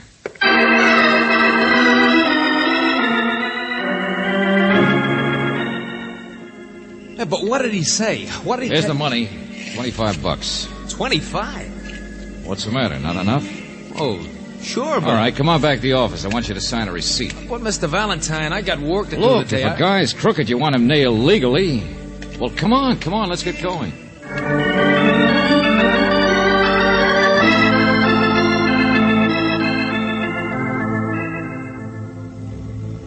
Mr. Valentine, what is this? You've been driving almost 3 hours now. Mr. Valentine doesn't like to talk while he drives. But even when you went back up to the office, you didn't explain. I had some phone calls to make, that's all. I think he telephoned your sister, Tim. Oh, is that nice, Angel? He knows he hasn't got a sister. Now, look. Just like he knows that the first time he saw Florio was probably when he walked by the shop this morning. Took a look at Florio so he could describe him to me. Look, I don't understand you at all. I don't know. Okay. If I'd known that you weren't going to believe anything I said, I'd have gone someplace else. Holy smoke, look at the time. I got work to do. Where do you think you're taking me anyway? My wife will be worried if I don't phone her. Oh, I thought you said you were separated from your wife, that she was no good. Well, How yeah. could you phone her if she doesn't have a number? What? I checked that. While George was talking to the police. Well, sure. I really got a wife, but she don't live in the city. We don't even speak. What is this, Apple Junction? Don't you know? No. Never been out this way before. Oh. May I read him the early morning newspaper, George? It's just a little item, not very important. Mr. Ben Roberts, a salesman for the Fruit Growers Equipment Company, said that he picked up the hitchhiker about 100 miles north of Apple Junction shortly after midnight, and that the man held him up and left him after traveling south only a few miles. The man was described as ordinary in appearance, about 35 years old, about 5 feet 9 inches in height, wearing overcoat and hat. Well, I guess that could be almost anybody, couldn't it? Taken from Mr. Roberts was $112 in cash, including a $50 bill, a good luck Canadian dollar, and a brand new camera, Jefferson miniature with an f2.9 lens. Hey, that's a coincidence. Yeah, isn't it? Doesn't say anything about scratches, does it, Angel? Where the camera serial number should have been? No, George. Now listen, both of you. Oh, Tim, it's as old as the hills, that gag. You want to fence a stolen item, but you see a newspaper story about it, so you want to be careful. You get somebody like me who's known in the neighborhood to make the sale for you. After I'd handed you the money, you'd have made up another bright story and disappeared. That's not true. I didn't say it was. I haven't accused you of anything. But, brother, you used the word sucker a little too loosely. Oh, I know I stick my neck out putting an ad like mine in the paper, and all too often bright boys like you try to take advantage of it. George, turn right. There's the sheriff's office. Yeah. No, let me out. Please, let me out. I'll explain everything. For once, Buster, I'm going to make a sucker out of the guy who tried to make me a sucker. No, please keep going. I didn't do it. I never even been in this town before, honest. Well, look who's here. If it ain't Tim again. Been away? Oh, no. Okay, sucker. Now I start enjoying myself.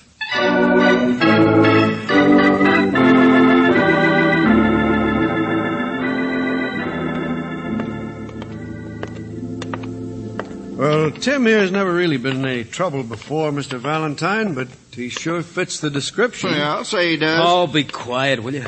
What are you doing here anyway, Ames? He's the hired hand out of my wife's place, Mr. Valentine. Nobody believes him. I sent for him just a few minutes ago. Well, day off. I guess I can do anything I want, can't I? Ben. Oh, Ben. Right here, Sheriff. Just admiring the calendars in your office. Better than the ones in the barber shop. Oh, excuse me, lady.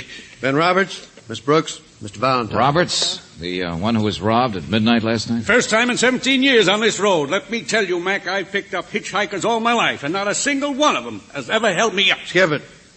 Is this the guy, Ben? Of course not. Of course I'm not. Is he? Well, it was night. I don't want to just come right out. Here's the camera. He scratched off the serial number. He hasn't been searched yet for the money, but... I'll do it right now. Let go. Let me get your hands off. Here, here's his wallet. It's your pen, ain't it, Ben? Me?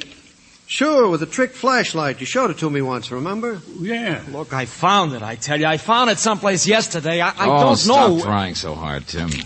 There's a $50 bill in the wallet. You don't see them very often. George, look, a Canadian dollar. Oh, cut it out. I don't have to see all that stuff. You don't have to be a nice guy, Mr. Roberts. Yeah. Who's kidding who?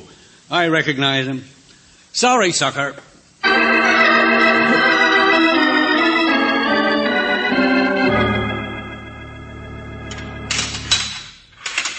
Okay, Sheriff, that's it. So long, Tim. I'll get even with you, Valentine. Hold on a minute, Valentine. You're not leaving. While you were out driving with this bird, I got another case. What do you mean? Well, apparently sometime around midnight last night, about 50 miles south of here, that's where Tim McGeehan's wife lived. Well, that's when the doctor says she was murdered. What's that? What'd you say? My wife? Oh, no, she can't be. And at the same time, Tim was committing a robbery 100 miles north of town. That's what I mean, Valentine. I really need your help. Tim's the only good suspect. But since you proved he couldn't do it, well, now you've given him a perfect alibi. Okay, Sheriff, don't rub it in. And all I wanted was to keep from being played for a sucker.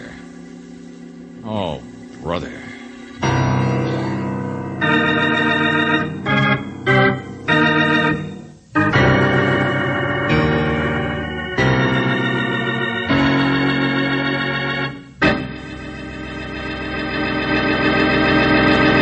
You are listening to Let George Do It.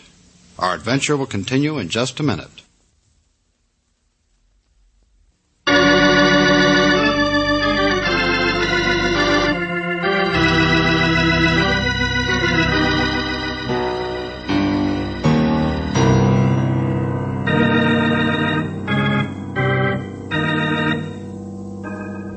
And now back to George Valentine.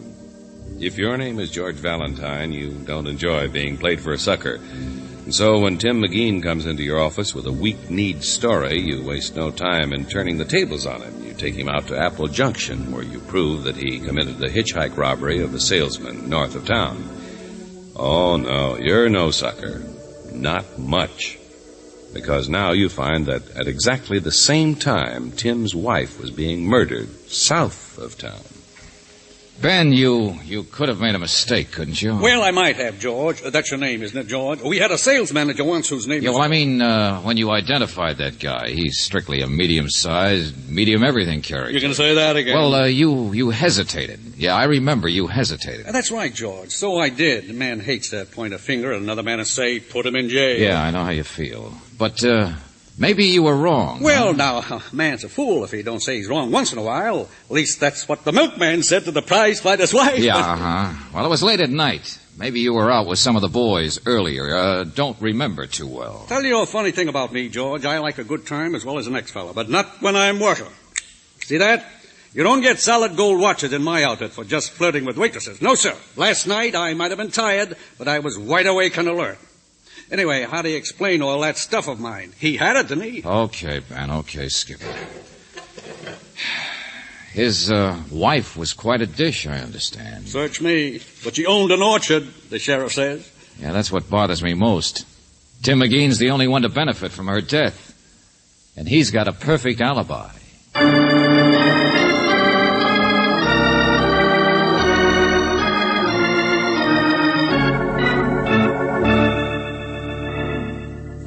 Don't take it so hard, Valentine. We haven't even got a fingerprint crew from the city out there yet. Apparently it wasn't just a cold-blooded murder. No, she was strangled and slugged over the head. Crime of passion. It's all it could be where a woman like Doris McGean was concerned. So if it wasn't done for a money motive, then I don't see why you think it had to be Tim McGean. Angel, I'm going to throw a curve back at that guy if it's the last thing I do. Come on, let's go see where it happened. Okay. Hey, you, Ames. Yeah? Come on with us. Ames? Yeah, McGean's hired hand. He can show us around.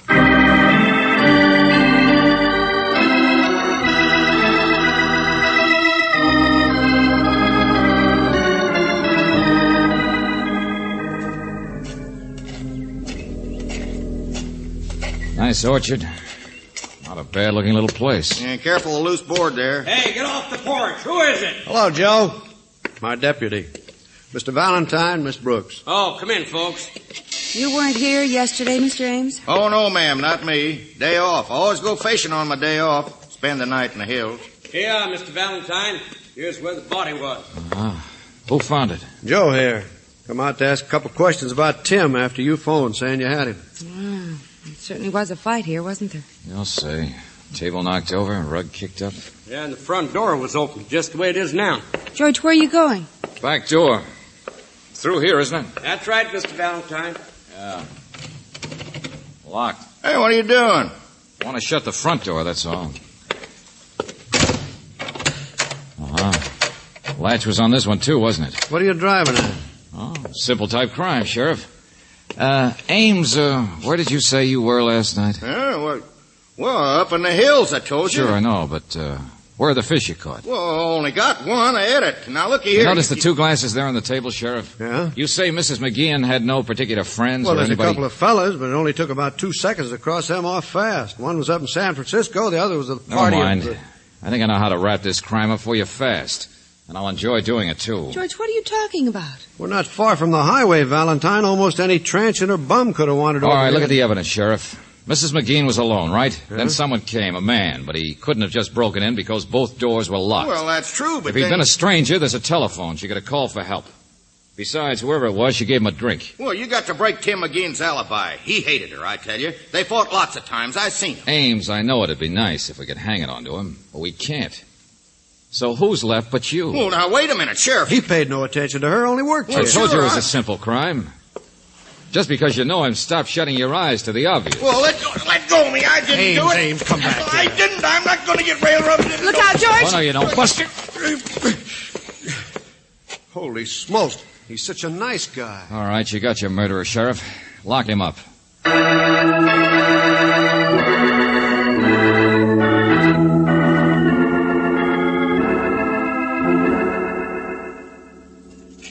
Valentine, I know you're sore at me. All right, if I use your one chair, Tim? Oh, sure. Not a very fancy sell, I'm afraid. Tim, now listen to me. I was sore at you, sure. That camera deal, you played me for a sucker. Well, I never pulled a robbery before. For a while, I thought maybe you'd suckered me into helping you with a gratuitous alibi. Mr. Valentine. All right, forget it. Relax, will you? Sheriff will be here in a minute. He's got Ames, all right. What? Yeah. So I thought I'd better be a nice guy and warn you what the penalty is for armed holdup. Robbing a man of several $100 worth of stuff. But what did you say about Ames? You'd better worry about yourself for a change, Tim. What? Of course, first offense could be heavy. You might be out in a couple of years, but... Look, what are you driving at? I know what a dumb thing I did. Oh, no. Maybe it was smart. This man, Ben Roberts, got held up last night up north and reported it as soon as he got into town. The early morning papers printed the story. Well, that was quite a break. Good piece of luck. Piece of what? Look, you're getting me all mixed up. You didn't come to see me until after the banks had opened, 10:30, remember? So you'd have had a chance to go get some money, pick up a Canadian dollar and a new camera. After all, the newspaper told you what kind to buy. No, that's not true. I don't know what you're talking about. Then what's that you said about Ames being... Let go of me, will you? Let go of me. Cut it out, Ames. Get in there. Go Sheriff, listen, get me a lawyer. Lawyer's not going to do you any good. Get me a lawyer. Well, I'll be... So that's it. He did it. Ames did it. He killed Doris. Now you see what I mean about thinking of yourself? The penalty for robbery, Tim, could easily be 5 years. You send for me, George? Oh, yeah, Ben. Stick around. You too, Sheriff. I can't get over it. Ames. He never even noticed Doris, just a hired hand. I ran. I didn't even think of looking for him. What did you say?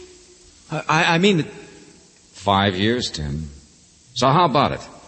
I understand what kind of a spot you were in. The only big suspect for her death. She played around and you hated her, even if you didn't live there anymore. Mr. Valentine, I don't know what... I gave you a start a minute ago, huh?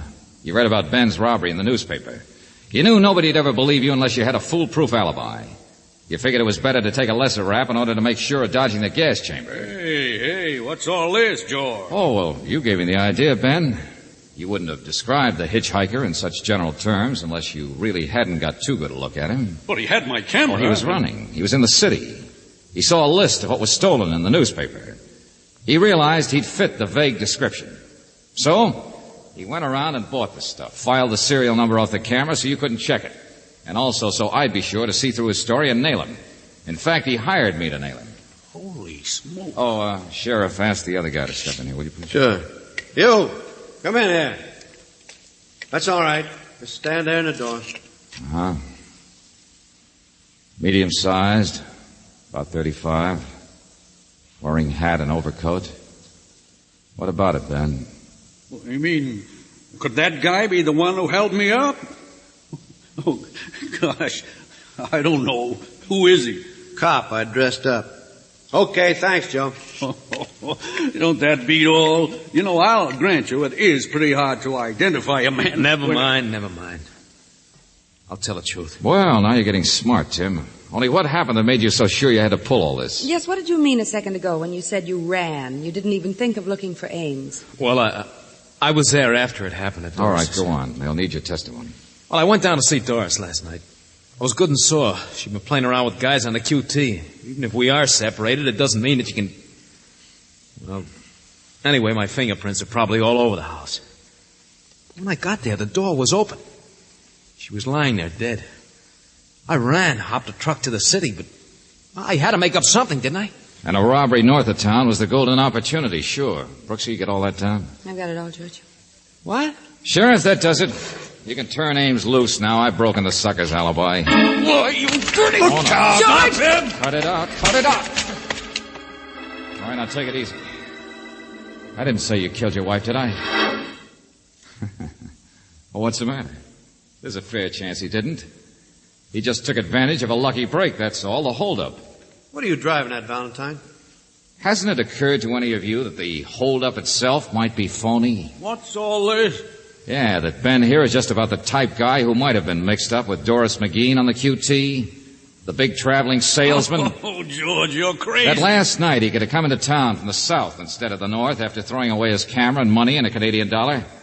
Oh, Buster, it sure must have scared you today when the robber showed up.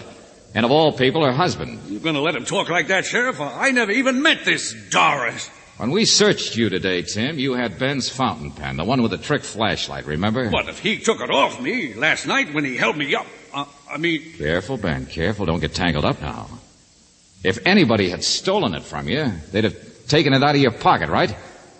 And if so, why didn't they take that solid gold watch you're so proud of? George, that's right. Hey. Of course, Tim claimed he'd found the pen someplace. Sure, that's so the point. it couldn't have been stolen anyway, huh? Wait a minute. Let me think.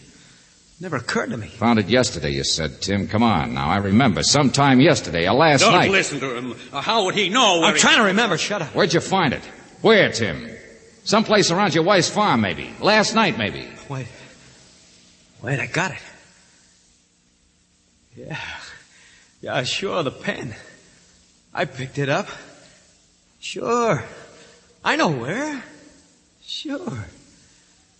Mr. Roberts. No. Look out. Get out of my way.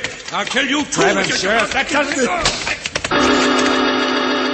George, I know Ben Roberts is the murderer, but the only trouble is, look at Tim McGean's face. Like the cat that ate the mouse. Of course, he did make a sucker out of you, but... Brooksy, stick around. In about 2 seconds, I'll settle once and for all who's the sucker in this case.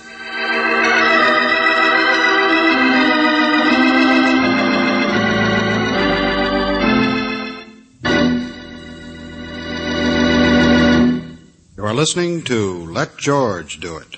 You will hear the conclusion of our adventure in just a minute.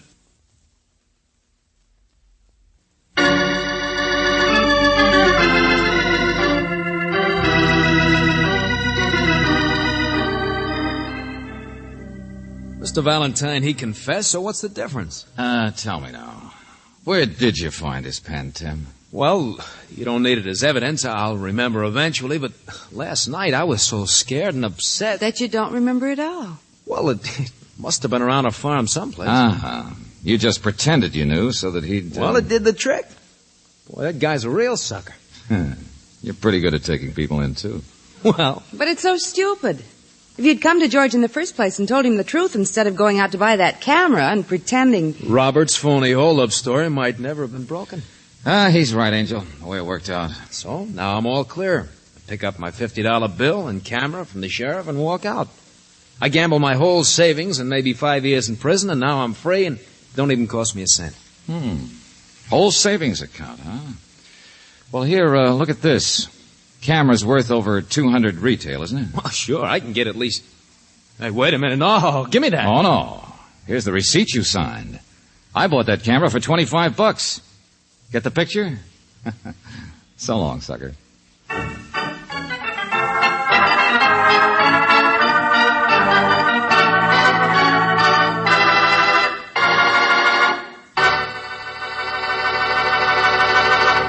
You have just heard Sucker Stunt, another Let George Do It adventure. Robert Bailey is starred as George Valentine, with Virginia Gregg as Brooksy. David Victor and Jackson Gillis wrote the story, with music by Eddie Dunstetter. Now, this is yours truly inviting you to another visit with Valentine, when you will again hear what happens when you let George do it.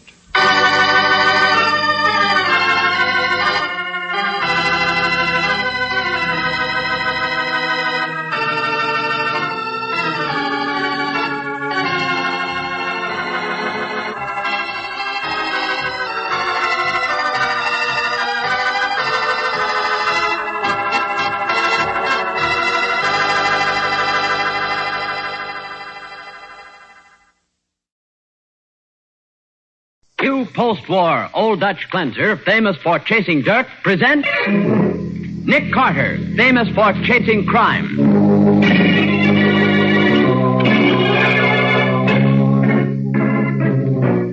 Every week at this time, two great names are joined as new post-war Old Dutch Cleanser brings you one of the most resourceful and daring characters in all detective fiction, Nick Carter, Master Detective.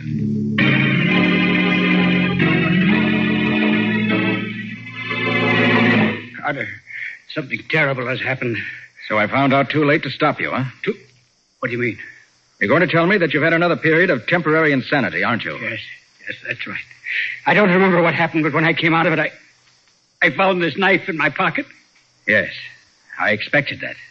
Those stains on it. Carter, they're blood.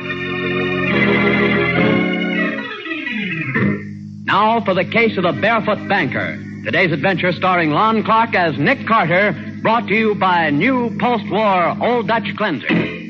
It's 4 o'clock on a Monday afternoon, and Arthur Colby, portly, dignified, and respected, walks through the huge bronze doors of the Colby Trust Company and crosses to the curb where a uniformed chauffeur opens the door of his limousine. I won't need the car just yet, Marvin. I think I'll walk a few blocks before going home. Yes, Mr. Colby? Don't close the car door yet, though. I want to get in for a moment to take off my shoes. I beg pardon, sir? To take off my shoes. It's such a fine day. I think I'll walk barefoot. Mr. Colby, barefoot on Park Avenue? Yes. Good idea, isn't it? I can't imagine why I never thought of it before.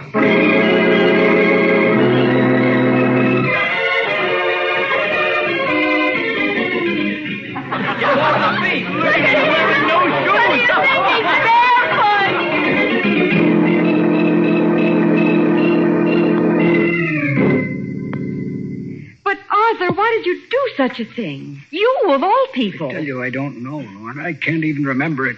It was like waking from a sound sleep to find myself in the street, crowds laughing at me. Can you blame them? Richard, keep quiet. Yes, sister dear. And that newspaper photographer, I tried to smash his camera. And you only succeeded in giving him a better picture than he'd hoped for. It's on the front page of every tabloid in town. Don't remind me of it. You with your Homburg hat, striped trousers, and bare tootsies swinging that gold-headed cane at the camera. You shut up. Arthur, dear, please don't get excited. We'll all forget that it ever happened. Yes, why don't you relax, old boy? Here, have a cigarette. One of those Turkish atrocities of yours? No, thanks. I'll stick to my pipe. Sis? Not now, Richard. Aren't we swanky these days? Monogram cigarettes, no less. Yes. They're not paid for either, by the way. Could you let me have a couple of hundred, Lorna? I'm stone broke. When are you going to quit sponging on your sister? Well, if you'd make me a decent allowance, it wouldn't be necessary. Richard, you should be ashamed. Arthur's done a great deal for you. I know. And he never lets me forget it. Well, if you don't like living in my house... Oh, but I do. It's very convenient to have a sister with a rich husband, even though he is a bit eccentric. Well, I am not eccentric. Well, I was trying to be polite. Most people would have said balmy. Richard, that's enough. Well, it's not as if this were the first crazy thing he'd done. How about the way he hides things all over the house? And the time he put the goldfish in the wall safe? If that isn't a sign of something not quite... Get out of here! Get out of here! Very well. I'll go. You'd better watch out, sis, or you may wake up some morning with your throat cut. Wait, Arthur, dear, now don't pay any attention to him. Yes. Maybe he's right. Perhaps I am losing my mind. Oh, that's nonsense. You're only tired and nervous. But what if during one of these mental blackouts I should harm you? Don't even think about it. Tomorrow we'll see Dr. Henderson. Lorna. Arthur, what's the matter? There's something in this humidor. Something buried in the tobacco. Buried in the tobacco? Look. It's my watch. The one I lost 2 days ago. Well, maybe you didn't put it there, darling. It might have been Richard playing a joke on you. No. I hid it there myself. I remember now. But, Arthur, why? I don't know. Heaven help me, Lorna. I don't know.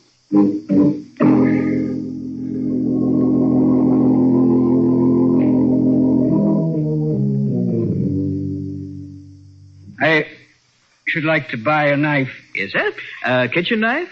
I believe so. Yes, a kitchen knife should do nicely. What kind, sir? What kind? Oh, yes, sir. Paring knife, butcher knife, carving knife?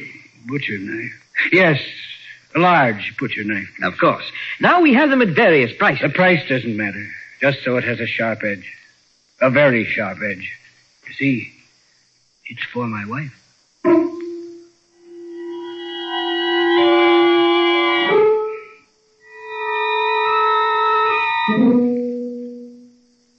And that was the knife they found under your pillow, Mr. Colby. Yes. I don't remember putting it there. I don't even remember buying it. And you want Nick to protect your wife against what you might do in the future, Mr. Colby? No.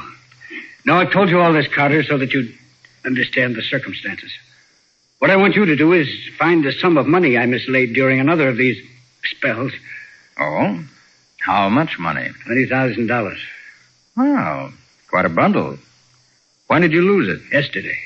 Tell her at my bank said I drew a personal check for $20,000 at about 2:30. And did you? I examined the check this morning. It's my signature, all right. But you don't remember signing it? I don't remember anything from about 2 o'clock until I arrived home at 5. Go on. The bank guard saw me leave the building at 3, but where I went or what I did, I don't know. Then you don't know whether you were robbed or lost the money or gave it away. I'm more inclined to think that I hid it somewhere. I do hide things lately. Well, I'll see what I can do. But frankly, I think there's only one thing that'll get your money back. What's that? Luck, Mr. Colby. Just plain sheer luck.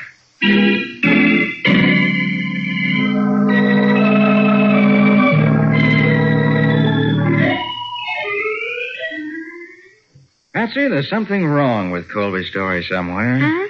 What do you mean wrong? It doesn't ring true. I'm no psychiatrist, of course, but I've always understood these mental cases followed a definite pattern. Well? The pattern isn't right. Up until now, he's been hiding little things about the house. Oh, $20,000 isn't a little thing. Not in my dictionary. No, mine. But he didn't hide it in the house this time, either. Yeah. That's one thing. And this business of buying a knife and hiding it is completely outside the pattern. Do you think he's lying? Well, it certainly doesn't make any sense that he should try to railroad himself into an asylum. Unless what, Nick? Unless he's planning something big. And all this is just a build-up so that he can plead temporary insanity. You mean something like murder?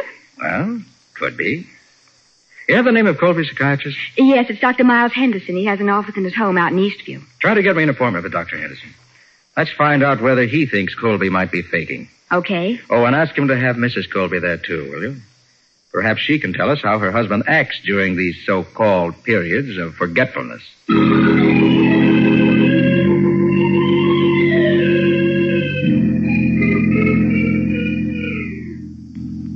Why did you ask me here, Mr. Carter? Has Arthur done anything violent? Oh, no. No, Mrs. Colby, nothing like that. Yet. And just what is this all about? I'm coming to that, Dr. Henderson. You see, Mr. Colby has retained me to recover some money he thinks he's hidden and forgotten about. Is that so? How much money? $20,000. $20,000? Yes. He said he drew it out of the bank during a period of amnesia yesterday afternoon. And he didn't have it when he got home. Why... You're going to say something, Mrs. Colby? No, I was surprised, that's all. You shouldn't be. I warned you that his condition was getting worse. Will you have a cigar, Mr. Carter? Oh, no, thank you. I believe I will. It's a rather large knife to use as a cigar cutter. Oh, I don't think so. I picked it up in the Orient several years ago. Oh, I see. Yes. Dr. Henderson, you've been treating Mr. Colby for some time, haven't you?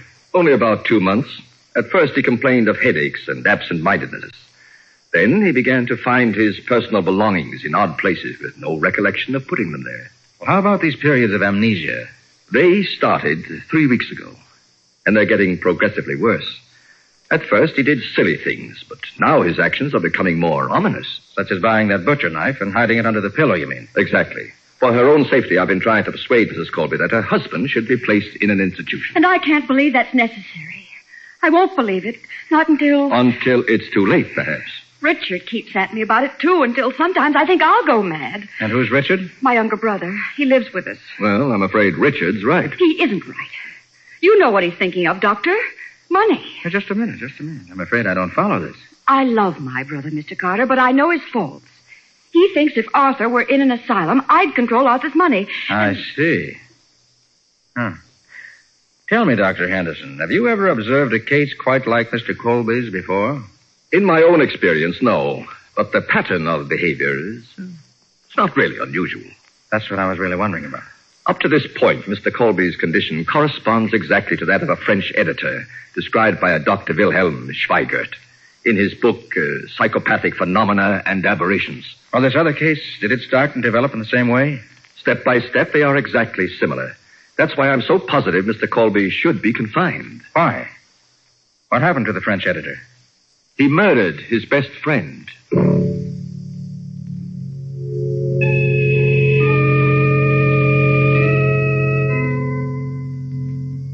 Did you find out anything from your conversation with Dr. Henderson yesterday, Nick? Just enough to make me even more curious.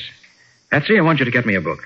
It's called Psychopathic Phenomena and Aberrations by a Dr. Wilhelm Schweigert.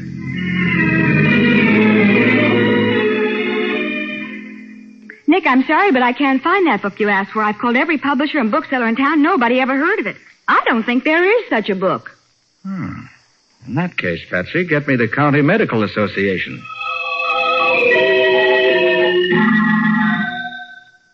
I see. Thank you very much, Dr. Wilson. What'd he say, Nick? You're right, Patsy. There is no such book. And there never was a Dr. Wilhelm Schweigert. Well. Not only that, the Medical Association has no record of any such person as Dr. Miles Henderson.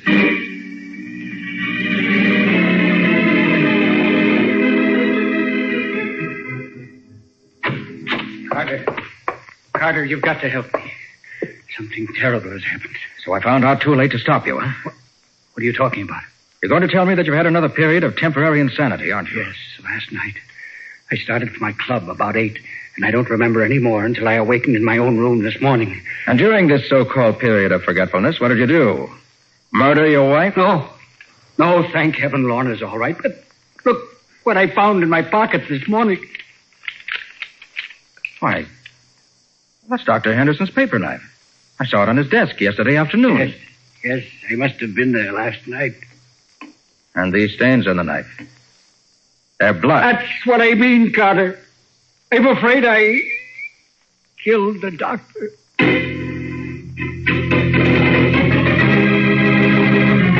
Well, instead of being part of Colby's plan to cover up a murder, the false Dr. Miles Henderson, it appears, has himself become Colby's victim. We'll see what happens next in just a moment. Now, back to the case of the barefoot banker. Today's adventure with Nick Carter, brought to you by new post-war Old Dutch cleanser. When Arthur Colby recovered from his latest period of amnesia, he found in his pocket a blood-stained paper knife belonging to the man who called himself Dr. Miles Henderson, psychiatrist. Nick and Patsy have gone to Henderson's office in his suburban home to see what really happened. Well, Patsy, he's been stabbed, all right. I'll see. You know, with this sort of a wound, it's strange that Colby didn't have any bloodstains on his clothing. Maybe he was wearing something else last night. Oh, possibly. Huh. Must have talked for quite a while before the killing took place. Huh? What makes you think so? These ashtrays. One on the doctor's side of the desk, and another by the chair at this end. Judging by the amount of ash... What's the matter, Nick? Patsy, these are cigarette ashes. So what? Colby smokes a pipe, and the doctor smokes cigars. Oh, but Nick, where are the cigarette stubs? There aren't any. No. At first I thought Colby was framing an alibi. Now I'm beginning to wonder whether someone isn't framing Colby. What? You mean Henderson might have been stabbed by someone else? Someone who smokes cigarettes? Exactly. Oh. There must have been something unusual about those cigarettes. Otherwise, why would the stubs have been taken away? Well, maybe you can tell from the ashes. Here, wait. Here's a few shreds of tobacco. Good. We'll take them down to the police laboratory for analysis. Okay. Is there anything else to be done here? I want to take a look in this filing cabinet, labeled Case Histories. See if I can get the names of some of Dr. Henderson's other patients. I'll get a pencil and write them down for you. That won't be necessary, Patsy. Huh? Looks as if Colby was the only patient our fake doctor had. You mean the file is empty? Not quite. Look what I found here. What? Nick, it's money. A lot of money. Certainly is. I think we found out what happened to Colby's $20,000.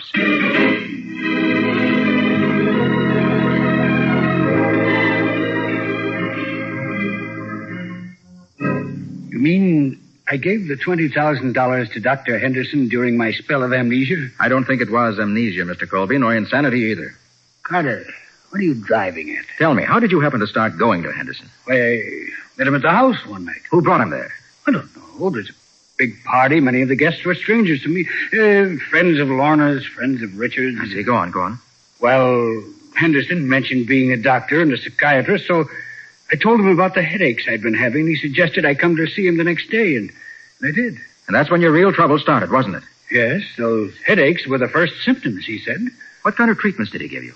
Why, the usual routine, I suppose. I'd talk about my problems, then he'd explain the hidden meanings in what I said. Wasn't there ever anything else?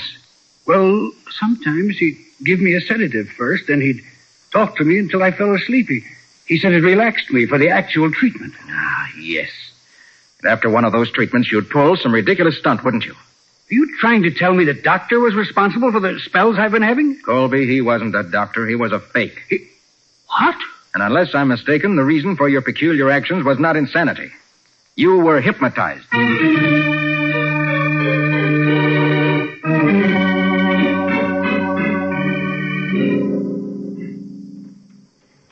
This is the garage, sir. My room's directly above. And if anybody had taken one of these cars out last night, you'd have heard it, wouldn't you, Marvin? Yes, sir. I did. You did? Then one of the cars was gone last night? Yes, miss. Mr. Colby took the convertible about 11:30 and brought it back a couple hours later. Nick, according to the medical examiner, that's just about the time Henderson was killed. How do you know it was Mr. Colby, Marvin? I know the sound of the motor, sir. It's quite different from the others. I didn't ask about the car. How did you know Colby was driving it? Because it's Mr. Colby's personal car. But you didn't actually see him. Why, no, sir. That's what I wanted to know. Thanks, Marvin. Well, Nick, what now? We're going up to the house, Betsy, for a little friendly conversation with a killer.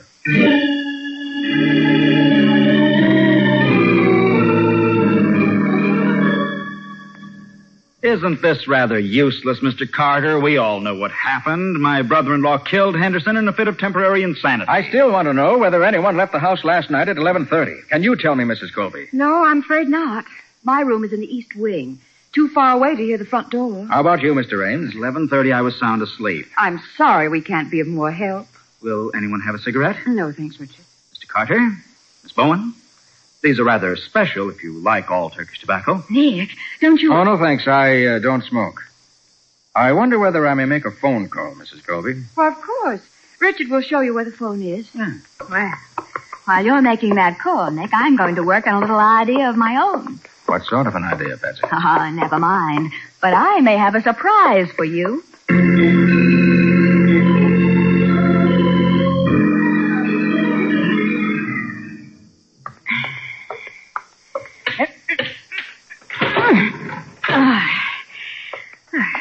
I hope Marvin doesn't come in the garage and catch me snooping around Mr. Colby's car. He might think I'm stealing it. But there must be an ashtray in the car. And if there are any stubs from those special cigarettes in it, the kind Richard smokes, it'll prove who took this car out last night. Yeah. Here's the ashtray. Oh, darn it, it's empty. Going for a ride, my dear? Mrs. Colby, I thought I'd like to watch a detective at work. So I followed you. Oh, well, that is, Nick's the detective, not me. I just wanted to see what it felt like to sit behind the wheel of such a beautiful car. Do you like it? Oh, it's wonderful. Why, how funny. What's funny? The rear-view mirror. I can see through the back window perfectly. That's what rear-view mirrors are for, isn't it? Yes, but Mr. Colby is tall. If he'd driven this car last night, the mirror wouldn't be adjusted to fit me. Get out of that car. So I was right. It was Richard. How clever of you, Miss Bowen. But I can't let you tell anyone what you've learned. Mrs. Colby, put down that wrench, please. Nicely done. The skin isn't broken. Her hair will cover the bruise. I'm afraid your meddling has caused an unfortunate accident, my dear. So foolish to start a motor in a closed garage. People die that way.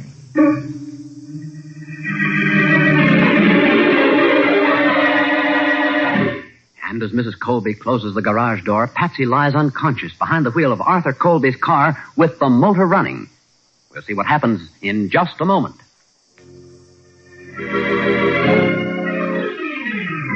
Now for the conclusion of the case of the Barefoot Banker. today's adventure with Nick Carter, brought to you by new post-war Old Dutch Cleanser.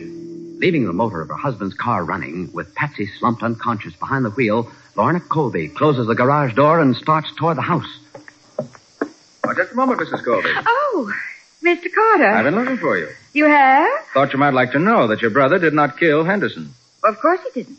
My husband... No, Mrs. Colby, not your husband either. You killed him. I killed...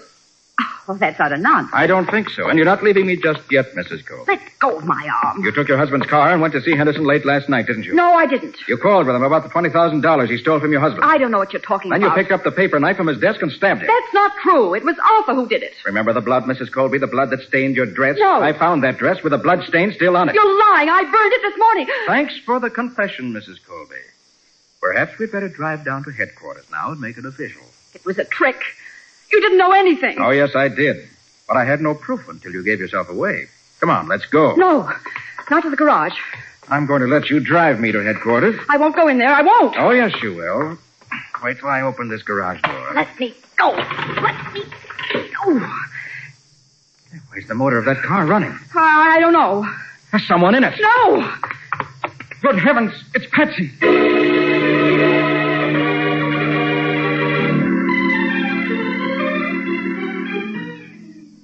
Well, Nick, they say I can leave the hospital tomorrow. Isn't that wonderful? Wonderful that you're alive, Patsy. Another couple of minutes in that garage and you'd have been my late lamented secretary. Oh. Well, I'm sure glad you came along when you did. But tell me, Nick, how did you know Mrs. Colby killed the doctor? I knew because Richard smoked turkey cigarettes. But the laboratory analysis of those shreds of tobacco in Henderson's ashtray proved that they came from some ordinary popular brand. Oh, and that eliminated Richard. Yes. Colby smoked a pipe, so he was in the clear. So it had to be his wife. I don't follow that, Nick. Couldn't it have been some completely unknown person? But you're forgetting that the knife was found in Colby's pocket. And outside of Richard or Colby himself, the only person who could have put it there was Mrs. Colby. Well, yes, but what was behind all this business? It was a plot to get control of Colby's money by having him put in an asylum as a homicidal maniac. Mm-hmm. That's why Mrs. Colby hired Henderson, an ex-vaudeville hypnotist, mind you, to pose as a psychiatrist. And by putting Colby under hypnotic influence, Henderson could make him do peculiar things the next day and then forget all about them. He could and did. And after a few incidents like that, all before witnesses, mind you, Mrs. Colby would have no trouble at all getting her husband put away as a dangerous lunatic. Then Richard was completely innocent. Didn't know a thing about it. You know, the whole scheme might have worked out if Henderson hadn't got greedy and used hypnotism to make Colby draw that $20,000 out of the bank and bring it to him. Yes, that was a fatal error. I should say it was. Made Mrs. Colby furious. So that's why she killed him. That was one reason. She also saw a perfect chance to get rid of the only person who knew her plans and at the same time put her husband in the asylum as a homicidal maniac by putting the blame on him. What a dirty frame-up. Oh, by the way, Patsy, you get 50% of the fee on this case, you know. I do? Mm-hmm. Why? Because you caught the killer before I did, even if you didn't know it. Well, I hope I never catch another one. Catching criminals is awfully hard on the head.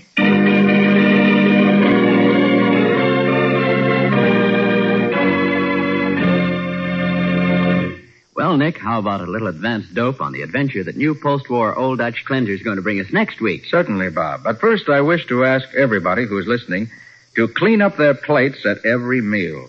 And if anything's left over, don't waste it. Make it do for tomorrow.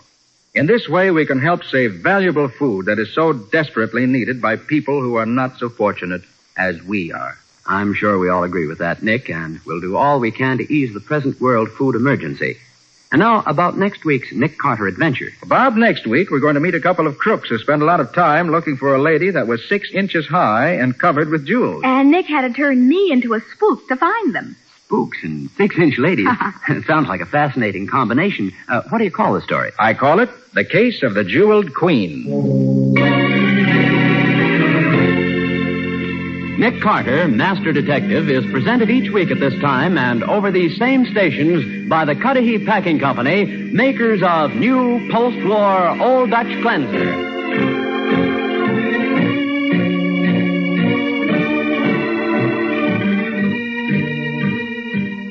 Nick Carter, Master Detective, produced and directed by Jock McGregor, is copyrighted by Street and Smith Publications Incorporated. Charlotte Manson is featured as Patsy. Today's script was written by Jim Parsons. Original music is played by Henry Silverne. This program is fictional, and any resemblance to actual persons living or dead is purely coincidental. This is Bob Martin saying, when minutes count, use new post-war Old Dutch Cleanser.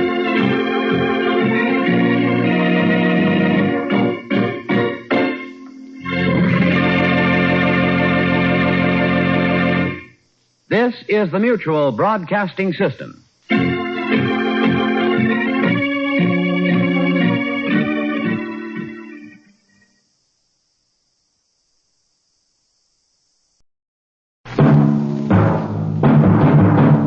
Night Beat.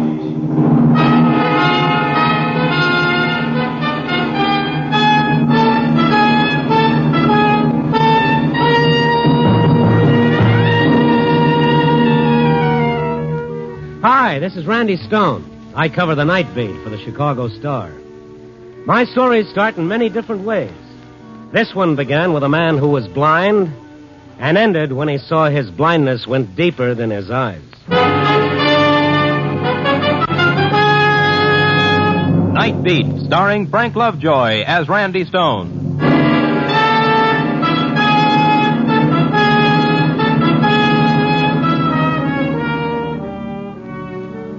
It was after 11 when I turned into that section of North Clark that begins to wake up then.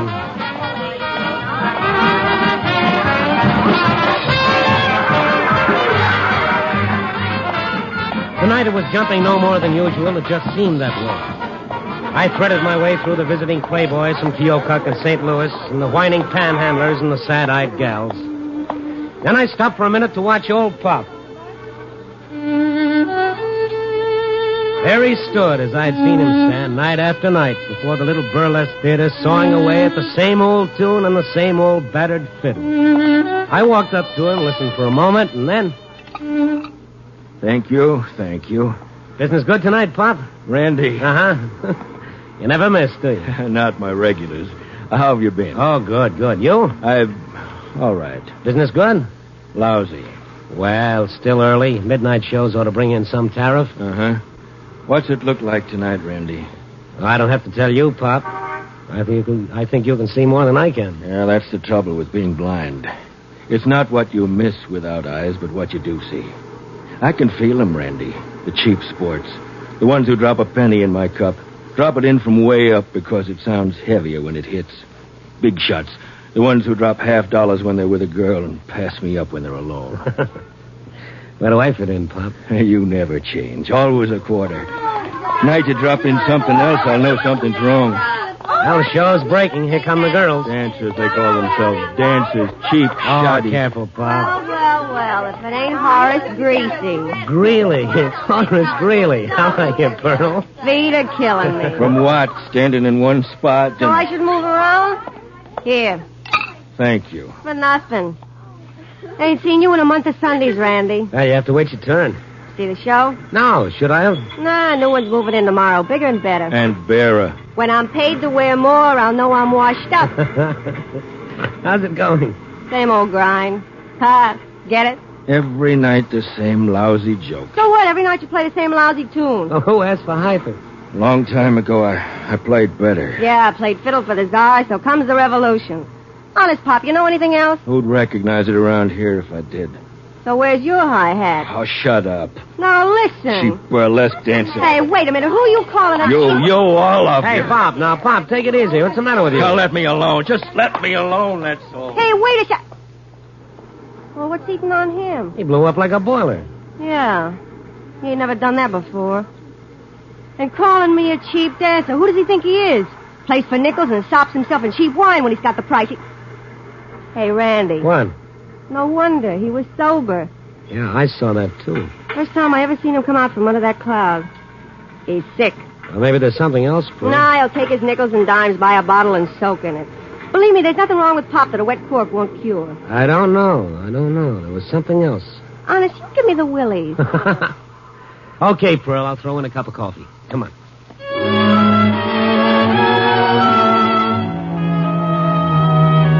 So we had coffee and we talked about Pop. No one knew where he'd come from. He just showed up one night with a battered fiddle under his arm and started playing.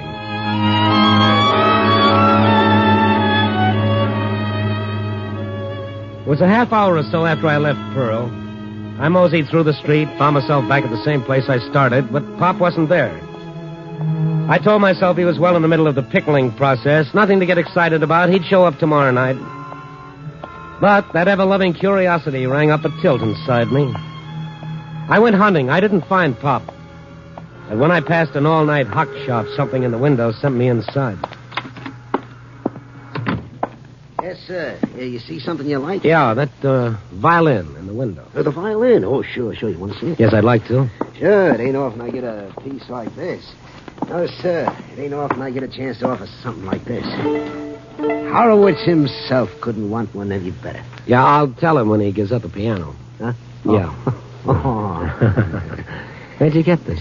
From a collection. It's a fine old violin, maybe 100 years. A few scratches. How much did you give him for it? Give who? The blind man who brought it in. Yeah, how come you know where I got it? Huh? How come? I'd know this violin in 100. Now, come on. How much do you want for it? $20. 15. I paid that. Okay, 20. Give me the receipt. Just take it. Give me the money and take it. The receipt, Buster. I need it for my expense account. You a copper? Why ask that? If you ain't, why you asking all the questions? Why, What's bothering you? If you got this violin legitimately, you'll sell it without all this ping-pong. I got it legitimately. Okay, then. The receipt. Neither of us is getting any younger. Well, yeah, I ain't got a receipt. Oh? Why not? Look, the guy comes in. He wants to hock this fiddle. I can't give him no dough on it, not like he wants anyway. So? We make a deal of swap. For what? Look, I'm only telling you this because I don't want no trouble. But he wants a rod, a heater.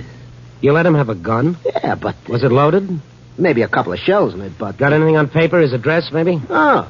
But you let him have a gun? He was blind. I ain't gonna give anybody a rod if they look like they're going out for a heist. I got a legitimate business. What could a blind guy do with a gun? Figure it out. Look, I'm trying to tell you that I'm clean. I tell you I'm clean.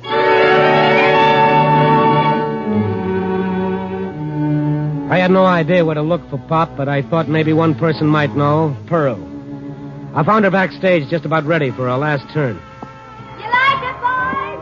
Come on, boys.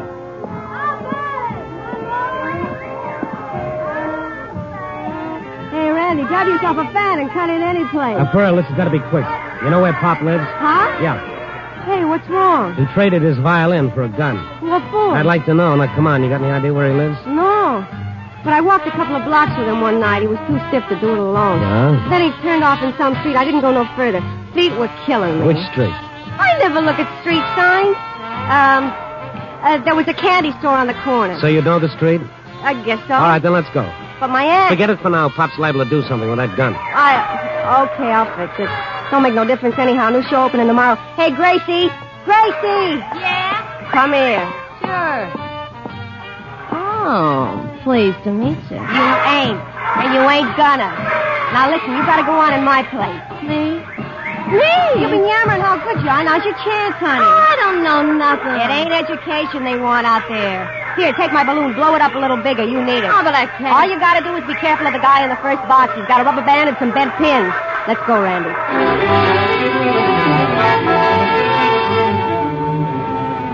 We tore out of the theater before she had much more than just time to throw on a coat. I'll say this for Pearl. She didn't catch cold easily, but if there was a wind blowing, she'd have been a sensation. Anyway, she found the street and a few questions and answers sent us to what is politely known as a theatrical boarding house. And then outside Pop's door... Bust it in, Randy. Pop! Hey, Pop, it's Randy. Open up. Bust it in. Okay, look out. Wait. Pop. Are you all right? Yes, I'm all right. What do you want? Oh, we're coming in, Pop. No. We're coming in. Yo, Sponge, what's the idea of throwing a scare in Wait a there? minute, take it easy, Pearl. All right, let's have the gun, Pop. There it is, Randy. Give it to me. You look better in a fiddle. Crying Jack, that's what it is, a crying Jack. No, he's sober. And for this, I let Gracie do my act. I'm ruined. Get out of here, both of you. Leave me alone. Just a minute. Randy, don't point that. You couldn't fire this in a million years. The firing pin's filed off. He cheated me. No wonder he let you have it. Okay, Pop, what's the idea? I thought I could kill myself.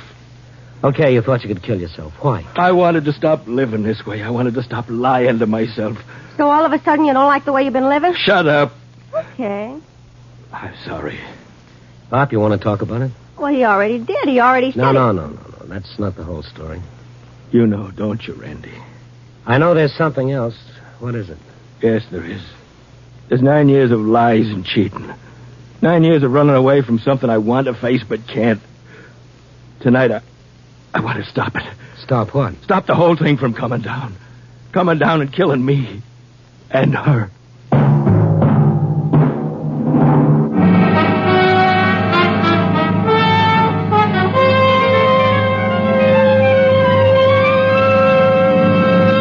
NBC is bringing you Nightbeat, starring Frank Lovejoy as Randy Stone. Little-known episodes from the exciting annals of American history are presented in colorful, dramatic, factual manner on the Cavalcade of America, which returns over most of these NBC stations on Tuesday, August 29th. The stories presented on Cavalcade of America feature Hollywood and Broadway stars who portray the many men and women responsible for the building of our country. That's Cavalcade of America, returning Tuesday, August 29th.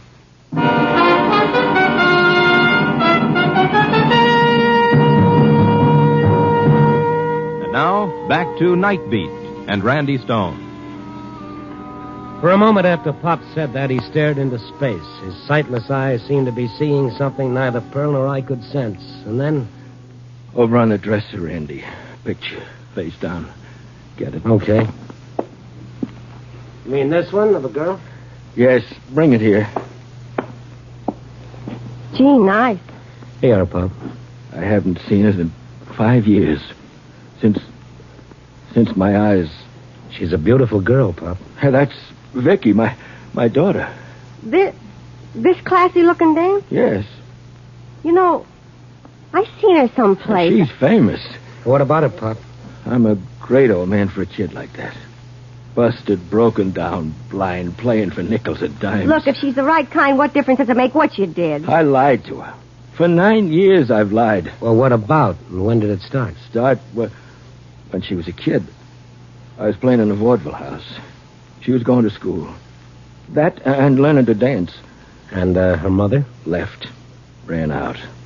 But I didn't care. I had Vicky. On days when I didn't have to be at the theater, we had big dreams. Great big dreams. I'd play for her. She'd dance.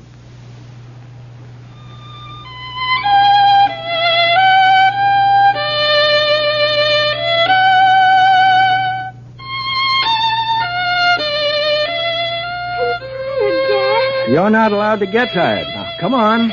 Once more.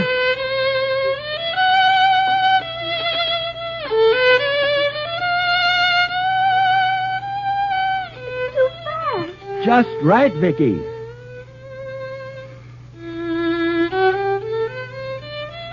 That's enough, Dad. Okay, lazy. Come here. What's the matter, honey? Nothing. Now, come on. Let's have it. I can't dance as good as the rest of the kids. Who said so? Me? What's your teacher say? Nothing. What do you want her to do? Hang flowers on you? Now, listen. Listen. What do we always say? We'll go all over the world together. That's right. And you'll be the greatest ballerina in the world. I'll lead the orchestra for Vicky. France, Italy, England. Great big oysters full of pearls. You wouldn't let me down now, would you, honey? I don't want to. Besides, we've always got each other, Vicky. No matter what happens, we've always got each other. I don't ever want to leave you. You would, honey. Never. Now, come on. Let's try it again.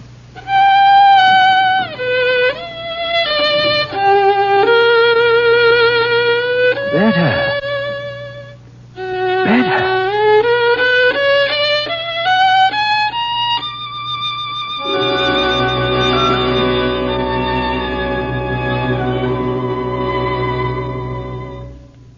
Yeah, she got where I said she would, Randy. Famous. But you, what happened between the two of you? Things got bad. I had to take a job with a cheap band. Traveled. I kept her in school, and Go on, Pop. Then? I hit a grease toboggan. Bottoms up, huh? Yeah. In my eyes. But I kept writing to her, telling her I was doing all right. I sent her money, all I could. I lied to her, told her I was playing with a big orchestra. 1,000 times I tried to pull myself together. I didn't. Where is she now? Coming here, to Chicago. How do you know that? Randy, on the table there, a copy of the billboard. Get it. Turn to the personals. Mm-hmm. I get it every week. No matter where we were, we'd keep in touch that way. I pretended to keep moving around. I mailed in fake addresses so she wouldn't know. What's in this one, Pop? I always had somebody read the column to me, and this morning, you'll see it, Randy. Oh? Dad from Vicky. That it, Pop? Yes. Dad from Vicky. We'll be in Chicago the 8th. Please meet me Washington Boulevard and State under the clock at 10 in the morning. Please be there. But I can't. How did she know you were here? It was my last address. She just put it in, hoping. Well, look, what's so tough? Just meet her. Like I said, if she's any good at all, she won't care what No, I won't. Pop, you've been running away for 9 years. You can't keep on doing it. Let her see me? No, don't you see, Randy? She's famous. She's Mivanya. Wow, she is famous. And it's still 10 to 1. She's got legs like a piano. Oh, come on, hold it, Prue. The ballet's here in Chicago, huh? Yes, I heard their first American tour in 10 years. Randy, I want to meet her. Talk with her.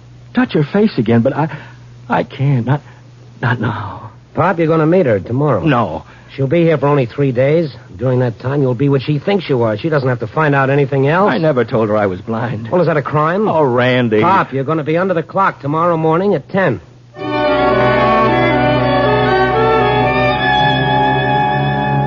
It was easy to say, just like that. But I wondered what would happen. Playing with other people's lives is like splitting an atom and including yourself in the chain reaction. But I wanted Pop to meet Vicky. I stayed with him that night, got him into a clean press suit, made him shave and stay out of striking distance of anything that looked like a bottle. And then it was 10 in the morning.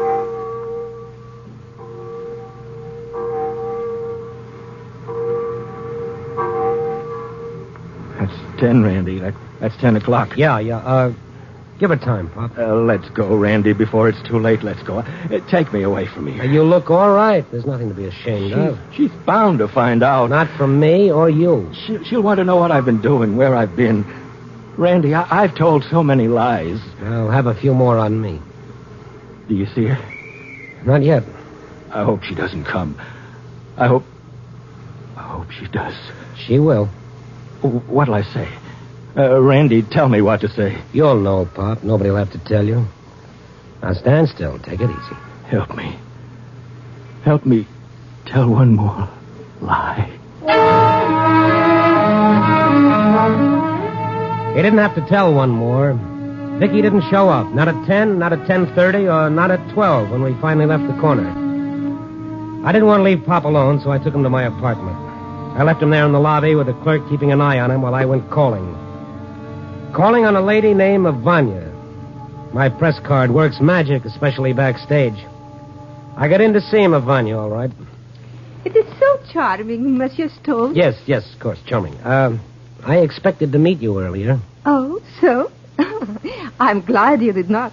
I'm afraid I do not look my best before noon or later. Maybe that's why you didn't show up. Pardon? Show up? Hello, Vicky. You called me what? Just Vicky, for the present. I may think of something else later. I do not understand. Look, baby, I got a hunch you were there this morning. You saw him and decided not to stop. Is that it? Well, if this is a joke, Monsieur Stone, I do not appreciate it. Oh, please, let's stop the polite tennis. But you're insane. Now it is tennis? He was blind. You saw that. He wasn't what you expected after all these years. Or maybe, and I'm giving you the benefit of the doubt, maybe you didn't recognize him. You will please to excuse me one moment. Igor, please come here. You would like maybe a drink? No, thank you. Look, Vicky, you can drop the Iron Curtain disguise. You see, Oh, Igor, please come in. Pleasure. Igor, This man is crazy. He says he's from a newspaper. Oh, that is very nice. Who are you? I am the ballet master. What else? We'll leave that unanswered for the time. To get back to you, Vicky. He calls me Vicky. Hmm? Why? Well, that's her name. Now, look, don't give me any more of this now. Yes? But you're a brunette. A little gray, perhaps, but on the stage. Wait a minute. Let me get a closer look. Igor, keep him away. I will go for help. No, never mind. You're not Vicky, are you? Please, monsieur, I am Mivanya. Ludmila Mivanya Krochenko. One of those is enough. Okay, I'm sorry. It's all a mistake. I thought you were someone else. But that is impossible. I know. I apologize again. I made a very bad mistake. Please forgive me. Oh, it is nothing. Please to come again. Sure. Invite some fawns over. We'll spend another afternoon. She wasn't Vicky, but she was Mivanya. I felt a little like the guy who opened the wrong door in a Turkish bath. I hurried back to Pop, took him up to my apartment, sat him down and told him what had happened. I'm not lying, Randy. I'm not. I saw Vicky's picture. I saw Mivanya. At first, a guy could make a mistake, but not with a good second look. Randy, I swear to you. Come on, Pop. Give it to me straight. What's the deal? Why should I make up such a story? That's what I'd like to know. Brother, I bid. Hook, line, and sinker. I took the bait. Why'd you throw it? For the last time, Randy, I didn't lie to you. A gun with no firing pin, a fine, long story about a daughter. Great builder. I'm going, Randy. Okay, Pop, go ahead. You still think I... Excuse me, won't you? Yeah. Pearl. Oh, sure, we were there. We had a... What's that? Oh, now, look, honey, if you... Give me that again. Now, hold on a minute. Pop! What? Pop! What? Sit down, wait a minute. I'm going. You're going to sit down and you're going to wait. Now, come on. Oh, what's the matter, Randy? Is that... No. Okay, Pearl, give me the rest. Yeah? What's the address? I got it. Now, look. I'm going to bring Pop to you. Hold on to him like a mink coat. Don't let him out of your sight, and then I'm going to go to that address.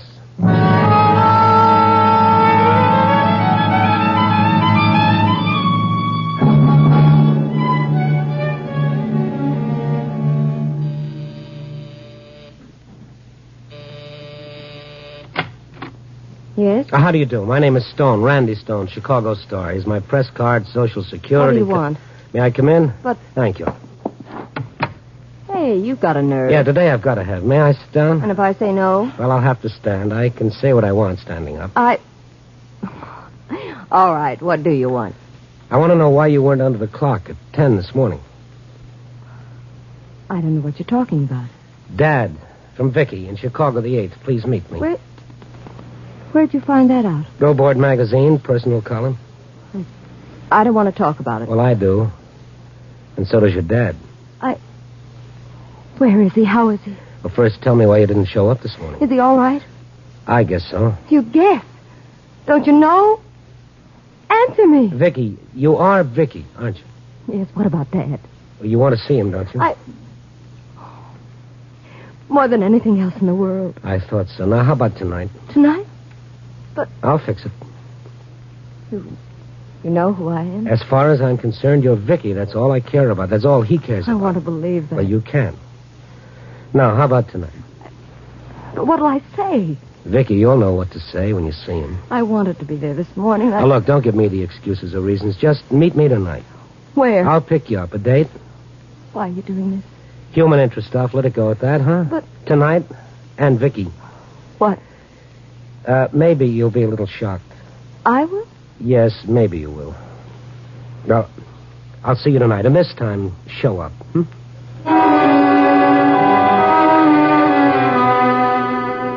I stayed with Pop all the rest of the day. I had a story now, right up to the final paragraph. What the tag would be, I didn't know. I wouldn't know until that night.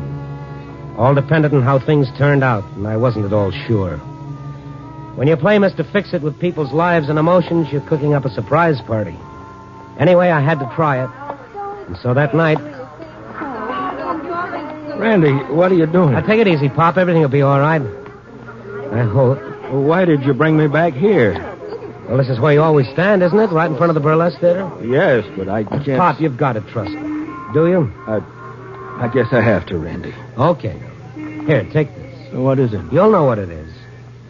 But, my violin. Yeah, it was lonesome in that hock shop. It needs a chin to cuddle up to. Try yours on for size. No, I don't want it. Randy, take me away from here. Now, look, Pop. Today I stood under a clock for 2 hours. I made an idiot of myself in front of two people I never saw before in my life, and all for you. Now you're going to do something for me. Now you get ready to play that violin. Randy? Yeah, hiya, Pro. Come here. Excuse us, Pop. Randy. I will be a second, Pop. Well? Yeah. It's all set. Good. How long? Just a few seconds. Randy? What? You got your fingers crossed? All 12 of them. Run for your lives, boys. The dam is burst. Here they come, the gals of the chorus. 8 luscious beauties. Count 'em, boys. 8. All right, stand over there. Randy. Yeah, I'm right here, Pop. I'm right next to you. Now, listen. Remember that piece you used to play for Vicky when she was a kid, learning to dance? This one? That's it. Play it, Pop, huh? Now? Why? Oh, Pop, play it. Now, go on. But... Play it. Play it for me, huh, Pop?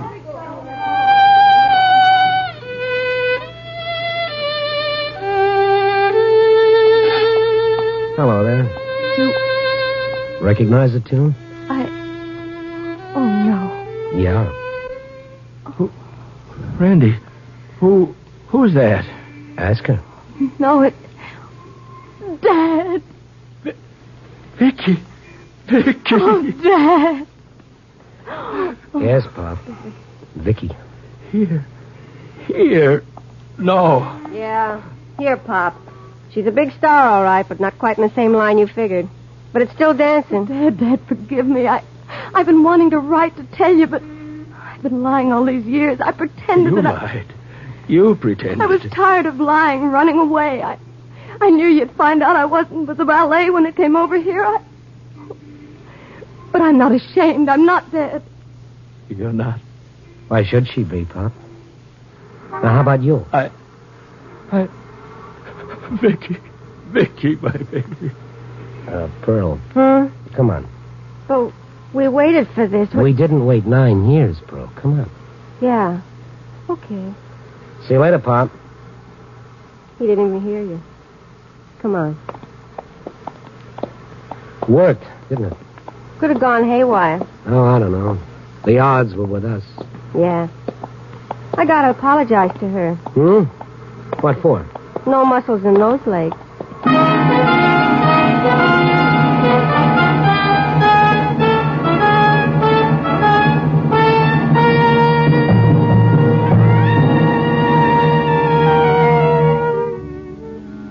So, there's the finish. It's funny.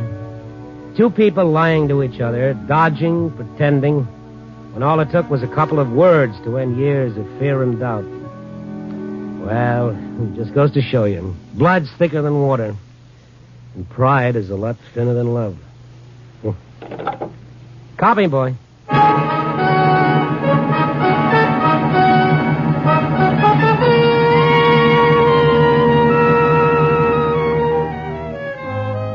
Nightbeat, starring Frank Lovejoy, is produced and directed by Warren Lewis and edited by Larry Marcus. Tonight's story was written by Russell Hughes with music by Frank Worth. The part of Pop was played by Charles Seal. Others in tonight's cast were Lou Krugman, Charlotte Lawrence, Betty Moran, Veronica Pataki, and Ann Whitfield. Frank Lovejoy will next be seen in Milton Sperling's production, 3 Secrets, released by Warner Brothers. Listen next week at this time and every week as Randy Stone searches through the city for the strange stories waiting for him in the darkness.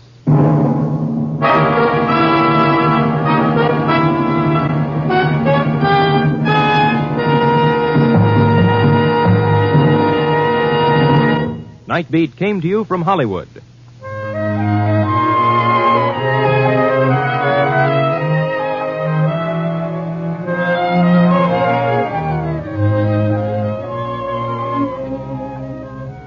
Programs, get your programs here. More action-packed adventure mystery programs are yours for the listening Wednesday night on NBC. Hear The Falcon, Mr. District Attorney, The Big Story, Dick Powell as Richard Diamond, and Brian Donlevy in Dangerous Assignment. For stellar suspense-filled radio drama, tune here Wednesday for great adventure mystery shows.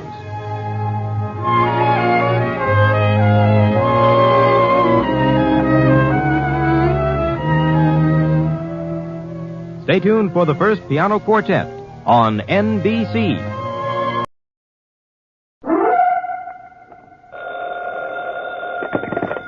Hello? Yes, this is the Falcon speaking. Oh, Vivian. I'm glad you called. No, you'll have to count me out tonight, Angel. I'm all jammed up. There's a boy around who thinks he can play with guns, and I gotta prove that when he tries murder, he's in for the shock of his life.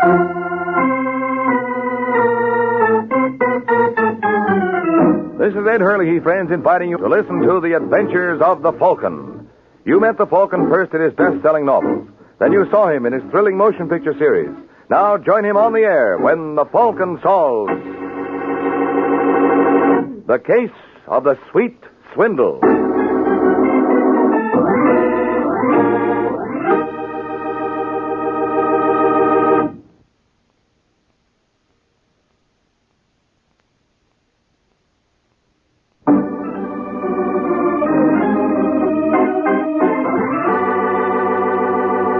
And now, the case of the Sweet Swindle. It's early Sunday afternoon in New York, and a stocky character named Joe Hardy runs up the steps of a small rooming house on New York's west side. And the reason for Mr. Hardy's haste is apparent. Joe has just struck gold, and he's on his way to notify a fellow prospector. Irene! Irene, open up. That you, Joe? Yeah. Okay, wait a second. It's good to see you, baby. How are you? A lot you care. Oh, you're not sore about my standing you up last night? Oh, of course not. Oh, come on, Irene. I got great news. Don't tell me you got a job, Joe. I couldn't stand that. Yeah? Well, take a look at this. Where'd you get that money? Never you mind. This is just the down payment. There's plenty more where this came from. Joe, what have you done? Nothing they can grab you for. You sure? I'm positive. You ever hear of a guy named Walter Blake? No. How about Larry Nichols? Nichols, the bookie? That's the boy. This guy Blake is bankrolling. Well, wait a minute. Seems to me I remember reading something about him. Isn't Blake the guy whose wife ran off and took his daughter with her about 15 years ago? It's longer than that, Irene. Almost 20. The cops never did find them, did they? No, the cops didn't, but someone else was luckier. What are you getting at? I know where Blake's daughter is, Irene. What? Uh-huh. And there's a $50,000 reward still out for her. Well, where is she? Not very far from here. In fact, I'm looking at her right now. Are you out of your mind? What's the matter? Doesn't being Walter Blake's daughter appeal to you? No. Blake would know in a minute I'm not the right girl. I doubt it. The kid was only 7 years old when her mother dragged her off, and kids change a lot in 20 years. Incidentally, I forgot to mention, her name was Irene, too. How's that for a coincidence for you, huh? It stinks. Joe, you can't be serious about this. Can't I? No, you'll never get away with it. What if I told you that someone very close to Blake is furnishing me with all the necessary information about the kid? Who? That's none of your business. But this party is in a position to get everything we need. By the time you and Daddy Blake meet, you'll know all the answers. I'm not going to do it. Oh, yes, you will. Oh, no, I won't. Every time I've listened to you, I've wound up beyond the 8 ball. This is different. You've said that before. Now, let's get this straight, Irene. I've got an appointment with Blake tomorrow afternoon at 3. By that time, I expect you to know everything there is about his daughter. Now, here's a list of stuff I want you to memorize. Hey, what's the idea of tearing it? I'm not going to do it, Joe. Pick up those scraps. No. I said pick them up. Oh! Oh! Well? All right, now sit down and put them together. By the time I get through with you, you're going to know those questions and answers so well, you'll be able to do a guess shot on the quiz kids.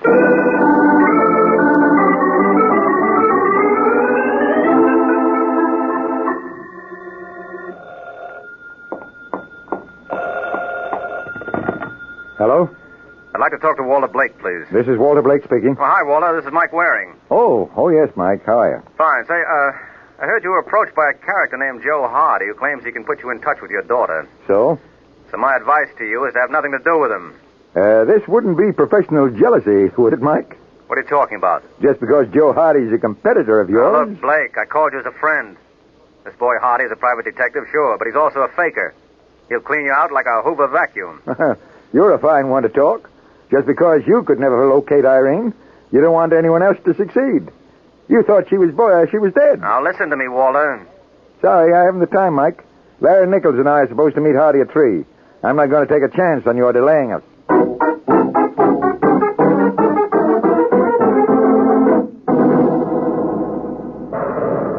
Hey, will you look at it rain, Blake? You look at it, Nichols. You sure this fellow Joe Hardy said he'd be here at 3? That's right. Well, that clock's almost a half hour slow. What do you suppose is keeping him? Maybe it's his conscience.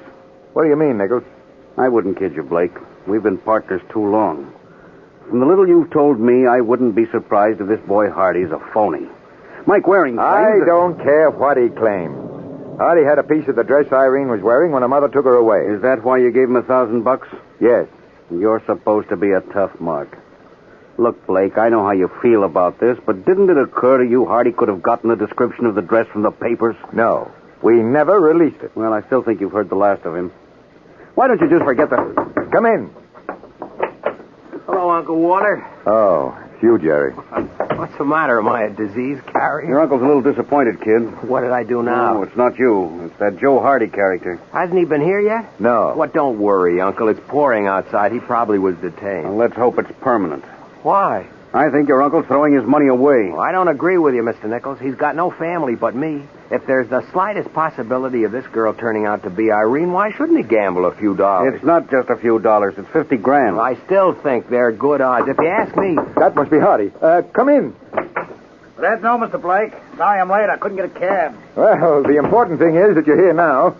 I don't believe you know these gentlemen. No, I don't. This is my partner, Larry Nichols. A pleasure. Hello. And this is my nephew, Jerry. Glad to know you, Mr. Hardy. It's mutual. Well, now we can get down to business. Well, if you don't mind, Mr. Blake, I'd rather be alone. You afraid of witnesses? Oh, now cut it out, Nichols. He's a crook, Jerry.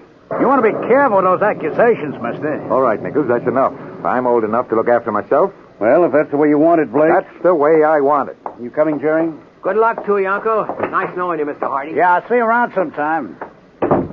Nice boy, your nephew. Yes, Jerry's all right, but... You're interested in someone closer home, That's right. Well, I promised you more evidence that this girl was your daughter, Irene. Well? Would you happen to know offhand what she was carrying the day she disappeared? Yes. There was a red school bag trimmed with black leather. Anything else you remember about it? Her initials, IB, were embossed on the top. Let me open this package. That's Irene's bag. I was sure it was. Where did you find it? In Los Angeles. Took a lot of work to dig it up. Where is she now? Aren't you forgetting something, Mr. Blake? Huh? Oh, you mean the reward money? Uh-huh. I've got it right here. Here. It's in $100 bills, just as you asked. That's fine. Well, where is she? 2126 Chalmers Avenue. 2126 Chalmers. Yeah, she's living in a furnished room under the name of Irene Kent. Does she expect me? Yeah, I told her you'd be around 5. I can't thank you enough, Hardy. Oh, don't thank me, Mr. Blake. It was a pleasure to serve you. I'm sure you and your daughter will be very happy together.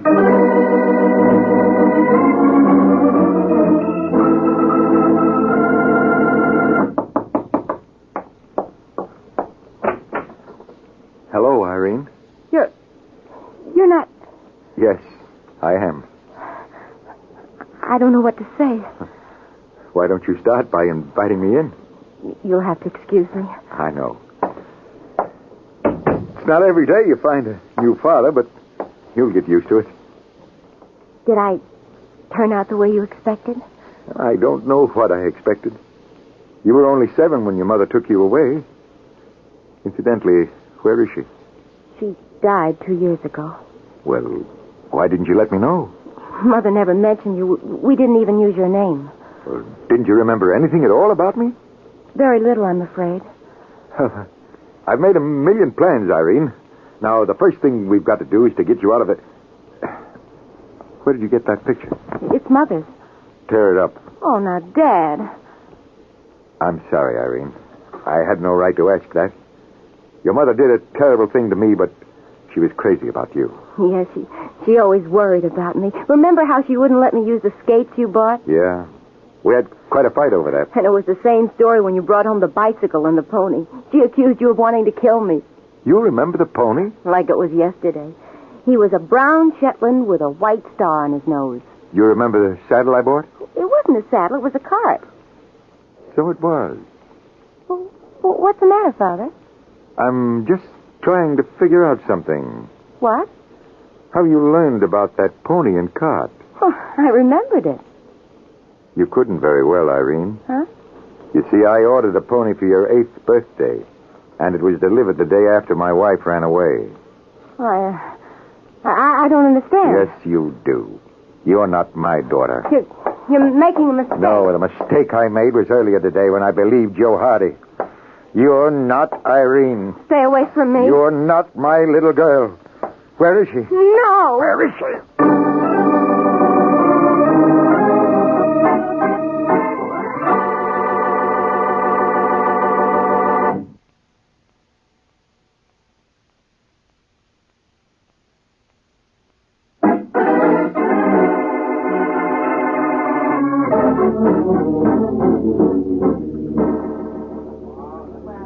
Hey, Waring, you use this place as an office or something? Now, please, Nichols. My friend Ed is a very sensitive fellow.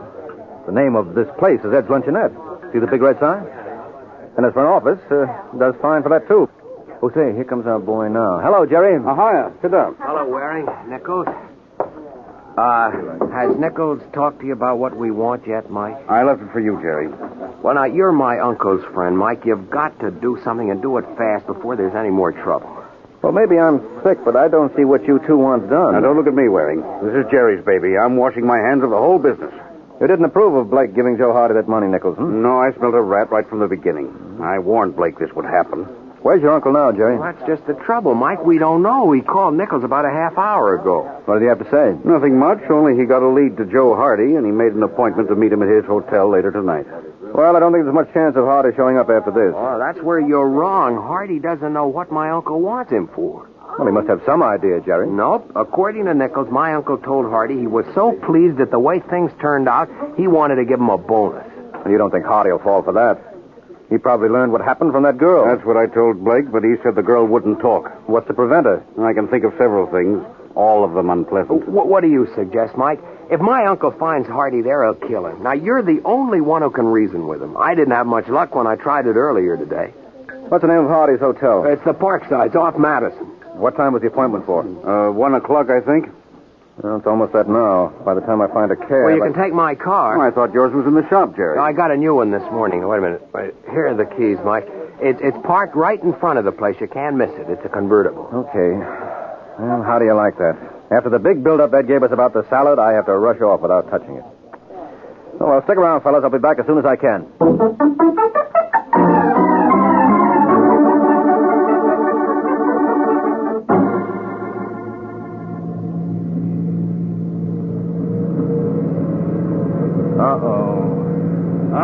Mister, pull over to the curb. Listen, officer, I'm in a hurry. You can't stop me now. Who can't? Well, I guess you can. Now, get out. What for? Don't ask so many questions. All right. Where's your license? I got it right here in my... That's funny. You left it in your other suit. I must have. All right, give me the ticket. Let's get it over with. Just take it easy, Bud. Where's your ownership card? I don't have any. What happened to that? This car doesn't belong to me. Didn't your mother tell you it wasn't nice to steal? Oh, don't talk like a jerk. This isn't hot. Isn't it? No, I borrowed it from a man named Jerry Blake. You should have told him in advance. What are you talking about? You'll find out. Look, officer, all this can be straightened out, but I haven't got time to do it now. I suppose you're bound on a mission of life and death. You're not kidding. No, only it's going to be your life, mister, if you don't start following orders. Now get in your car and follow me.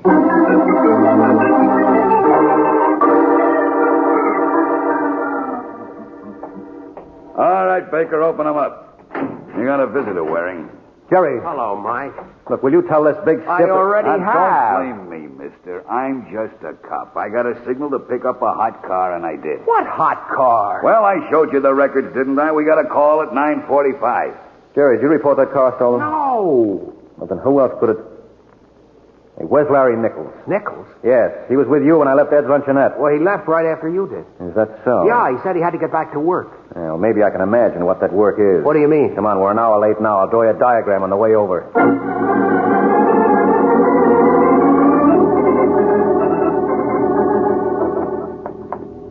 What floor did the superintendent say Joe Hardy was on? 8C. What's the matter with you, Jerry? You look baffled. I am, Mike. I can't believe there's any connection between Hardy and Larry Nichols. Well, there's got to be.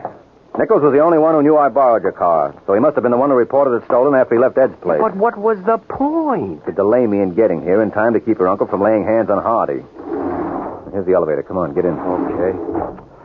It just doesn't make sense. If Hardy and Nichols were working together, all Nichols would have to do was phone him and warn him that my uncle was on his way over. Well, maybe he didn't want to warn him. I don't get it. Maybe Nichols wanted Joe Hardy to get himself killed. How do you figure that? Well, who would take the rap? Why, my uncle, I guess. And your uncle and Nichols are business partners. And if Nichols has been playing fast and loose with partnership funds, he might want your uncle tucked away where he couldn't ask any embarrassing questions. You're crazy, Mike. Well, we'll soon see. Must be down this way. Then you think we're going to find Joe Hardy's body? Don't you? I don't know what to think anymore. B. Ah, here we are. Yeah, I borrowed the keys from the superintendent. Good boy.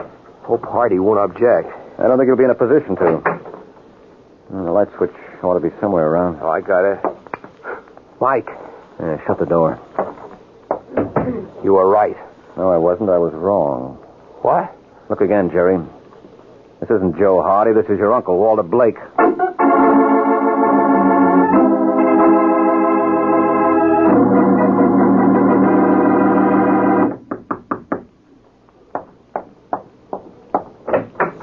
What do you want? Well, that all depends. You Irene Kent? Who wants to know? Oh, I beg your pardon. My name is Mike Waring. That still means nothing in my young life. Well, we'll have to remedy that in the future. If you have a future. What kind of a crack is that? Well, judging from those bruises on your neck, Irene, someone must be awfully peeved at you. What do you want, mister? Okay. Where's Joe Hardy? Why? Walter Blake was murdered tonight. Blake? Did Joe kill him? I can make out a very convincing case, so you better start talking, Irene. You know, an accessory to a murder... Well, I give you my word, Mr. Waring. I didn't have anything to do with that. You posed as Blake's daughter. I didn't want to. Joe made me. Where's Hardy now? Well, I have no idea. I haven't heard from him since early this morning.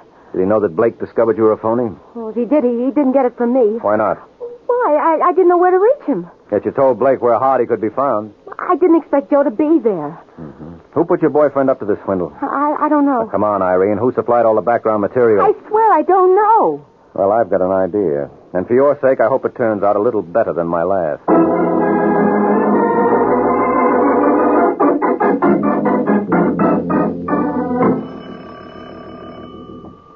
Just a second. Sorry to disturb you at this hour, Nichols. Oh, Mike. Can I come in? Sure. Thanks. Hear about Blake? Yeah. Tough, huh? Well, I warned him not to have anything to do with Hardy. So did I. But I still can't help feeling this is partly my fault. Why? Maybe I would have gotten there in time to stop it if I hadn't been grabbed by the police. Grabbed by the police? Yeah. Oh, didn't you know? They picked me up while driving Jerry's car. They had a report it was stolen. Well, who did that? But I'm glad you asked me, Nichols. Because I had an idea it might be you. Have you blown your top, Mike?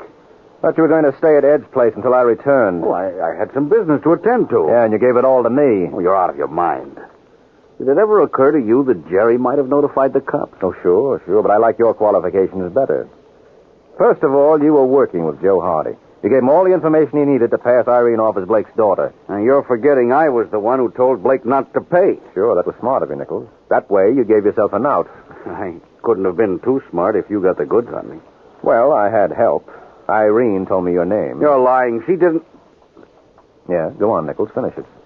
She didn't know that you were in the operation. No, you told me that yourself. Jerry might have dug up that picture of Mrs. Blake and a few other bits of information, but he never would have known about the dress and the pony. He was only a kid himself at the time. Got it all figured out, haven't you? I like to think so. Well, tell me something. Did you figure on this? And put away the gun, Nichols. That isn't going to get you anything. That's where you're wrong. For one thing, it's going to get me a head start. And yours is just the head to supply it. Oh.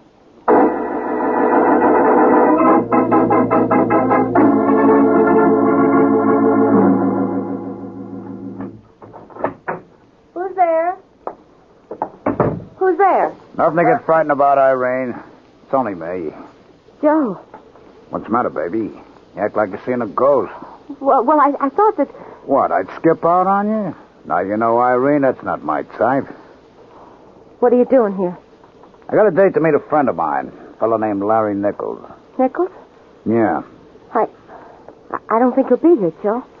Why not? Well, a man named Mike Waring was here about an hour ago, And?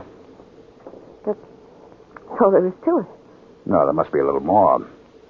What'd you tell Waring? Nothing, Joe. Except Well, when he said Walter Blake was murdered, you gave him every little bit of help you could. I didn't tell him much, Joe. Well, that's not your fault, honey. After all, how much did you know? What bothers me is what you might say if Waring got back to you again. No, We can't take a chance on that, baby. Listen, Joe. Now, Irene, you can see that for yourself. The first opportunity, you'll crack wide open. Now, what are we going to do about that?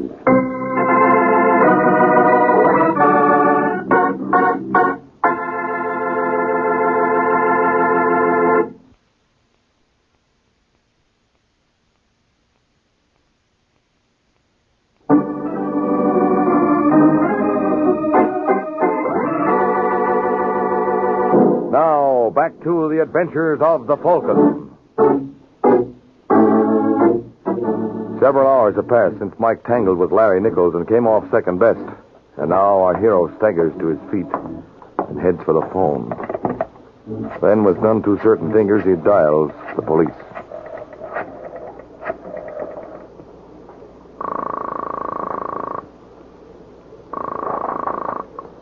102nd Precinct, Sergeant Lewis. Hello, Sergeant. This is Mike Waring. Where the devil you been, Mike? We've been looking for you for the past hour. Well, I was out. Where? Just plain out. Look, have you picked up Joe Hardy yet for the Blake murder? No. Well, while you're at it, you might as well get out an alarm for Larry Nichols. And you're probably too late for a girl named Irene Kent. How'd you know that? Well, it figured. Hardy must have taken her away with him. Well, that's where you're wrong, Mike. She was left behind. I can't imagine why. You would if you saw her now. She's got 2 big bullet holes right where her heart used to be.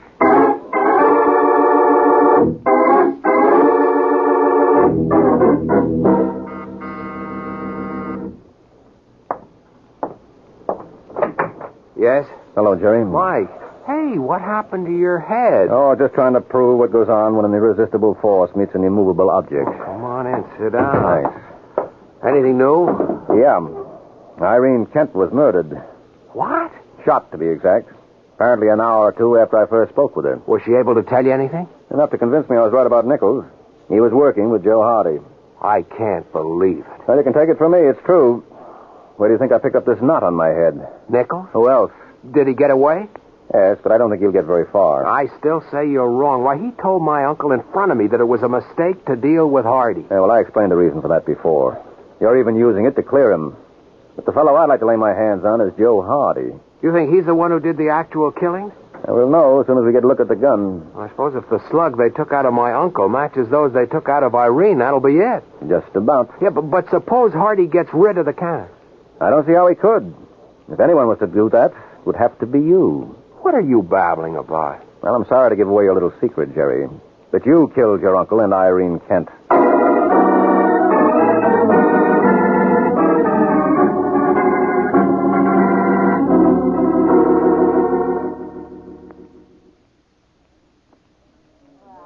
Hey, Ed. Ed, yeah. More coffee, please. Yeah, me too, Ed. Right with you, fellas. Go on, Mike. I'm sorry I interrupted. Well, that's all right, Sergeant. You've practically got it all anyway. Am I to understand that Jerry was the one who notified us to pick you up in that car? Yeah, sure. That gave him enough time to go over and kill his uncle. Oh, I can see his reason for that. With his uncle dead and with no other family around, Jerry would come into all of Blake's dough. Uh-huh. But what was his motive in killing that dame, Irene Kent? The fact that he had no motive. Wait a minute. Here you are, man. No, thanks, Ed. Now, you see, Sergeant, when you found Irene dead, that made you believe her killer was either Nichols or Hardy, since she was tied up with him. Go on. All right, now consider what would have happened if Walter Blake was the only victim. Sooner or later, you would have realized that Jerry was a suspect with the best motive of all. And by killing Irene, he made it appear that her death was tied up with the plot to clip his uncle. And we knew definitely he had nothing to do with that. Well, what put you on the right track? Well, you'll grant me that the one who tipped off the police to nab me in a stolen car wrap was the murderer? Yeah, but how can you prove it was Jerry? Easy. That's too bad I didn't think of it in time. See, Jerry's car was a brand new convertible. He'd only gotten it yesterday. Nichols never saw it. He was surprised when Jerry volunteered the keys to the car. So, how could Nichols report it stolen? He didn't know the make, the color, or the license number. Hey, that's right. Yeah, I only wish I thought of it before I knocked myself out. You don't know what a problem this raises. Why? Well, Blake was my client, and he's dead. And Jerry won't even talk to me now. So you tell me, to whom do I send my bills?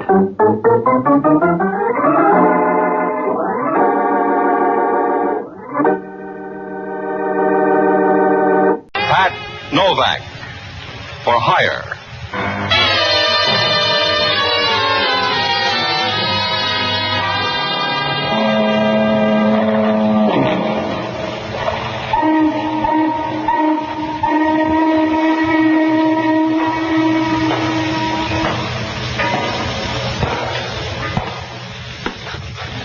Sure, I'm Pat Novak for hire.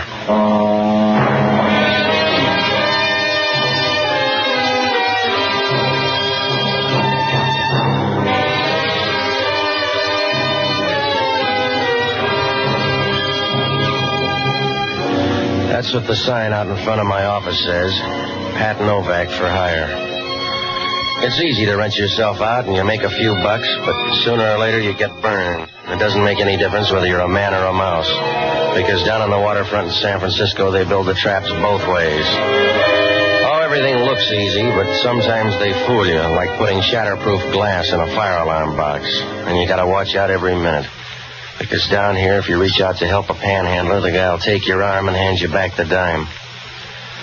I rent boats and deal any place. I'll give you a good trade-in on a second-hand soul. Works out all right. Sometimes you're on top of the heap, if you like the kind of heaps they got down here. But you got to get your laughs in a hurry, because you find out right away you're not going to make any more headway than a hummingbird in a wind tunnel. I found that out Wednesday afternoon. Must have been about 3 o'clock. The sun was out down at the far end of the bay. It put a head on the clouds down there and put the rest of the sky in a good mood. Over across the bay, it was a warm, easy yellow that made you think of a pound cake full of eggs. It was too nice a day to work inside, so I closed shop and started down to a pool hall on Market Street. I never got there, because on the way I stopped by the laundry to pick up a couple of shirts. It started right there, when the clerk walked over to me. He was full of fizz and the sort of guy who gets a bottle of hand lotion for his birthday. Well, Mr. Novak, is it? I don't know, is it? Yes. My, we have a nice day, haven't we? Yeah, I want some laundry. Not any better than yesterday, though. Not a bit better than yesterday. What do you do? Give them all a rating? How about the laundry, huh? Yes. Let's have the ticket. All right. Mm-hmm. 428. That should be right down here. It's just a couple of shirts. 28. Yes, here it is. That'll be $1.84, please. Well, it sounds like a fair price, but I'll take my own. Own? This isn't mine. It's too big. Are you sure? Look, I had a couple of white shirts. Now, you better look again. Well, the tickets match, you see, 428. You must be wrong, Mr. Novak. Now, look, fella, shirts don't swell. They shrink. The package is too big. Too big? Oh, well, we better open it. Yes. Well, see, I can wrap them again easily. Don't worry. Yeah. It's not my shade of pink. Oh. I guess it's not yours. Thanks. Here's some men's clothing, too. How about these shirts? If I were a jockey, I'd take them. I want my own. Well, yes, of course you'd do it. Oh, goodness, I don't know what to do with myself. Yeah, you got a problem. How about these shirts, though? Oh, we've mixed up the tickets, and someone has your package. Who? I don't know. Maybe we can check on the collar markings. Let me see. Yeah. Yes, now, let me check in the book. Here we are. This laundry belongs to Earl Hayes. Yeah, where's he live? Are you going up there? I want my shirts back. Yes. He lives at 321 Dorset Place. Yeah, give me that bundle. Oh, I'm sorry, Mr. Novak, and please apologize to Mr. Hayes. I'm so angry at myself, I don't know what to do. Yeah, be careful you don't stop a hole in the floor. See you later.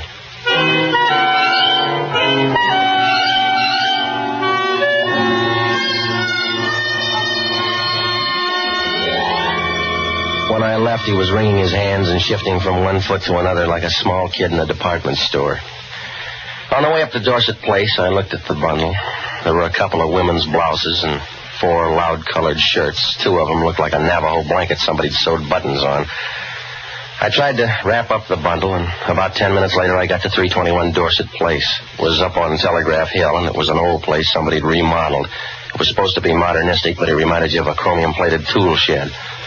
Apartment 2A was on the second landing. I went up there and knocked. Earl Hayes didn't answer the door, but you couldn't quarrel with what you got. She was in her 30s and pushing 40 hard enough to bruise it. But she looked good standing there in the doorway, long and lean enough to make a greyhound turn in his card. She was wearing green lounging pajamas, and you've seen bananas in looser skins. You could see the bay behind her through the window, and she stood there brushing back enough red hair to sell to a mattress factory. And as she pushed the door back, she started to smile. Her lips were a pale red color and moist enough to put a desert on its feet, and you could tell she thought she used them to talk when you got tired of everything else. Standing there in front of her, you got the same feeling you would if somebody pressed the treble and bass key of an organ at the same time. Hello. What are you selling? Shirts. Is your husband home? Should I have one? I don't know. It depends on the climate. Come on in anyway. All right. Who are you? My name's Novak. I'm looking for a guy named Earl Hayes. You better sit down. It won't take me that long. He's got my shirts. Mr. Novak, you don't look like the kind who'd lose a shirt. I don't want jokes, lady. There was a mix-up down at the laundry. I got Hayes' stuff, and he walked off with mine. Is that his stuff in the bundle? Yes, it is. Here. All right, put it on the table here. We'll see. I don't think you're smart, Mr. Novak. Huh? Where's the other shirt? You got them all right there. There's one missing. All right, see the laundry. All I want's a trade. There must have been another shirt in this bundle. Maybe it was too dirty. The boy couldn't clean it that fast. Now, look, friend, if you want to argue, go ride a streetcar. I came up for 2 white shirts. Now, where are they? I suppose Earl Hayes has them. And where's he? I'll send you to him, but I'm afraid you won't like him. Then I'll be lonely. Just tell me where he is. 2 floors up. That'll give you time to work over that story. Yeah. Because he'll know you're lying. He'll want to know about that shirt. What makes it that important? The fact that it's missing. I'll find him upstairs. I hope it works into a friendship. Yeah. But I don't think it will. He'll know you're lying, and you'll get tossed around like a green salad. Is he tougher than you? No, he's just not as versatile. Good luck, darling.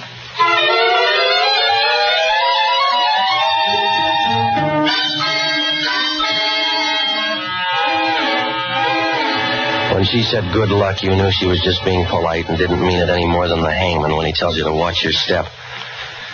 When I left, she was over by the window, leaning back against the table, as shy as a runaway boxcar. And you got the idea she'd be fun to know if you had a lot of money and an oxygen tent. Well, I rolled up the bundle, and I started for the 4th floor. I knocked on the door, and when it opened, I knew I had high bid for trouble. I could see into the room, and there were 3 or 4 gonifs sitting inside. They had a dull, anxious look, as if they were trying to find another worm to pull apart. They were the sort of guys who might have been born, but you wouldn't want to bet on it. The one in the door was a big guy with bushy eyebrows that met near his nose, and the way they ran across his face, you got the idea he got tired of the old ones and grafted on a vine instead. His face wasn't much better. It looked more like a relief map than a face. It was pockmarked and the color of moldy bread, and you knew if a woman kissed him, she'd get blood poisoning. Hello, Novak. You Earl Hayes? Enough to suit you. Come in. You're good at guessing names. So a little bird told me. Yeah, I saw her. She's got nice feathers. Where's the shirt? Here's the bundle. Take your pick. I don't like any of these, Novak. That's all I got. Where's the shirt, Novak? Just wear a collar, mister. You don't need a shirt. Yeah, I won't need a memory for you, fella. Suit yourself. Tell me about those shirts. Hello, Earl. Come on in. We got your boy. Who is he? You made a deal. You know his name. I never saw him before, Max. He looks different now. He came up with some of your shirts. That's true. I went by the laundry. Said a guy named Novak picked up the shirts. Except one of them's missing. Couldn't be missing. They're all in one bundle. Ask him then, but do it nice. He's touchy. He doesn't have to ask. Now, look, mister, if you're Earl Hayes, I want my shirts. Give us the other one, we'll make a trade. You got the best deal you're going to make, Hayes. Now, I want those shirts. Get yourself a loom, then. All right, Joe, get his arm. Let go. Wait a minute, Max. Sit down, Hayes, or we'll take your ticket away. That's it. Now get his other arm over there. Why don't you keep your eye on Hayes? All right, Novak. It's you or Hayes. Make up your mind. I got it made up about you. You're gonna tire first, Novak. Where's that shirt? I don't know. Try Hayes. He looks healthy. Hold him up. He's slipping. Do you need handles? Hold him up. You're running out of chances, Novak. Where's that shirt? I don't know. Hold him up. Why? If you can't find the reason, don't. All right, Hayes. How's your temper?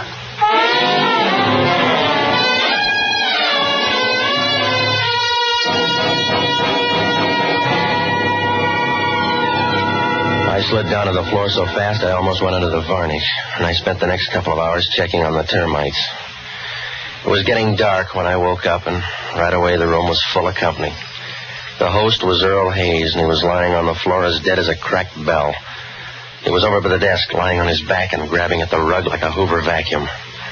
The hair was wet against his head, and the perspiration on his forehead started to break up and run down like tears, so you got the idea he cried out of his hairline instead of his eyes. He didn't seem pained or put out. He was smiling a little, as if he realized he had a better deal. Over by the door, Hellman was talking to a couple of coppers. He sent them downstairs and walked over to me. You woke the neighbors, Novak. I don't snore that loud, Hellman. You made the noise with Hayes? Yeah. How'd I get my face this way? You look better to me, Novak. How long you been here? A couple hours. That fits in. The coroner's already been here. He says Hayes was beat to death an hour ago with that poker out of the fireplace. You better check on the prints. I already sent it down. You slept too long. Hello, Inspector. We came by for the death. He's right there. Tell the morgue to keep him out till I get down. Come on, Joe. That's it. Grab him. Sure is a little guy. He'll bury easy. Tell him I'll check in at 8. Sure will, Inspector. All right, Novak, tell me all about it. I came up here for a shirt. That's not hard to get. What about Hayes? How'd the beef go? It went both ways with a guy named Max. You better talk to him. I like you better. Oh, you're not bright, Hellman. I've been out of the game for 2 hours. Look, big shot, don't push me around. You got a story, maybe it's good, maybe it's not. You could have taken Hayes and run into trouble yourself. That's the hard way, Hellman. I don't like your whip. Get another boy. You'll do, Novak, and you'll do it all downtown. Yeah, Hellman talking. What do you mean you can't send him up yet? Who's in charge down there? Give me the guy in charge. Huh? Well, 2 guys just came up here. You must have sent them. They were here. You must have sent them. Yeah. Well, you can send them for me. Don't tell me, Hellman. Well, it couldn't happen. No, it couldn't happen to anybody but you, Hellman. It's going to look real good, too, when they find out you let 2 strangers walk in and steal a body. I don't understand it. It's simple, Hellman. You better go in and rob that bed right now. Huh? Because when they're through kicking you around down at headquarters, you're going to need a sling. And with a figure like yours, it'll take a good-sized bed sheet.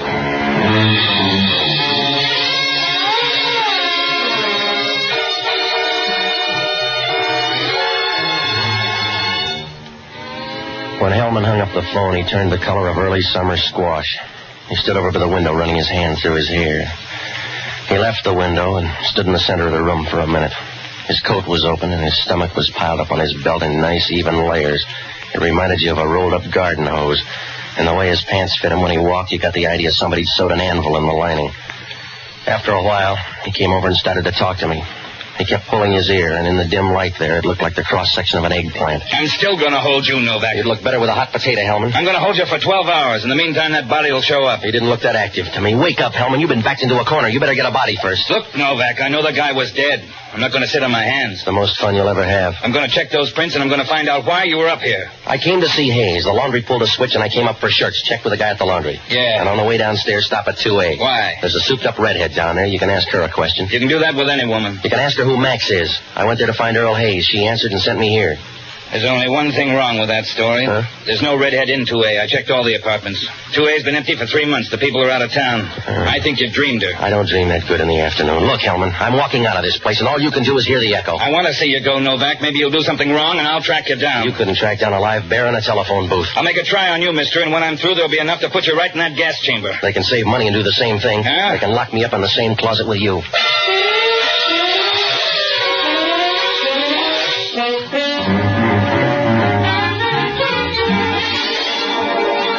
When I left, Hellman was wandering around like smoke in a drafty room. I picked up Earl Hayes' shirts and ducked by the laundry, but the clerk was gone and the place was closed tighter than the lid on a city scandal. Well, I tried to think back, but nothing made sense. In the first place, what made that shirt so important? And why did the laundry clerk have the wrong address for Earl Hayes? And the main hooker was that body disappearing. Why? If Max killed him, they were in the clear. Why take a gamble like that just for laughs? I knew I had to get some answers pretty soon because Hellman wasn't an easy guy. He was a tough, hard cop with a heart big enough to hide behind a piece of birdseed. Well, I had a couple of places to go, so I looked up Jocko Madigan. He's a good guy, and he used to be a smart one, except he didn't like the San Francisco fog and worked out one of his own. I finally found him in the hunt room at the Bellevue Hotel. The crowd was at one end, and he was down at the other. I found out why. Make it one for my baby and one more for the road. Now, wait a minute. matter, Jocko? Ah, Patsy. I'm singing a little sentimental ballad. All right, Jocko, now you've had enough. Patsy, I'm as sober as the next man. I've been drinking since 8 o'clock this afternoon, and I'm as sober as the next man. Well, stop it, will you? Patsy, you know I hate whiskey. But do you realize that 85% of the human body is liquid? Yeah. Now, is there any sane reason why all that should be water? Of course not. It isn't fair. That's why we have communists. Jocko, I'm in trouble. Of course you are. Knowing you, Patsy, is like walking hand in hand with a moral pygmy. All right. It's true, Patsy. You have no moral sense. All you have is a small bundle of regrets, something which you drag out periodically as proof of your decency. Will you listen? But you're not even decent enough to regret the things you've done. From some of your conversations about the only things you regret are the things you haven't done. The only reason you haven't caused more trouble is that you're not fleet-footed enough. All right. You're hopeless, Patsy. You're like some overripe planet, disemboweled and thrown from the skies. You don't know where you're going, and you can't remember where you've been. Your only joy is motion, and your only sensation are heat and cold. You all through, Jocko? Yes. What kind of trouble? Hellman wants me for a dead guy. Where is he? He was up on Telegraph Hill, but he's gone now. He didn't die long, did he? Somebody took the body away. That's a funny thing to collect. Oh, none of the story lays right. The guy's name was Earl Hayes. There was a laundry mix-up, and I went up there to trade. Yes? Now, look, I want you to hop down and find out everything you can about Earl Hayes. Find out who his friends are. Find out where he's from. And see if there's a guy named Max anywhere, will you? Where are you going? I gotta find a girl. I felt that way myself earlier tonight. Will you hurry, Jocko? We don't have time to run your love life. Yes. Well, time is a minor drawback anyway. Good night, lover.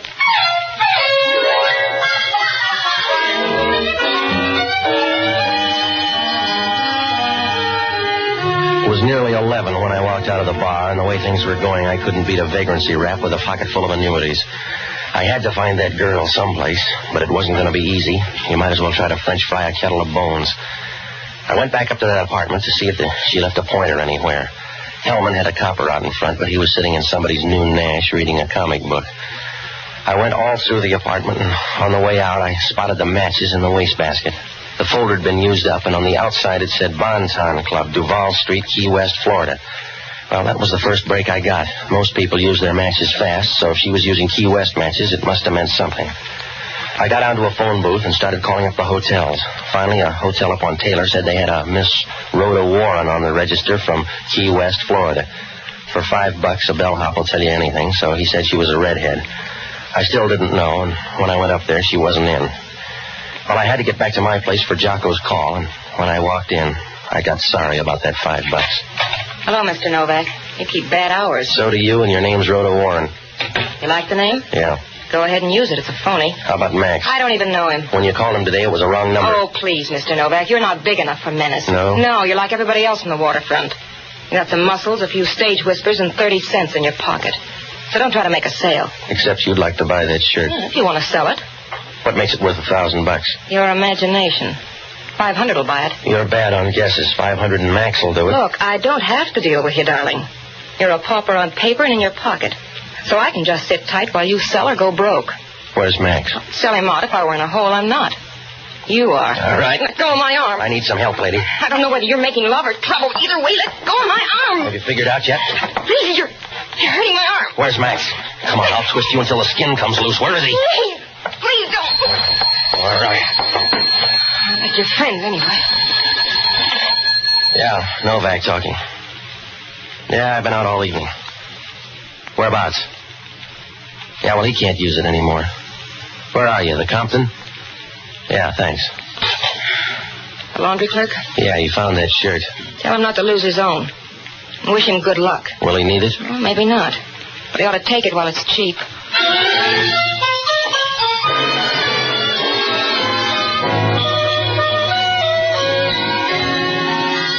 I knew it wouldn't do any good to press her for Max now.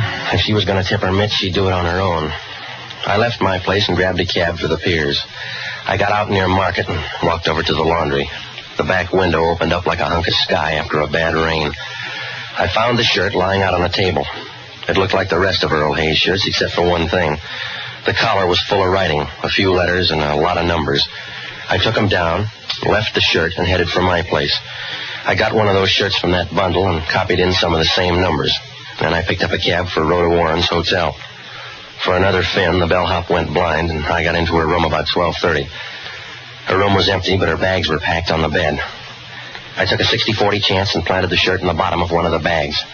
I told the bellhop to tip me off when she came in, and I started back to my place to wait for Jocko's call. I did about as well as a bottle of scotch in a Louisville bar. A squad car picked me up at the corner and said Hellman had a call out for me. About 20 minutes later, we pulled up to Pier 19. Hellman was waiting there, moving around like a pea in a boiling stew. Hello, Novak. Walk me down the pier. Find a crutch. What's on your mind, Hellman? Walk me down the pier. All right, but I won't take your arm. We found the body. How, radar? Almost. The Coast Guard boat spotted him floating in the bay. They radioed in. We're hauling them up now. Yeah. We're all busy. I found a shirt, too. Well, we may not need it. Those fingerprints worked out just right. Well, if they're mine, it's too pat, Hellman. You're too smart a cop to buy that kind of plant. I'm a smart enough cop to hold you, now that we got Earl Hayes. Here we are. Yeah. You got him down there? Yeah, we're passing them up. Grab a hold there. Here, I'll get him. All right, Paul. Well, here he comes. There. Well, that water sure changed him, Hellman. There's a mistake. They read his identification. They said it was Earl Hayes. Another plant, Hellman. He's the laundry clerk. What was he doing out in the bay? Maybe that's the way they do the laundry now. I'm going home, Hellman. You better stand on his chest. Huh? That way they can't steal him without taking you, too.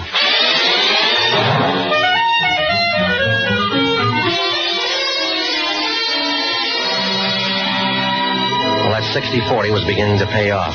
Somebody was gathering up the loose ends, and it was going to be easier now because things were getting tight. But you can say that for a lot of wedding rings. So I bummed a ride, and I got to my place about a half hour later. I had some trouble there because the cop on duty wanted to take me down to Pier 19 again. He looked wistful, so I told him about a place down the street where he might catch a peeping Tom, and I finally got rid of him long enough to get up to the room. As I walked in the door, the phone was ringing. Yeah. Hello, Patsy. This is Jocko. What'd you find out? Earl Hayes was popular. Anybody could have killed him. For instance? There's a lot on him in the Chronicle morgue. He's wanted for smuggling. Yeah? What else? He had a girlfriend. Her picture's here. What'd she look like? Oh, I haven't had enough experience. It's the same one, I guess. What else? And Earl Hayes once served a prison term with a man named Max Stoffer. That's our boy. What do you got on him? He lives here now, and he runs a business out on Van Ness Avenue. What kind of business? Oh, it's going to sound funny. He runs a funeral parlor. Well, what does that prove? It doesn't prove a thing. Just because you're a perfume salesman, you don't have to smell pretty.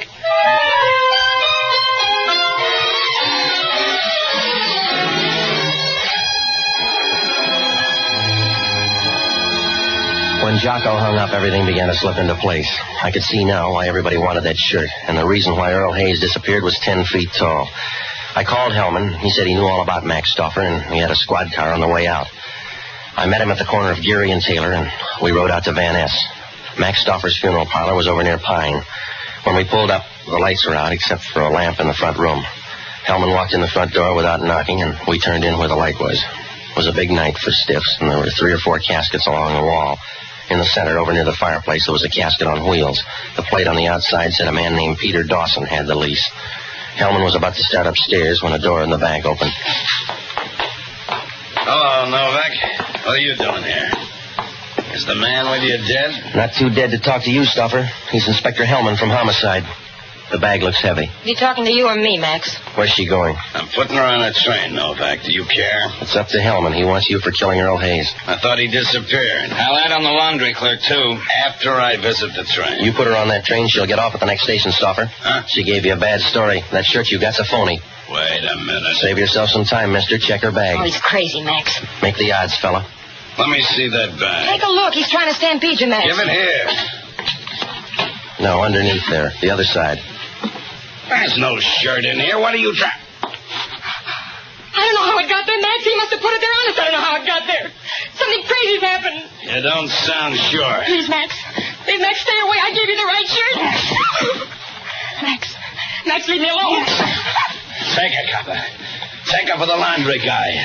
I'll read about you, lady. Max, you're crazy. You're crazy to tell him. I'll tell him all about it. I'll tell you every word. All right, don't forget yourself, big shot. Don't forget to tell him what you did with Earl Hayes. There's no body. Oh, you silly fool. You silly fool. Don't you know why they're here? Shut up. To look for them all. You better tell him now. He's in there, Hellman. He's in there with Tater Dawson. You had a chance, baby. Leave me alone, Max. Leave me alone or I'll break you up. You can't win them all, Max. Put away that gun. Hey, get away from her.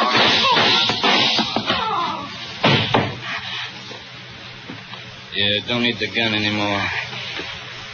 No. Pick it up, Copper. Well, you had a big night, lady. Yeah. What happened, Novak?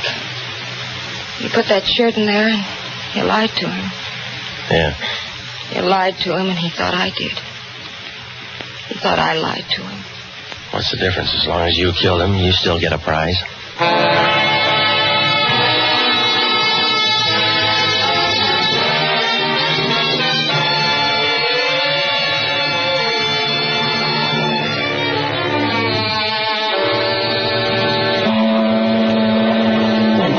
The next morning was easy for Hellman. He shook the girl for the story on those shirts. The markings on the collar were bill of lading numbers on stuff going to the islands. Everybody was being watched, so they had to handle it that way. Earl Hayes used to leave the shirts in that laundry, and each time somebody along the line marked one of the shirts. Hayes took the shirts to Max, and he got the information to the right people in the islands. Out there, they had a line on what to hijack. Most of the stuff was gold, and it was a good game for everybody, until that laundry clerk made a goofy mistake. He got the bundles mixed, and he left one shirt out. When Hayes picked up the wrong bundle, the girl and Max thought a double cross was underway. After Max worked me over and killed Hayes, he went down to the laundry shop, and he couldn't find the shirt. He could only think of one thing. Hayes had the shirt on. So he got him out of that apartment. Once he had him out, he figured the easy thing to do was to make him disappear for good. So he put him in a casket with another guy on his way to the boneyard. In the meantime, the clerk found the shirt and called me. The girl overheard the conversation and figured the laundry clerk had the shirt with him. She got in a beef and killed him. She went down to that laundry after me and picked up the shirt. Well, from there on, the cards fell the wrong way. Well, Hellman asked only one question. That laundry clerk was an innocent guy. Wasn't it too bad he got knocked off? Oh, I don't know. When you think of how many buttons you lose in a year, it doesn't seem so bad. Pat Novak for Hire was previously released by ABC, the American Broadcasting Company, for listeners in the United States and rebroadcast for our men and women overseas.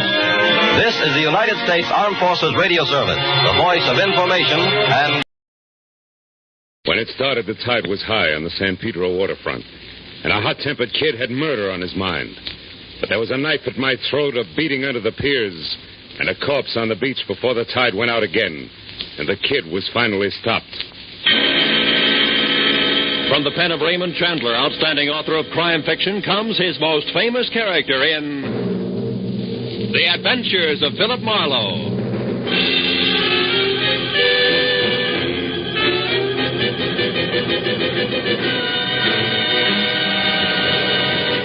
Now, with Gerald Moore, starred as Philip Marlowe, we bring you tonight's exciting story, Night Tide.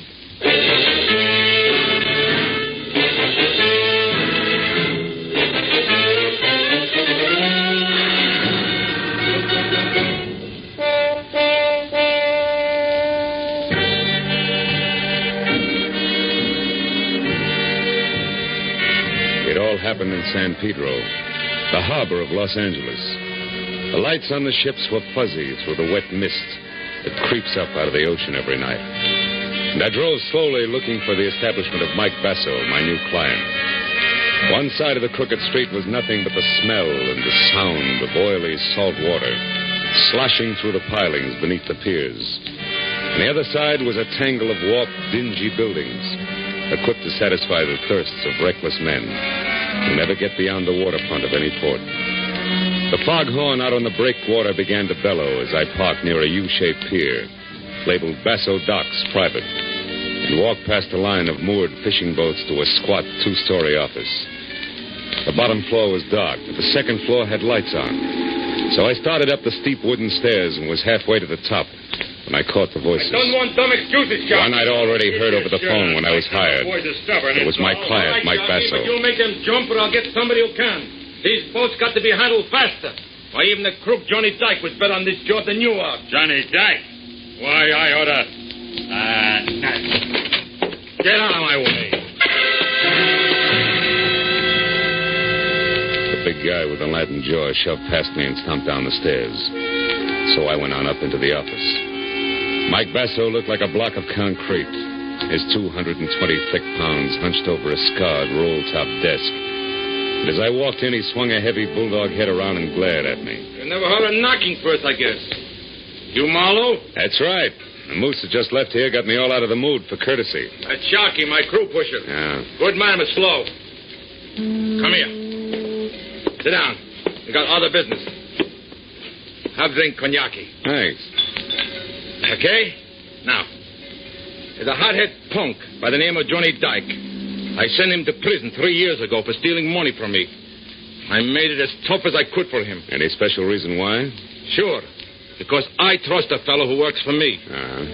Johnny Dyke used to have Sharky's job, but he took advantage. When the police grabbed him and found my money in his own house, he squealed like a pig and said he was framed. Like all cheap punks do. How does this get around to you wanting a private investigator? Because Johnny Dyke is out of prison. Got out yesterday on parole. And he's back in town now. Hey, you. What you looking at? Your clock. How come it says 11:30 or 20 to 8? It's electric. It was turned off last night, and I didn't start it yet. Now, look. I was here with Ed Giles when he heard some noise on my private launch out there. He went down to see about it, and... Who's Ed Giles? My general manager. While he was gone, the lights went out in here. That's when I got clubbed on the head. And when I went down, I got kicked around. Plenty. I'd be killed right now, but Sharky happened to come along, and the guy was scared off of me. Would you happen to see who it was? No. Ed Giles did. He got a good look. He admitted it. Only he claims he don't know who it was. But he lies. On account of he's an old friend of Johnny Dyke's. Well, maybe Giles isn't lying. What makes you so certain it was Johnny who slugged you? They found this. Just a book of matches, huh? Mm-hmm. But see how the edges are crimped. Johnny Dyke always did that. He's nervous, all the time fidgeting. Sure. He might as well have left his calling card for me. It was Johnny, all right. Okay, Basso, but before you get too far in, I'll tell you something. I don't go in for bodyguarding. Who wants a bodyguard? Here's what you do, Marlowe. Find that punk, see what he's got in mind. He beat me up once. Maybe that's all he wants. Or maybe he's coming back to put a knife in me. Just find out and let me know. That's all.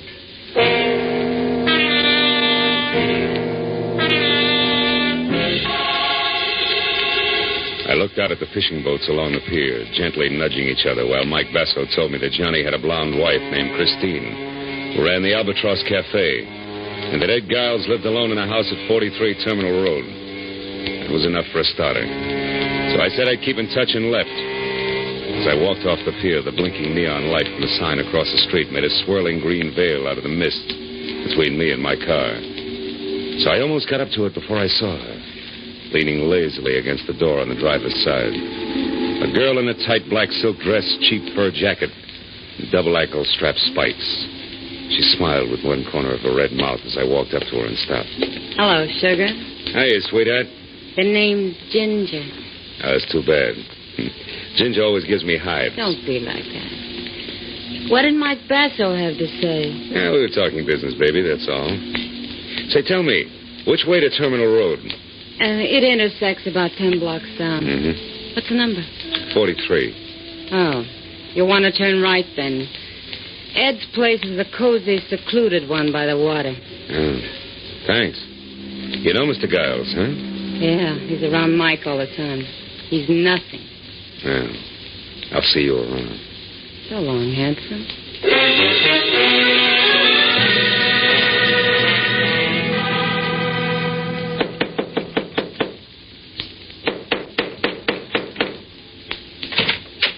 Yeah? You want something? You Giles, Mike Basso's man? Yeah. So what? I'm Marlowe, private detective. I'm looking for Johnny Dyke. Why'd you come here? Because you're a friend of his, the only one? I haven't seen or heard from him, so I'm afraid I can't help Now, him. wait a minute. Let's go inside. I'd like to talk about the kid. Now, look. He's put himself in a pretty hopeless situation coming back here to Pedro. What do you think? Because he's got enemies like Mike Basso and Sharkey? Yeah. What's he going to do? Fight it out or be smart and leave town? Listen, private investigator, I told you once. I don't know because I haven't seen him. You're a liar. You saw him last night. You're working for Mike, aren't you? Get out, beat it. Don't shove. I'll shove harder than that, brother. Okay, Giles. We'll try it the hard way. Now, where's Johnny? I don't know. Come on, get up, get up. Let's play again. You saw him last night, didn't you? Didn't you? All right.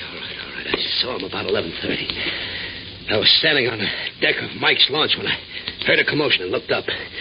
I saw Johnny jump down the stairs from Mike's office and run off the pier. I haven't seen him since, and that's the truth. Okay. Sorry I had to make you squeal on a friend. Now, where's the Albatross Cafe? The Albatross? Yeah. On the corner of Front and Castle Avenue. But look, can't you leave Chris out of this? She's a good kid. She's been through a lot already. Think Johnny's going to leave her out of it? Besides, it's for her own good that I want to see her. Yeah, I suppose you're right. But I'll tell you something for your own good, too, Marlowe. If you find Johnny Dyke, don't push him too hard. He was tough before he left. Now he'll have rawhide for brains. Depend on it.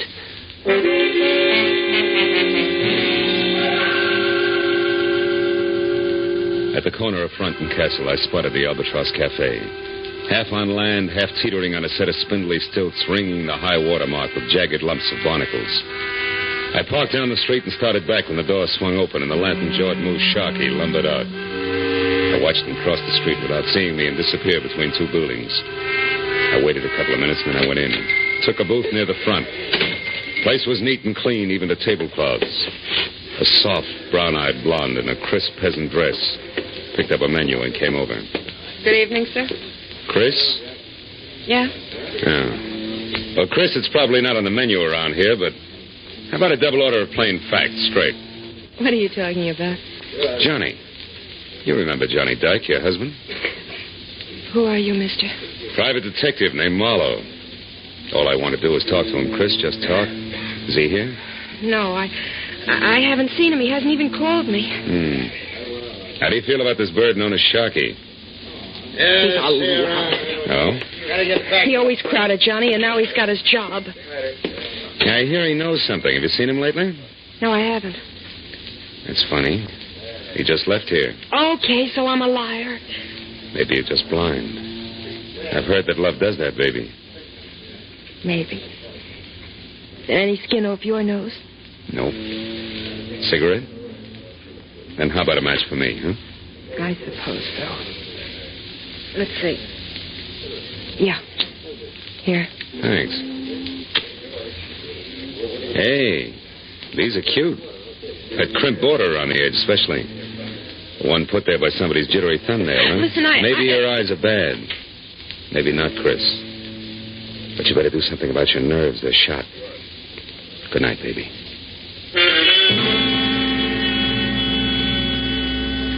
I didn't look back, but I knew she was watching me all the way out the door and down the street, so I made it real good, as far as the next block and around the corner.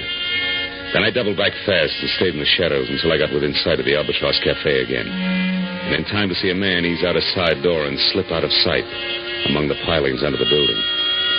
I moved in closer and found a rickety trail of greasy planks that led out through the forest of slimy pilings under the piers. I felt better on a tight rope, but it was home ground to Johnny Dyke. I felt my way slowly along their slippery planks. And from behind the piling, an arm like steel springs snapped under my chin while a hand pressed the point of a long, thin knife with a curved white handle up against my throat. You said you wanted to talk to me, Marlowe, so talk. But fast, because I don't have much time. Ease up on my throat, will you? Okay. There.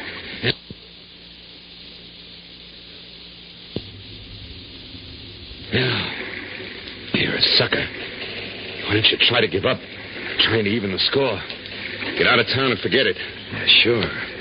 Sure, to you, that's easy. You didn't spend 3 long years in the cooler for something you didn't do. I'm going to get even, all right. I don't know how for sure yet, but I will. Wind up right back in the coop, sucker. If it keeps this time, is it going to be worth it? Could be. I was a good boy up there. Every time I wanted to slug a guard, I said, Mike Basso to myself instead. Now I got it all bottled up inside me. I'm not going to carry all that hate around forever. I'm going to get rid of it, and there's only one way to do it. Ed Giles was right. You've got rawhide for brains. You better put the knife away, Johnny. I think we got visitors. Sure we have, Marlowe. Rats. Big ones. The piers are full of them. You should feel right at home. Just don't sleep too long, pal. Oh!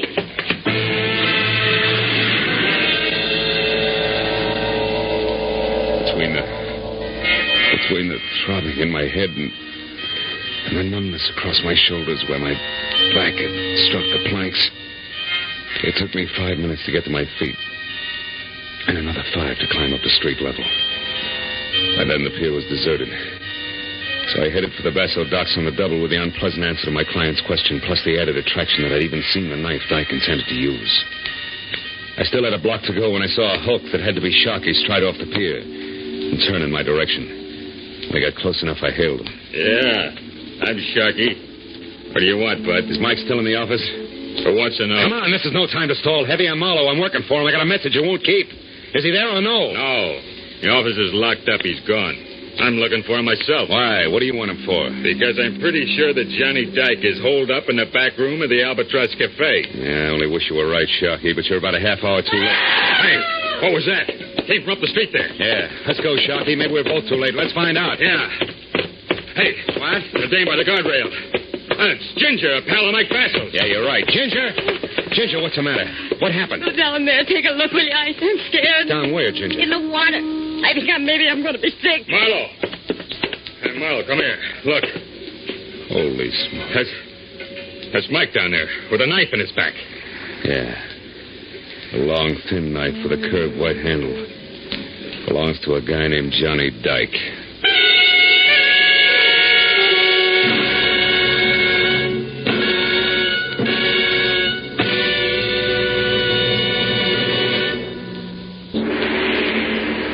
Now, with our star, Gerald Moore, we return to the second act of Philip Marlowe and tonight's story, Night Tide.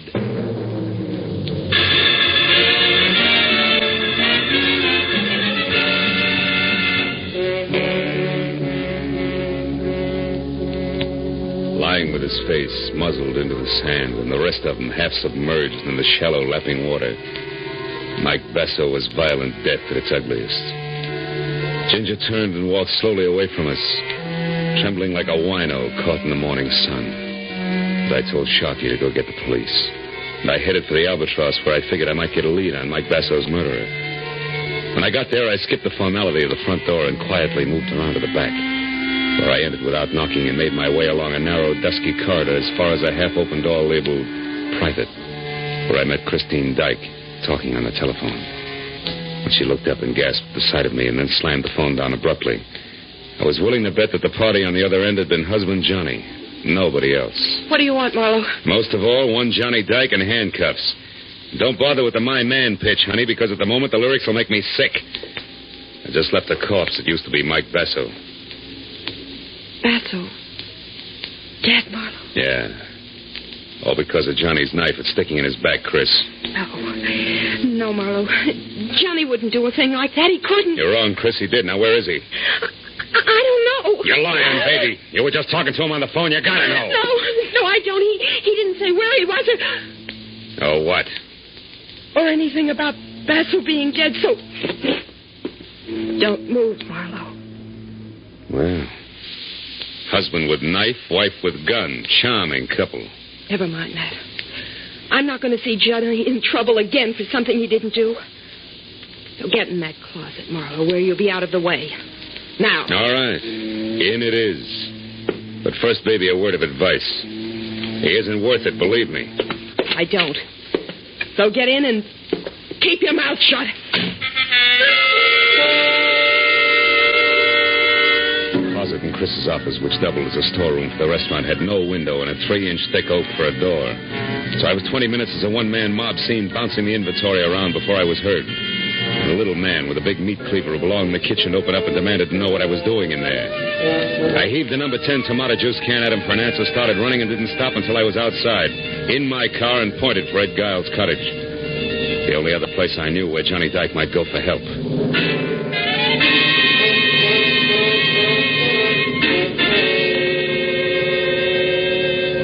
stop at the house and found Giles himself standing on the outside steps looking puzzled at a pair of taillights that were blinking out of sight. I knew I was too late. Yeah, Marlowe, it was Christine. And all upset about getting her hands on $500.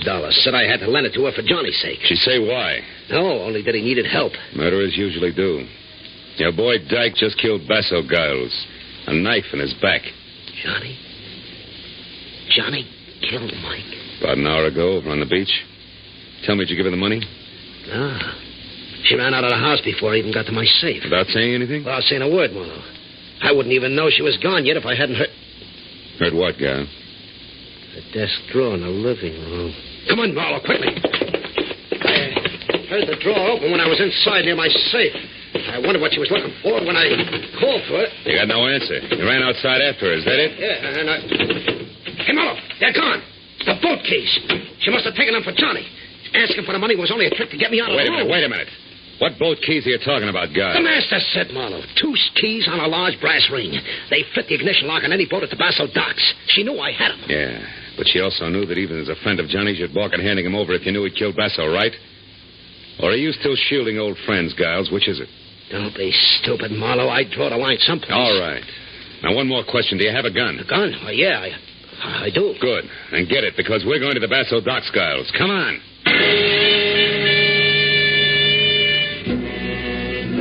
Both piled into my car, and in something less than 10 minutes, ripped through the wide, empty streets to the Basso docks, which were 2 parallel piers set about 100 feet apart and jutting out deep into the bay with more than a score of boats moored to the inward side of each. But when we were out of the car and saw nothing of Johnny Dyke or the girl, and heard no sound other than the dull thump of wood on wood and the rhythmic slap of water against the hulls, I decided that we should split. And I told Giles to search one pier carefully while I took off for the other. But a minute later, just as I started out alone over the oil-soaked planking, I remembered the panoramic view of the docks I'd gotten earlier that evening from Basso's office. So I stopped, then turned and ran for the flight of wooden steps that led to it. I was halfway up them when I stopped again. There was somebody ahead of me and with a key opening the office door. I crouched low and moved closer one slow step at a time toward what I knew might be Johnny Dyke. But in the next second, a light clicked on in the office, and I forgot all about being subtle and leveled the .38 in my hand at the belt buckle of the sharply silhouetted figure. It was Sharkey. I wouldn't move if I were you, Buster. Who is it? Marlowe, Sharkey. Who are you expecting? Nobody, funny man. But I wouldn't want it to be Johnny Dyke at the moment. He might want to settle old scores. You know, Marlowe, the price for 2 murders is the same as the price for 1. So I've heard. But now, lest we stray from the subject, Sharkey, do you mind telling me what you're doing here? And don't say I'm getting personal or I will. Come on, talk up like a big boy. All right. I'm here because I don't like cops. Right now they're down on the beach swimming around Basso's body like kids around a maypole. Also, I figured that before he blew, Dyke might come up here after the money he knew Basso always kept on hand. Satisfied? In a word, no. Why not? Because I buy the switch first. You're here, Sharkey, to steal that dough and let people think that Dyke took it on his way out. You can't prove that, Marlowe. Only because I haven't got time. You see, Sharkey, it's an odds-on bet that Dyke's out on one of those boats right now. Just waiting for the... What is it, Marlowe? Sharkey, what time is it? Huh? The time! Quick, what is it? It's 11:35. Why? What's that got to do with Dyke shoving off? From where I stand, everything. Now, look, Sharkey, get back down to those cops. Get them up here. And... Hey, Marlowe, look. Over there at the end of the starboard pier. It's Dyke. Yeah, and trying to get away. Go on, Sharkey. Get to the cops fast.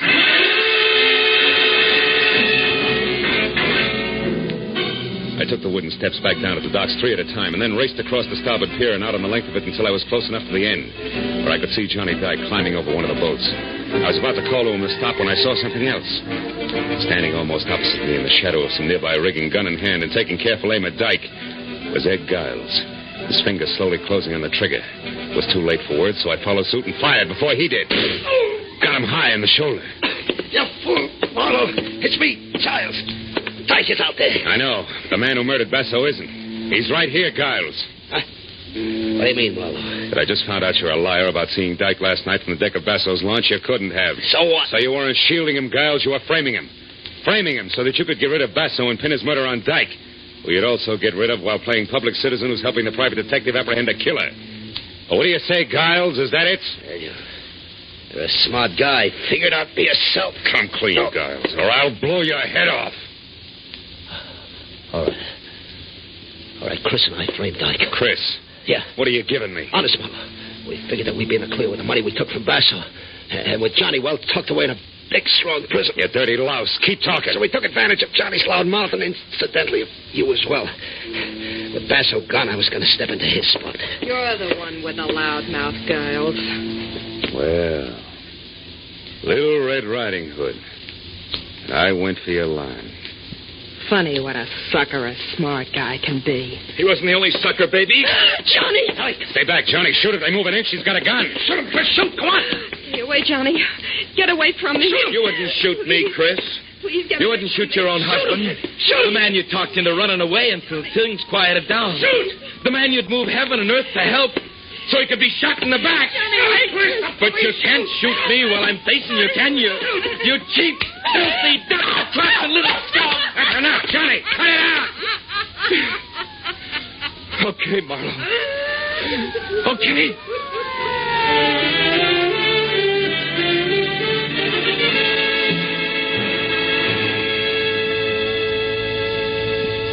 It was a long hour of questions and answers before the police were finished. And they'd left with Chris and Giles in tow. And Johnny and I were standing alone out on the end of the pier, where I was looking down into the shallow black water below and listening to him try to convince himself that the whole night had been something more than a bad dream. Chris against me.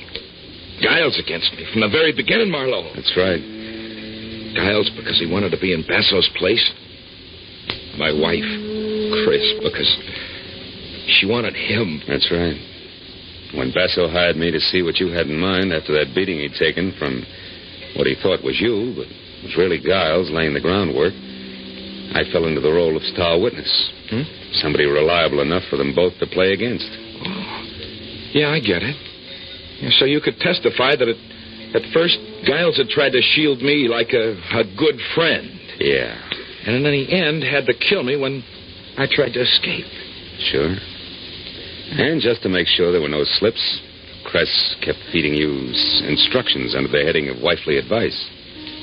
Yeah, it practically ran on a timetable, Johnny. Yeah. But there was one slip. I found out Giles was a liar and trying to frame, not shield you. Huh? How was that, Marlowe? Well, look, he said he saw you beat up Basso in his office at 11:30 last night when he was down on the deck of Basso's private launch, investigating a strange noise. Yeah? Well, Johnny, he couldn't have. Because at 11:30 last night, as well as 11:30 tonight, the tide was low. Of course, the launch with it. And from Basso's office, you couldn't even see the launch. Yeah. Or the other way around. From the launch, you couldn't see the office, right? That's it. So in the end, Johnny, you did have a friend who stuck by you. The sea. Yeah. I guess that's as good a place as any for me. Maybe the sooner the better. Any place in particular? No, just the sea. I'll drop you a card whenever I make port, Marlowe. After all, I really had two friends. I won't forget that. So long, fellow.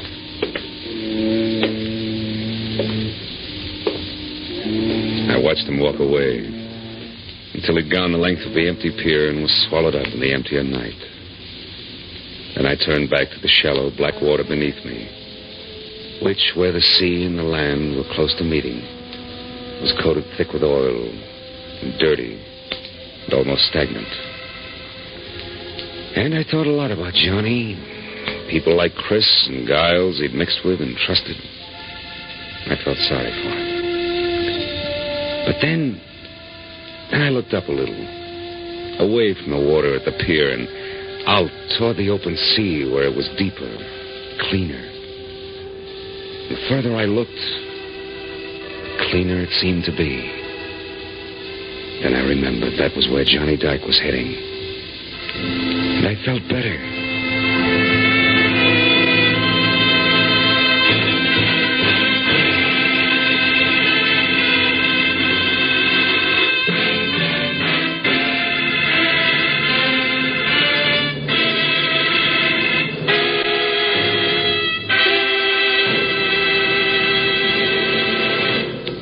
The Adventures of Philip Marlowe, created by Raymond Chandler, star Gerald Moore, and are produced and directed by Norman MacDonald.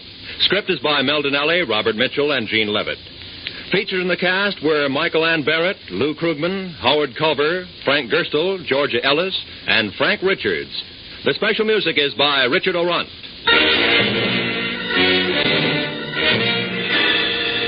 Be sure to be with us again next week when Philip Marlowe says...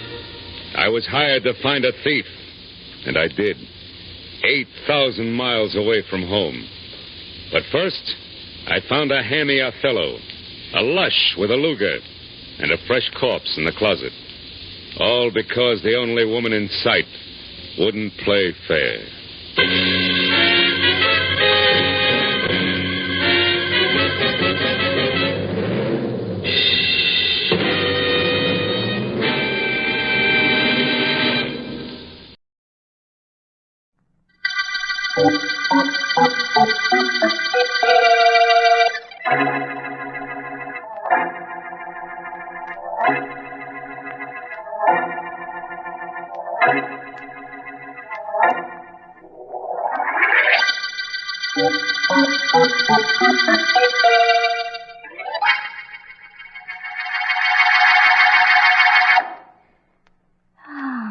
Dan.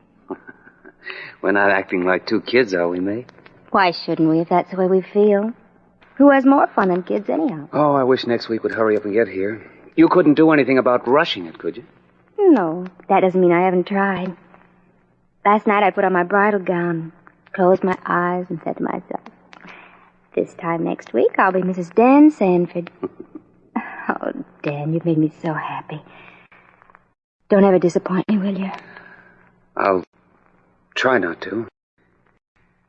May, I have something I want to... No, not right now, Dan. There'll be no talking for the next 30 seconds. That's an order. May, let's stop for a minute and be sensible. Who wants to be sensible? After next week, I'll be sensible for the rest of my life. There may not be a next week if you listen to what I'm going to tell you. Never heard a better reason for not listening to anything in my whole life. Besides, I don't have to listen, Dan. I know what you're going to tell me. You're going to tell me what business you're in. But I already know. You do? Certainly. And I'm going to help you. Even though I know your business is murder.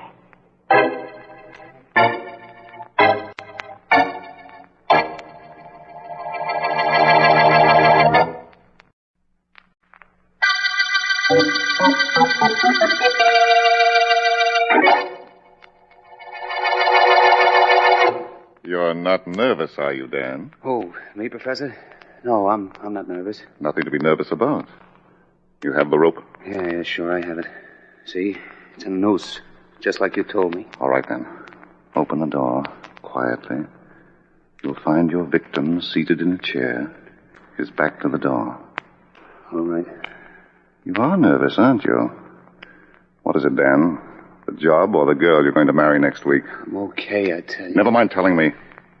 Show me. You just watch. Very well. The door, Dan. Quietly. Hold the rope ready. That's right. Walk over slowly. All right. Now! Hey, you! Dan, you fool! You haven't done anything. Let go of the rope! All right, Billy. Take it off your neck. Holy mackerel, Professor, this guy could have killed me with that rope. That was the general idea of the dress rehearsal. Only it didn't work. Dan, if that rope were around Billy's neck properly, he'd have made no outcry. I've explained that to you a dozen times. I tried, Professor. Yes, I imagine you did. I would suggest you watch Billy demonstrate the technique. He's already done 2 perfect jobs on victims for me. Assignments on which he acquitted himself admirably. Oh, was it nothing, Professor? I think it was. Now, show Dan how you do it, Billy. After all, he's one of us now. And he should be trained. Holy mackerel, I've showed him 1,000 times already. Look, stupid. You grab the rope like this. Yeah. You slip it over a guy's head. Then Never you mind pull doing out. it now. Show him when you 2 are alone. I'd rather you both left me alone at the moment. Hey, you gonna play that music box again? The new music box, Billy.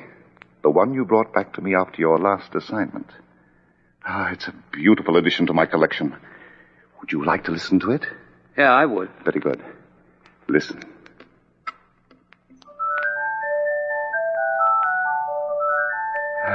Isn't that beautiful? Not to me, it ain't. Well, you wouldn't understand. Do you, Dan? Well, do you understand how these music boxes I have in this room represent so much to me? How they make me an individual, apart and above everyone in this world? Well, I don't exactly understand that, Professor. Very few people would. But it doesn't matter. Dan, I have an assignment for you. You're first. Yes, Professor? There is a beautiful music box, a most unusual music box in the possession of a man named Daly. I want it, Dan. Tomorrow night. Yes, Professor. The music box is in his safe. I'll give you a plan of the room and leave the rest to you. Daly is very wealthy. There'll be money and jewels in the safe. What do I do with them? You'll bring them back to me, of course, and you'll receive your share. But the music box you bring back, that belongs to me, alone.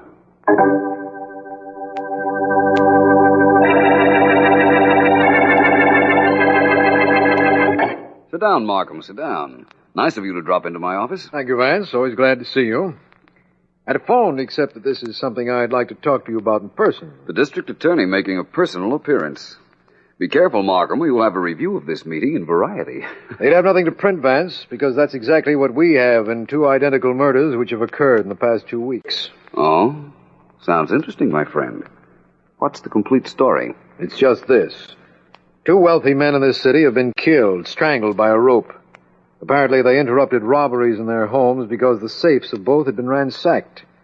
We know a lot of money and securities were stolen. And the killer left no indication of his identity? None we can find. Sergeant Heath's looking for some kind of a lead right now. He's been working on the murder since they happened. Heath's a good man. If there's anything to be found, he'll uncover it. What did you want me to do? Find whoever it is who is responsible for the killings. Mm-hmm. Only I can give you nothing at all to work on, Vance, except that I'm reasonably certain both were done by the same man or men. That isn't much, is it, Markham? No. I'll tell you something very strange, though. I'd rather have one little clue than too many. Too many clues are confusing. I understand. I wish I could... Oh, telephones have no manners, have they? Just a minute, Markham. Vance speaking. Hi, Vance. It's Sergeant Heath, homicide. District attorney isn't there by any chance, is he? Why, yes, he is. Oh, his secretary wasn't sure if he was going to see you or not. Now, put him on, will you? Certainly. For you, Markham, it's Heath. Thank you. Yes, Heath? Mr. Markham, I think maybe we're getting a break in those rope killings. I checked the stuff stolen from both of the men, and guess what? Heath, please. Okay, I'll tell you. You see, both of the dead guys are not only rich, but they each had a music box in their safe. Not one of those 5 and dime things, but real valuable antiques. Uh-huh. Now, I think that means something. Yes, it might. Thanks for letting me know, Heath. No, it's okay, G.A. So long. Bye. Did you hear that, Vance? Yes, I did. Very interesting, Markham. It isn't to me. Not until I find out what is meant by the fact that 2 music boxes were stolen. You want to know what it means? I'll tell you. It means that the killer has made his first mistake. The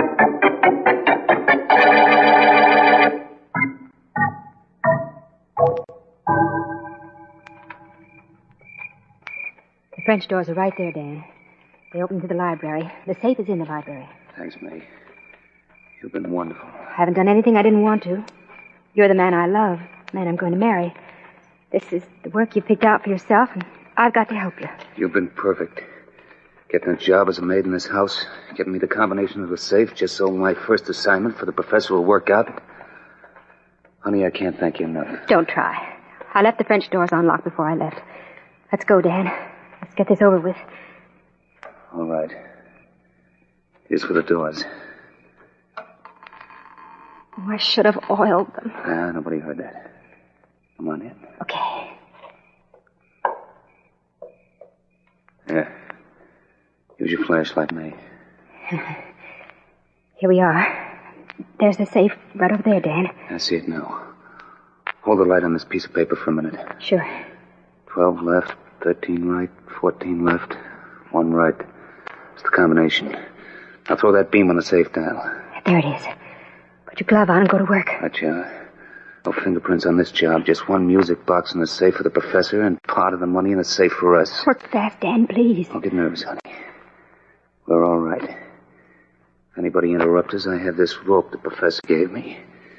I know how to use it, believe me, I do. Hope you don't have to, Dan. I know, I don't want to either. But if it has to be somebody's neck or ours, believe me, it's going to be somebody else's. Dan. What? I thought I heard a noise just now. A footstep. I didn't hear it.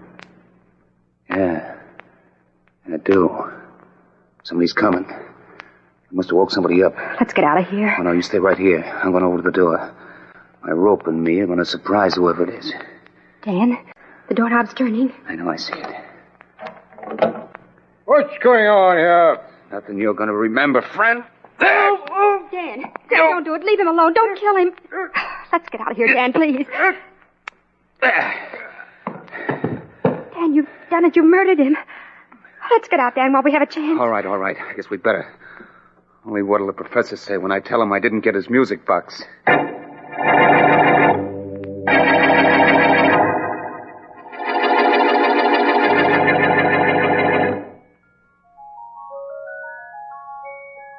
Yes, I understand, Dan.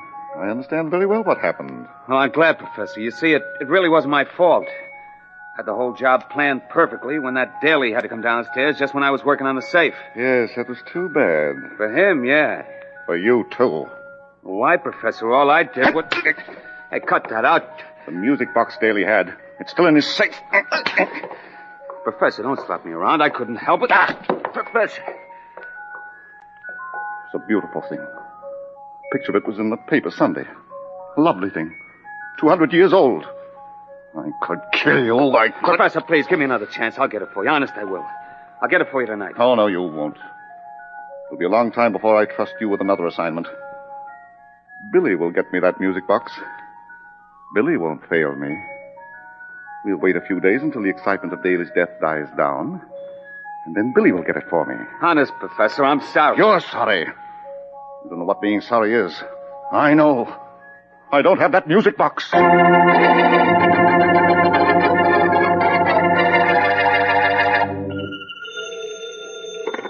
Philo Vance speaking. Markham Vance, I think our long association's begun to do me some good. Really, Markham? I assure you I'm completely complimented.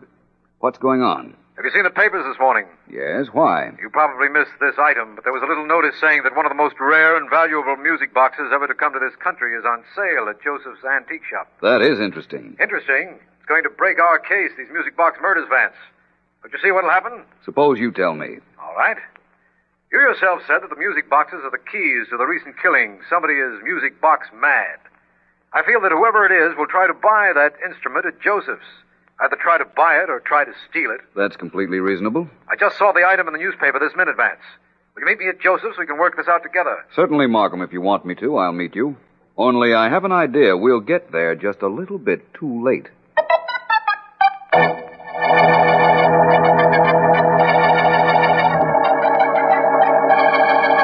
Try throwing the rope, Billy. Throw it this time. Holy mackerel, Professor. I'm beginning to feel like a cowboy.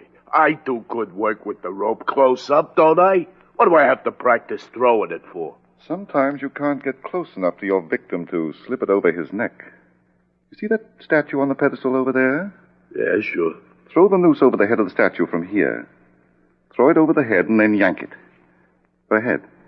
Okay, Professor, but ain't that hunk of statue worth a lot of dough? You know, I'm liable to break it when I yank it. If breaking that statue will help you sometime on a job, Billy, it's worth what it cost me. Throw that rope. Okay, if you say so. Here goes. Holy mackerel, I done it. Professor, I didn't mean... You're a much better pupil than Dan is. You did a good job, Billy. And as a reward, I have a special assignment for you. Tonight. Oh, yeah? An assignment that will give me a wonderful music box and get you at least $15,000 or $20,000. What do you have to say to that? Me? Gee, all I can say is, holy mackerel.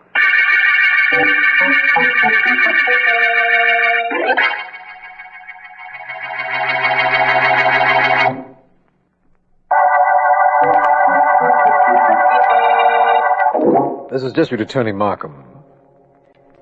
The music box murder case concerns the killing of 3 men, all of whom owned valuable antique music boxes, 2 of which were stolen. We have no other clues to the identity of the killer or man in the back of the killings, but an item in today's newspaper telling of a new music box to be sold at Joseph's antique shop gave me an idea. And along with Philo Vance, I've gone to the shop in the belief... This is one time, Vance, when I believe I've anticipated what you would have done. We have a murderer and a new music box in this store. The murderer will want that music box. We'll either get it first or get a lead to him. If you say so, Markham. I told you what I thought, though. That we'd be a little late? Mm-hmm. Maybe. We'll know in a minute now. Coming? Definitely. Your pleasure, gentlemen. We're interested in that music box we read about in the papers today. We have an excellent collection of Chinese jade, should you care to see it. My friend inquired about the music box. Oh, the music box.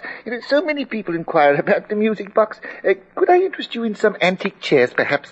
We have some that are 150 years old, colonial chairs. Now, let me show them to you. Now, where are they? I'm so nearsighted. Did you gentlemen see any chairs on the floor that are 150 years old? We don't see a chair that looks a day over 125 years. Oh. Look, my good man, what about that music box? All you've told us is that several people were inquiring about it. Oh, that's been sold first thing this morning, as a matter of fact. Look, I want to know the name and address of the purchaser of that music box. Can you give it to me? Why, yes, if you like. I don't even have to look it up. I can't remember a face or forget a name. As a matter of fact, the name of the man who bought that box was John Smith. John Smith? Well, that's too bad. It is? Yes. It's obviously a fictitious name, and any address he gave you would be equally fictitious. Well, I'm sorry I brought you down here, Vance. I guess we'll have to find some other way to look for our killer. I didn't mind coming with you, Markham. And as for finding some other way to look for our killer, I think I've thought of a way to have him look for me.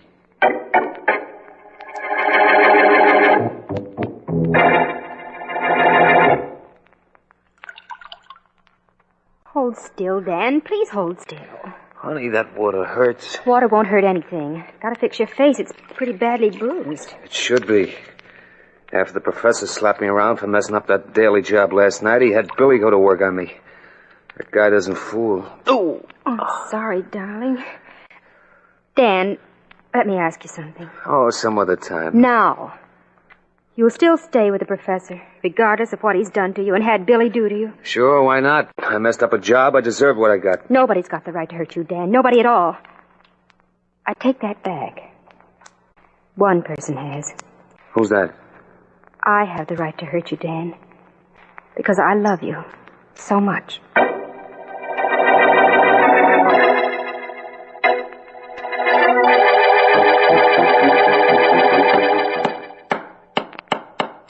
Vance, what's the plan you have for making the music box murderer come to you? Oh, I'm afraid I'll never be a carpenter, Markham.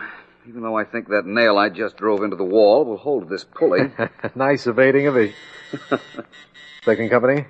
No. It might be my secretary, Miss Deering. She might have brought some papers from the office. I'll see. Good enough.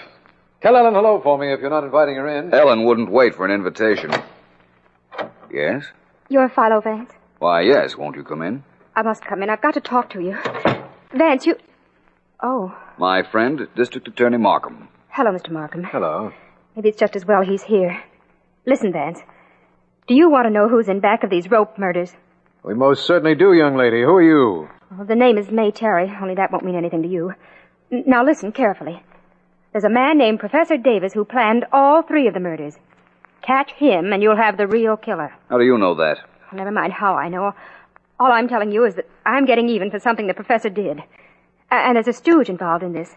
Somebody named Billy something or other. He's the muscle man for the professor. He's the guy who uses the rope. This is very interesting, Miss Cherry. Do you know where the professor and his accomplice can be found? No, but that shouldn't be too hard for you to find out. That's one reason I didn't go directly to the police. I came to Vance because I have information but no proof. No idea where this professor is. And you say that the professor has an assistant named Billy who committed all the crimes? Yes, that's right. Oh, they'll deny it, of course, if and when you find them. But they did the killings together. The professor wanted music boxes. That's what he wanted out of the murders. We figured as much. But you don't know where we can find either the professor or Billy. No. It seems to me, Vance, that we're indebted to this young lady for her information. But she hasn't helped us very much. We're in exactly the same situation we were in before she came. Not exactly, Markham. We now know what we only suspected before. Can you reach Sergeant Heath on the telephone? Of course, why? You'll need him to make an arrest, won't you? You see, I have a way that's guaranteed to make the music box murderer face the music.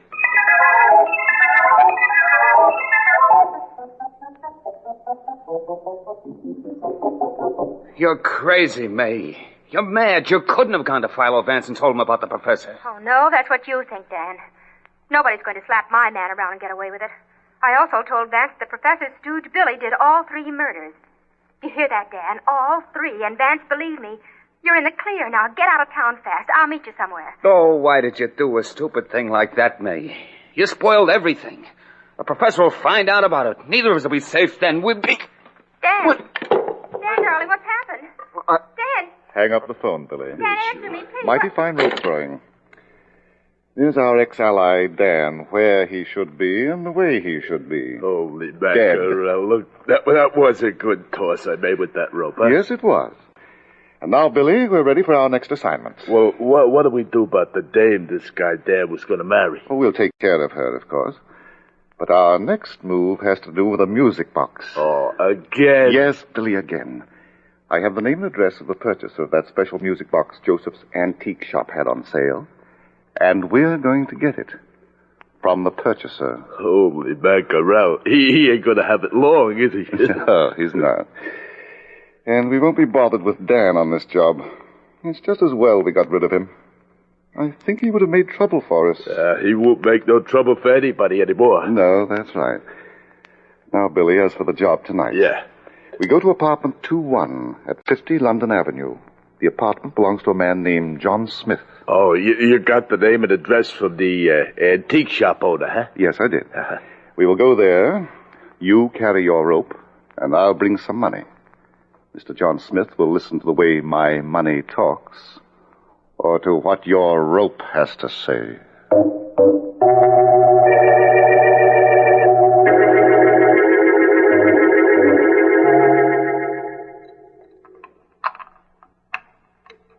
A kitchen door is always easier to open than a front door, Billy.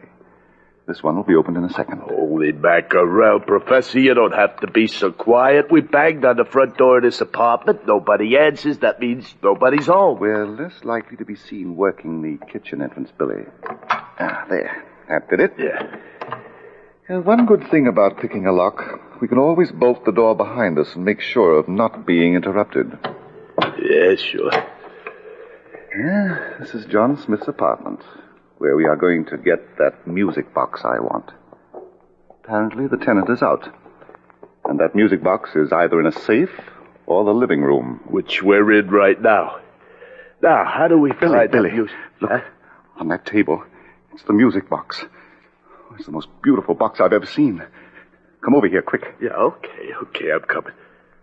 Oh, gosh, that is pretty, ain't it? Huh? I want to hear it. Oh, now wait till we get home. No, I won't. I've got to listen to it now. I'll raise the lid.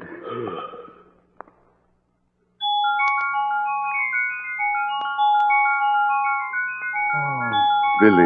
Yeah, I know. It's wonderful, only not to me. Personally, I prefer swing stuff. Now, you take that, Deb. Hey, somebody's in the next room. Come on, Professor, let's get out of here. Well, I'm ready. I've got the music box. Out the front door, Billy. Hurry. You don't have to tell me twice. I'm hurrying. Come on, let's get out. Quick, Professor. There's a rope around your neck. I ran into a noose. Now, your hands are free. Get the noose off my neck. Trying to get it off you. Sure, hurry. The quicker you get it off, the quicker I take you two down to headquarters. Put your hands up, both of All you. right. Come on, put them up. We don't have all day. All right. Sergeant Heath, you'd better take them along. Sure, DA. Anything you say. Come on, you two guys. We want you both for a lot of murders. And you both ought to thank your lucky stars that rope you ran into didn't choke one of you to death. Yes, they should, Heath. They should thank their lucky stars for that. And we should thank Philo Vance for trapping them for us. Although I still don't know how he did it.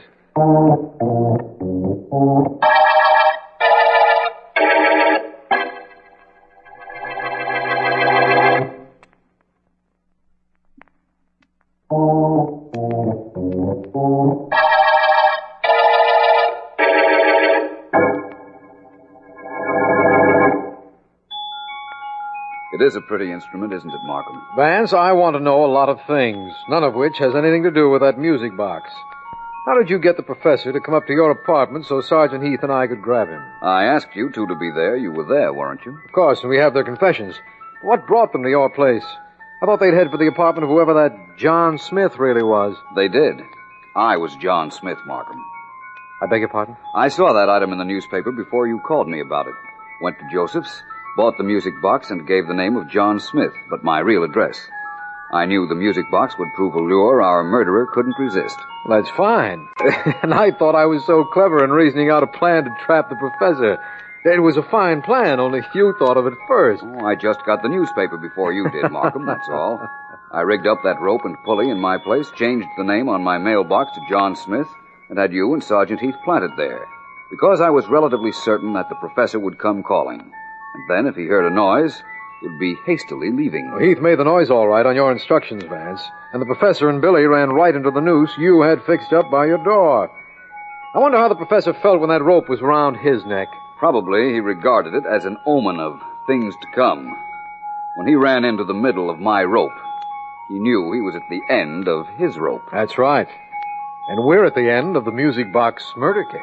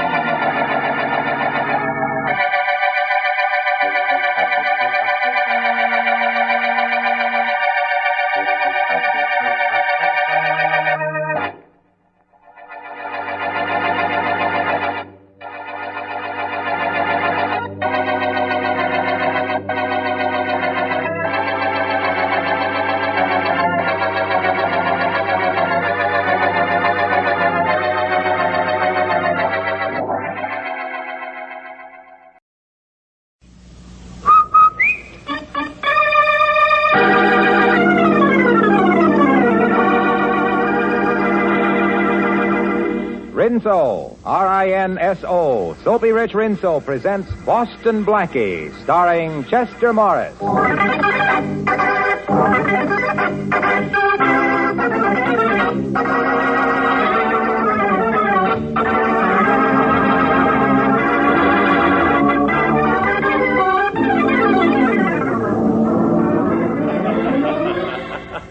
What are you reading, Chief, little Abner? No, listen to this, Matthews. Special feature of the Great Gems exhibit at the famous Godet Jewelers will be the incomparable Star of the Nile emerald. One of the most precious gems in the world. So precious that George Stevens, vice president of Godet's, is personally bringing the star to Chicago from Chicago to New York. I don't get the joke, Chief. Sure you don't, because you don't know that Boston Blackie is on the same train with George Stevens. But, Chief, I don't get it. Well, if I know my Boston Blackie, and to my great sorrow I do, he won't be able to resist a little gadget worth a cool $200,000. I still don't see what's funny. Besides, Blackie hasn't gone after sparklers in a long time. I know that, but I also know one thing that sparkles that's right up Blackie's alley. What's that? Dames. Sure, Chief, but the Star of the Nile ain't a dame. Yeah, but Helen Crew is. Helen Crew? Yeah, something's bound to happen on a train when it's carrying those three. George Stevens, Helen Carew, and Boston Blackie.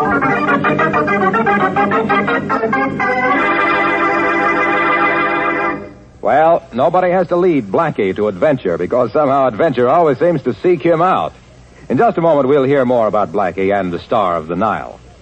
You know, you can lead a soap to water, but you can't always make it give thick, rich suds. Not if it's hard water, and not if you're using one of those Lazy Bar or Skimpy Suds package soaps. No, ma'am, that's when you want Rinso. Soapy Rich Rinso on the job.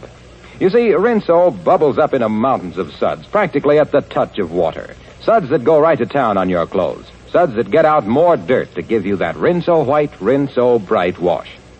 And no hard scrubbing or boiling to ruin your wash day disposition. A short soaking in Rinso suds, a few quick finger rubs on extra soiled places, and your clothes are ready to rinse. So next wash day, whistle up a Rinso wash. A wash that's Rinso white and Rinso bright. And now, Chester Morris and the adventures of Boston Blackie.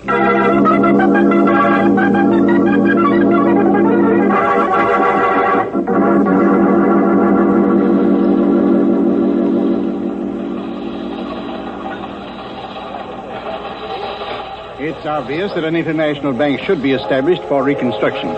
At the United Nations Monetary and Financial Conference held at Bretton Woods, certain preliminary steps were taken. However, it is only the beginning. Oh, I says when you realize that the International Monetary Fund will total around $8.5 billion.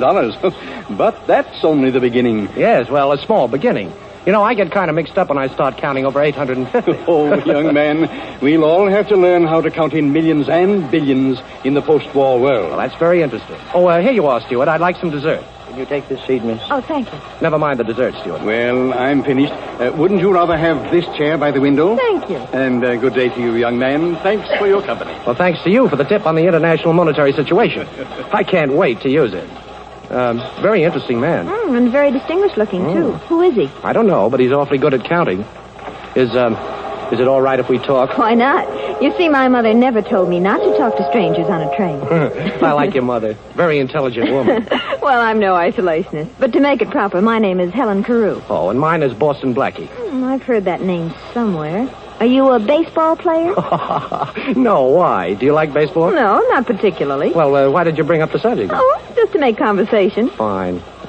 Let's talk about you. All right, let's. I'm a very pleased young lady on a train between Chicago and New York. Why are you pleased? Because I didn't expect conversation with my dinner. Well, do you realize that the International Monetary Fund will total about $8.5 billion this year? No. Yes. You see? Uh-oh, it's back again. Excuse me, I've lost something. It can't be that $8.5 million. No, it was a chamois pouch. I don't see it. Wait. Oh, I'd better get out of the way. It isn't here. Well, pardon me, sir. What did you lose? This is terrible, terrible. Waiter. Well, it sounds important. Young man, you have no idea how important. That pouch was worth $200,000. That's a lot of money to be carrying around. It wasn't money. It was an emerald. One of the most valuable gems in the world, the Star of the Nile. What a pretty name.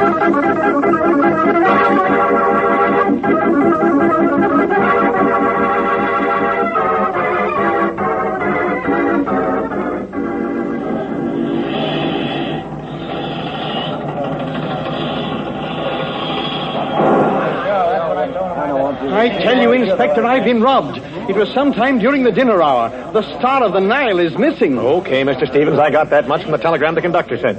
Now, we'll search every passenger on the train if we have to, so calm down.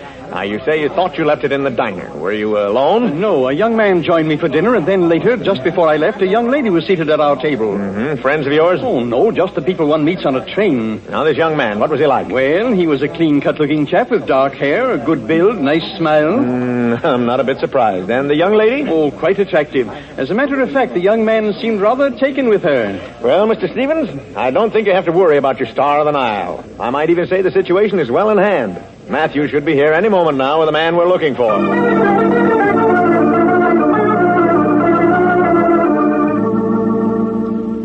Here he is, Chief. Welcome, Boston Blackie. Welcome home. Your new home. As a matter of fact, I've prepared a special escort to take you there. Well, now, how thoughtful, Inspector. But where's the brass band? All right, come off it, Blackie. Where's the emerald? This is a great shock to me, young man. Well, it's no shock to me, sir. I know my Faraday. He never fails. He never fails to be dead wrong. I'm sorry to disappoint you, Blackie. But you were in the diner with Mr. Stevens when the emerald disappeared. Mr. Stevens? I didn't even know that was his name. Oh, now, Blackie, as if you didn't know that Mr. Stevens was vice president of Goday's and that he was carrying the Star of the Nile to New York. As if you didn't read the papers. Of course I read the papers, Inspector, but I was a little more interested in the fact that we'd just taken Cannes and Saipan. Okay. Now, you can tell me all about that at headquarters. Come on, Blackie. Now, look, Faraday, do you mind if I talk this over with Mr. Stevens? Whatever you have to say, you stay at headquarters. Come on. I'll be in touch with you, Inspector. Thanks again. Mm-hmm. Now, about that brass band, Blackie, I'll arrange to have one when we send you up the river. Oh, are you leaving, Mr. Blackie? Oh, yes. Yes, my Uncle Faraday always brings the town car to meet me. Uncle Faraday, my aunt. Well, your Uncle Faraday must have a lot of influence. I wonder when the police are going to let the rest of us off the train. Well, Miss Carew, I'll see if I can use my influence. You see, he happens to be the police. Oh, Uncle, Meet Miss Carew. How do you do, Mr. Pleased Faraday? to meet you. I hope this fellow hasn't taken you in, too. Oh, no, Mr. Faraday. On the contrary, he's been very nice to me. Yeah, that's Blackie. Well, you might as well know, Miss Carew. He's being charged with the theft of the Star of the Nile. But that's impossible. Impossible? What do you mean, Miss Carew? Well, I was at the table when Mr. Stevens discovered his loss, and I'm sure that Mr. Blackie had nothing whatever to do with it. You haven't known him as long as I have, Miss Carew. You mean to tell me that Boston Blackie didn't do it? That's exactly what I mean. Well, thanks, Miss Carew, for telling the inspector something that he should have known. He usually goes the long way around. You helped him find the shortcut. Oh, you haven't gone yet, Inspector. No, I'm afraid we'll have to begin all over again, Mr. Stevens. What do you mean? Well, Miss Carew here has a strong alibi for Blackie, and I'm still looking for a loophole, but under the circumstances, I'm afraid I can't hold him. But you're going to do something about it, aren't you, Inspector? Well, after all, you were sure that the emerald must still be on the train. Well, that's right, Mr. Stevens, it is. That's what I tried to tell you before the inspector shut me up. Oh, so you know. Well, come on, Blackie, where is it? I didn't say I knew where. Mr. Stevens, you're rather absent-minded, aren't you? Absent-minded? Why, no. Well, perhaps I'm jumping to conclusions, but, of course, if you remember, you left the diner without paying your bill. I did? Oh, not that I minded buying your dinner, Mr. Stevens, but it occurred to me that if you were absent-minded enough to forget your dinner check, you also might have forgotten something else. How could I forget the Star of the Nile? I put it in my vest pocket just before I went into the diner. Are you sure you put it in your vest pocket, Mr. Stevens? Yes. Well, then the whole thing's solved. Oh. You know, all during dinner I was envying you, Mr. Stevens. I really was. You looked so cool and comfortable in that sports jacket you were wearing, and you weren't wearing a vest, Mr. Stevens. I wasn't? Oh, well, that's absurd. Now, wait a minute. Oh, what's going on here? Vests, sports jackets. Come on, Blackie. Don't you remember, Mr. Stevens? Let me think. I lay down to take a nap just before dinner. Yeah. I got up and dressed and... By George, you're right. Oh. The emerald must be in the vest that I packed in my suitcase. Oh, Inspector, I'm terribly sorry to have caused you all this trouble, and you, young man, and young lady. Oh, thank you. Thank you very much. Good day. Well, how do you like that? You seem to be disappointed, Inspector. Yeah. You know, if Boston Blackie can sit next to a guy in a train that's got something worth $200,000 and not do something about it, I guess it's time I turned in my bag. Well, you should have thought of that before, Inspector. Just think. By now you could have had a cottage, a couple of cows, a victory garden, instead of that pet ulcer of yours. By the way, what do you call it? Boston Blackie. What else? Why, Inspector, how sweet of you. Naming your first one after me.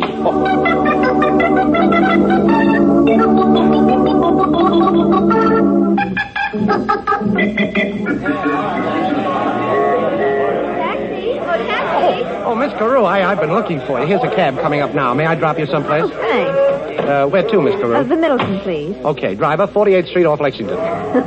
You don't miss a thing, do you, Mr. Blackie? Well, I have a great appreciation for beautiful things. Oh, then you must have seen the Star of the Nile. Star of the Nile? Mm-hmm. I was talking about beautiful things. Such as, well, the dessert I had for dinner last night. Oh, I was just marveling at how clever you were, helping Mr. Stevens to find his emerald. Well, it isn't hard to find something that was never lost, Miss Carew. And, incidentally, thanks for putting in a good word for me with the inspector. Oh, don't mention it. By the way, I'll bet there's another thing your mother forgot to warn you about. Oh? Accepting dinner invitations from a young man in a taxi cab.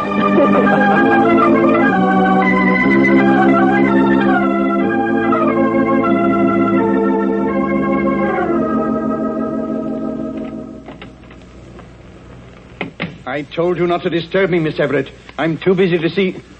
Oh, who are you? Louis? Louis? Yeah. Miller said you wanted to see me. Oh, yes, Mr. Louis. Won't you sit down? Now, look, let's get this straight, Mr. Stevens. I don't know you, but Miller said you had a job for a guy with fingers. Well, I wouldn't exactly put it that way, Mr. And another Louis. thing, Mr. Stevens. This is strictly business. Miller says you want me to open up a safe down at Goday's and lift a hunk of jewelry. Well, now... And what's more, Mr. Stevens, I know you're vice president of Goday's. That's your business, but it ain't mine. And if you're worrying about what might happen, you're in a swell spot. After all, who'd the judge believe, me or you? Well, I'm glad we understand each other, Mr. Louis. The emerald has already been deposited in the Goday vault, and since the exhibit will open tomorrow, there's no reason for any further delay.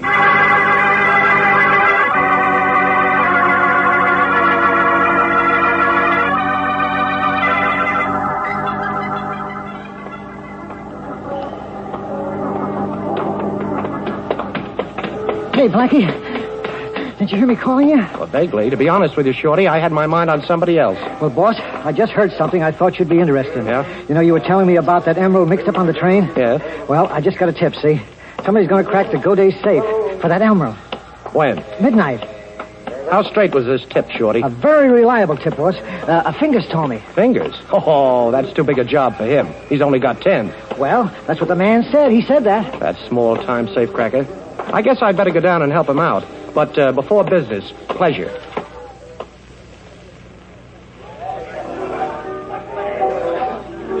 Well, for once, Miss Carew, I can't blame Faraday. After all, he brought us together.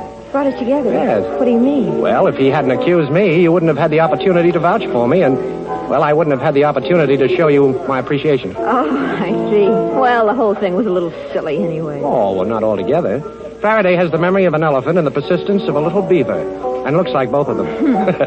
If anything happens, it's got to be Boston Blackie. Oh, that's a nuisance, isn't it? Oh, I don't know. Faraday hounds me, but it's good to have him around at the wind-up. Blackie, I don't quite make you out, but I like you. Thanks. I hope that's an understatement. Well, I'm surprised the police are so suspicious of you. Oh, that's the story of my life.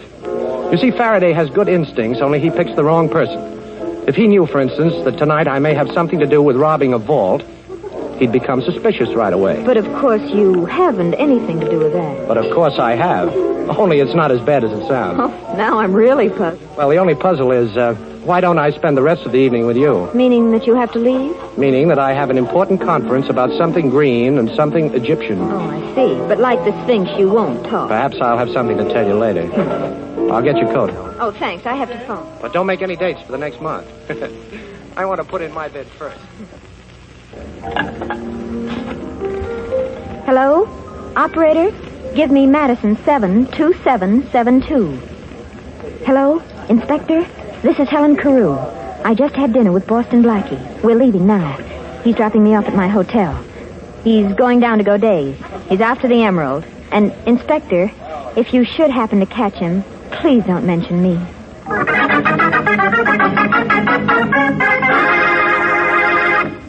The flowers that bloom in the summer have nothing on your pretty cotton washable dresses, ladies.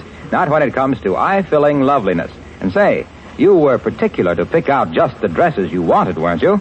Well, then you ought to be just as particular about your soap. That's when you want Rinso. Wash after wash, Rinso leaves your clothes bright and new-looking because those power-packed suds get out more dirt. Yes, you'll be proud of your Rinso wash. I bet you'll join our chorus of women who have learned to sing their way through wash day like this. Rinso white, happy little wash day song. Rinso white, birdies sing it all day long. Your fine feathered friend has a message to send, so listen, you can't go wrong. Rinso white, happy little wash day song. So get Rinso tomorrow. And now back to Chester Morris and the adventures of Boston Blackie.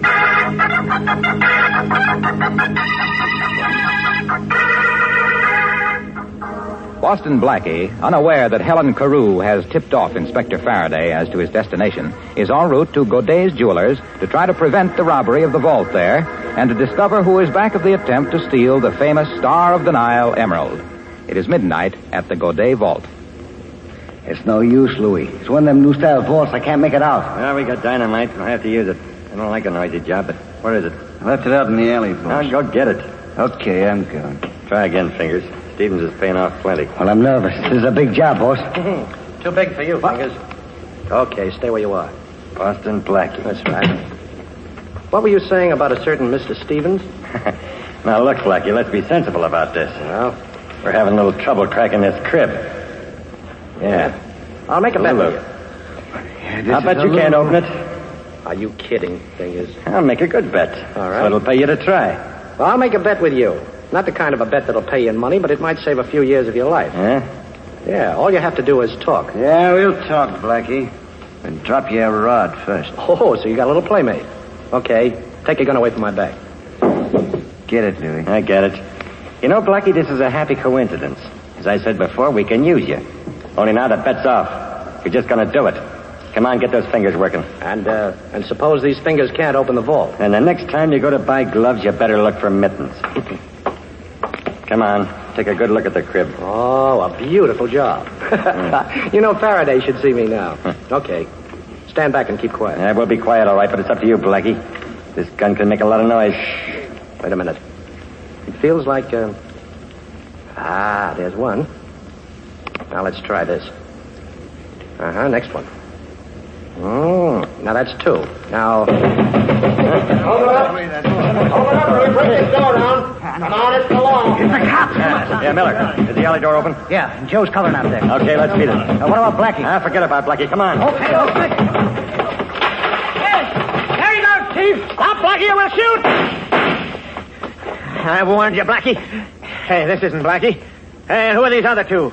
Oh, Louis, huh? Yeah, Fingers and Miller. Hey, what is this, a national convention? Where's Blackie? How'd you know Blackie was going to be down there, Faraday? A little bird told me, but where is he? Well, now, I don't expect you to believe this, Inspector, but so help me. We were passing by the alley, and we heard a noise, and we come in. Naturally curious, you understand? Yeah. And who do you suppose was starting to crack that vault? Don't tell me. Boston Blackie? Yeah. Well, then what are we doing out here in the alley? He couldn't have gotten away. Yeah, Chief, there's only 2 doors to that room. We came through this one. Hey, so Eddie. he better be back in that vault room. That's right. Eddie, watch these mugs here. Right. Come on, Matthews, let's have a look. Yeah, he ain't in here, Chief. Ain't in here. Oh, I can see for myself, Matthews. I can see for myself. Must have slipped through the door before we came in. Matthews, you're fired. Me, Chief? I ain't done nothing. That's the trouble. You never do anything. Now, see if the vault's open, Matthews. Okay, Chief. Now, lock tight on the drum. There ain't a mark on it. Looks like we saved the emerald for go days, huh, Inspector? Yeah, but I wish somebody had saved Blackie for me. Matthews, I hate to say it, but we gave Blackie a break. We came in just in time to save him from getting into trouble.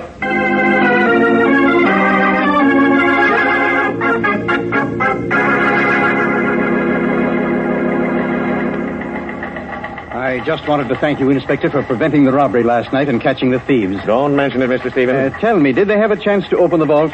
Nope, we were Johnny on the spot. They never even got started. Well, Inspector, I can't thank you enough for the fine job you've done. Fine job. Nothing ever happens. Nobody steals anything. Listen, Mr. Stevens, if somebody should steal that emerald and I catch him, then you can thank me. What burns me up is that Boston Blackie was down there, too, but he got away. Boston Blackie, he got away? Are you sure the vault wasn't opened? Sure, we tried it. It was locked tight. Well, that's fine, but to be on the safe side, I'd better check up. I'll go right down to the vault myself.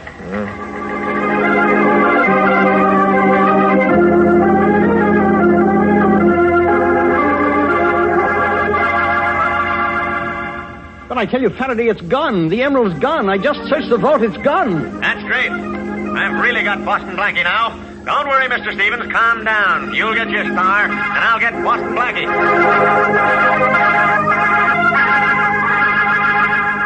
So that's what happened, Helen. Faraday collected 3 mugs, and he didn't seem pleased about it. Blackie, how did you get out? Well, while Faraday was rounding up the other mugs, I got the last number of the vault's combination, you see? Mm-hmm. I opened the door and stepped in and then closed it. But you might have been locked in. I was locked in, fortunately, because somebody tried the handle of the vault later.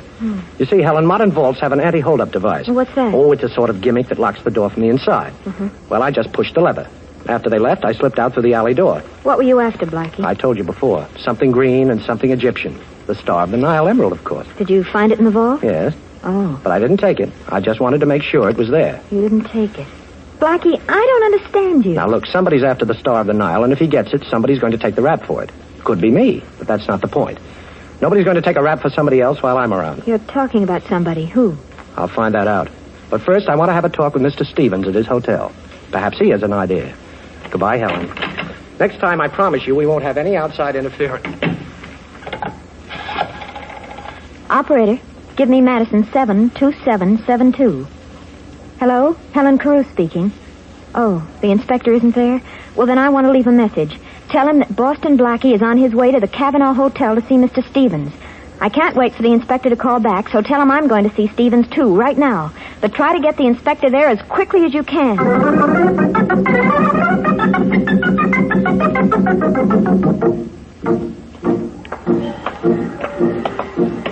Slow down, Blackie. Slow down there. Okay, you can march in step with me and Matthews now. You're taking your afternoon constitutional, gentlemen? What were you doing back there at the Middleton apartment, Blackie? Now, Inspector, you're privileged to know anything about my public life. But I insist that you don't interfere in my private affairs. Well, this is a little private affair that I am interfering in. You're under arrest for stealing the Star of the Nile. What, again? And no alibi this time either. You were down at the Good Day Vault with Louis and the 2 other guys. I got them and searched them, but you got away. Now, somebody got that emerald out of the vault. Come on. Shake a leg, Blackie. Hey, I didn't say stop. I said go. Police! Police, I've been robbed. You have? Who robbed? Have you gone nuts, Blackie? Let me go, police! Oh, cut it out. What is this? Let me go. They pulled a gun on me, the two of them. Help. Now, listen, you, I'll really give it to you. Hear me chasing me. Oh, hey, he's gone. Matthews, why don't you help me out of this mob? Hey, folks, look, I'm a police inspector. Honest, I am. Matthews, quick, shoot it, Blackie! Hey, listen, all of you, stand back. Lay off that fella. He's a police. That's Matthews. He's police, too. Thanks, Chief. Say, did Blackie get away? Yeah. Matthews, you're fired!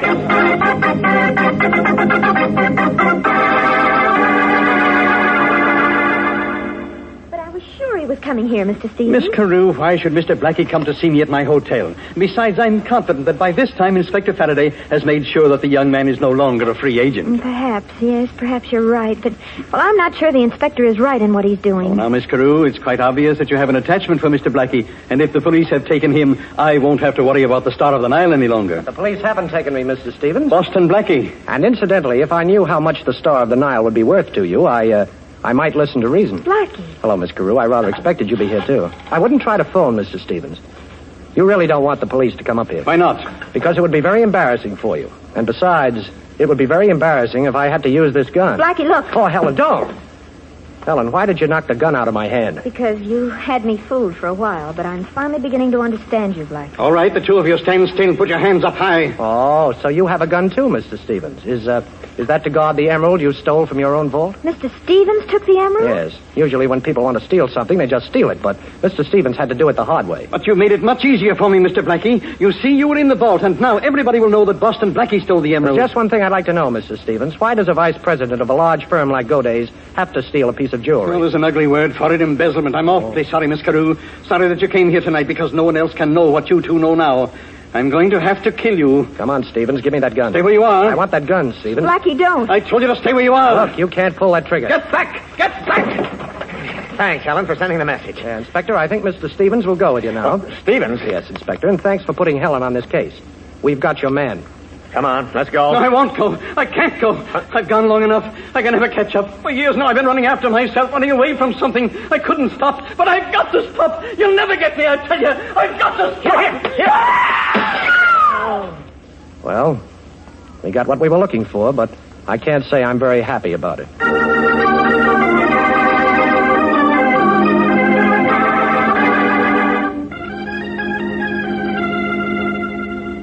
Well, Faraday, this time I've really got to thank you. Don't kid me, Blackie. No, on the level. You saved my life. You know, it's the first time in 10 years that I've been scared. Really? Well, you know, Stevens might have pulled that trigger. No such luck. Oh, very funny. Yes, he'd have shot Helen and me if you hadn't knocked on the door. He had only one other way out, Faraday, and because you came in, he took that way. Always blaming it on me, huh? Now, look, Inspector, won't you miss me a teeny little bit? Does a guy miss a headache? You know, Helen, you really had me fooled. Hmm? But let me give you a tip. The next time you call Madison 72772, you better be inside a telephone booth. What? Remember when we were out for dinner the first time? Yeah. Well, I went to get your coat, and as I was leaving, I heard you ask the operator for Madison 72772. My private number. Sure. Only a few people know that number, and I'm proud to be one of them. So you knew I was working for the inspector? Sure, but that didn't matter. You already had your hooks in me, and I couldn't get loose. Well, perhaps now you'd like me to unhook you? Oh, honey, with you, anything goes. By hook or by crook.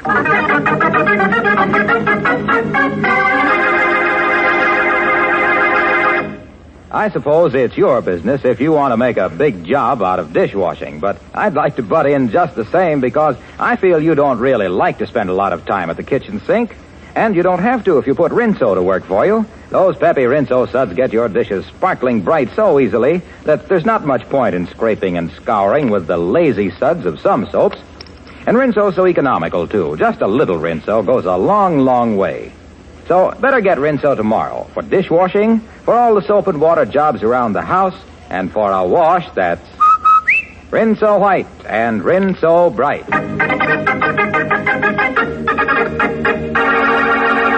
And now a glimpse at next week's adventure of Boston Blackie. Here it goes. What a crack-up. Them plainclothes cops in that car ain't never going to interrupt another one of our hijack jobs. Plainclothes cops?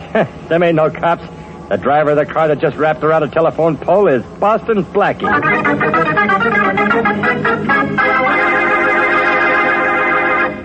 Friends, millions of tons of paper are needed to ship ammunition and blood plasma, so vitally necessary in the winning of this war. Do your share to see that our boys get the material they need. Save paper. The need is terribly urgent. Now, one simple way to help is to take your own shopping bag to the grocer's.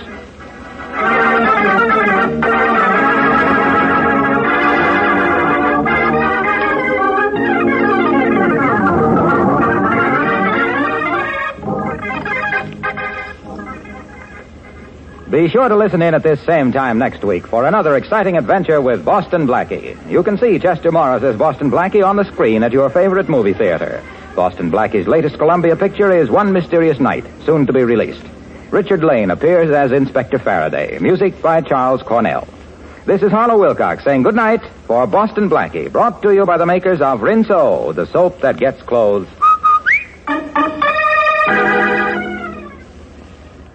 And when you get Rinso tomorrow, buy some Lifebuoy, too. Use Lifebuoy in your daily bath or shower. You'll love that rich, purifying lather. You know, of 7 leading brands, Lifebuoy gives you the most soap for your money. And besides, it's the only soap especially made to stop B.O. This is the National Broadcasting Company.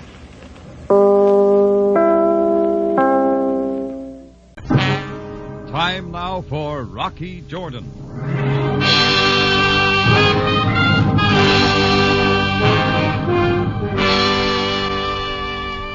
I'm always suspicious of a man, even in Cairo, who wants to play hide and seek. Especially when he's a total stranger. Well, this fellow in a felt hat and tweeds had been shadowing me for too long. So finally, around 10 o'clock, I left the Cafe Tambourine, figuring that before the night was over, my shadow and I would be properly introduced. Well, before it was over, I met a lot of people. Living and dead.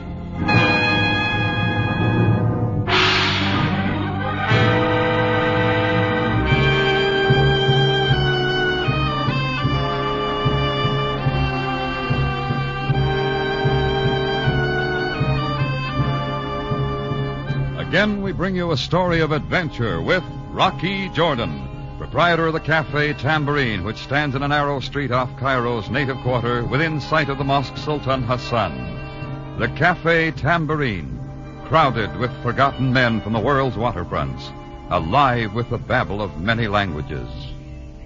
Now, Rocky Jordan, and tonight's story, Strangers 3.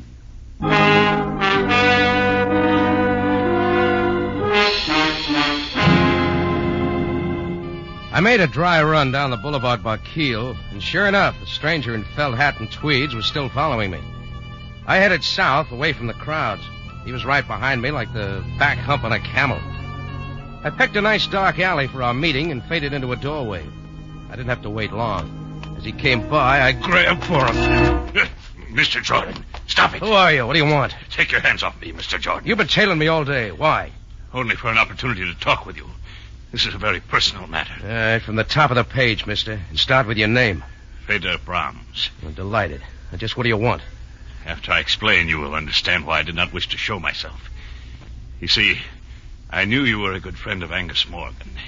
Angus Morgan? You and he were once partners in Istanbul, I believe. Well, what about it? Mr. Jordan, I've been trailing him for over a month. Well, then stick to him. Why trail me? A short time ago, I lost him. But I have reason to believe he is now in Cairo. At first, I hoped that you would unwittingly lead me to his hiding place. Perhaps even your Cafe Tambourine. Want to stay with that story or try another one? Mr. Jordan, would $500 be a decent sum for Angus Morgan's address? You can have it for free. Angus Morgan's been dead for 3 months. Now, you take it from there.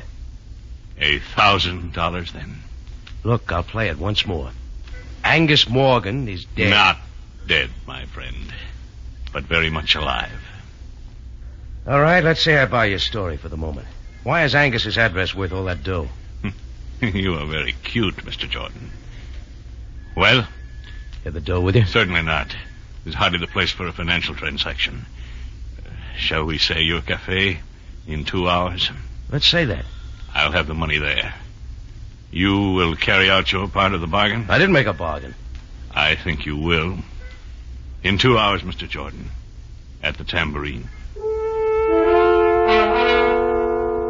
I watched Brahms fade off up the street and then detoured by way of the Cairo News-Gazette. It was true, Angus Morgan and I had once been partners in Istanbul. Only Feder made one mistake. Angus and I were not friends, not even poor ones. Angus had double-crossed me and run out, owing me $15,000. If Angus was alive, only one thing interested me, my 15 grand. It took some fast talk and 20 piastres to get me into the newspaper morgue that time of night. But from then on, the night clerk was cooperative. And what was that name again? Morgan. Angus Morgan. Oh, yeah. Moody, I wouldn't mind this night job if it wasn't for my wife. You married? No. There was a story in the paper about his death about 3 months ago. Don't ever get married, not if you work nights. What'd you say that name was? Morris? No, Morgan. Now take my wife. I always wants to know what happened. What wait. That's the one I want right there. No, that's Morgan. Angus Morgan. Give it to me. Okay. What can I say to her? She wouldn't believe me anyhow. Angus Morgan. Killed in mysterious explosion, salvaging operation off coast of Ras El Had. Yeah, then she says, why can't an alert, energetic man like me get a day job? Sure looks dead, all right. Yeah, she's just that way. Huh? My wife. Oh, yeah. Well, thanks for everything. Here, file this back under Rocky Jordan. Sure. Good night, Mr. Morgan. I decided to make one more call before keeping my date with Feder Brahms at the Tambourine. The authorities seemed sure Angus Morgan was dead. But if he was alive and in Cairo, he was here for one reason. A reason named Sabina. She wasn't too much to look at now, but at one time she was the toast of Istanbul. These days she ran a Turkish bath near the Sharia El Mudafar. It was late, but her office door was open and the sign said, "Come in." So I did. I can't believe it. When can I see him? He's waiting at the Sharon Sanitarium. Philip, wait. Hello, Sabina. Did I interrupt something? Rocky Jordan. Yeah, we meet again, Sabina, like old times. Don't tell me you want to lose weight. No. There's enough hot air over at the Cafe Tambourine to keep me in shape. I'd like a word in private with you, Sabina, as soon as you're through here. Why, I am in no hurry, Sabina, so suppose you go ahead and see what Mr. Jordan wants.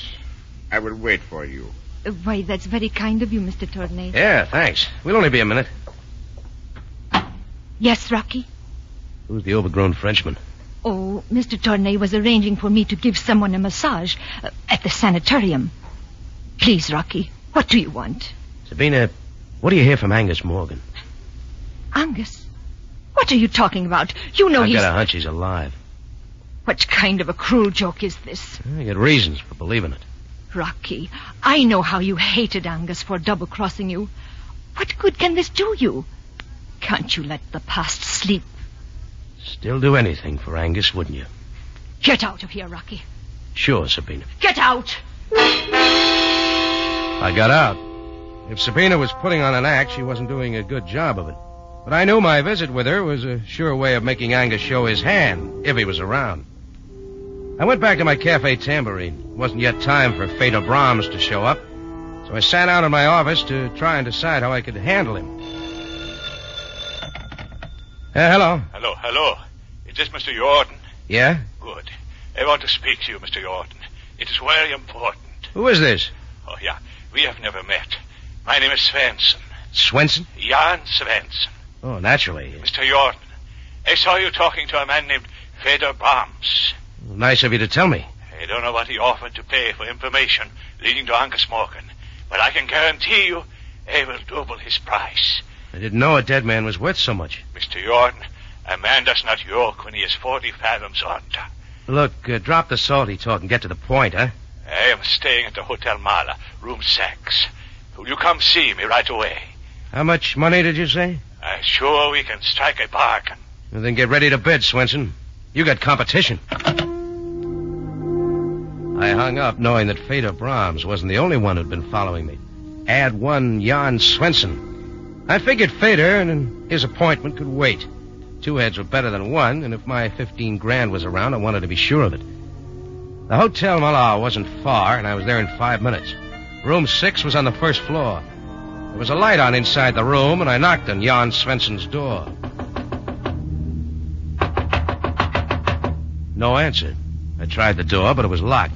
So I called the hotel manager, and we went in. Oh, what has happened? That bed does not belong in the center of the room, and the dresser upside down. Looks like somebody went through here with a bulldozer. There has been a fight. But Mr. Swenson's clothes are still here. Yeah, a few of them. Yes. What are these? Oh, heavy rubber gloves, like a deep-sea diver's, maybe. Nice and new. Oh, this is terrible. Dust all over everything. Yeah, even the phone. We must call the police. Yeah, do that. I left the hotel manager wringing his hands and got outside. I checked my watch. It was time for my date with Feder Brahms at the Tambourine. And this time I really had some questions. As I turned to go, I felt something tugging at my coattail. It was a small native boy. He handed me a white envelope and dodged away into the crowd. I opened the letter, and it read, Mr. Jordan, before you see Angus, see me. I will meet your price. Signed Captain Maury. Address, 62 Fernier Road. It looked like time for me to tally the score. First on base was Feder Brahms. Next, Jan Swenson. Now coming up to bat, Captain Maury. I figured that Feder could wait for me at the Tambourine, and I caught a taxi to 62 Fernier Road. It had all the earmarks of a sedate rooming house. The skinniest woman I've ever seen opened the door. I'm Mrs. Phipps. May I help you? Yes, I'm Rocky Jordan. Shh. You'll have to keep your voice down. My guests have been asleep for hours. Oh, sorry. Captain Maury's expecting me. Captain Maury? You don't say so. Well, I can't imagine... Look, I got a letter from him. Shh, please. I've got to see him tonight. I'm so angry I could scream. It couldn't have been 10 minutes ago. He skipped out of here bag and package. Out the window, if you please. And not paying me 1 cent for his board and room. Take his clothes with him? Yes, everything except these awful rubber boots. Here, you can have them. Forgot his sea boots, huh? Better give him to the police. The police will be here. I've already called them. Oh, just one more thing. What did Captain Maury look like? Simply horrible. Grotesque and horrible. Oh, thanks. Shh. I left Mrs. Phipps standing there, a big new sea boot in each hand, and moved out onto the dark street. I got to the nearest payphone and called Chris at the Tambourine. He said nobody resembling Feder Brahms had made an appearance there. We were both late for our appointment. Now, there was something else in my mind as I left the phone booth. I wondered if my visit with Sabina was going to pay off. And then it did. The shots were wild, and there were holes in the wall all around me. I dropped to the ground, rolled up in a dark corner. The guy with the gun must have thought he got me because he took off down a side street. He was big, but he ran like a scared gazelle. I was up and after him, but when I got to the corner, he was out of sight. I let him go. Anyhow, I had one answer. The seed I had planted with Sabina had finally blossomed.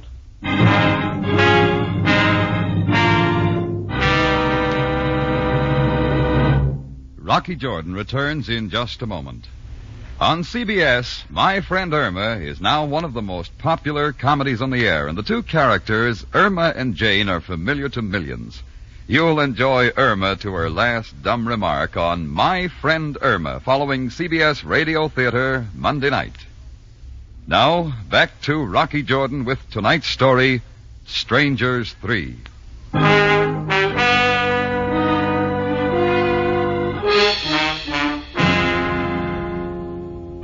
Angus Morgan was supposed to have died 3 months ago. That's what the record said. But when 3 men named Feder Brahms, Jan Swenson, and Captain Maury came to Cairo looking for him and said he was alive, I was interested. Angus owed me $15,000, and I like money. My visit with Angus's old girlfriend, Sabina, paid off on the nose. When shots started flying, I knew Angus was close by. Back in Sabina's office, the fellow named Tournier had mentioned the Sharon Sanitarium, and Sabina hadn't covered it too well. So the next day being Sunday, I invested in 12 roses and paid the Sharon a visit. On the 3rd floor, I hit pay dirt. I swung a door open, and there, propped up in bed playing chess with Philip Tournier, was Angus Morgan. Rocky! I brought you some flowers, Angus. Shut the door. How did you find me, Rocky? The telephone book. Same old Rocky. Is he your finger man? Me and Philip Tournier, my bodyguard. We've already met. Twice. Twice, Mr. Jordan? Once at Sabina's and once outside a phone booth. You're a bum shot, Tournier. I'm afraid you are mistaken. Skip it. Listen, Angus. Rocky, How did you know I was still living? 3 men told me. 3? Well, count them. Feder Brahms, Jan Svensson, and Captain Morey. No. You're having a relapse, Angus. Maybe I better call a nurse. Stop it, Rocky. You say they're alive? Breathing, too. Right down your thick neck. They know where I am? Not yet, Angus. But they're each offering me a few thousand for that information. I'm beginning to see what you mean. Seems there was a debt. I'll refresh your memory. $15,000. Rocky, I'll pay you every cent if you promise to leave immediately and forget you've been here. As far as I'm concerned, Angus, you're resting where you so justly deserve. Got it with you? Yes. Philip, this is just between Rocky and me. So if you leave the room... But, Angus, you are sure I can trust Rocky. You can get me some cigars while you're out. Go on. Very well. I will be back shortly. Well, Rocky, it's been a long time. The money, Angus, remember? Very well. You hand me that valise on the lower shelf of the cart there. Oh, sure. Well, feels loaded. I'll have a little left. Yeah. Here you are. $15,000. Cut it if you like. Don't worry, I'll be back if it's not all here. Angus, I'm overwhelmed. You're paid. Just keep your promise and get out. Sure, I know when I'm not wanted. Just one more thing. Yes? Tell Tournier to stop using me for a clay pigeon, or I'll have your 3 friends up here next. I'm gonna show you, Rocky. You'll never hear from me again. Angus put his valise back where it was, and I got out. I walked slowly down the stairs, trying to decide what I was going to tell Feder Brahms. He still hadn't kept his date with me. Well, I had my dough. I promised Angus to keep my mouth shut, and that's the way it was going to be. I just about reached the main floor when Bedlam broke loose. It was coming from the 3rd floor. I raced back up the steps 2 at a time. Down the hall, a crowd was gathering in front of Angus Morgan's room. I saw Philip Tournier come out of the elevator, and we reached the room together. We pushed through the crowd of Sunday visitors and into the room. And there was Sabina. Sabina, what is it? Pull yourself together, Sabina. What happened? I walked into the room and there he was. There's no doubt about it this time. Angus is dead. Stabbed to death. From there on, things moved fast. Sam Sabaya, captain of the Cairo police, took over. A very thorough man, he rounded up everyone connected with the case. Down at headquarters, I was kept cooling my heels while Sam talked to Sabina and Tournier. He called me in last. Well, Jordan, I'm afraid you have a great deal to explain. Well, by this time, Sam, I thought you'd have the murder solved. Jordan, this time, let's get to the point. I suppose Sabina told you I had it in for Angus Morgan. That is correct. And Tournier happened to mention that I threatened Angus. Just one more thing. In Angus Morgan's room at the sanitarium was a valise containing $300,000. $300,000? He is missing. I believe 15,000 of it is in your pocket. Tournier did talk, didn't he? May I see it? Sure. Thank you. Hey, what are you doing, Sam? That's my dough. We shall see. Right now, it is Exhibit A. Where is the rest of the money, Jordan? How should I know? Well, now, wait, Sam. You don't think... Would you like to tell me everything now, Jordan? Of course. I was as sure as anybody else that Angus Morgan was dead. Then people came to me looking for him, said he was alive and in Cairo. What people? Well, first a guy in a felt hat and tweeds named Feder Brahms. Then Jan Svensson and Captain Morey. They both skipped out, but I'll give you their former addresses. You better look them up, Sam. Getting back to Angus Morgan, how did you find him? Philip Tournier let his whereabouts out of the bag when I went to see Sabina. Oh, by the way, an hour later, somebody tried to kill me. I think it was Tournier. But about that $15,000, Angus owed it to me. I will do my best to find this threesome you speak of. But, Jordan, the facts remain incriminating. I was halfway out of the building when the murder took place. Save that part of your story for the inquest tomorrow. We will notify you of the time. Okay, Sam, we'll play it your way. Good night, Jordan. Good night, Sam. Oh, and by the way, when you give me back my money, I'm going to buy you a present. Oh? What, Jordan? A can of oil. Your chair squeaks. I went out into the street, and when the air hit me, I knew I was sweating. If we were all released, that meant Sam was playing cat and mouse with us. And everything pointed in my direction, much too conveniently. I had to act quickly while I still had a few hours of freedom. I had a hunch the police were following me, but I didn't care. I had nothing to hide. Sabina was first on my list. She took my bait once before, and she might again. When I reached Sabina's Turkish baths, she was already there. Rocky, What are you doing here? Who let you in? I've got to talk to you. Haven't you caused enough trouble? Leave me alone. Who's Fader Brahms? Jan Swenson, Captain Maury. Why don't you ask Philip Dornay? I will. Where is he? He's staying at an apartment over the open-air market on Faran Street. Oh, thanks.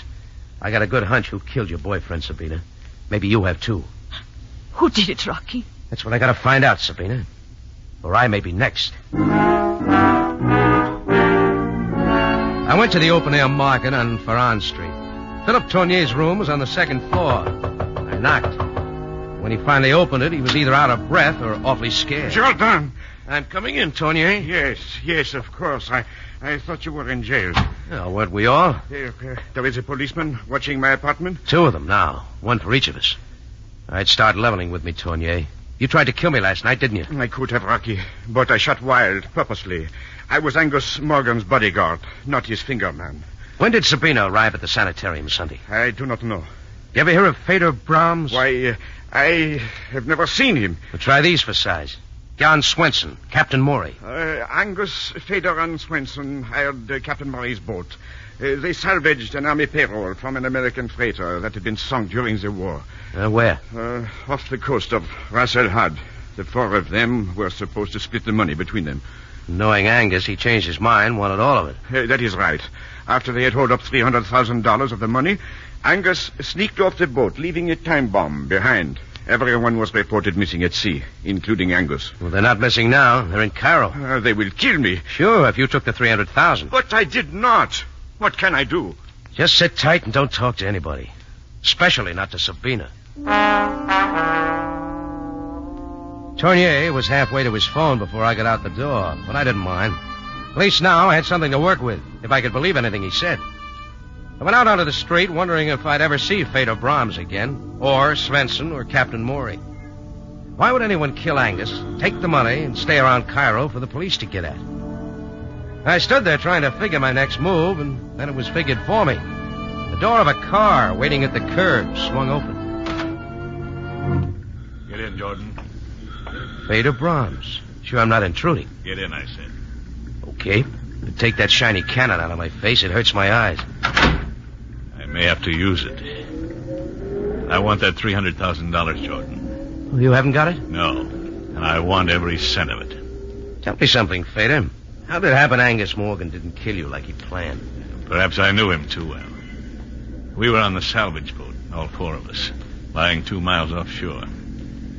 One night I heard a sound, went up on deck. Then I heard oars fading into the fog. It was Angus Morgan taking all the money we'd salvaged. Before I could do anything, there was a blast. I came to on a small vessel sailing for East Africa. It took me 2 months to get back. And I've been looking for Angus ever since. I see. Now you see why I want that money, Jordan. Why don't you look up Jan Swenson or Captain Maury? Why pin it on me? I think you have it. Jordan, I swear I'll kill you right here. Oh, maybe not after you take a look out the back window. Where? Black car? Keep watching it. The police, Fader. They've been tailing me all day. Perhaps you are not lying. Now listen to some sense. You want the money. I want to get the guy who killed Angus Morgan to clear myself. We can get them together. You know who killed Morgan? Yeah. Captain Maury. I'm sure I saw him at the sanitarium. Captain Maury? Of course. What's your plan? Well, first we split up. Shake the police off our trails. Meet me at the corner of Sika and El Modar, right by the old tower. Why there? I think I know his hideout. You'll be there in 30 minutes. Very well, Jordan. I will be there.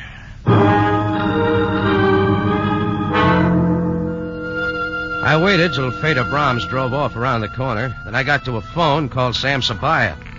Wasn't long till Sam's sleepy voice came on.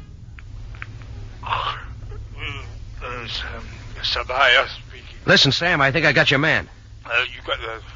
What is this? Captain Maury. If you'll be at Sika and El Modar in half an hour, I'll produce him. Jordan, go home and go to bed. Sam, listen to me. But I am glad you called, though. The inquest will be tomorrow at 11. Will you be there, or should I send an escort? Sam, I told you where to be. Now, don't let me down. Good night, Jordan. Listen, Sam. Sam! Okay, I'll go it alone. Sam was in no cooperative mood, but it was too late to change my plan now. My watch said 11 o'clock. That meant I had just 12 hours to dig up somebody to take my place at the inquest. I walked the whole way to our rendezvous spot, through the twisting, narrow streets that led to the old tower, a familiar, dismal landmark in the lower quarter of Cairo.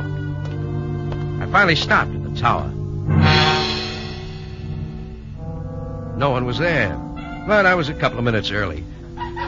Laughter sounded from an upper window across the way.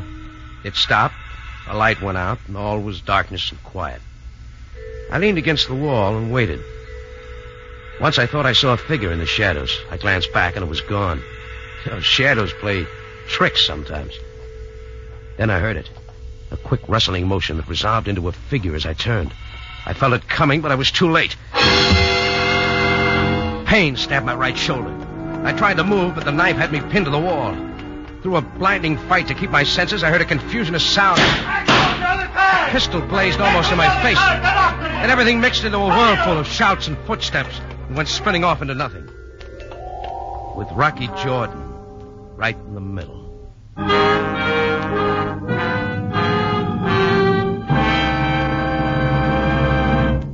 Rocky Jordan will be back in a matter of seconds with the ending of tonight's story. Here's a mic memo from CBS for Monday night listening. The Foxes of Harrow comes to you Monday night on CBS Radio Theater with lovely Maureen O'Hara and John Hodiak. Don't miss The Foxes of Harrow, CBS Radio Theater, Monday night at 7 in California and 6 elsewhere in the West. Now back to Rocky Jordan for the ending of tonight's story.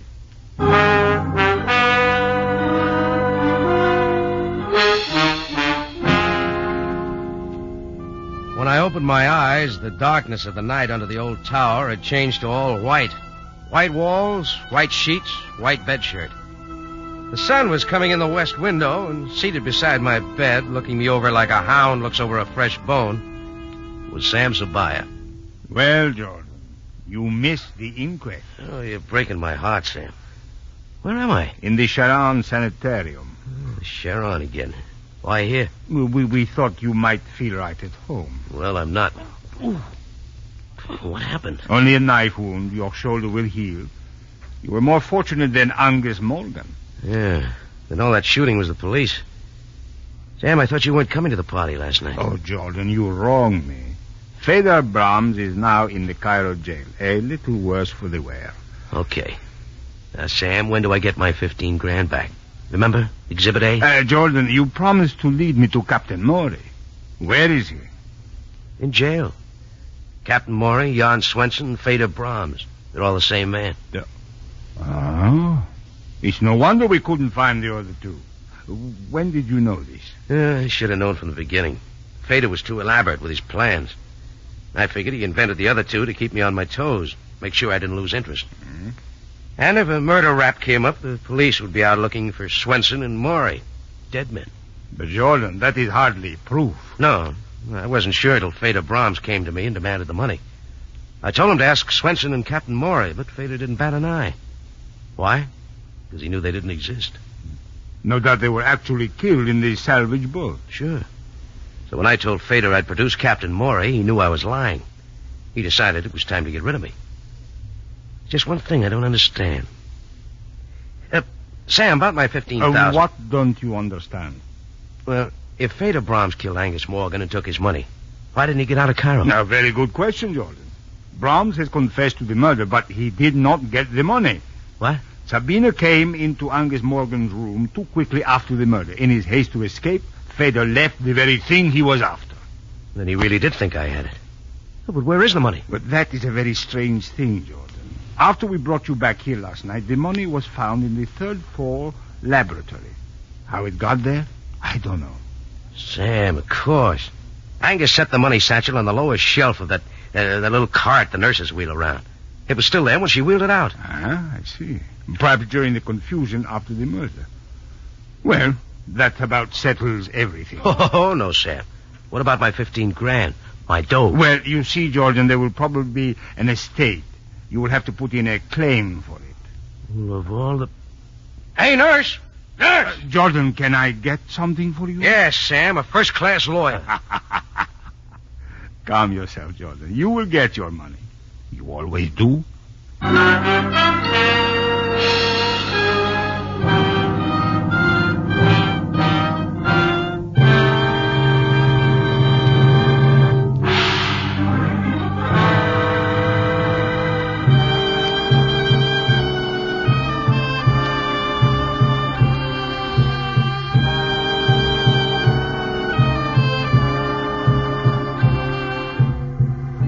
Rocky Jordan is presented from Columbia Square in Hollywood and stars Jack Moyles in the title role. Tonight's story was written by Bernard Girard and was produced and directed by Cliff Howell with original music by Milton Charles.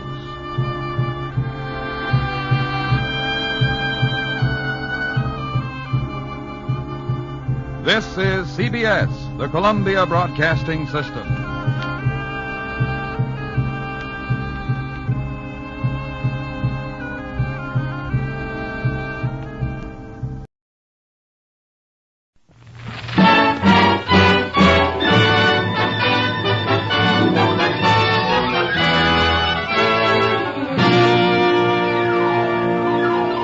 The F.W. Fitch Company presents Dick Powell as Private Detective Richard Rogue in Rogue's Gallery. Oh, I'd like to get my hands on that cup that got me through the shoulder last night. Too bad it was through the shoulder, Mr. Crane. It should have been through your heart. You know, I like you. I like my women with a lot of spirit. I may just take you with me when I make my break from here. You'll have to kill me first. Oh, company. Come in and keep your hands right on that tray. I'd hate to have to shoot a beautiful girl like you. I brought up some coffee. That's thoughtful of you. Keep your hands in the air and stay away from me. Don't take any chances, Sandra. The Swede would rather shoot you than not.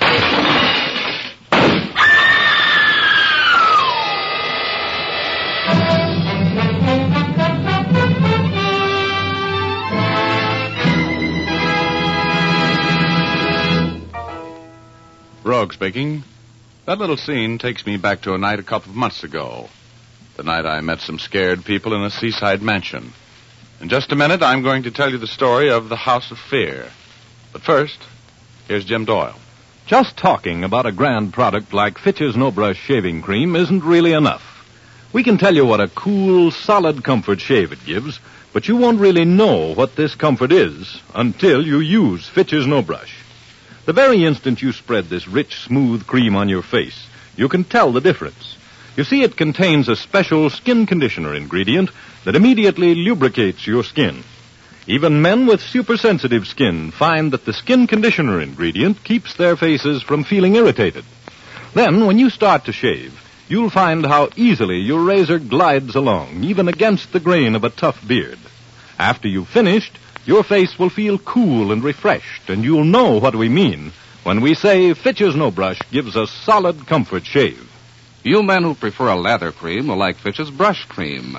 It gives an abundant, dense lather that stays moist all during the shave. It doesn't become dry and make your face feel parched and uncomfortable. Fitch's Brush and Fitch's No Brush Shaving Cream come in generous 25 and 50-cent sizes. Try it for real shaving comfort. Thank you, Jim. And now I'd like to go on with my story. Okay, here's Dick Powell as Private Detective Richard Rogue in another personally conducted tour through Rogue's Gallery.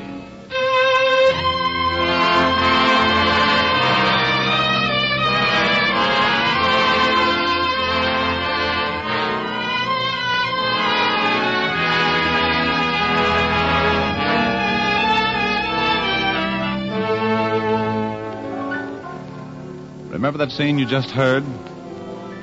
Well, one day a couple of months ago, I was in my office playing a bit of gin rummy with Herb Heide, the bookie from the cigar store in the lobby, when Mr. J. McDonald called from the Great Western Insurance Company.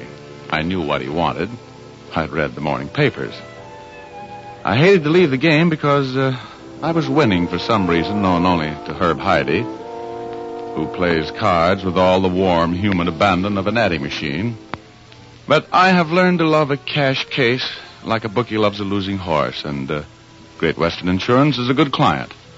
So I picked up my $2.35 winnings and made tracks for the plush offices of Mr. J. McDonald. Sit down, Mr. Rogue. I have a case I want to discuss with you. Well, thank you. What's on the fire, Mr. McDonald? I suppose you read of the theft of the Somaliland diamond from the home of James E. Lee? Oh, sure. Last night during a party given by his granddaughter, Sandra Lee. That much I know. Great Western had that diamond covered, Mr. Rogue. It was insured for $50,000. $50,000. No kidding. Well, that's a lot of money. Must have been some diamond. We're offering $5,000 reward for the recovery of the stone. It's one of the largest in existence. Well, bring me up to date a little, will you? It was a slip crane job, wasn't it? The papers used his name. That's right. 3 members of the family identified him from Rogue's gallery pictures. There's no doubt that he was the man. He had an accomplice, but we have no line on him at all. And all you want me to do is pinch Crane and get the Somaliland diamond back, right? Yes. Crane left the Lee mansion in a yellow convertible sedan, which the police found wrecked between the Lee estate and Los Angeles. There was blood on the seat, and it's thought that either Crane or his accomplice was wounded. They're believed to be here in the Los Angeles area. Huh? They haven't made any attempt to run the police blockade. Okay, Mr. McDonald, if he's here in this town, I'll have him. Well, that's all the information I have for you, Rogue. I've had our auditor make you out a check for $1,000. Oh? That's your retainer. Oh. And, of course, if you do manage to recover the diamond, there will be another $4,000 due you.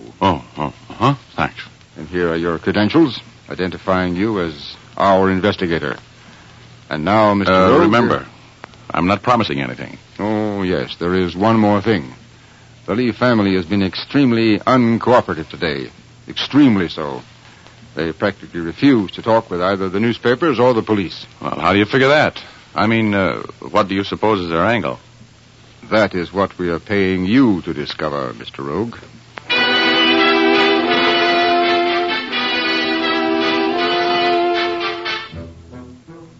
It was about 5 in the afternoon when I took off for the Lee mansion, which was a show place up the coast about 20 miles. Old man Lee is an eccentric millionaire. His picture is always in the rotogravure section with his 2 granddaughters, Sandra and Virginia, who live with him. A heavy fog billowed in about 10 minutes before I reached the Lee house, and I drove the rest of the way by ear. By the time I pulled up at the house, my windshield was colored like the side of a battleship and was just about as easy to see through. So I parked in the circular driveway and ran up on the huge front porch.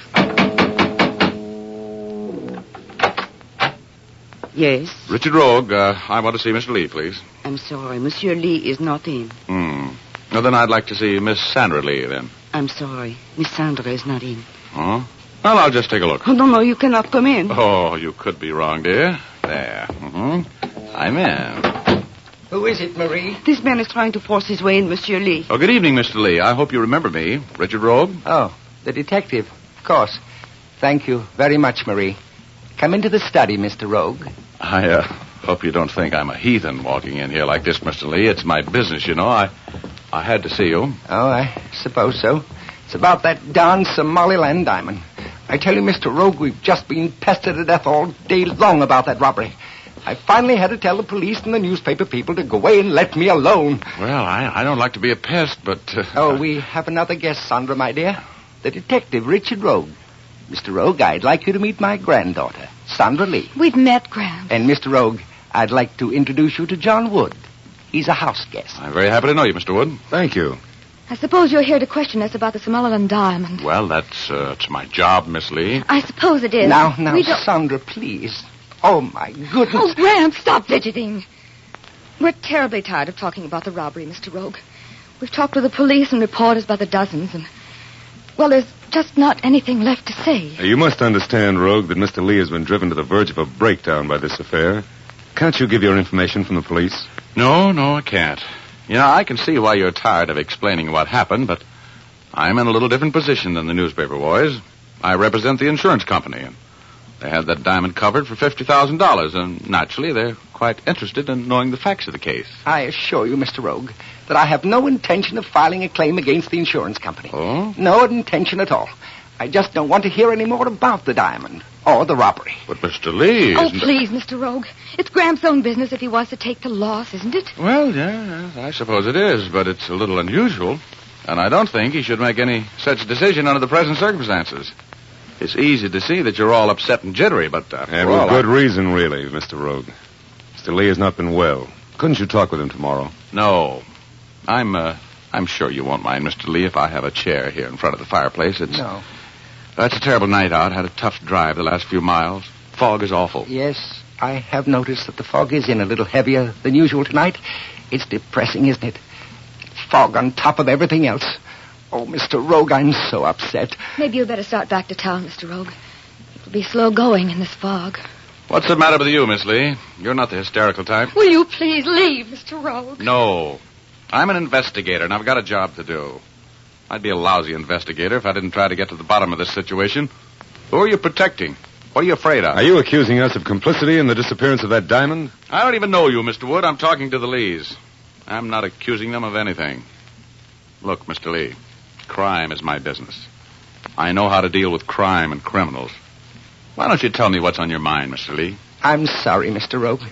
But as far as I and my family are concerned, the theft of the Somaliland diamond is a closed matter.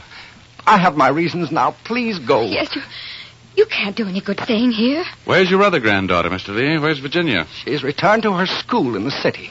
Oh, I see. Oh, Graham, please, make him leave. Now, dear. I'm sure Mr. Rogue will be going. Did you ring, monsieur? Yes, Marie.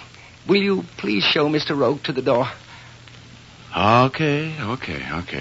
But if you ever feel like you need any help in whatever it is that's forcing you to act like this, Mr. Lee, call me, will you?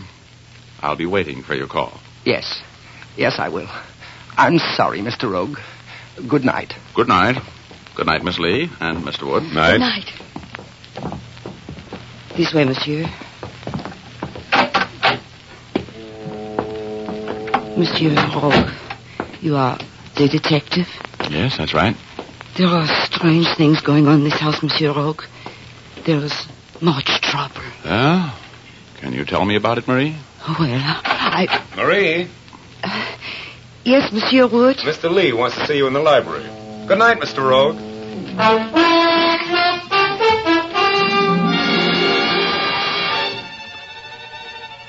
As I got in my car and sneaked down the hill through the fog, I told myself I was wasting my time. That I was looking for a man named Slip Crane, the jewel thief, and that I had no business getting mixed up in the family affairs of the Lees. There was a filling station and general store at the spot where the highway joined the private road that led up to the Lee estate. Sam's filling station for you and your car. I stopped in there for a sandwich and a cup of coffee. Great night to be driving around, mister. Yeah, it is. Hey, give me a slice of that pumpkin pie, will you? Why, sure. Here you are. Just came down the hill from the Lee house, didn't you? Yeah, that's right. Well, sir, there was plenty of excitement around here last night. Yep, cops all over the place. Newspaper men. Best business I've done in years. The whole district is still full of cops. They've thrown up a roadblock in every direction. Hey, you policeman? After a fashion. You working on the case? Yeah. Mm-hmm. That must have been some diamond. You know, those Lees are nice people. The old man's a little fidgety, but the rest of them are swell people. Well, he's all right, too. Yes, sir, nice guy. You know them? Know him? Why, sure know him. Known them all for years. The kids, Sandra, Virginia, been eating my hamburgers ever since they was old enough to toddle down here. Yeah? You know what school Virginia goes to up in the city? Why, sure. Same one Sandra used to go to. Let me see, Mrs. Whipple School. Oh, well, thanks. Hey, what's the toll charge to call the city? 2 bits for the first 3 minutes. There's a phone booth right over there. Thank you. Yes, sir, those little Lee girls are the salt of the earth. I've known them for 10 years, I guess. Knew their daddy well, too. Went to school with him.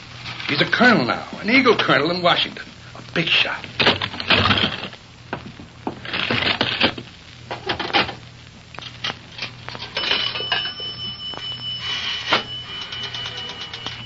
Hello, operator.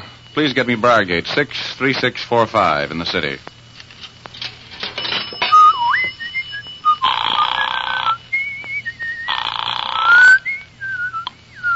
Mrs. Whipple's School for Girls.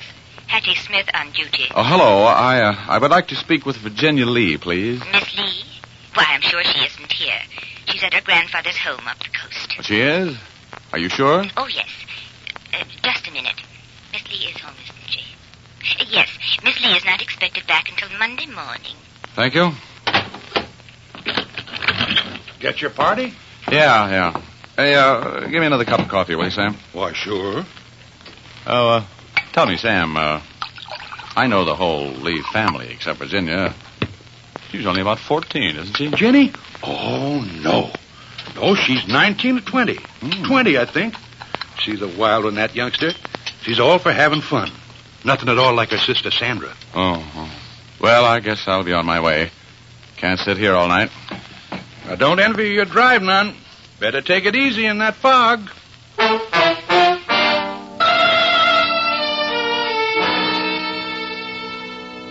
It was all as plain as the nose on an anteater's face now.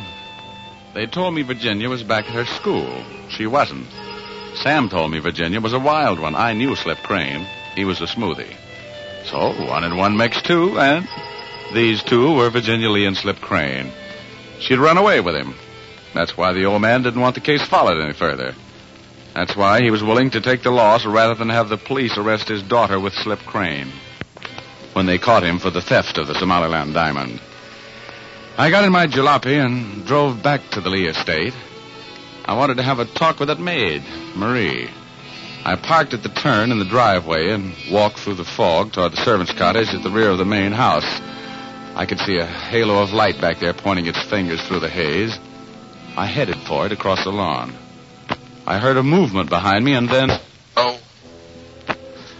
Oh, I caught my dream train for Cloud 8. And who was waiting for me there? Was my alter enemy, Ugor. In trouble again, eh, Rogie? What happened, midget? You got hit on the head. As usual. No, who hit me? I didn't see them. It's a wonder you've lived so long, Rogie. Dumb as you are. Wait a minute. It was a Dane that hit me, wasn't it? Was it? I remember the perfume. I remember getting a sniff of it just as you let me have it. That's you, Chief. Sniffing when you should have been ducking. Oh, my head. Oh, you'd think I'd get used to this, but I don't, do I? You know, Rogie, you haven't time to talk with me tonight. Get back downstairs. Oh, just let me rest a while, will you? Oh, can't.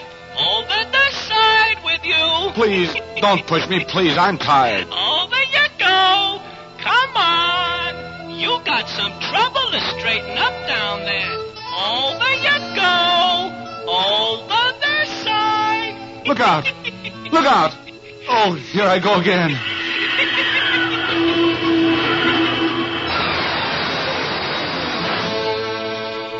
I began to come to. I could hear voices fading in and out.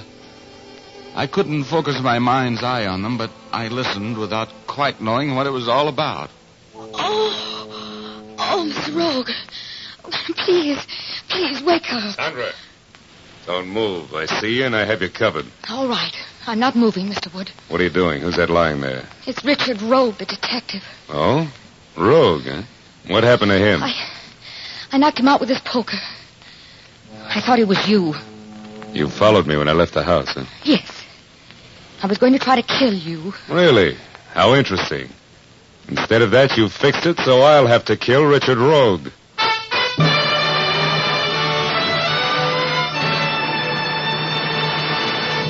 We'll return to our story in just a moment. But first, I'd like to tell you that one of Hollywood's foremost hairstylists remarked recently that most women do not shampoo their hair often enough. She pointed out that movie stars' hair is frequently shampooed every day because they know that beautiful hair must be kept sparkling clean at all times. Now, you're probably thinking, isn't it hard on hair to wash it so often? Doesn't it become dry and difficult to manage? The answer is no, not if you use Fitch's saponified coconut oil shampoo.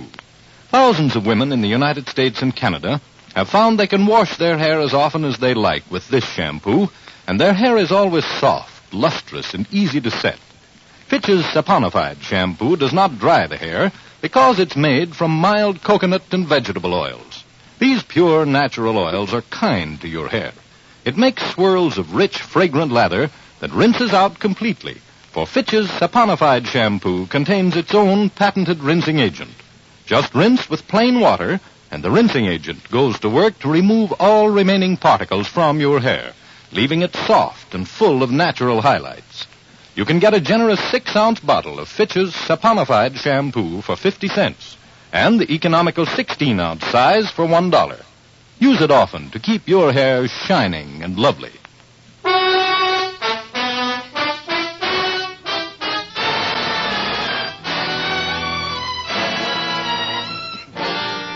Now back to Rogue's Gallery. Richard Rogue is telling our story. I was telling you about the time the Somaliland diamond was stolen from the home of wealthy old gem collector James E. Lee. The insurance company put me on the case, and I went out to Lee's secluded country mansion, but got no place. He wouldn't even talk to me about the robbery. I left, picked up a few more clues, and returned. I was walking across the lawn in a pea-soup fog when I was knocked unconscious by Sandra Lee, the old man's granddaughter. And when I returned to consciousness, I played possum and listened to the conversation between Sandra and John Wood, a mysterious house guest of the Lees. So you followed me when I left the house, huh? Yes. I was going to try to kill you. Instead of that, you fixed it so I have to kill Rogue. Do you think that would be smart? He doesn't know anything. No? Come on, help me carry him into the house.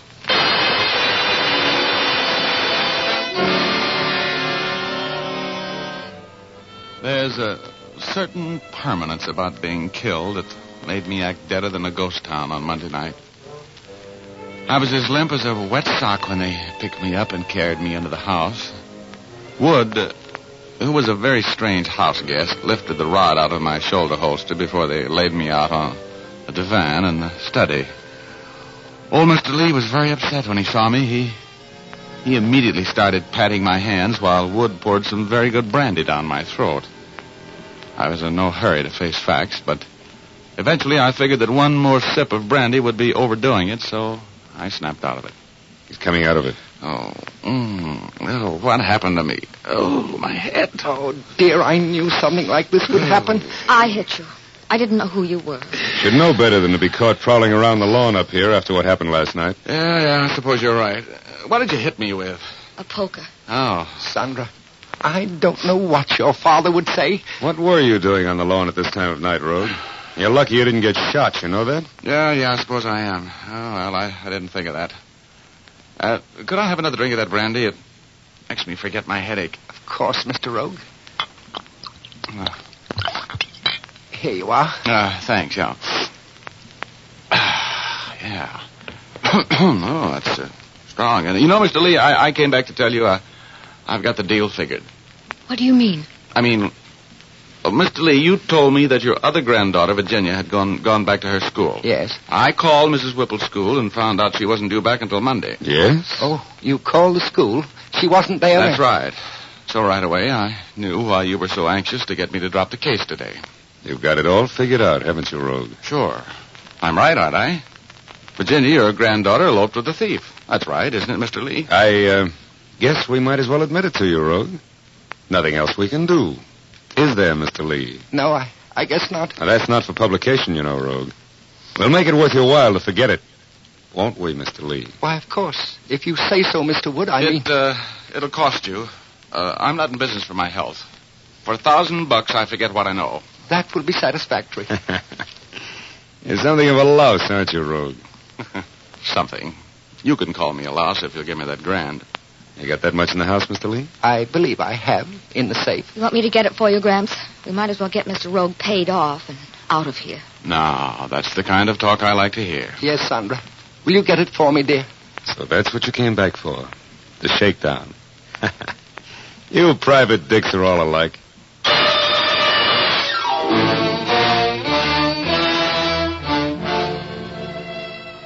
For the first time since I'd been carried into the house, Wood was loosening up.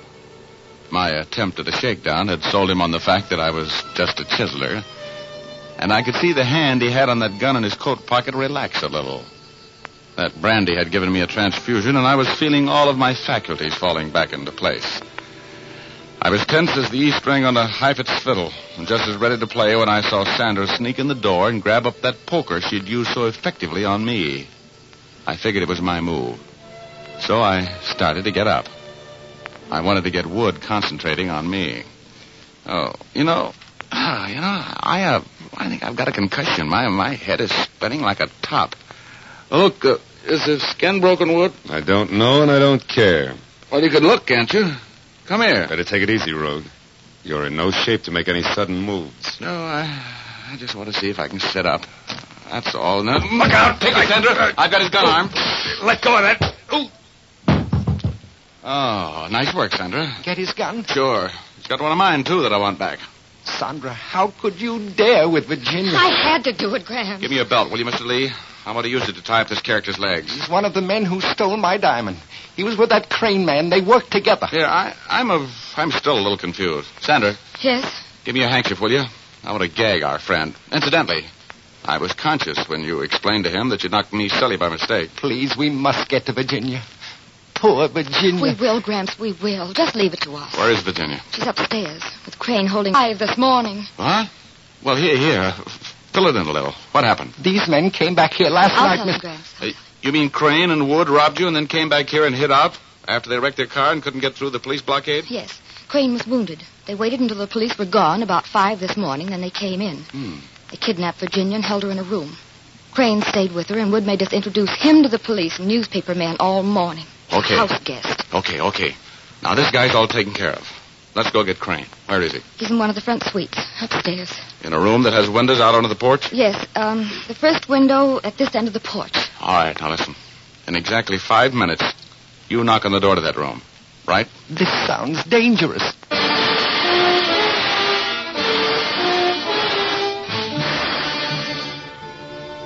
I shinnied up the pillar at the far end of the porch. Looked my rod over to see that it was in good working order, and then I inched over to the window of the room where Crane was holding Virginia. Virginia was tied in a chair. Crane was babying a bloody shoulder. I could hear them talking. Oh, I'd like to get my hands on that cop that got me in the shoulder last night. Too bad it was through the shoulder, Mr. Crane. It should have been through your heart. You know, I like you. I like my women with a lot of spirit. I may just take you with me when I make my break from here. You'll have to kill me first. Company. Come in and keep your hands right on that tray. I'd hate to have to shoot a beautiful girl like you. I brought up some coffee. That's thoughtful of you. Keep your hands in the air and stay away from me. Don't take any chances, Sandra. This fiend would rather shoot you than not. Drop that gun, Crane. My next shot goes right through your back collar button.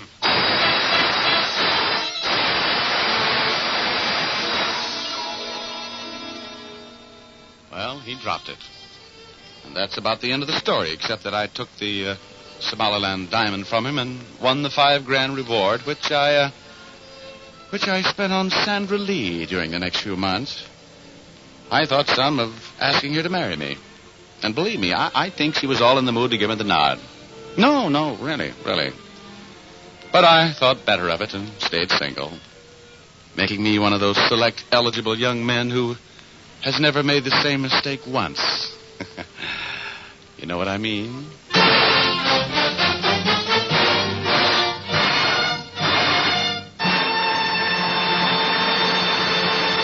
This is Dick Powell again, ladies and gentlemen. Did you miss the murder in tonight's story, or do you think we can get along without one once in a while?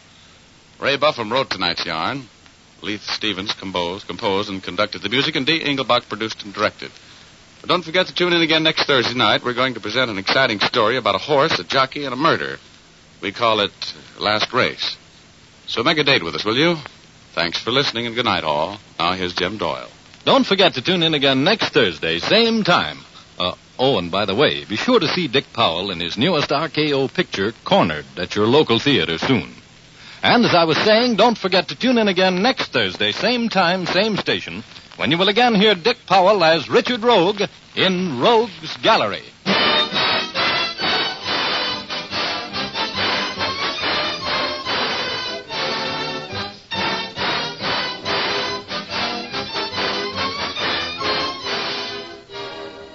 Remember, if dandruff is your problem, ask for Fitch's Dandruff Remover Shampoo. Removes dandruff the first time it is used.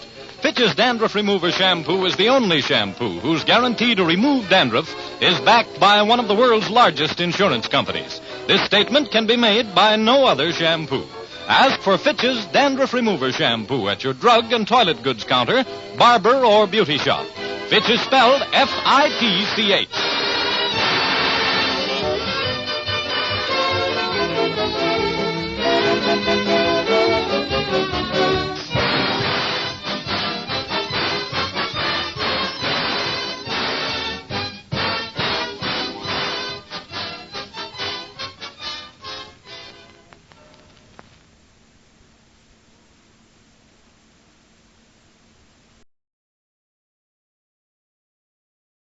From Hollywood, it's time now for John Lund as Johnny Dollar. This is Red Egan, Johnny. Oh, how are you, Red? Was it a boy or a girl? Both. Mary had twins. Well, then double congratulations. Do I get 2 cigars? Sure, if you'll come down to my office and pick them up. Fair enough. Better pack a suitcase, too. I have a job for you. Where? The coroner's holding an inquest in Rexford, Wyoming tomorrow afternoon. I'd like you to be in on it. Why? We have a dead client named Underwood.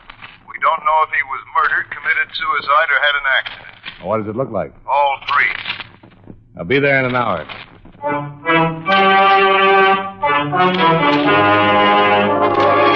John Lund in a transcribed adventure of the man with the action-packed expense account. America's fabulous freelance insurance investigator. Yours truly, Johnny Dollar.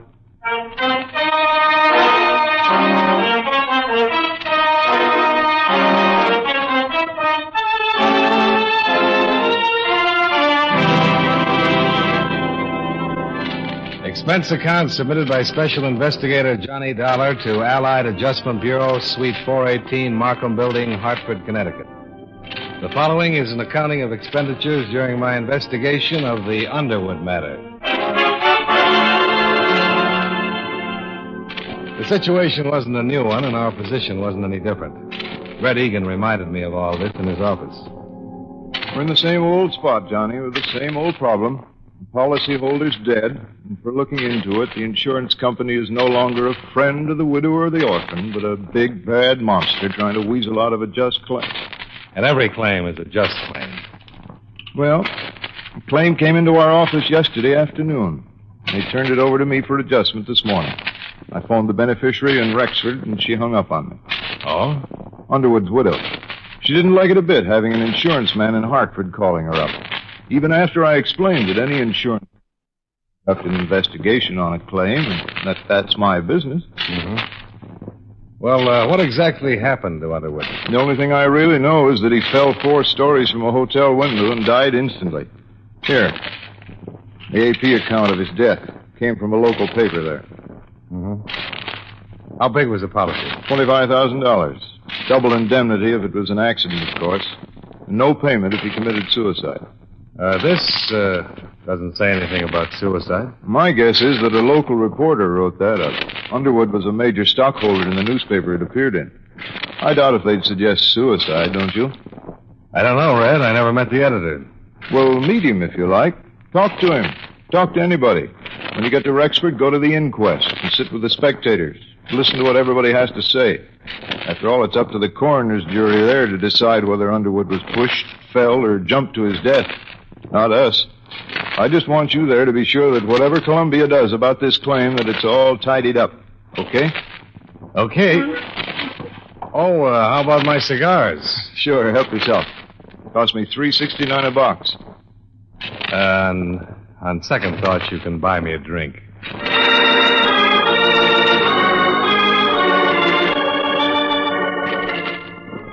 Expense account item 1. $214.65. Plane fare, train fare, bus fare, and incidentals between Hartford and Rexford. I arrived at 11:30 in the morning and checked in at the same hotel where Raymond Underwood had met his death. I had some lunch in the coffee shop, and after that I struggled my way against the belligerent north wind to the city hall and the inquest. There I sat with the reporters and listened to a bellhop, a desk clerk, and a chambermaid give their versions of what had happened the day Underwood met his death. I was most interested in what Mrs. Underwood had to say. Down, please. When did you last see your husband, Mrs. Underwood? Last Thursday morning. About what time? 12 o'clock. A little before, I guess. Where? At the Pioneer Hotel. In his room there. The same room he occupied prior to his death? Yes. Were you alone? Yes, just with him. And what time did you leave? I was only there 15 or 20 minutes. Must have left before 12:30. I had an appointment. That was the last time you saw Mr. Underwood alive? Yes. They called me about 3 in the afternoon and told me that it had happened. What did you talk to your husband about, Mrs. Underwood? We were talking about being divorced. Was the deceased in good health? Yes. Had he been drinking? Some. Not much. I guess he'd had a couple before I got there. She was a tall, dark-haired woman in her early 30s. Her clothes were New York, the perfume Paris, the rings Tiffany's. She answered the questions of the interrogator without hesitation, without emotion. It had been previously established by the desk clerk that she'd left the hotel room a full 15 minutes before Underwood had plunged into bed. By 4:30 in the afternoon, it was all finished. The jury brought in their verdict for the coroner's man to read. Jury, that the said Raymond W. Underwood came to his death by a broken back received in a fall from the 4th story of the Pioneer Hotel at or about 12:30 p.m. on Thursday, February 19th.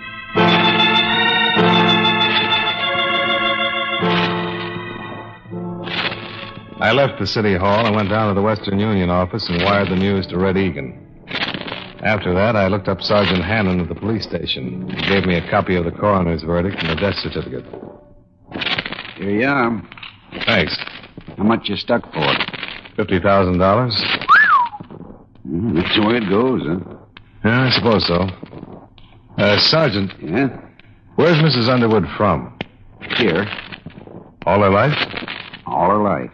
Born and raised right here in Rexford. Of course, she went to school in the East, and she's been in Europe a couple of times, but most of her life right here. Mighty pretty widow. Mighty rich one, too. Underwood had it. I know. This, divorce. Everybody in town knew they weren't getting along. Never did get along. How could they? Alice is 28 and Ray was over 50. He could have been her father. As a matter of fact, he almost was. How's that? Well, he raised her from the time she was 14. He paid for all her schooling and growing up. She didn't have any folks after her old man died. Ray was pretty good to her. I see. We went over what you were thinking, Dollar. Sure, anybody would. But they were talking about divorce. The papers had been drawn up for a settlement. She'd got a lot of money in alimony and so on. Alice had no call to push him out of that window or have anybody else do it. What about the possibility of suicide? The jury said accident. Besides, everybody here knew Ray. He wasn't the suicide type. Nobody's the suicide type till they come to the end of the line, Sergeant.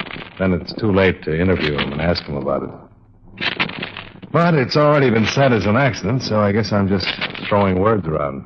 You have a right to do that if you aren't satisfied with the verdict, Dollar. Anything we can do, be glad to help. Thanks. Thanks a lot.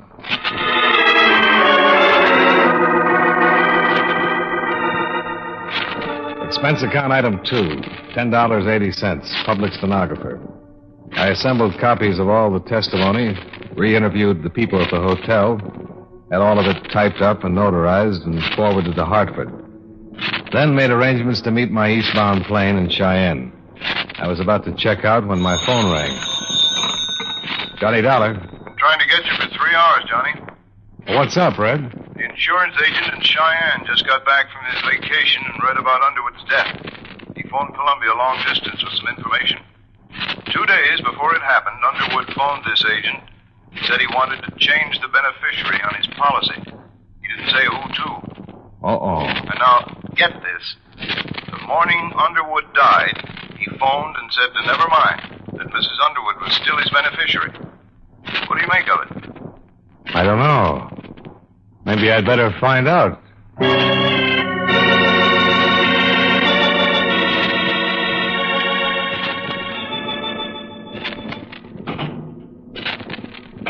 What matters do you want to clear up? Oh, just some details about your husband's death, Mrs. Underwood.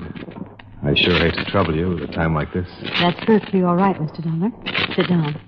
Can I get you a drink? Scotch will be fine. All right. Did you know that Mr. Underwood wanted to change the beneficiary on his insurance policy last week? Yes. Water all right? Oh, fine. We also learned that he changed his mind about that the day he died. Can you explain any of that? I think so, Mr. Dollar. Ray and I were going to be divorced. He moved out of the house better than a month ago. We went to his attorneys and drew up a tentative property settlement. Here you are. Thanks. I didn't see him for 3 weeks or so, and then we happened to meet, and, well, we had a rather bitter argument about everything. Where was this? In the dining room of the hotel. I was lunching there with some friends. I see. It was one of those ridiculous things. We quarreled and parted very angrily. The whole thing was childish. My first impulse was to see a lawyer and demand every unreasonable thing I could on a settlement. I guess his impulse was to cancel me out as his beneficiary. Did you go to a lawyer? No. I cooled off. Do you know what day this was? The luncheon was a Tuesday affair, I think. Yes. That fits in all right. Our parting had been amicable. I mean, Ray and I just didn't get along as husband and wife. But we made it up just before he died. He called me that morning and apologized for his conduct. I apologized to him. I went to see him later at the hotel.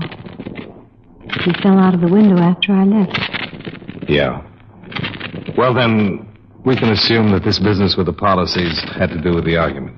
I can't think of any other reason. You had no other heirs? No? Why? Well, you see, Mrs. Underwood, it's kind of hard for us to believe that a man involved in divorcing his wife would still name her as his beneficiary. Why do you say a thing like that? Well, because of past experience, I suppose. It's unusual. I see. Of course, I was the last one to see Ray alive. Mm-hmm. And I could have told you that we were reconciled, that we were going to drop the whole matter, that he was going to move back into the house. Yes, you could have told me that, Mrs. Underwood. But I didn't. I told you the truth. I haven't lied to you, Mr. Dollar. When Mr. Egan called from Hartford a few days ago, I was very upset. I've never been a widow before. You're still looking at me with a question, Mr. Dollar. I hate to be stubborn, but I'd still like to know about the other matter. Why I am still his beneficiary? Yes.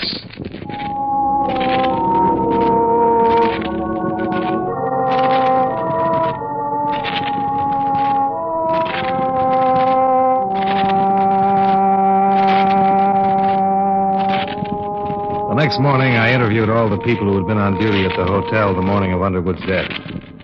Then I dropped in to see Sergeant Hannon once more. Well, here it is, right here. I went over the room myself with two of my men. Personal effects of the deceased included 4 suits of men's clothing, 14 shirts, 5 pair of men's hosiery. Was there a bottle in there? Liquor? Yeah. No. How about a flask? Nope, nothing like it. Just a glass. Hannon, I talked to all the people at the hotel before I came over here. Underwood left a call for 11:30 the morning he died. They called him. 5 minutes later, he phoned the insurance agent in Cheyenne. And that's the only business he conducted all day, outside of calling his home. We know he didn't leave the room, and we know Mrs. Underwood visited him there about 12. Yeah. But more important, Underwood didn't call and have a bellboy bring him a bottle. Room service didn't send him any drinks. The chambermaid swears there was no bottle of liquor of any kind in his room all the time he lived at the hotel.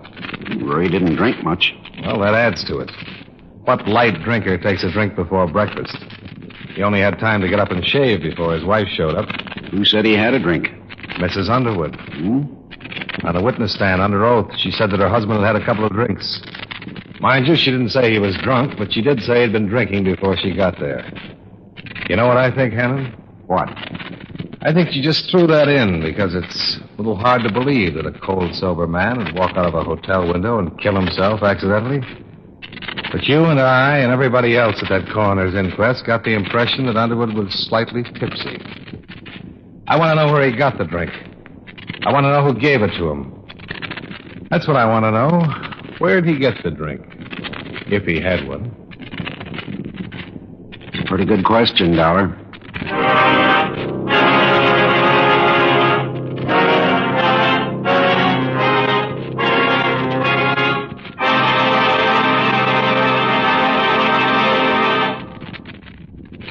We'll return to yours truly, Johnny Dollar, in just a moment.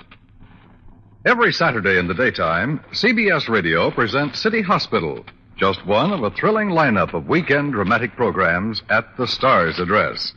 City Hospital tells gripping stories of life and sometimes death in a great hospital. Tomorrow and every Saturday on most of these same stations, CBS Radio invites you to enjoy City Hospital.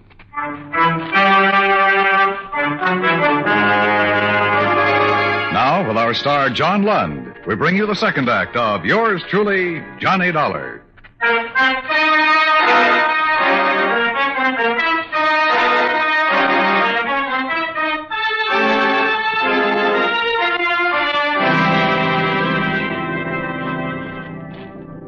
After our talk, Sergeant Hannon agreed that there was enough of a doubt about the circumstances just before Underwood's death to warrant a re-examination of the facts. That was all I needed. I knew that Mrs. Underwood would be questioned and that the pressure would start to build up. I had some pressure of my own.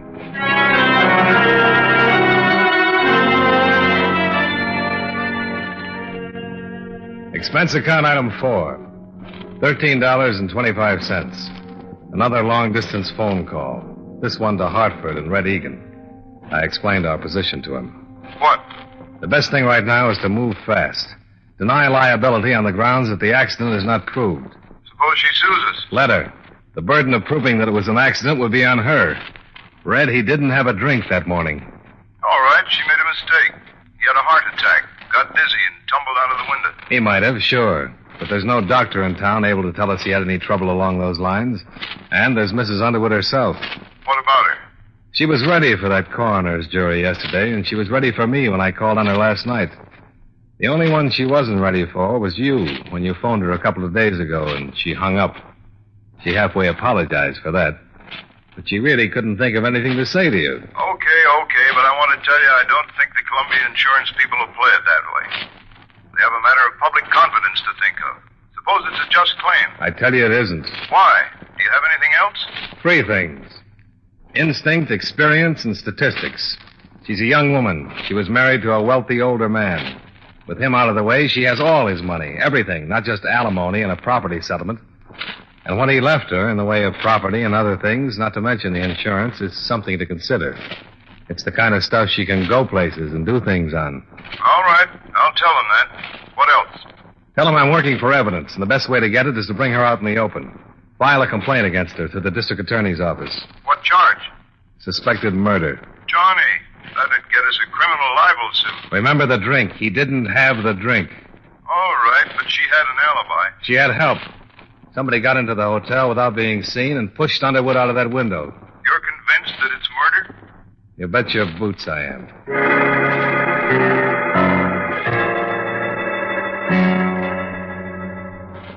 At 6 o'clock that night, I compared notes with Sergeant Hannon.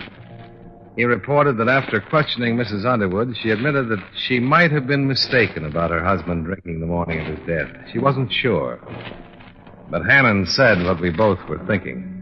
She was sure enough in front of that coroner's jury to give a misleading impression, Dollar. We better find out who helped her pull this off.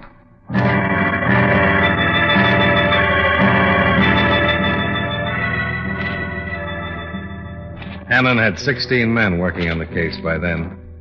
It was a long, tedious job of combing over everything in Alice Underwood's background in order to find a possible accomplice. About 4 o'clock the next afternoon, we interviewed one of the 3 servants in the Underwood home. That's right, sir. Once or twice a week. Do you know where she drove to? I have no idea, sir. She'd generally get up early in the morning and be gone all day. How do you know she went out of town?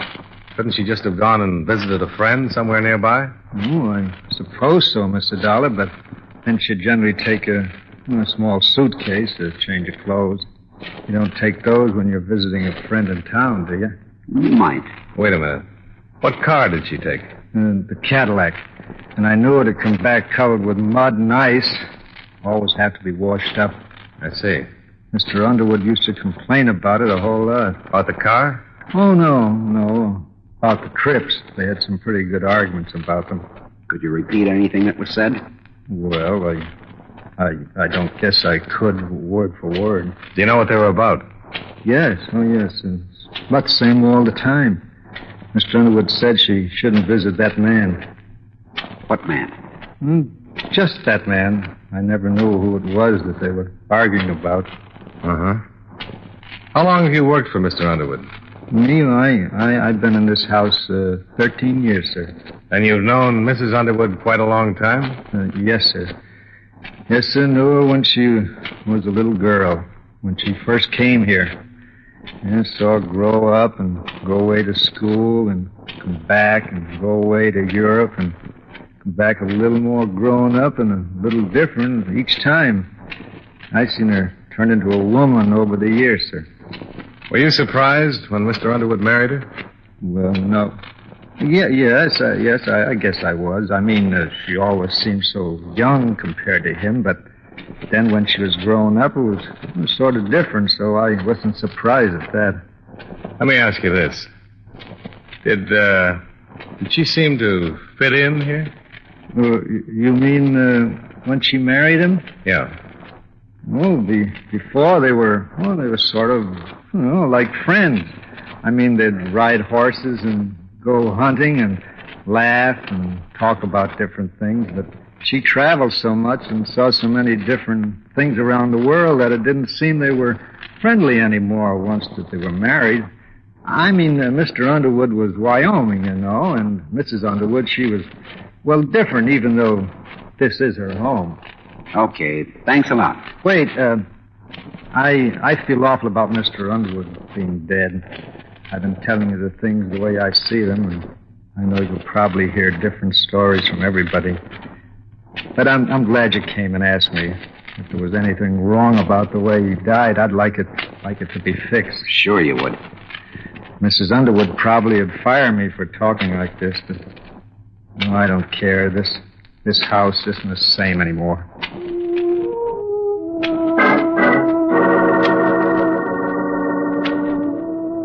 Before the day was out, a complaint had been issued against Alice Underwood on suspicion of murder.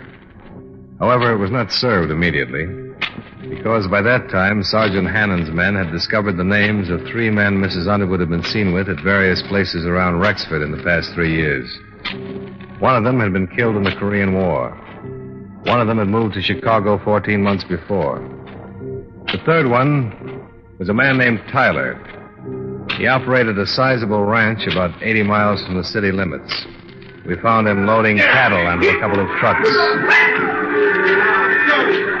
You're trying to find out if I've been seeing her on the sly while she's been married to Ray. Why don't you come right out and ask?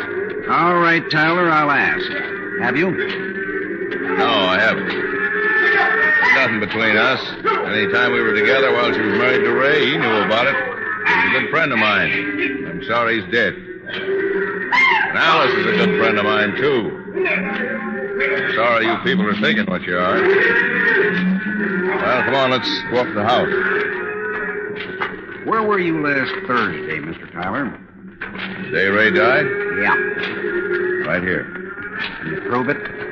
Say, what is this? We haven't accused you of anything, Tyler. We're just trying to gather some facts. Alice is a grand girl. You can put that down as one of your facts. You boys want a drink? No, thanks. Not for me, thanks. When was the last time you were in Rexford? Oh, I haven't been in for the last 6 months. Wait, I was, too. I came in one day around Christmas to do some shopping. Most of the time, my cook or somebody goes in and handles the supplies there. Okay, Tyler. You mind if we talk to some of your help around here? No, what do you want to talk to them about? First, about where you were last Thursday. If you were here, they'd be the logical ones to verify it. Second, about Mrs. Underwood. What about her? What we ask you. Just checking it, Tyler. She's been taking trips and visiting somebody around here. We thought maybe it was you. It wouldn't look good if she was visiting me, is that it? It depends on the circumstances. Yeah.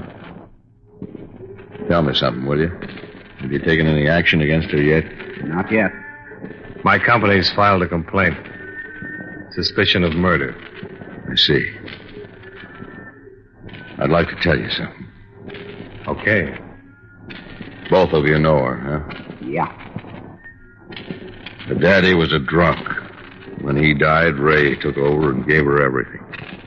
If it hadn't been for him, she'd have been tossing ash in some restaurant around here, kidding the customers, and married to a truck driver. What's this got to do with Let me go on. Sure, she loved Ray for giving her all that, but any woman needs more than that kind of love. I lied to you a few minutes ago. There was something between us. It was bound to happen to me or somebody else closer to her age. I was glad when she and Ray finally decided to be divorced. It was my chance to marry her. You can talk to my people around here. They'd lie for me and say I was here last Thursday all day, and they'd tell you that Dallas never came here to see me. They'd lie right on down the line for me, but I can't let you take her into custody for something I did. Something she didn't have anything to do with. I killed Ray Underwood. How did it happen, Tyler? I didn't mean to. One of my trucks was delivering some beef to the restaurant at the hotel. I rode in with the driver and went in the back way. I went right up to Ray's room because I wanted to talk to him. What about? Wasn't the divorce settled? Yeah, it was all set. All set. He called me the night before, and he'd been kind of sore about Allison. I just wanted to go in and tell him what I told you. We didn't plan to fall in love. We didn't want to hurt him. We both loved him. When I got to his room, he wouldn't let me talk at all. He tried to swing on me. So I shoved him, and he went out the window. That's all.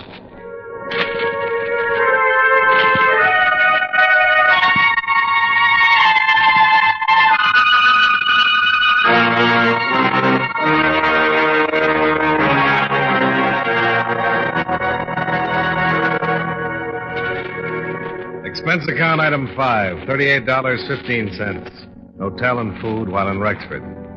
Item 6, same as 1, transportation back to Hartford. Expense account total, $491.50. Yours truly, Johnny Dollar.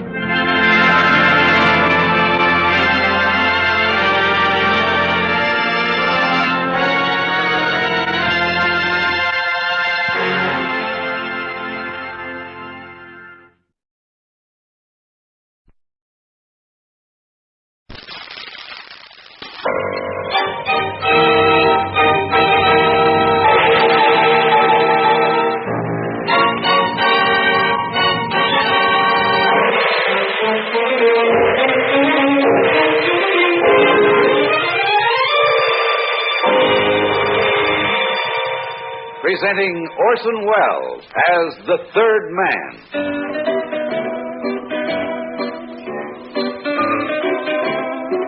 The Lives of Harry Lime.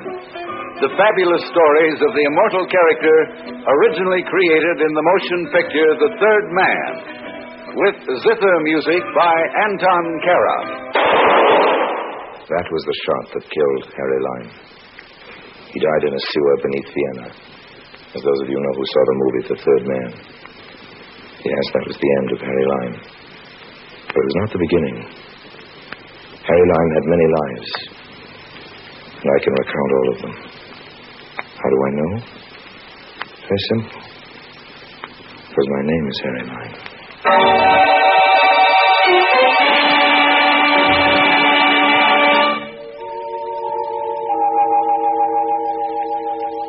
I've known many places and left them. Made many friends and lost them. Won many fortunes and spent them. My fate seems to be linked to a cosmic yo-yo. This is a story of a low point on one of the yo-yo trips down. This particular low point is known on the map as the island of Haiti. I arrived there as a sort of political refugee, a small revolution I'd been promoting in a nearby banana republic. It fizzled out on me, and the general I'd been backing backed out. I found myself holding the bag. The bag, luckily, just happened to contain a few rolls of the U.S. Treasury's best lettuce, so when I descended on Haiti, I did it with style. Then, after a while, I spent the style. Don't let anybody tell you about the easy life on these tropical islands. You need dough in paradise, too. Of course, I still had my friends among the natives, but even they had become devoted students of the Rubaiyat. That is, they took the cash and let the credit go.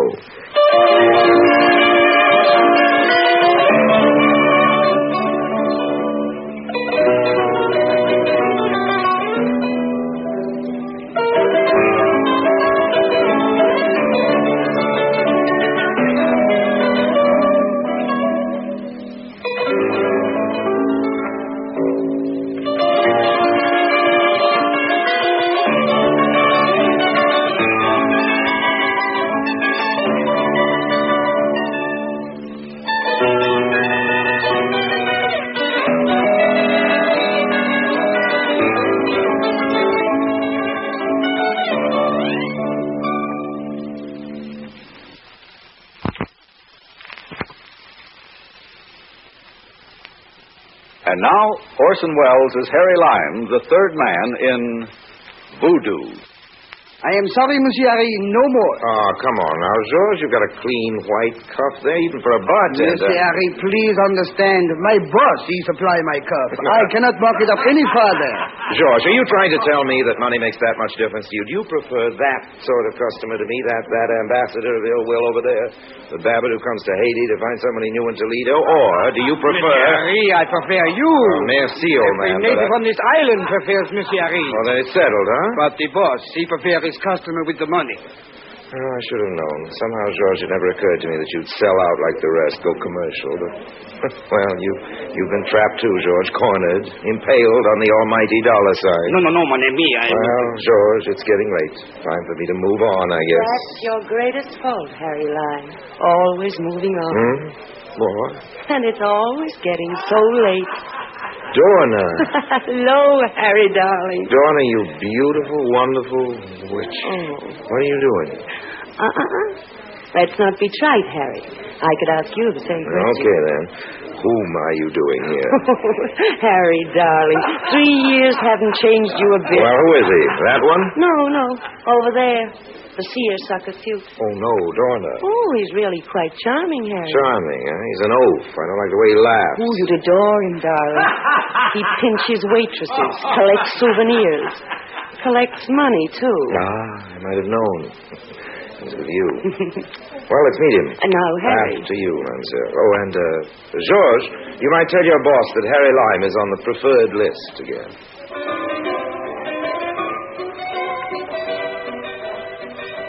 I spent several pleasant moments following Donna to the booth. As she snaked her way adroitly between the tables, it was difficult for me to focus my attention on her. Mark. The Mark in this case was fat and perspiring. Of course, he was bald. His contributions to the aromas of the cafe were generous. His cigars, perspiration, and his money. Sam? Huh? Oh, hiya, baby. I was just going to send out a searching party for you. Sam, I'd like you to meet an old friend of mine, Harry Lime. Sam Torkin. Oh, very happy to meet you, Mr. Torkin. Oh, sit down. Any friend of Dorna's is a friend of mine. Well, within reason, of course. Very good. You from the States, too, Larry? Harry, Sam. Harry Lime. Huh? Oh, yeah, Harry. What part of the States you from? I'm from Toledo. Toledo? Yeah. One of my plants is in Toledo. A drink. Here, have a drink. Waiter, bring my friend a drink. Toledo, eh? Great little town. Yes, sir. Of course, to me, any town's a great town as long as business is good. That's right. Hey, you know, this is my first vacation in 18 years. 18 years. Can you imagine that? He gabbled. For eternities, he gabbled. Dorna was obviously abused by my boredom, but my patience, as always, had a price. Torkin kept gabbling till I almost considered reducing that price, and then he gave me my cue. Sure is hot in these parts. Well, baby, come on. Let's go out of this dump and find some souvenirs. Oh, Sam, not again. Now, what sort of souvenirs are you looking for, Mr. Dorkin? Oh, I don't know. The souvenirs souvenirs, ain't they? Now, come on, beautiful. Let's... Souvenirs can be more than souvenirs, Mr. Dorkin. No, Lime, what kind of talk is that? Now, look, Mr. Dorkin, you're a man of taste and means. Hey, a sales pitch. Hey, what are you selling, Lime? Yes, Harry, what are you selling? Selling, I'm selling nothing but plain, ordinary common sense. It's at a premium on this island, Mr. Dorkin. Yeah? Oh, let him finish Let me tell you that. about Haiti, both of you. This island is steeped in sentiment, not our kind, not the lace-trim sort of thing. Sentiment here is a wild, untamed, primitive love, a sense of possession that defies the laws of man and nature. Now, listen to those drums, Dorkin. Listen. They're telling you the secrets of Haiti. Huh? Do you understand them, Harry? As much as any civilized man is permitted to. That's that voodoo stuff, ain't it? Well, they're not stuff, Dorkin. Those drums are calling to the voodoo gods to smile upon the wedding of a native man and his beloved. The wedding rites are just beginning. They'll continue till dawn. It's the wedding of VANCE and GREGORY. Who? VANCE. He works as a waiter in a hotel here in town. His father got in a jam once with a plant, and I just happened to save his neck. That counts for something here in Haiti. Oh, that reminds me. If you'll excuse me. Hey, where you going? I'm going to the wedding. You're going up there? Oh, take us with you. I wish I could, Dorna, but, well... Hey, wait a minute now. Sit down. Now, what about all this sentiment and souvenirs and all? Well, all right. Look. Haiti is crawling with priceless relics. Anthropological prizes, historical symbols. They bring fantastic prices from any museum in the States. Oh, where do they sell them? Well, they're not selling them, Dorkin. You've got to know the island. You've got to know the people to find them. Well, how come they're worth so much? Sentiment, old man, sentiment. The voodoo brand. The natives protect their sacred symbols with their lives. And, of course, they're the raw materials. Huh? Little sentimental trinkets, diamonds, rubies, sapphires, miscellaneous baubles. The kind of sentiment we understand. Oh, I love souvenirs like that. Well, okay, Lime. I guess you can get me one of them baubles. Yes, that's possible. Now, what's your deal? Well, first, let me find a suitable trinket. Fine enough then to bargain. For now, Mr. Torkin, a small retainer will do. Huh? Oh, yeah, well, how much? Oh, as you wish. But, as those drums would tell you, sentiment comes high in Haiti.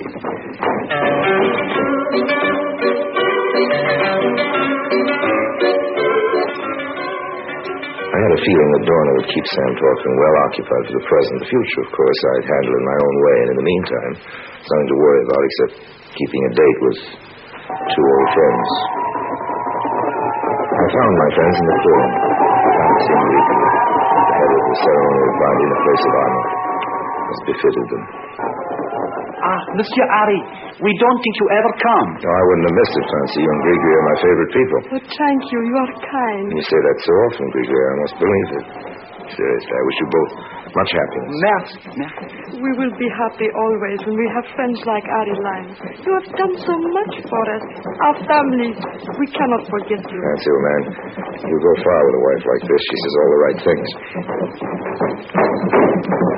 It is the time. Oh, the marriage ceremony? Oh, no. We are married already. It is the moment to pledge ourselves to the authority. What sort is it? It is a tribal custom. VANCE. Please, Ari, these are tribal secrets. Oh, you don't trust your old friend with secrets? We can trust no one with this.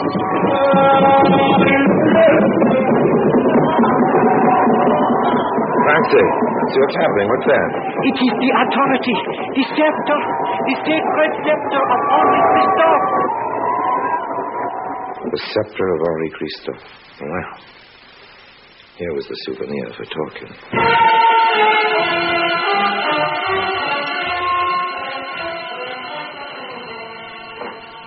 All right, Lime. All right. Who is this Henri Christophe? Torkin, you mean to say you never heard of him? Nah. Christophe was... Well, he was the George Washington of Haiti. Oh, every two-bit country's got its own Washington. Get me Washington scepter, and I'm interested. Listen, old man. Christophe started life as a slave. He became Haiti's most powerful ruler. At one point in his regime, Torkin, he stood off the combined armies of France and England with 2,000 men. On the north end of this island, old man, up near Le Cap. Huh? Le Cap Tien. Tremendous fortress high on the hill above the jungle. You've seen it, haven't you? Well, how could I miss it? It's big enough. One of the biggest. Washington didn't build that, Torkin. Christophe did. So what? He didn't just order it built. He planned it, designed it, supervised the work, dug rocks out of the mountains with his bare hands. You're a self-made man, Torton. That ought to appeal to you. What about the scepter, Lime? Look, old man. Henri Christophe is a landlocked saint to these people, an all-powerful earth god. While he lived, his scepter was his symbol of strength and wealth. Being king in those days was a profitable business, old man. Christophe had more jewels in that scepter than Dorna has curves. And there was a revolt here in Haiti, and Christophe was found dead, but the scepter was gone. For over 100 years, its whereabouts have been kept secret. I know the secret, Torton.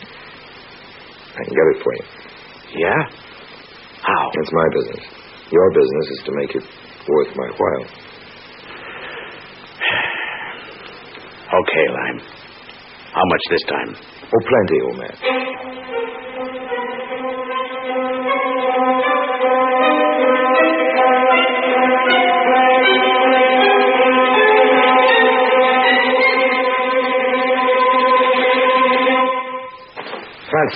Fancy, where are you?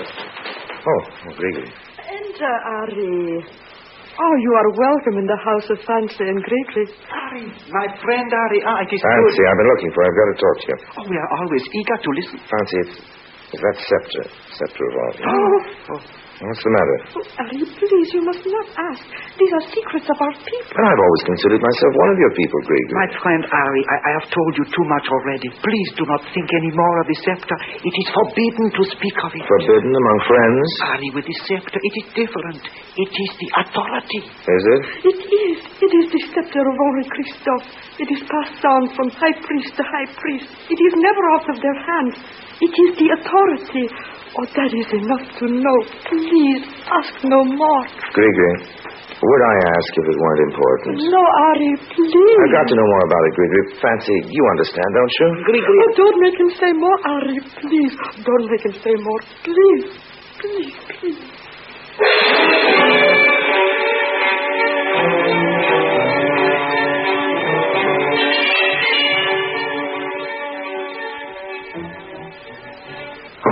Yeah, come in. Fancy, come in, old man, come in. Ari, you do not mind that I come here? Oh, of course not, anytime. What's the trouble? I do not know. It is not my trouble. When you are at my house today, I see you have great trouble. I try to tell Gregory, but she do not understand. Trouble me? No, wait a minute. I am tell her you must have great trouble, or you would not ask for tribal secrets. Well... It is all right, Ari. You are my friend.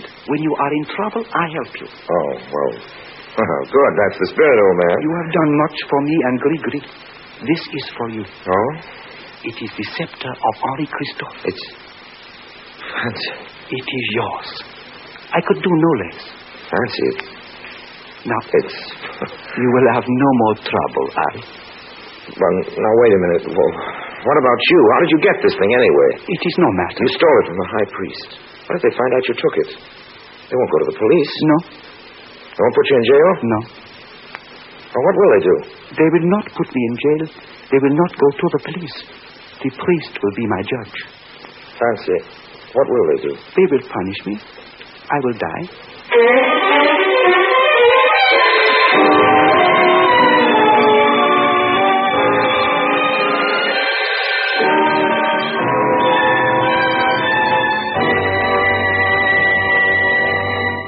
Orson Welles returns in just a moment as the third man.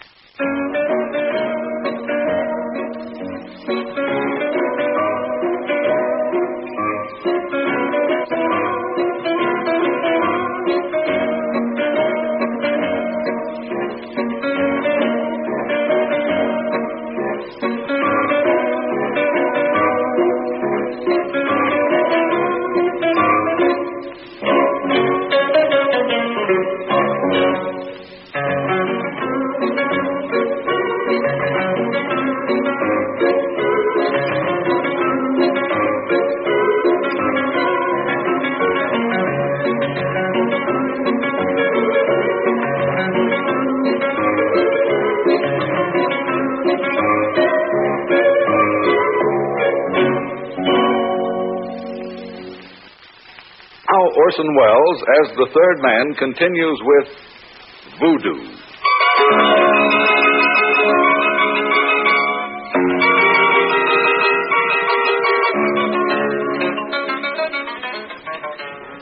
Had I known a man like Fancy earlier in my life, my ideas about all men might just possibly be a little different today. Here was the truest kind of friend. True in the real sense of the word true. He was staking his life, literally. Staking his life on his faith in Harry Lime. If I rejected his offer of the sacred scepter, I'd have shattered his faith in me. Fancy lived by his faith in his friends. And I did need the scepter. As for friends, well, there are many kinds of friendship. Harry, tell the truth. Oh, sure. Dawn, my love, you're ravishing. Oh, no, not that. About the scepter. Oh, You got a cigarette? Here.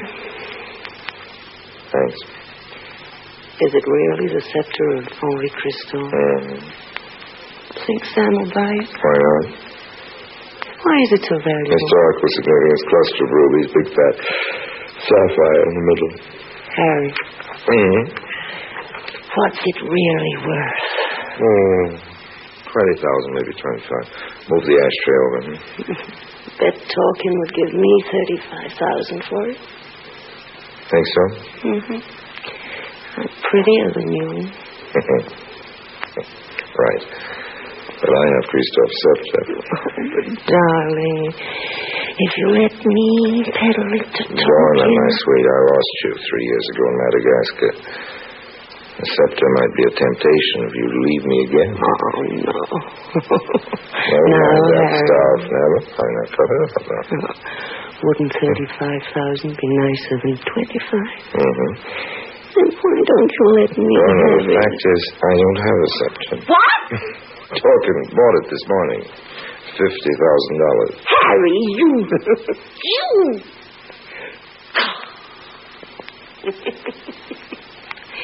That's why you lost me in Madagascar.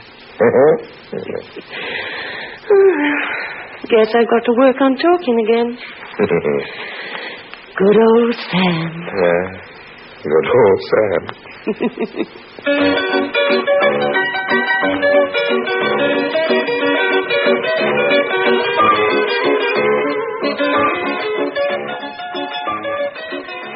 Somehow, good old Sam ran a bad second.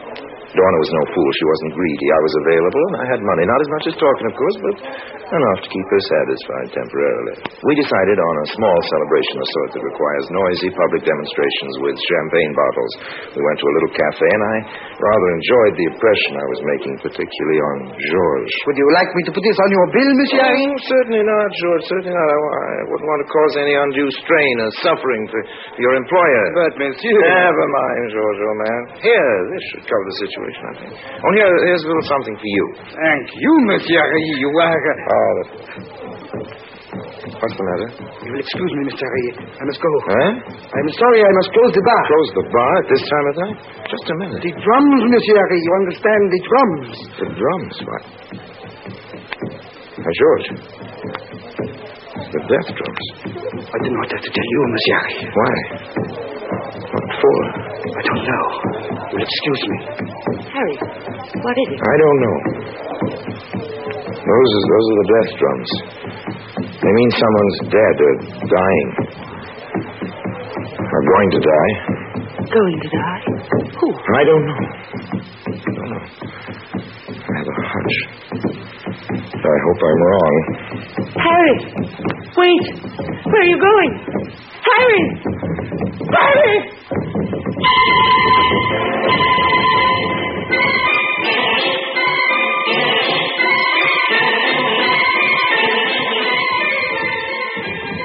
When I got to the ceremonial grounds, I saw a frenzied sight. Hundreds of natives, still dressed in the tattered dungarees of the cane fields, dancing, shrieking, half-hypnotized. And the drums.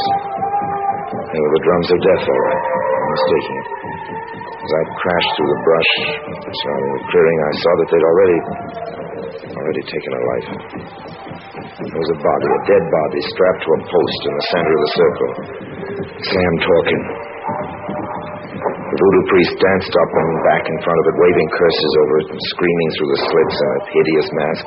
And in his hand he held the scepter of Marie Christophe. A scepter that had cost Torkin more than he'd bargained for. I'd had enough. I turned to leave. And then at the far end of the clearing, I saw something else. 2 more bodies tied together, back to back, hanging by their wrists from a long crossbow strung between 2 trees. The 2 of them together, Fancy and Gregory, ready to be sacrificed. No! No, wait, stop! Stop it, I tell you! Listen, all of you, listen to me! You're making a mistake. You're torturing 2 innocent people. You can't do it. They have wronged us. It was forbidden. They must be punished. No! They will die. Well, they can't die. You're punishing them for something they didn't do. You think they sold a scepter to this man, but they didn't. I did. I made Fancy tell me about it. I'm the one you want. Listen to me. You've got to believe me. Harry Lime would not cause their death. Harry Lime is their friend. But I tell you, it isn't my deal. And I'm the guy you want. So untie these ropes. Come on, move, or there'll be a new voodoo priest holding forth at your funeral. No use, Harry Lime. If you kill me, others will take their revenge. No use to kill these 2 either. Okay, Gregory, you're loose. Help untie Fancy. Okay, I'll do it myself. Hold still, Fancy. There, you're loose. All right, come on. Come on, I'll get you 2 out of this. It is too late. You must go. Come on, I'll help you. Now run for it. Stay back, you lunatics, or I'll start knocking off voodoo. I warned you now. Stay back. That's better. Come on, Fancy. Gregory, get going.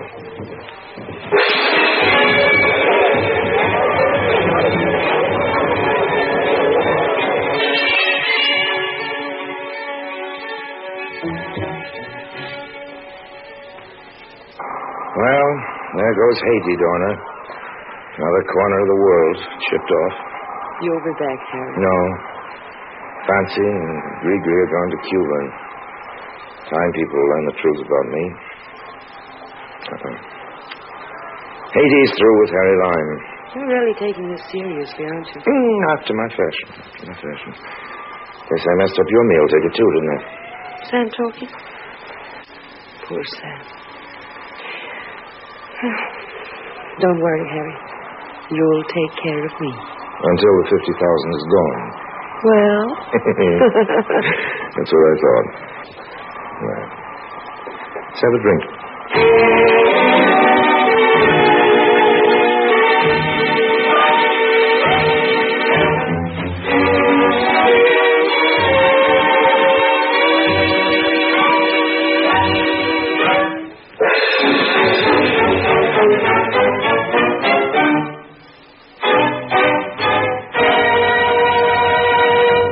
Harry Lime returns in just a moment.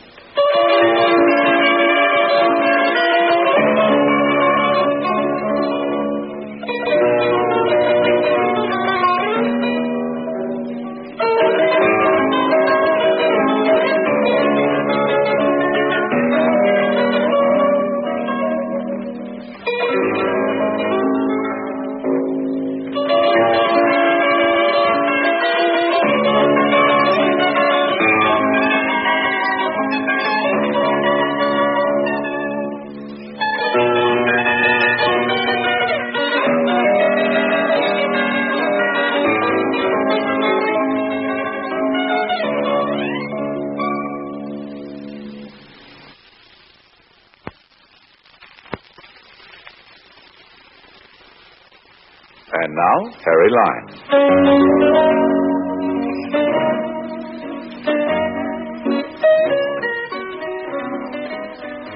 I know what you're saying. You're saying that wasn't Harry Lime at all. You're saying the noble hero that pulled off that fancy rescue party wasn't the 3rd man. He was a couple of other guys. Just goes to show how I misjudged. Well, ask Fancy and Gregory, now happily keeping house in a suburb of Havana. They'll tell you it really was Harry Lime that got them out of that whole voodoo mess. Of course, they'll also remind you that I got them into it. And they might possibly mention that as the 3 of us dashed off into the jungle, I paused just long enough to borrow that scepter back from the high priest.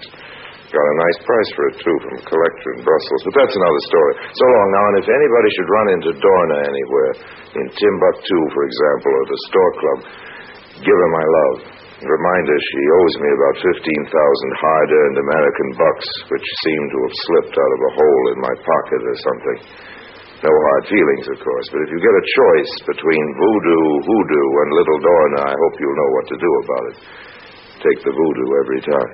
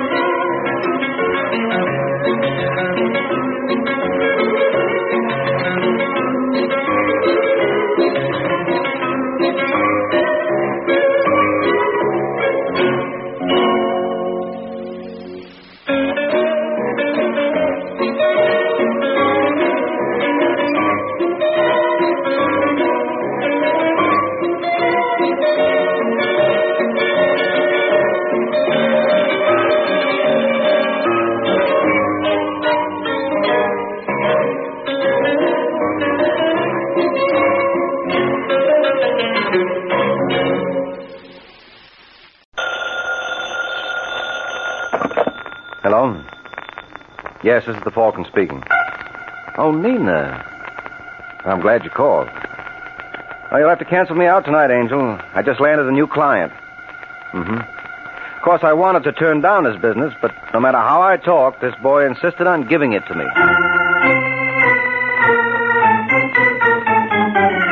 This is Ed Hurley, friends, inviting you to listen to The Adventures of the Falcon, starring Les Damon. You met the Falcon first in his best-selling novels. Then you saw him in his thrilling motion picture series. Now join him on the air when the Falcon solves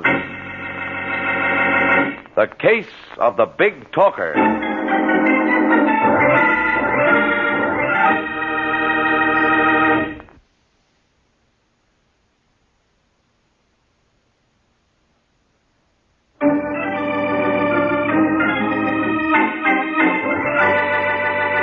Now, the case of the Big Talker. It's Sunday evening in New York, and a trio huddles in the rear booth of the Pelican Club. Reading from left to right, they are Joe Greco, Danny Bell, and William Palmer. And from the deference accorded Mr. Palmer, it's obvious who leads this band, which is no more than Mr. Palmer deserves. All you have to do is listen, and you'll hear some of the slickest arrangements. Well, of course, the big thing in our favor is the element of surprise. Weber's had everything his own way so long, he won't be expecting any opposition. Yeah, that's smart operating, Palmer. We pulled the same deal in St. Louis. Oh, did you, Danny? Oh, sure. I just walked into this guy's place and gave him 24 hours to leave town. Uh-huh, and what happened? Well, he was gone in 4.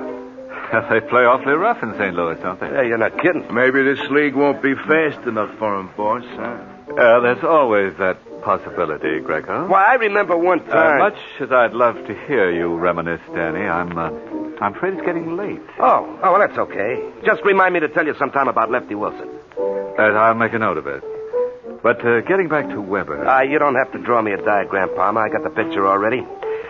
This Weber gets the big gambling play from the society crowd, and you want it. Very much so. Okay, I'll have a little talk with the man. Oh, I don't doubt that you're a brilliant conversationalist, Danny, but Mr. Weber is also gifted.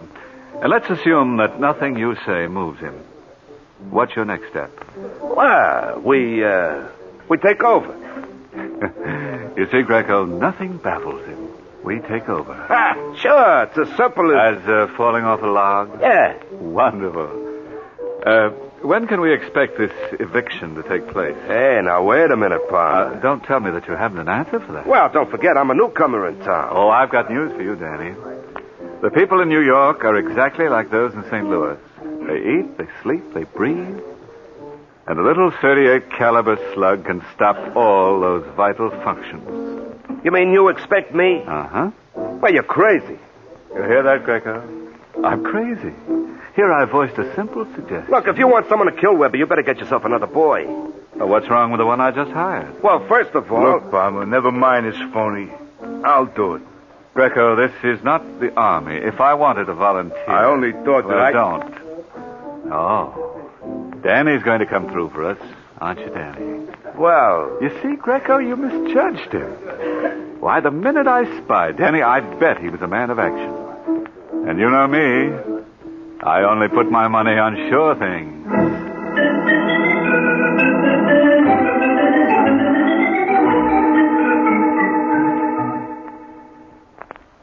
You and your big mouth. No matter how many times I warn you, Danny. Oh, cut it out, Martha. I'll cut it out when you learn to keep your trap shut. We had to leave St. Louis because someone called your bluff. But Mr. Loudmouth doesn't remember that. Now, look, honey, that's water under the bridge. What are we going to do now? What are we going to do? Well, you're my wife. You don't have to remind me. The only thing that keeps me going is the hope that someday I may be your widow. Now, look, Martha, suppose I talk to Palmer. Did you say talk? That's how you got into this mess. Oh, Martha. Now, about this man Weber. Yeah, well, he's nobody to mess with. Maybe we just better pack and go, huh? Oh, no. I'm not doing any more running. You can go if you want to, but I'm sticking right here. I like New York fine. Oh, but baby... Will you stop wagging your tongue and let me think? Yeah, sure. Wait a minute. I got an idea. Oh, I knew I could count on you, baby. Yeah. This Weber guy is loaded, huh? Oh, yeah. Yeah. Well, suppose he was informed what Mr. Palmer was planning for him. Don't you think he'd be grateful? Yeah, it'd be worth all kinds of money to him to get the drop on Palmer. I bet he'd go 10,000, easy. Well, what are you waiting for? You mean? Yeah. But what'll I tell him? What'll you tell him? You ask me that? Oh, now listen, What Martha. for? Weber is the man who should listen. And if you can't talk him out of 10 grand, don't bother coming back.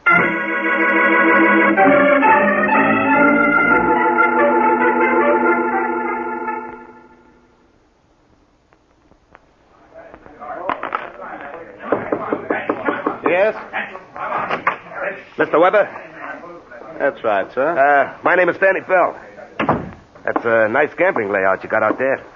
Oh, you're very kind. Well, of course, it's not as big as a couple of places I've got back home. Home? Yeah, St. Louis. Greatest little town in the world. I'm sure. Yeah, I hated to leave, but I got a proposition I couldn't turn down. If you'll excuse me, Mr... Bell. Danny Bell.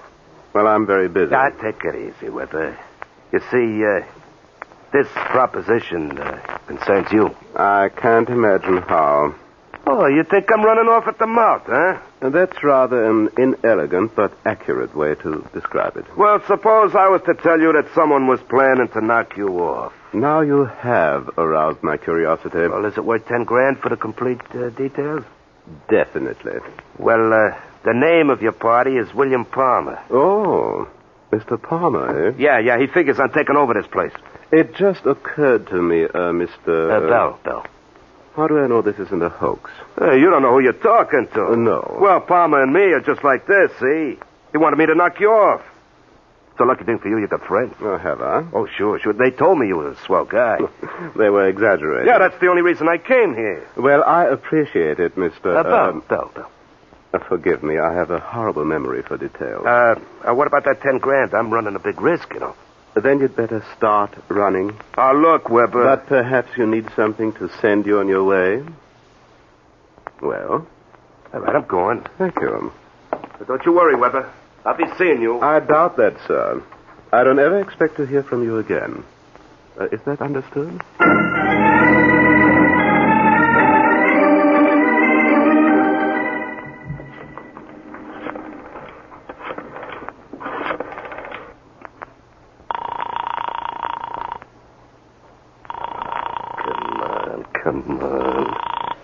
Hello? That you, Martha? No, Mrs. Bell ain't in. Well, who's this? Blanche West. Oh, well, this is Danny Blanche. Where's my wife? I don't know, Danny. She went out about an hour ago. She asked me to mind the house. Anybody call? Only a Joe Greco. Joe Greco? Yeah, he said you should ring Mr. Palmer when you got in. You want the number? No, I'll call when I get home. When Martha comes in, you just... What was that, Danny? There it goes again. It sounded like... Danny!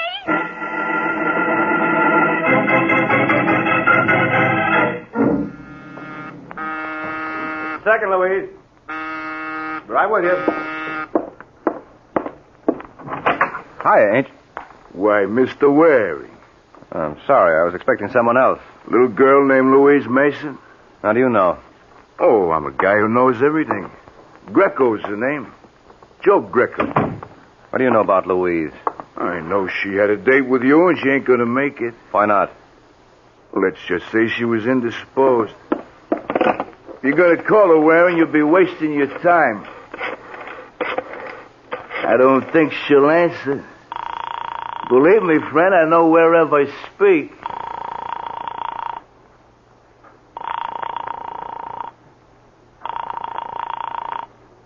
All right, Greco, where is she? What are you getting so excited about? What happened to her? This is New York in broad daylight. What could happen? Look, Greco. Hey, holding on to my coat ain't gonna bring her back. If you really want her, all you gotta do is say the word. What's the word? Yes. Yes, what? Yes, you worked for Bill Palmer. What are you talking about? Did you read about this jerk Danny Bell getting himself knocked off last night? Well? Well, the cops think the boss did it. Why? Did you ever try to reason with a cop? Yes. You've been pretty successful. That's why Palmer wants you to work for him. Was it his idea to grab Louise? Who says anybody grab her? You jump to conclusions. All right. When will she be released? The minute I get your word, you go to work. How do you know I won't break it? That's where guys like us got the advantage over guys like you. We trust you. I suppose I turn up evidence to prove that your boss did kill Danny Bell. And he deserves to fry. Okay, let's go see Palmer. That's just what I was going to suggest. Lucky I got a cab waiting.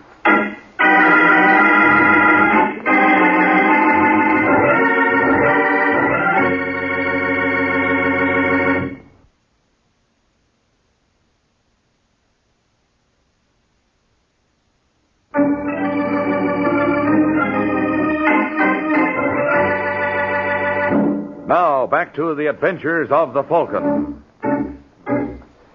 20 minutes have passed since Joe Greco dropped Mike Waring off at police headquarters. And surprisingly enough, Sergeant Corbett doesn't seem too pleased to see our hero. Well, if it isn't that high-flying bird, the Falcon. What brings you to this nest? Where's Bill Palmer? You know, for a second there, I thought you said Bill Palmer. I did. Isn't he boarding here? What do you want with him? I'm working for him. You're kidding. Now, look, Sergeant. You wouldn't actually take that bum for a client. Well, wouldn't I? Why, I've known you for almost 10 years. Well, I guess it only proves you don't know the real me. Maybe I don't. They say everybody's got his price. Now, who's the they that's always doing all the saying? Elliot! Tell Palmer Mike Waring's here. Look, Sarge, suppose I... Why bother, Mike? You don't owe me any explanation. Oh, all right, as long as you're going to be pig-headed. Hello, Waring. Oh, come in, Palmer. Well, I see Joe Greco got to you. He certainly did. Now, listen to me, I wouldn't want to waste your valuable time. What's he sore about? Oh, he feels I let him down. I hope I never know that feeling. Listen to me, Palmer. If anything happens to that girl the way... Don't go hammy on me, Waring. Nothing's going to happen to her. She's probably back home now. Now, if I find out you killed Danny Bell... I know. You're going to let me fry. I'll pull the switch personally. Well, I hope you got a union card. How long will it be before they let me go? Well, that depends on how much help I get from you. You'll get everything you need. All right. If you didn't kill Bell, who did? Mike, I'm going to surprise you. You have no idea? No, I've got a wonderful one. What do you think of Weber? Who? Hans Weber. I understand Danny had some trouble with him. Over what? I couldn't say, but I know Danny threatened to kill him. Well, maybe I ought to have a few words with Weber. I don't care how many words you have. Just make sure they're the right ones.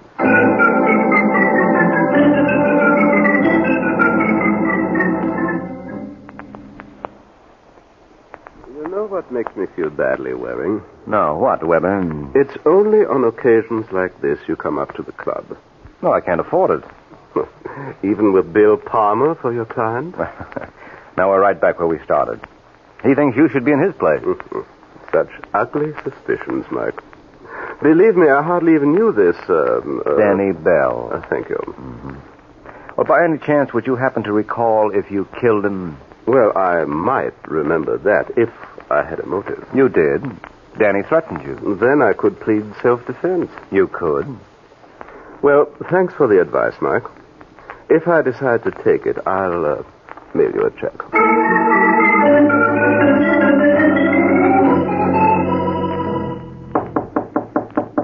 Come. Hello, Sergeant. What are you doing here? I brought a lady around to see you. I'm not interested in any of your friends. No, you will be in this one. Now, look, Waring. Mrs. Bell. You want me? Yeah. This is Sergeant Corbett. We've met. What's going on here? Well, if you'll listen for a minute, you'll find out. Mrs. Bell, tell him the story you told me earlier today. Where do you want me to begin? Right at the top of the page. Remember the time of your husband's murder? Yeah. It was 9:45. And where were you at that time? She doesn't need an alibi. Well, why don't you give that mouth a rest? Do you happen to recall where you were, Mrs. Bell? Yeah. I was at the Pelican Club. Did anyone see you there? Bill Palmer. What? That's right. I was with him from 9 to 10:30. And if Palmer was with you, he couldn't possibly have killed your husband. No. Why didn't you tell me that before? You didn't ask, honey. You satisfied now, Sergeant? No. Well, maybe I can find someone who won't be so difficult. Come along, Mrs. Bell. We'll go see the DA.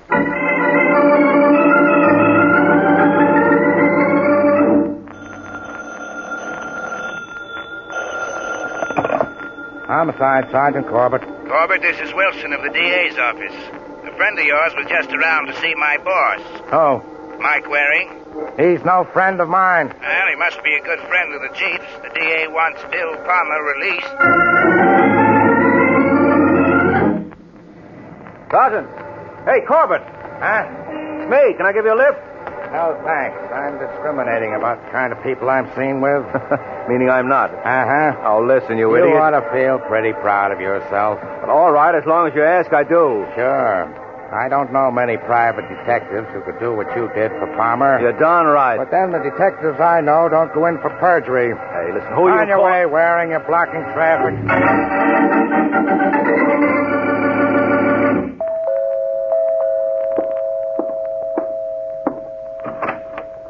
Hello, Mr. Palmer. Well, as I live and breathe. And you can thank me for both. All right, Martha, thanks. Satisfied now? Not quite. I like people to show their gratitude in a more tangible way. I don't think I understand you, Martha. I was supposed to get $5,000 for lying to the cops. Oh, well, I've come to the conclusion I made a mistake. I could have had Joe Greco do it for nothing. Then you know where you would have wound up. I saved your life, Palmer, and don't ever forget it. If I do, I'm sure you'll remind me. Yes, indeed. Suppose I told you I didn't kill your husband. Don't make me laugh. Oh, they let me go. And we both know why. So you better dig up that money, otherwise... You... Don't ever try that again. Oh, you shouldn't have said that, Martha. I'm a gambler, and that's the kind of challenge that I can't resist. Get it out. There's no pleasing you. First you complain because I don't give you anything, then when I do, you yell twice as loud. I don't know what I'm going to do with you.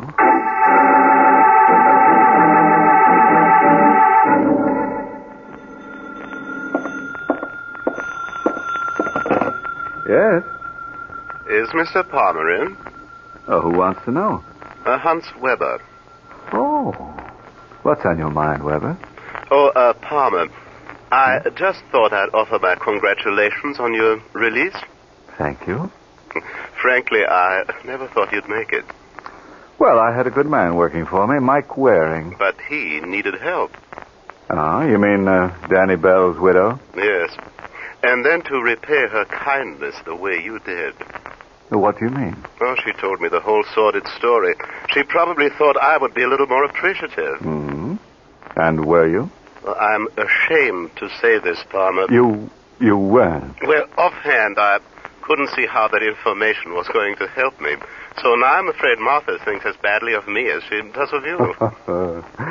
And I didn't believe we had anything in common. Oh, we have, Palmer. A great deal. Let's get together real soon and compare notes.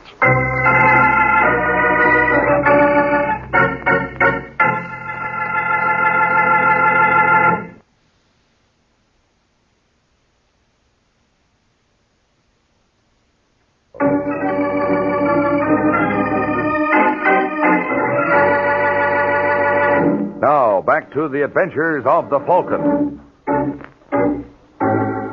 Several hours have passed since the extremely friendly conversation between Palmer and Weber. And now at the Falcon's apartment.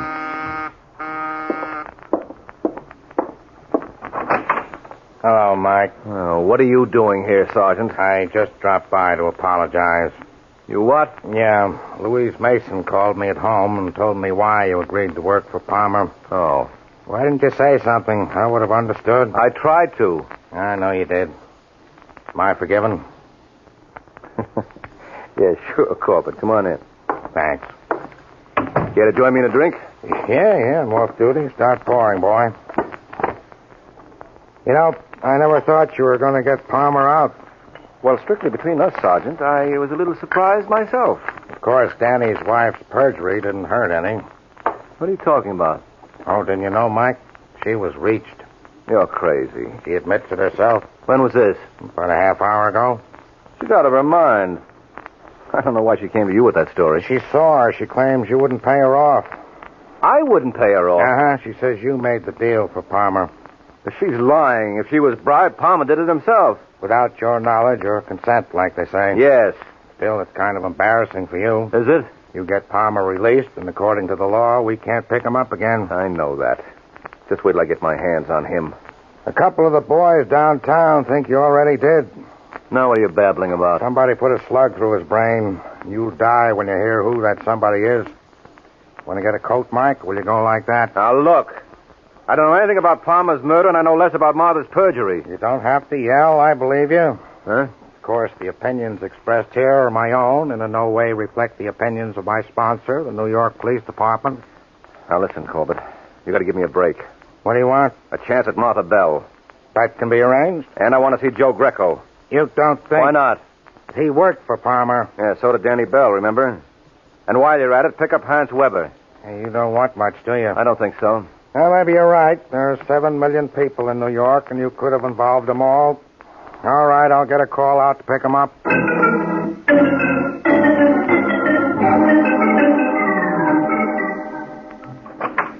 I beg your pardon. Is Sergeant Corbett... Right here, Mr. Weber. I was told you wanted to see me. You were told right. This is Martha Bell. Or have you two already met?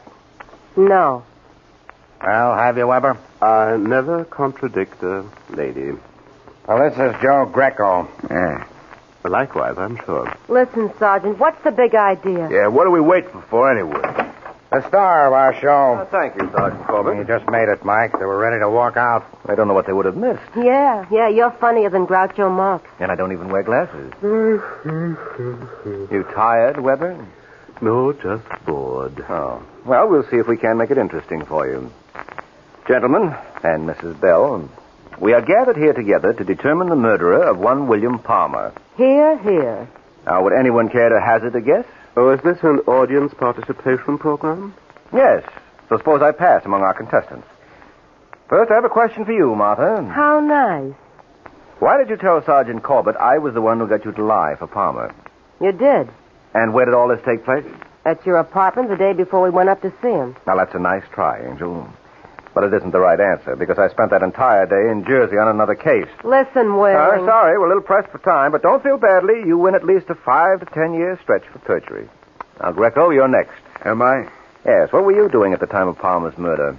I was down at the Pelican Club. And how long were you there? From 6 to 11:30. And Mr. Palmer died... At 8:15. Now, who told you that? I did. Okay, Sergeant. Now, let's get on to Mr. Weber. Must you? Well, I'll start you off with something easy. You remember Danny Bell? This lady's husband? Yes. May I ask if you have an alibi for the time of his murder? So far back. Can you give me a little hint? Yes, it happened at 9:45 on... Oh, yes. Well, if memory serves me right, at that time I was at my club greeting my guests.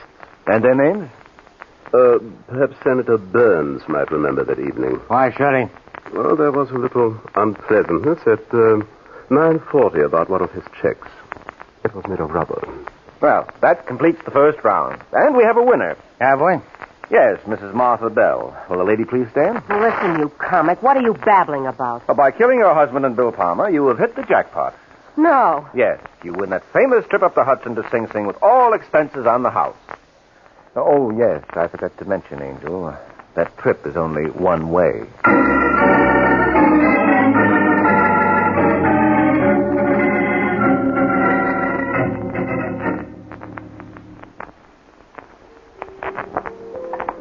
Hey, Mike. Oh, look, Sergeant, I'm tired. I need a rest. Don't be ridiculous. We couldn't get along without you. Why did Martha kill Danny? Well, simple. She was fed up with him. He never did anything right in his life. And when he tried to shake down Weber and didn't get a dime, that was the final straw. What kind of a motive is that? Well, the newspapers are full of stories about wives who have murdered their husbands for less. And what about Palmer? Well, she killed him because he wouldn't pay off after she bailed him out with her alibi. Did she dream up that alibi deal? Well, sure. That was a smart piece of work. Oh, smarter than you think. But Palmer didn't need the alibi. He was with Joe Greco at the time. Why didn't he say so? Who would have believed it? No, she was shrewd. You see, she sold Palmer the idea that she could help him. And at the same time, she helped herself. I don't see how. Well, if Palmer was with her, naturally it follows that she must have been with him. And if he didn't kill her husband, neither did she. Well, the thing that gets me is why you took this case in the first place. I told you, Sergeant. One of Palmer's boys abducted my girlfriend. I know, but that's no reason. What? If you ask me, she's a lucky girl. Oh, are you out of your mind? Well, the way I look at it, being kidnapped is bad enough. But she'd have been in a lot more trouble if she'd kept that date with you. Good night, Mike.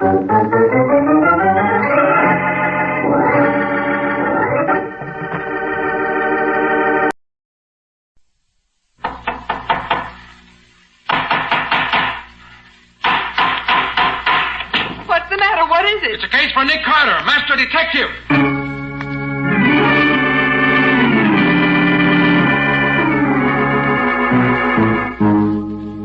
Yes, it's 9 Hours to Live. Another case for that most famous of all manhunters. The detective whose ability at solving crime is unequaled in the history of detective fiction. Nick Carter, Master Detective.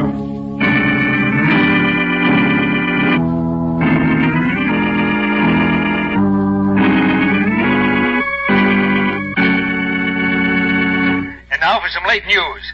9 hours from now, at the stroke of midnight, Johnny Waldron, the bland-faced killer convicted of the murder of Mrs. Cornelius Fielding, will go to the chair. And just 30 minutes ago, the condemned man made a last request. But Johnny Waldron did not ask for a sumptuous last meal in the tradition of the condemned, nor did he ask to see his nearest and dearest relative, his wife, Laura. No, Johnny Waldron's request was far more dramatic. He asked to see the great detective, Nick Carter. What this last-minute conference means is anybody's guess. Perhaps a reprieve for Waldron. Perhaps a clue as to what happened to the Fielding jewels, which up to now have not been found. At any rate, the master detective, Nick Carter, has consented to talk with Waldron and probably is at this moment entering Death House Row. Keep tuned to this station for further dramatic developments.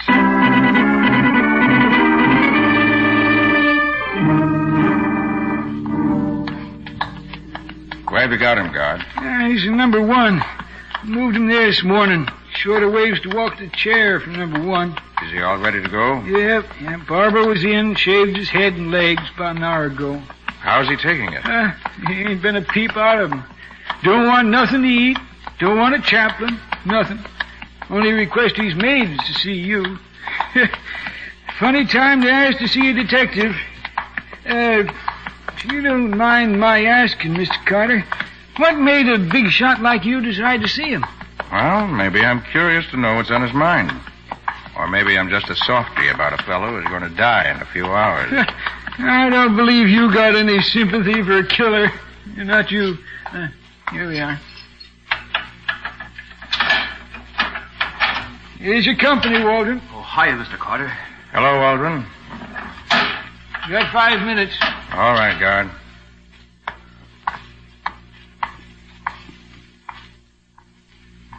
Well, Johnny? Oh, so you came. I was afraid you wouldn't. I must admit I was surprised when the warden called and said you wanted to see me. Yeah, I imagine you were. Oh, it was sure nice of you to come. Skip the formalities, Johnny. Time's too short for chit-chat. Come to the point. What's on your mind? Mr. Carter, you think I'm guilty, don't you? Well, I didn't follow your case too closely, but you had a fair trial, and you were found guilty. What would you have me believe? I'd like to have you believe I'm innocent. It's pretty late in the game to convince anybody of that, Johnny. Oh, I'm not looking for a last-minute reprieve. That isn't what I called you out here for, but when I got word a little while ago that the governor had refused my last request for a reprieve, I made up my mind that I'd only be kidding myself to hope any longer. And why did you want to see me, Johnny? Mr. Carter, I know I haven't got a chance. I'm going to be gone in just a few hours now, but I could go a lot easier if I thought maybe someday the world would know the truth, would know that Johnny Waldron is innocent. Johnny, if I thought you were innocent, I'd start the wheels turning right now to get you a reprieve. Oh, wait, let me finish, Mr. Carter. I know you don't believe me. Nobody does. And I couldn't expect you to believe me after the way things went at the trial, but... Well, as I've been sitting here in death row waiting, the idea came to me maybe Nick Carter would show him someday. Well, of course, I'd be gone, but... Well, you see, there's Laura, my wife. She's going to keep on living, and... Well, it'll be hard for her. I suppose she believes you're innocent. Oh, she's stuck by me swell. Oh, she's a wonderful woman. I don't want the world to look on her as the widow of a murderer. Mr. Carter, all I'm asking you is that after I'm gone and, well, in your spare time, if you'll try to prove they executed the wrong man, just for my wife's sake. Johnny, if you're innocent, who do you think did rob the Fielding safe and kill Mrs. Fielding? I don't know, Mr. Carter. There's nobody you even suspect? Well, the only one that no. No, I'm not going to accuse somebody I'm not sure of. I only got a few hours more to live, and... Now, listen, Johnny.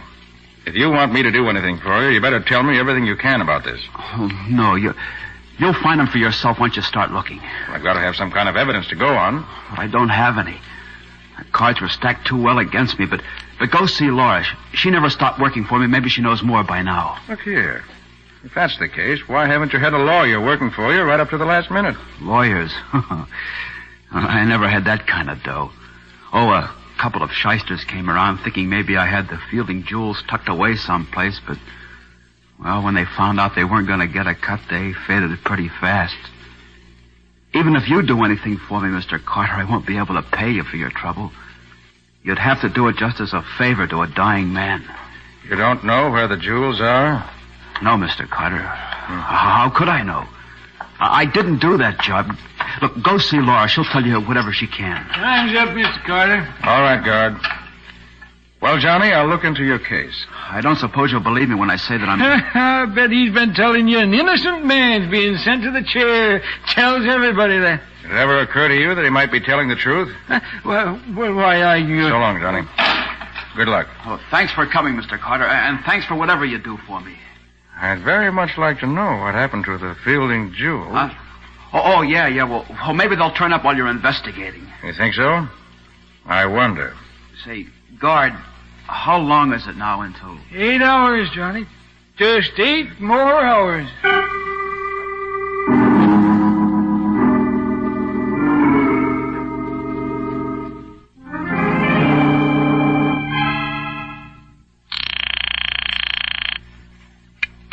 Hello, Nick Carter's office. Patsy Bowen speaking. Patsy, this is Nick. Oh, Nick, thank heaven you called. This place is a madhouse.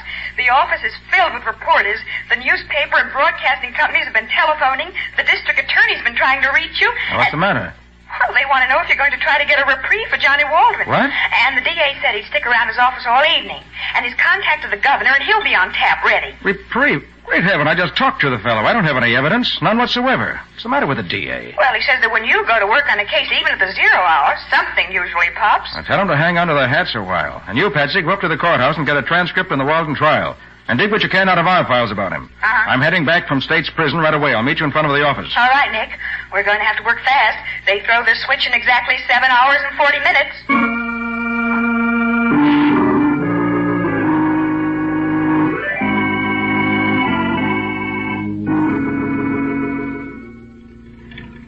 Well, Waldron was really hired as a chauffeur, Nick. Mm-hmm. But it was brought out at the trial that he tried to get in right with the old lady every chance he got. You know Mrs. Fielding was an invalid? Yeah. And Waldron used to carry her up and down stairs and waited on her, all that sort of thing. He was inside the house a great deal. Mm-hmm. And, then let's see. Oh, the gun. The gun she was killed with was traced to Mrs. Fielding's stepson, Tom Fielding. But the prints on the gun were Waldron's. His stepson Fielding. He lived there with her? Just the two of them. Waldron and all the other servants slept out and reported for work in the mornings at 8. When was the body found? On a Thursday night at 10 o'clock in the library of the house. Fielding came home from his club and found her. The safe was open, the jewels and the money gone. Of course, any of the servants, as well as Fielding himself, might have known the combination to the safe. Mrs. Fielding often opened it in front of them all. The defense harped on that at the trial. But Waldron's prints on the gun and his alibi being so flimsy, well, just cooked his goose. I see. Nick, how did Waldron strike you? Guilty? It's the evidence that tells the tale in any case, Patsy. We could find the party who has the missing Fielding jewels. It would look pretty grim for that party. Wouldn't look good, that's certain. Oh, Nick, look at the time. 5:50. In 6 hours and 10 minutes, an innocent man may be electrocuted. No innocent man will be electrocuted for a crime he didn't do if I can possibly help it. And here's our first stop, Patsy. His old tenement house. Laura Waldron lives here.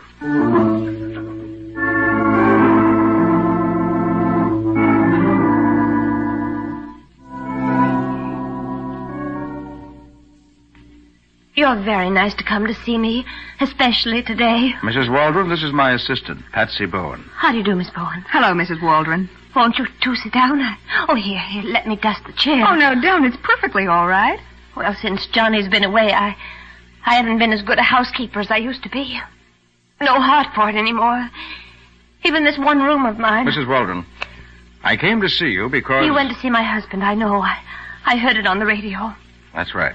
But it's too late to get Johnny off, isn't it? And besides, we don't have any money to pay for a famous detective like you. Mrs. Waldron, the only thing Nick Carter ever asked is that justice be done. Now tell me about Johnny.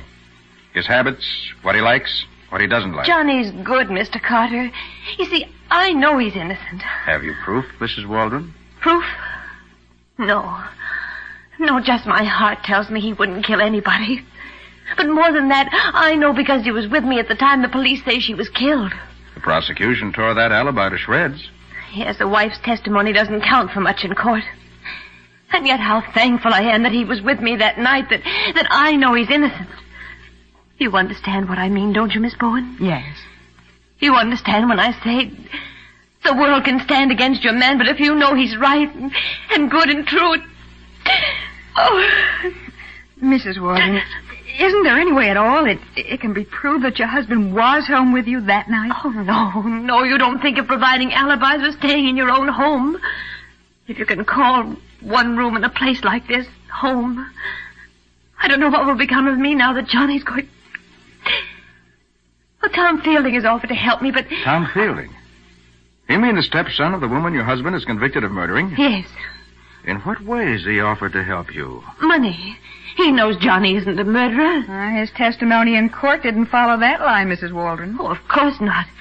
Mr. Fielding had himself to protect. Well, that's right, Nick. Fielding was under suspicion. Just this afternoon he called again. And where are the jewels, I said to him. If my Johnny did it, where are the jewels and the money? Would I be begging for work if Johnny had done it? You're working now, Mrs. Waldron? Day work. Scrubbing up places where they don't ask too many questions, but I'd mop the streets of this town from one end to the other every day if Johnny didn't have to die. Oh, don't, Mrs. Waldron. Don't cry. Oh, you'll have to excuse me. It's just that I can't stand to think. I'm counting the minutes and seconds now. Only a few more hours and... Oh, Johnny will be gone. Mrs. Waldron, I'd like to ask you another question, if I may. All right, Mr. Carter. Maybe Nick can save your husband yet. Oh, if he only could. There isn't time left for me to chase down every witness and question him. Now tell me, Mrs. Waldron, whom do you suspect of robbing and murdering your husband's late employer? Who? Oh, Mr. Carter, I have no proof against anyone. I didn't ask if you knew who murdered Mrs. Fielding. I only said, whom do you suspect? But I have no right to suspect him. Right. What do you mean? Oh, he's been so kind and offered to help. Tom Fielding. That's who you think did it. Well, I've never dared to think it out loud before. He was her stepson, you know, but she loved him like her own. Oh, they had their quarrels, but they were just money spats. I'm not saying he did it, only... Only what? Will you talk to him, Mr. Carter? All right, I will. We'll go right over to the Fielding house now. Oh, but you won't find him at home at this hour, Mr. Carter. He's always at the club at this time. I know from when Johnny used to drive for him. That's the old Hunt Club, isn't it? Yes. At 10th and 8th. Well, come on. Let's hurry. Time's precious. Okay. Goodbye, Mrs. Waldron. Goodbye, and thank you. I'll be right here waiting and praying you find the guilty man in time to save Johnny.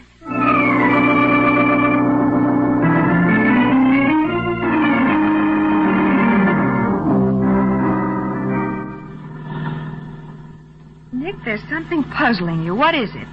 Didn't you think Mrs. Waldron's story made sense? Well, it did, and it didn't. But, Nick, doesn't it seem a bit odd for Tom Fielding to offer her money? Yes, if that's true. Well, then her story does make sense. Patsy, it's not what Mrs. Waldron said that's bothering me. Something else. Something else? What, Nick? Wish I knew. There's something about her that puzzles me. Something that doesn't fit into the picture. It's in the back of my mind somewhere, and I can't quite seem to get hold of it. If you ask me, Tom Fielding is the one who could straighten out a lot of things. Well, he's the man we're going to tackle right now. This Hunt Club is pretty swanky, isn't it? Uh-huh. Oh, good evening, sir. Park your car for you? Oh, no, thanks. We won't be here very long. Oh, beg your pardon, miss. Ladies aren't permitted in the old Hunt Club. I'm sorry. Well, that lets you out, Patsy. Yes, I guess it does. You better wait for me here. Guess I'll have to. Oh, Nick. Yes? It's 8:15. Only 3 hours and 45 minutes to go until midnight.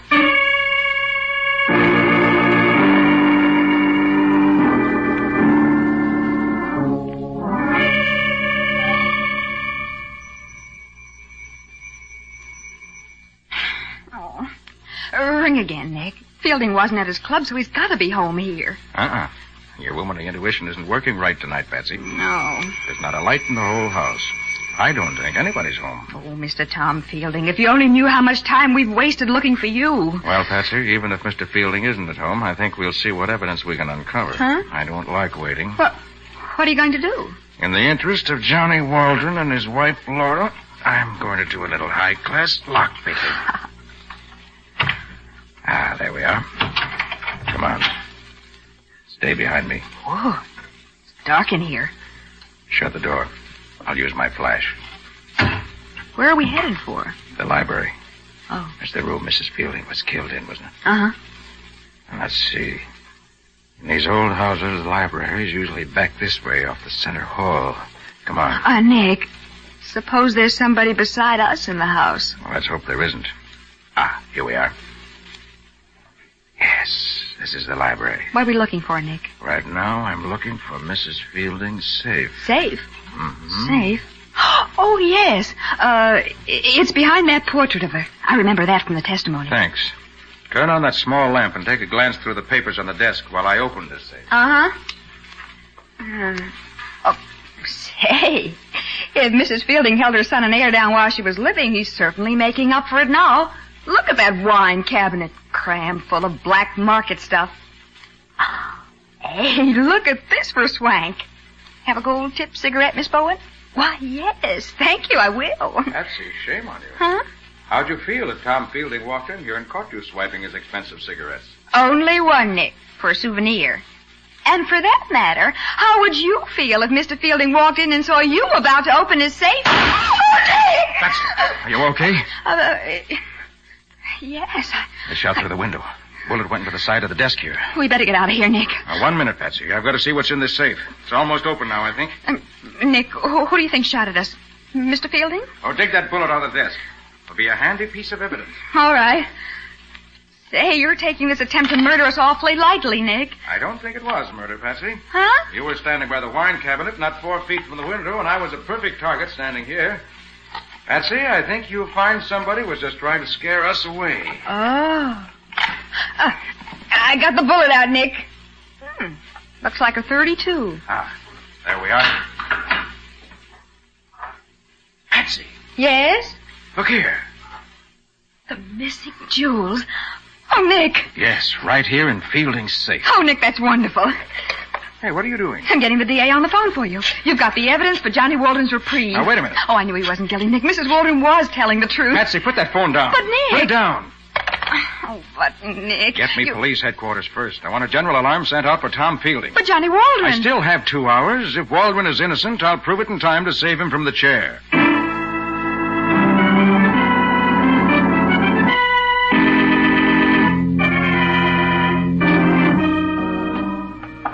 Nick, why should you want to talk to Mrs. Waldron again when you haven't asked for the reprieve?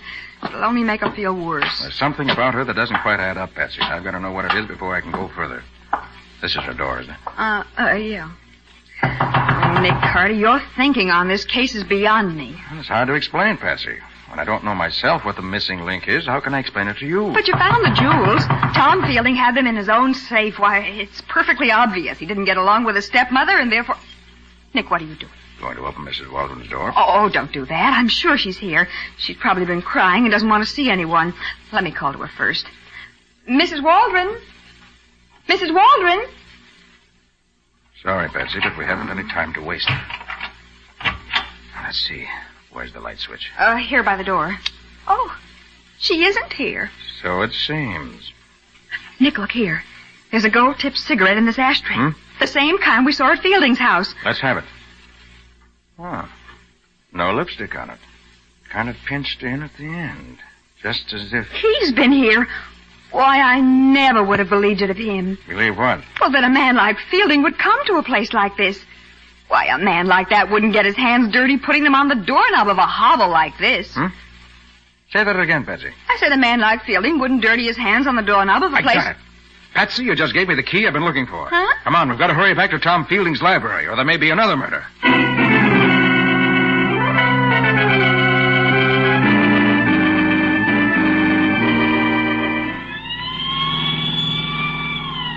There are times when having a siren on this car comes in handy. And tonight's one of them. I hope we're in time. Do you think the police have picked Fielding up yet, or do you think he'll be at his home? He's at home. I'll bet my bottom dollar on that. Nick, do you know what time it is? Stop worrying about the time. Come on. I'm right with you. The place is still dark.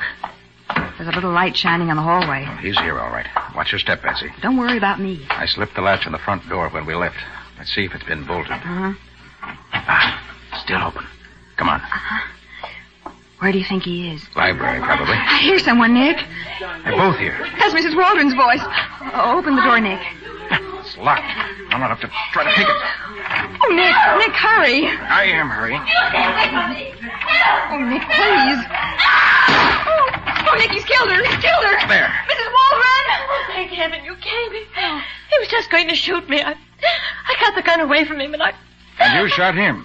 Oh, yes, Mr. Carter, but it was self-defense. I swear it was. Oh, Mrs. Waldron, it's too bad you had to go... It was worth it. It was worth it.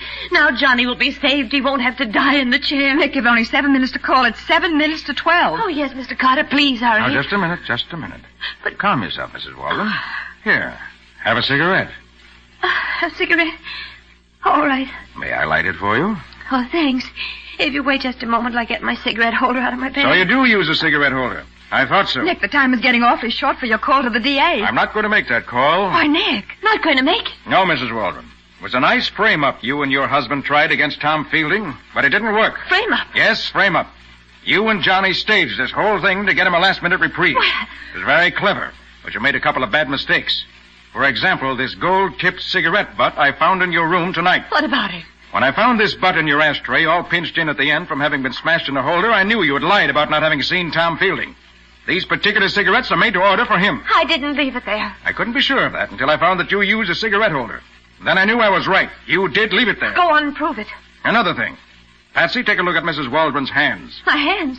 Why, they're beautiful. Beautifully manicured. Exactly. Mrs. Waldron, with hands like yours, you don't scrub floors for a living. That dingy one room of yours is merely a front. Look out, Nick. A gun, huh? Yes. I know how to use this gun, too. And I'm going to... All right, Frank, you won't. Sorry I had to hit you, Mrs. Waldron. Patsy, take a look at Tom Fielding. See if he's still alive. Right, Nick. You haven't anything on me. You can't get me for this. Nick. Good. Phone for an ambulance, quick. Okay. But, Nick, can you prove this charge against Mrs. Waldron? Can you be positive that she and her husband framed Fielding? Not yet, Patsy. But I'm so sure I'm right that I'll risk my reputation on it. Oh, but, Nick, as long as there's the slightest doubt about it, shouldn't you call the DA and give Johnny Waldron the benefit of the doubt? No, Patsy. As far as I'm concerned, there's no doubt whatsoever. I'm so sure I'll even risk Johnny's life in it.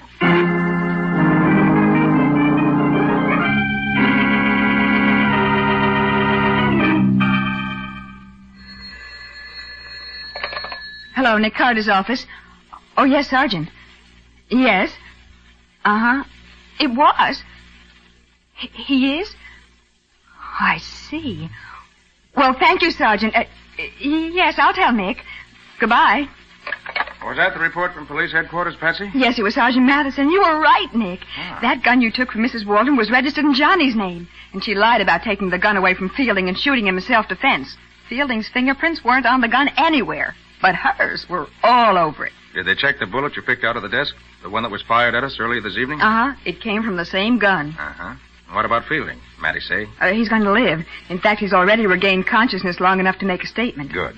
Oh, that Mrs. Waldron was clever, wasn't she? Yes, Patsy, very clever. She and Johnny had that all fixed up in advance. As soon as she knew we were going to investigate the case, she suggested we see Fielding. And then while we were looking at him, she rushed to his apartment and planted the jewels, which she was keeping for Johnny, in Fielding's safe.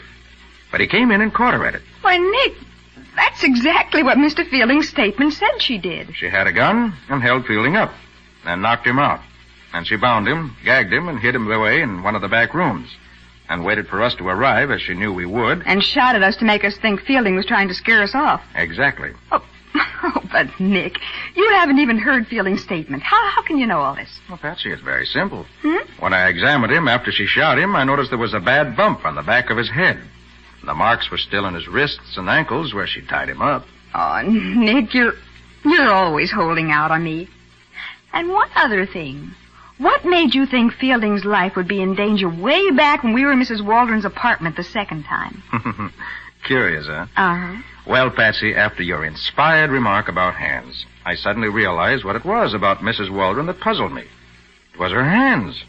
I knew that with hands like hers, she couldn't be earning her living scrubbing floors. I see. And if she were lying about that, it was very probable she was lying about everything. And the whole thing was a plot to make Fielding look guilty. Yeah, but why should that make you suddenly afraid that something might be going to happen to Fielding? Patsy, if she and Johnny were so anxious to get Johnny a reprieve that they were willing to give up the jewels to make it look as if Fielding were really the guilty man, it was entirely possible that she might go further and kill Fielding and try to make it look as if he'd killed himself. Yeah, but how would that help Johnny Waldron? If it was done right, it would look as if he would be remorseful at having let Johnny take the blame. And she almost got away with it. But she didn't, because Nick arrived in the nick of time. You're a wonderful detective, Mr. Carter.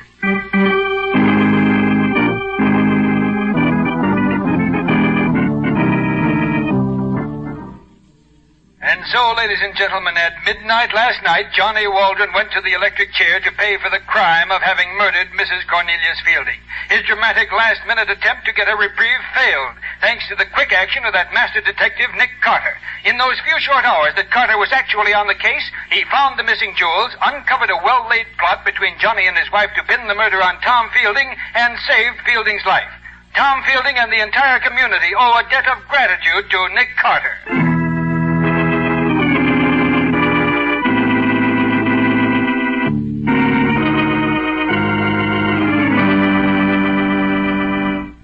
You liked them before, you'll like them now. What do I mean? Well, during the war, you called them war bonds, and then you knew them as victory bonds. Now they are called United States Savings Bonds. But whatever the name, they're still the best way to save money. They're still the finest and safest investment you can make. Their return of $4 for each $3 you put into them, and their ready availability offer you the ideal way of saving money for your future. Whether you buy them from your bank or post office, or whether you buy them on the payroll savings plan, they help to ensure your financial security. United States Savings Bonds, the same bonds you've been buying for years, are available in the same denominations as before and bear the same high rate of interest. And one last word. Don't sell the bonds you now have. While they are redeemable any time after 60 days from date of purchase, hold on to them. Make your money work for you by buying and holding United States Savings Bonds. Well, Nick, what do you have lined up for us next week? Another exciting adventure? It was exciting, Ken, but Nick was on the receiving end of the excitement for once. Well, how do you mean, Patsy? Well, Nick met two dear little old ladies, Ken, and what they did to him. Oh, my. Yes, I blush every time I think of that episode in my career. Say, is this a detective story or what? Oh, it's a story of crime and its solution, all right, but between the beginning and the end were the two charming elderly females. I hope I don't miss that. What do you call it? I call it The Case of the Little Old Ladies.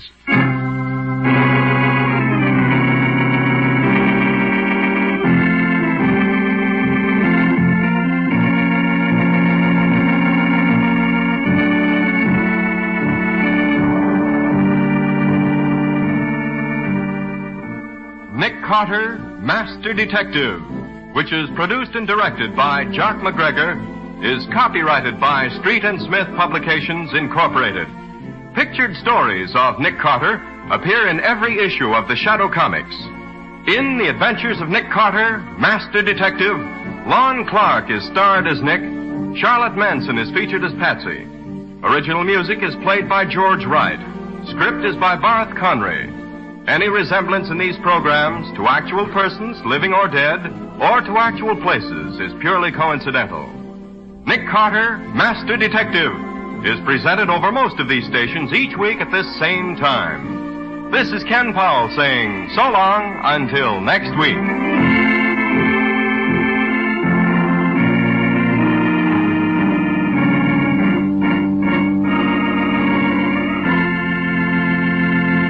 This is the music. Wrigley's Spearmint Chewing Gum, the refreshing, delicious treat that gives you chewing enjoyment, presents for your listening enjoyment John Lund as Johnny Dollar. Philip Shaw, Johnny. Oh, fine. What have you got for me? Mr. Dale Martin is insured with National. He owns a gym, one of those bodybuilding places. Man was killed there. When did it happen? This morning, about an hour ago. Now, we don't know if it's an accident or not. The police are over there now. Anything to work on? Nothing. That's why I called you. Better get over there right away. I'll do it, but I don't take off my shirt.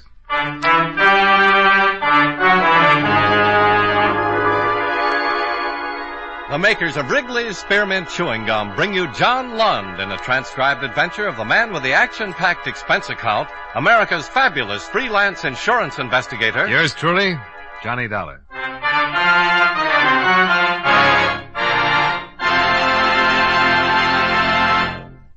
Wrigley's Spearmint Chewing Gum refreshes you. Wrigley's Spearmint Chewing Gum gives you real chewing enjoyment. Yes, for chewing enjoyment plus refreshment, it's Wrigley's Spearmint Chewing Gum. The lively, delicious flavor of Wrigley's Spearmint cools your mouth, helps keep your throat moist, and gives you a nice little lift. The good, smooth chewing of Wrigley's Spearmint helps keep you feeling fresh and alert, adds enjoyment to whatever you're doing. So for chewing enjoyment plus refreshment, treat yourself often to Wrigley's Spearmint Chewing Gum. Healthful, refreshing, delicious.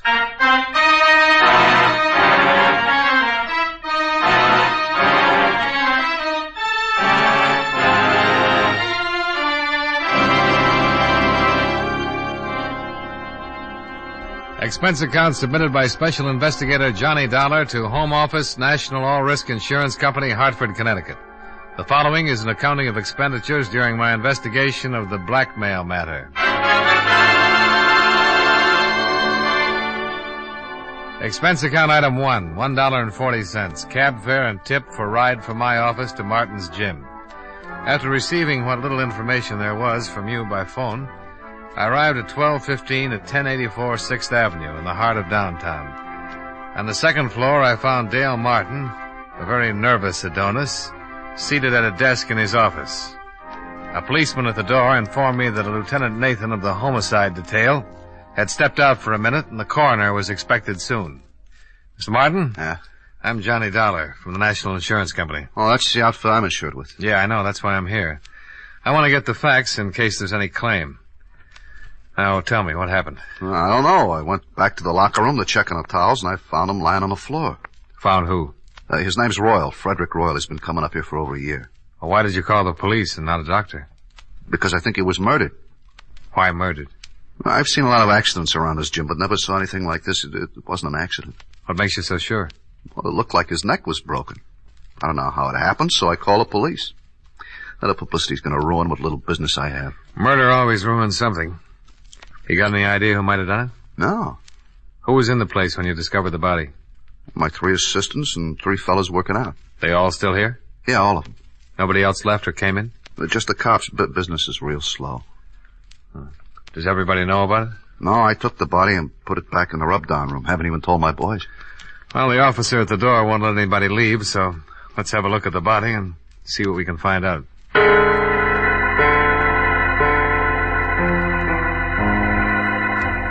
Martin left one of his boys to answer the phone, and everyone else was keeping busy wrestling with weights as he led me through the locker room.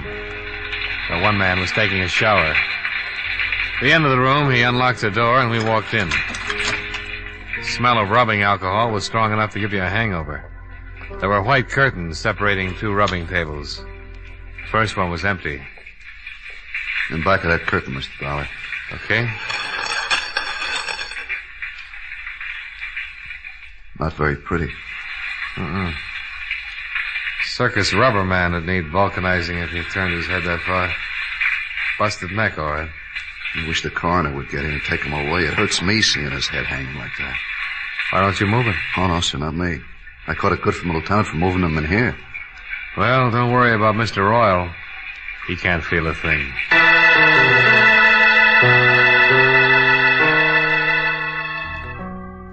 Lieutenant Nathan arrived with the coroner, and the latter confirmed our diagnosis. Nathan had Martin keep his clients and assistant muscle men busy. They started comparing biceps and forgot anybody else was there. Nathan was an old friend, so I didn't have to convince him that I was there on business. You saw the corpse, $1? Yeah, it took a pair of pretty strong hands to do a job like that. Yeah, that makes everybody around here a suspect. Got any ideas? Yeah, you'd have to know a man pretty well to let him get that close to you without starting something. Yeah, somebody could have been rubbing a kink out of his neck and got carried away with his work. Yeah. Why don't we start asking some questions? Yeah, I'll go out and round up everybody. Might as well start at the beginning.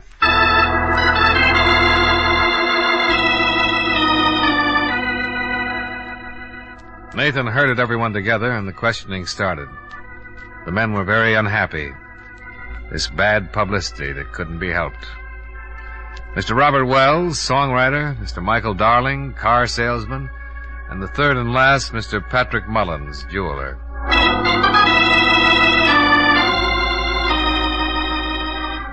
Three prosperous men, 3 prosperous denials. The assistants came next, the 3 men who worked for Martin.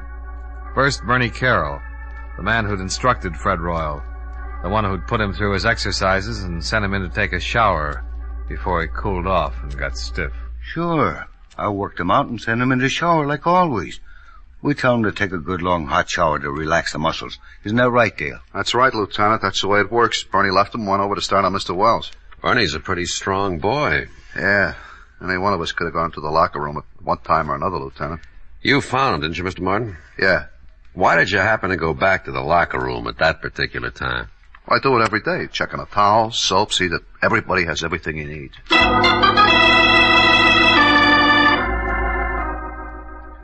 Question after question, trying to nail down alibis, trying to make them stick or tear them apart.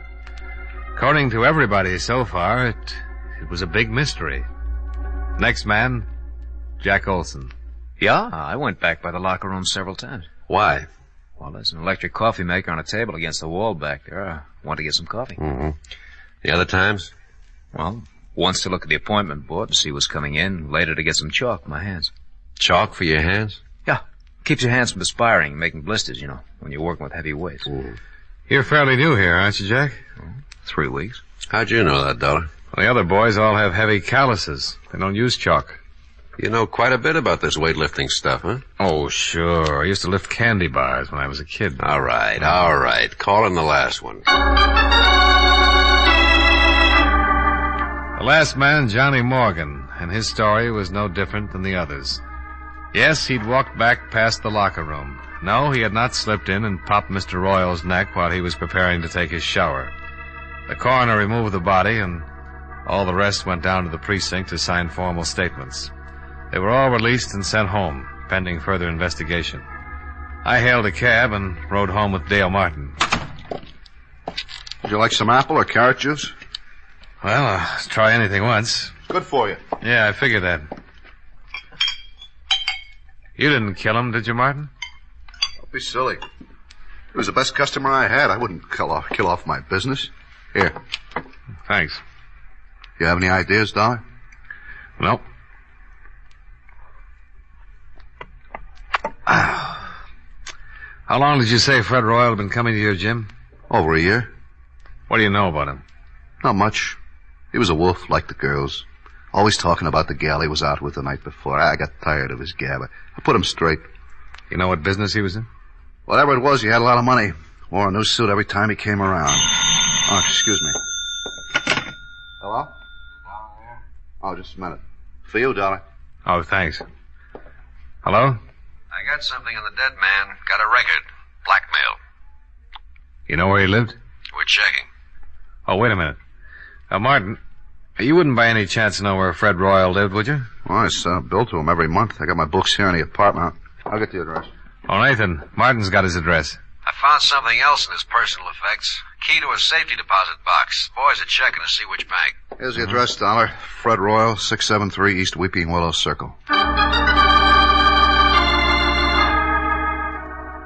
I told Nathan I'd meet him at Royal's place. I downed my liquefied carrots, said goodbye to Martin. Half an hour later, the lieutenant and yours truly, Johnny Dollar, were tearing Mr. Fred Royal's apartment to pieces. Nothing. Yeah, I came up empty, too. Hey. What's the matter? Here's a date book. Good. Maybe we've been working on a holiday. See, here's a name, Barbara Carroll. Carroll? That's the name of one of Martin's muscle trainers, Bernie Carroll. Same name on some of the other pages. The 5th, Barbara, 6 o'clock. Again on the 2nd, Barbara, 8 o'clock. Again on the 28th and the 22nd. Wonder if there's any connection. Oh, might be his sister. Let's give it a try. Bernie and Barbara Carroll. Sounds like something they'd play at the Palace. Well, let's go see their act.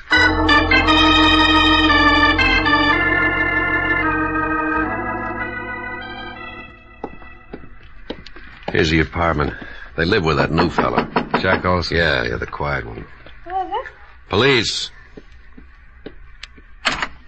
Yes? I'm Lieutenant Nathan, homicide. This is Johnny Dollar. How you do? How you do? We'd like to talk to you, Miss Carroll. Certainly, Lieutenant. Come in. Thank you. I was just making some lemonade. Would you like some? Yeah, thanks. It is pretty hot out. Maybe you'd like something stronger. No, thanks. The lieutenant's on duty. I guess you've heard about the accident. Like your lemonade sweet, Lieutenant? Medium, please. Here you are. Oh, thank you. Your brother didn't mention anything about your going out with Royal. He was probably protecting his little sister. The lieutenant found your name written in Royal's date book. I've been out with him 6 or 7 times. You know what his business was? He never discussed it.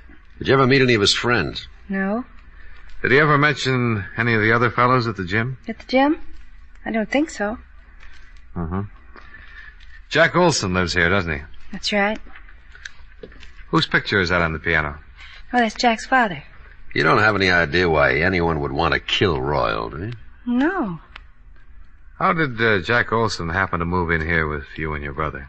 Bernie asked him to. When he went to work for Martin, he was living in a terrible place. One small room. I told Bernie he could move in here if he shared the rent. Mm-hmm. How well did Olson know Royal? He'd seen him at the gym. Seen him here when he came to pick me up. Where's Olson now? Working, I think. Well, thanks, Miss Carroll. We'll be talking to you again. More lemonade? Later, maybe, Miss Carroll.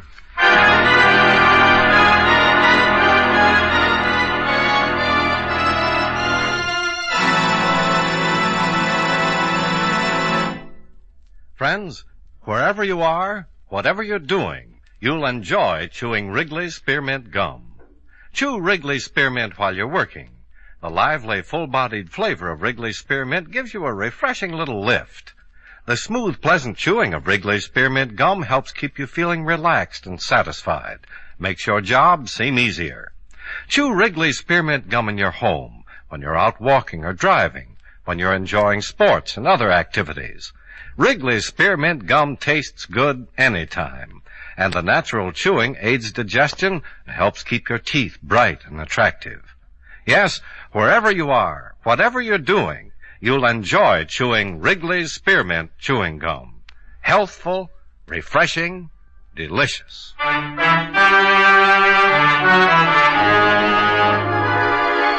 And now, with our star, John Lund, we bring you the second act of Yours Truly, Johnny Dollar.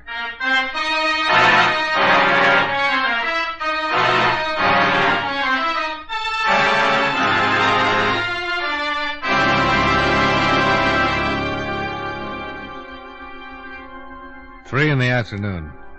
Out of Barbara Carroll's cool apartment and down in the blistering street. The thermometer crowding 90, and the humidity sticking to us like a steaming blanket. I feel awful. Terrible day to solve a murder. I want to go look through some newspaper files. What for? That picture on the piano. Jack Olson's father? Yeah. I've seen it someplace before.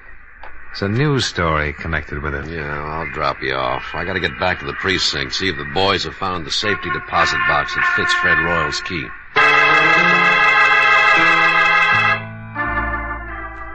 Nathan dropped me off at the newspaper, and I went down to the morgue to do some hunting.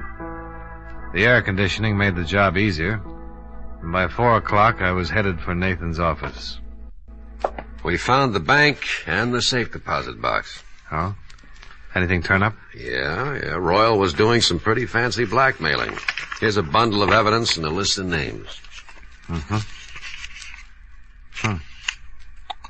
Well, I can understand why someone would pay to keep these out of circulation. Yeah. Lousy photography.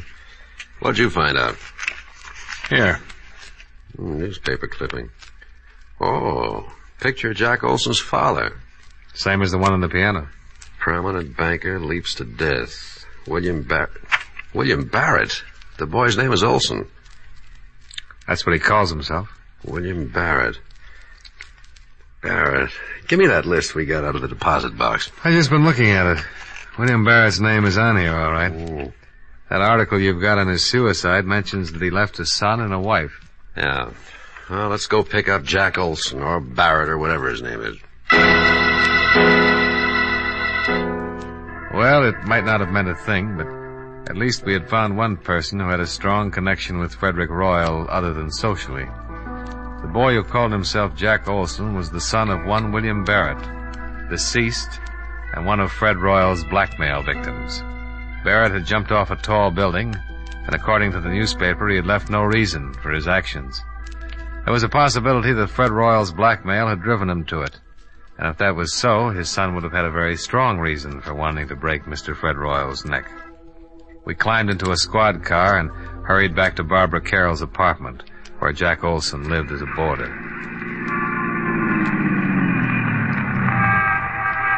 Now, let's go. Hey, wait a minute.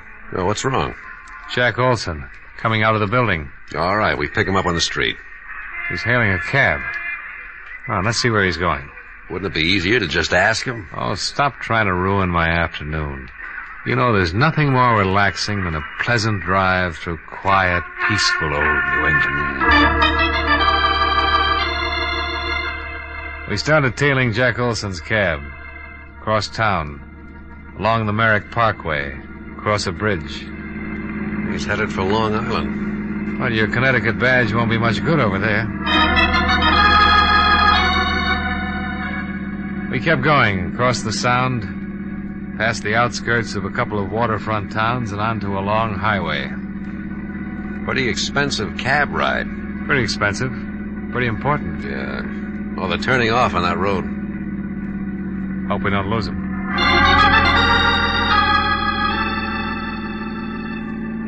We took the road to the right off the highway and spotted the cab up ahead, pulling into the entrance of a large white building. The sign over the tall iron gate read, Lakeview Sanitarium. We waited for him to go in.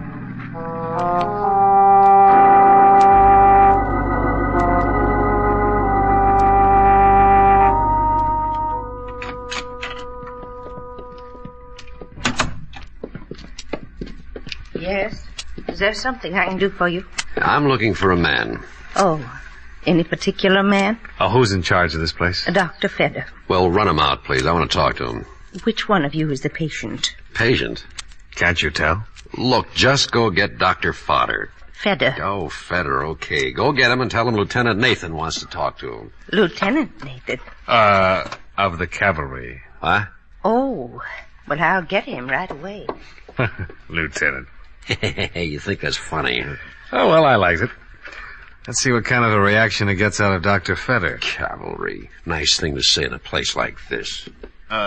Lieutenant Nathan? Yeah, that's right. I'm Dr. Feder. Oh, this is Mr. Dollar. How do you do? How do you do? Now, are you related? No, but we've been friends a long, long time, haven't we, Nate? Yeah, I'm a police officer, Doctor. Oh. We've been following a man. He came in here a few minutes ago. Is that right? The lieutenant thinks he might be a killer. I can handle this, Dollar. Doctor, I'm with Central Division Homicide. This isn't my territory, but I'd appreciate it. Which one of you is the patient? Now, look, this is getting a little ridiculous. Here are my credentials. Oh. The man we want came in here a few minutes ago. Well, Mr. Barrett is the only one. And his real name is Barrett. Who's he seeing? His mother. What's wrong with his mother? Mrs. Barrett is seriously ill. Have anything to do with her husband's suicide? Everything to do with it. I doubt if Mrs. Barrett will ever recover. We went back out to the car and tried to put it all together. Jack's father had jumped off a roof. He was being blackmailed and couldn't take it. The shock of his suicide had driven Mrs. Barrett into a permanent breakdown, and Fred Royal had been responsible for the whole thing. Motive enough for Jack to get a job with Dale Martin so he could get his hands on Fred Royal's neck. Cavalry. Oh, stop groaning. Tell me what you think of my theory. We still need a confession. We'll get it. Mind if I make a pest of myself and ask how? Let's ride back to town and see Dale Martin.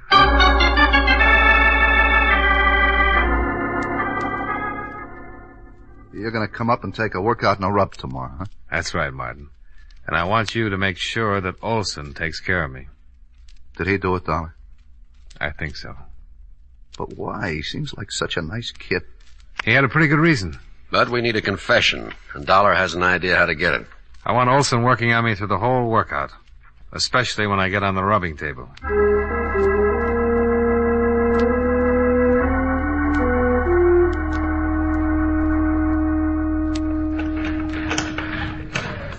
You're in pretty good shape, Mr. Dollar. Well, I'm carrying a few extra pounds. I will knock that off of you in a hurry. Don't try to talk while you're using the pulleys. Hi. Hi, Martin. He's in pretty good shape, Mr. Martin. Now, let's see. Better not do too much on his stomach the first day. I'll see you later, Mr. Dollar. Nice fella, Martin. Yeah, very nice. Tell me, have you found out anything about Mr. Royal's death? Oh, the police have got a few ideas. Lieutenant and I went up to see your roommate's sister. Yeah, Barbara told me. I hope you don't suspect her. She kind of liked Mr. Royal. She wouldn't have any reason to kill him. All right, let's go back to the rub table before you cool off. Huh?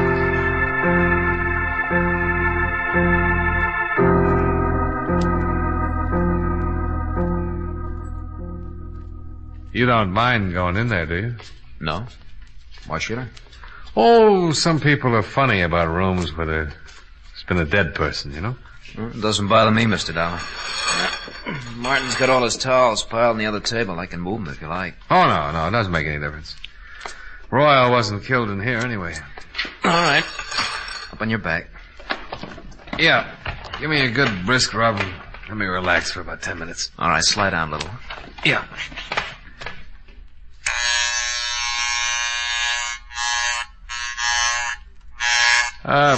What'd you do before you came to work for Martin, Jack? Oh, not much. Went to school, finally decided to look for a job. Found this one. You ever study this sort of thing? No, there's really not much to it. Martin shows us how to use the machines, help the clients, and rub the neck and back. Well, then all you need is a good build, a strong pair of hands, huh? Yeah, I guess so. Your family live in Hartford? No. I noticed a picture of your father on Barbara's piano. fine-looking man. He's dead now. Oh, sorry. So am I. Your mother still living? No. Oh! Oh, I'm sorry. Am I rubbing too hard? Oh, that's okay. Well, you certainly got the strength for the job. Yeah, I'll turn off the vibrator and just use my hand. Did the police find out anything about Mr. Royal? Yeah. He was a blackmailer. Ow! I'm awfully sorry. I'm a little nervous today. Maybe I better get one of the other fellows to finish your rub. Oh, no, that's all right. I'm just a little tied up. The neck is stiff. Try and relax. Guess I keep thinking about Royal and his broken neck. You think I might break yours, Mr. Dollar? Well, wouldn't be hard. If I was good and relaxed, you could snap it in a second. Yeah. Guess I could. So Mr. Royal was a blackmailer, huh? Yeah, had a record. They're the foulest people on earth. Yeah, they certainly are. Could ruin a lot of lives. Probably why he was murdered. You think he was blackmailing someone here in the gym? Oh, not necessarily. Well, if he wasn't, then no one in the shop would have a motive for killing him. Well, I've got a theory about that. I think someone in this gym hated him so much that they waited until no one was looking and Royal was all alone. And they slipped in on him and twisted his neck until it broke and he strangled. Well, why would they hate him so much if he wasn't blackmailing him? He might have been blackmailing someone very close and dear to the killer. Maybe the person Royal was blackmailing couldn't stand it. Committed suicide. It's an interesting theory. Take your family, for instance. Ouch! I'm sorry. You weren't relaxing. Supposing Royal was blackmailing a member of your family. Your father, for instance. I can't rub your neck unless you relax more. Maybe your father couldn't take it. Maybe he couldn't pay him anymore. And instead of disgracing his family, he committed suicide. Just turn your head a little to the side, Mr. Dollar. That better? Much. Well, if that happened to my family, Mr. Dollar, I guess I would kill Mr. Royal, not mind a bit. How does your father die, Jack? He jumped off a roof. Now, if you just turn your head a little more, I'll try to pop your vertebrae, huh? We followed you out to Long Island yesterday, Jack. I'm going to adjust your neck, Mr. Dollar. It's better if you relax so it won't hurt. Well, if you wanted to, you could pop it anyway. I couldn't stop you in time. No, I don't guess you could. There, now the other side, huh? Did you kill Fred Royal? Yes. Relax. All right, Mr. Dollar. Let's go down to the police station. Lieutenant's outside with Martin.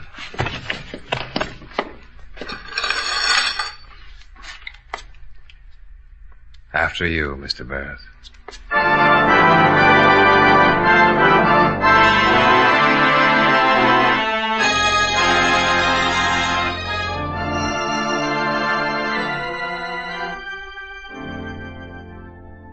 Nathan took Jack Barrett down to the station and got from him a signed confession. I went with Martin, and with every drink I saw another Barrett.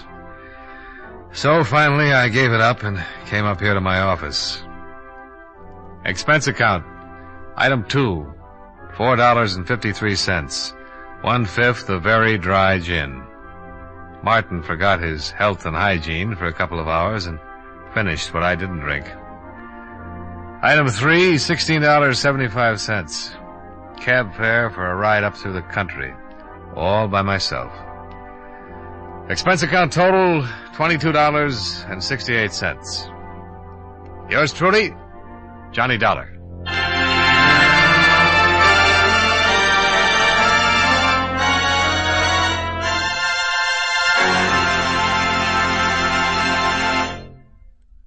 Remember, friends, Wrigley's Spearmint Chewing Gum refreshes you.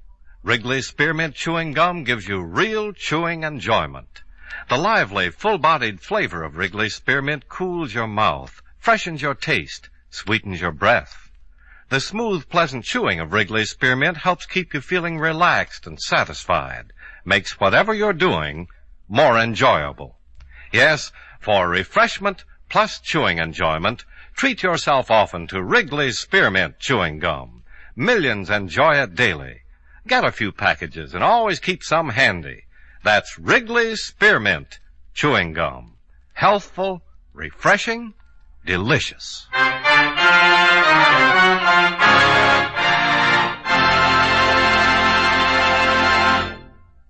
Yours truly, Johnny Dollar, brought to you by Wrigley's Spearmint Chewing Gum, stars John Lund in the title role and was written by Blake Edwards with music by Milton Charles.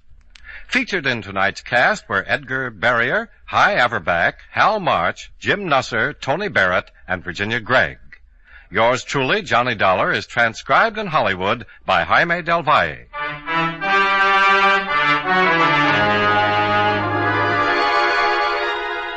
The makers of Wrigley's Spearmint Chewing Gum hope you enjoyed tonight's story of Johnny Dollar and that you're enjoying delicious Wrigley's Spearmint Gum every day. This is Charles Lyon, inviting you to join us again next week at this same time when, from Hollywood, John Lund returns as... Yours truly, Johnny Dollar.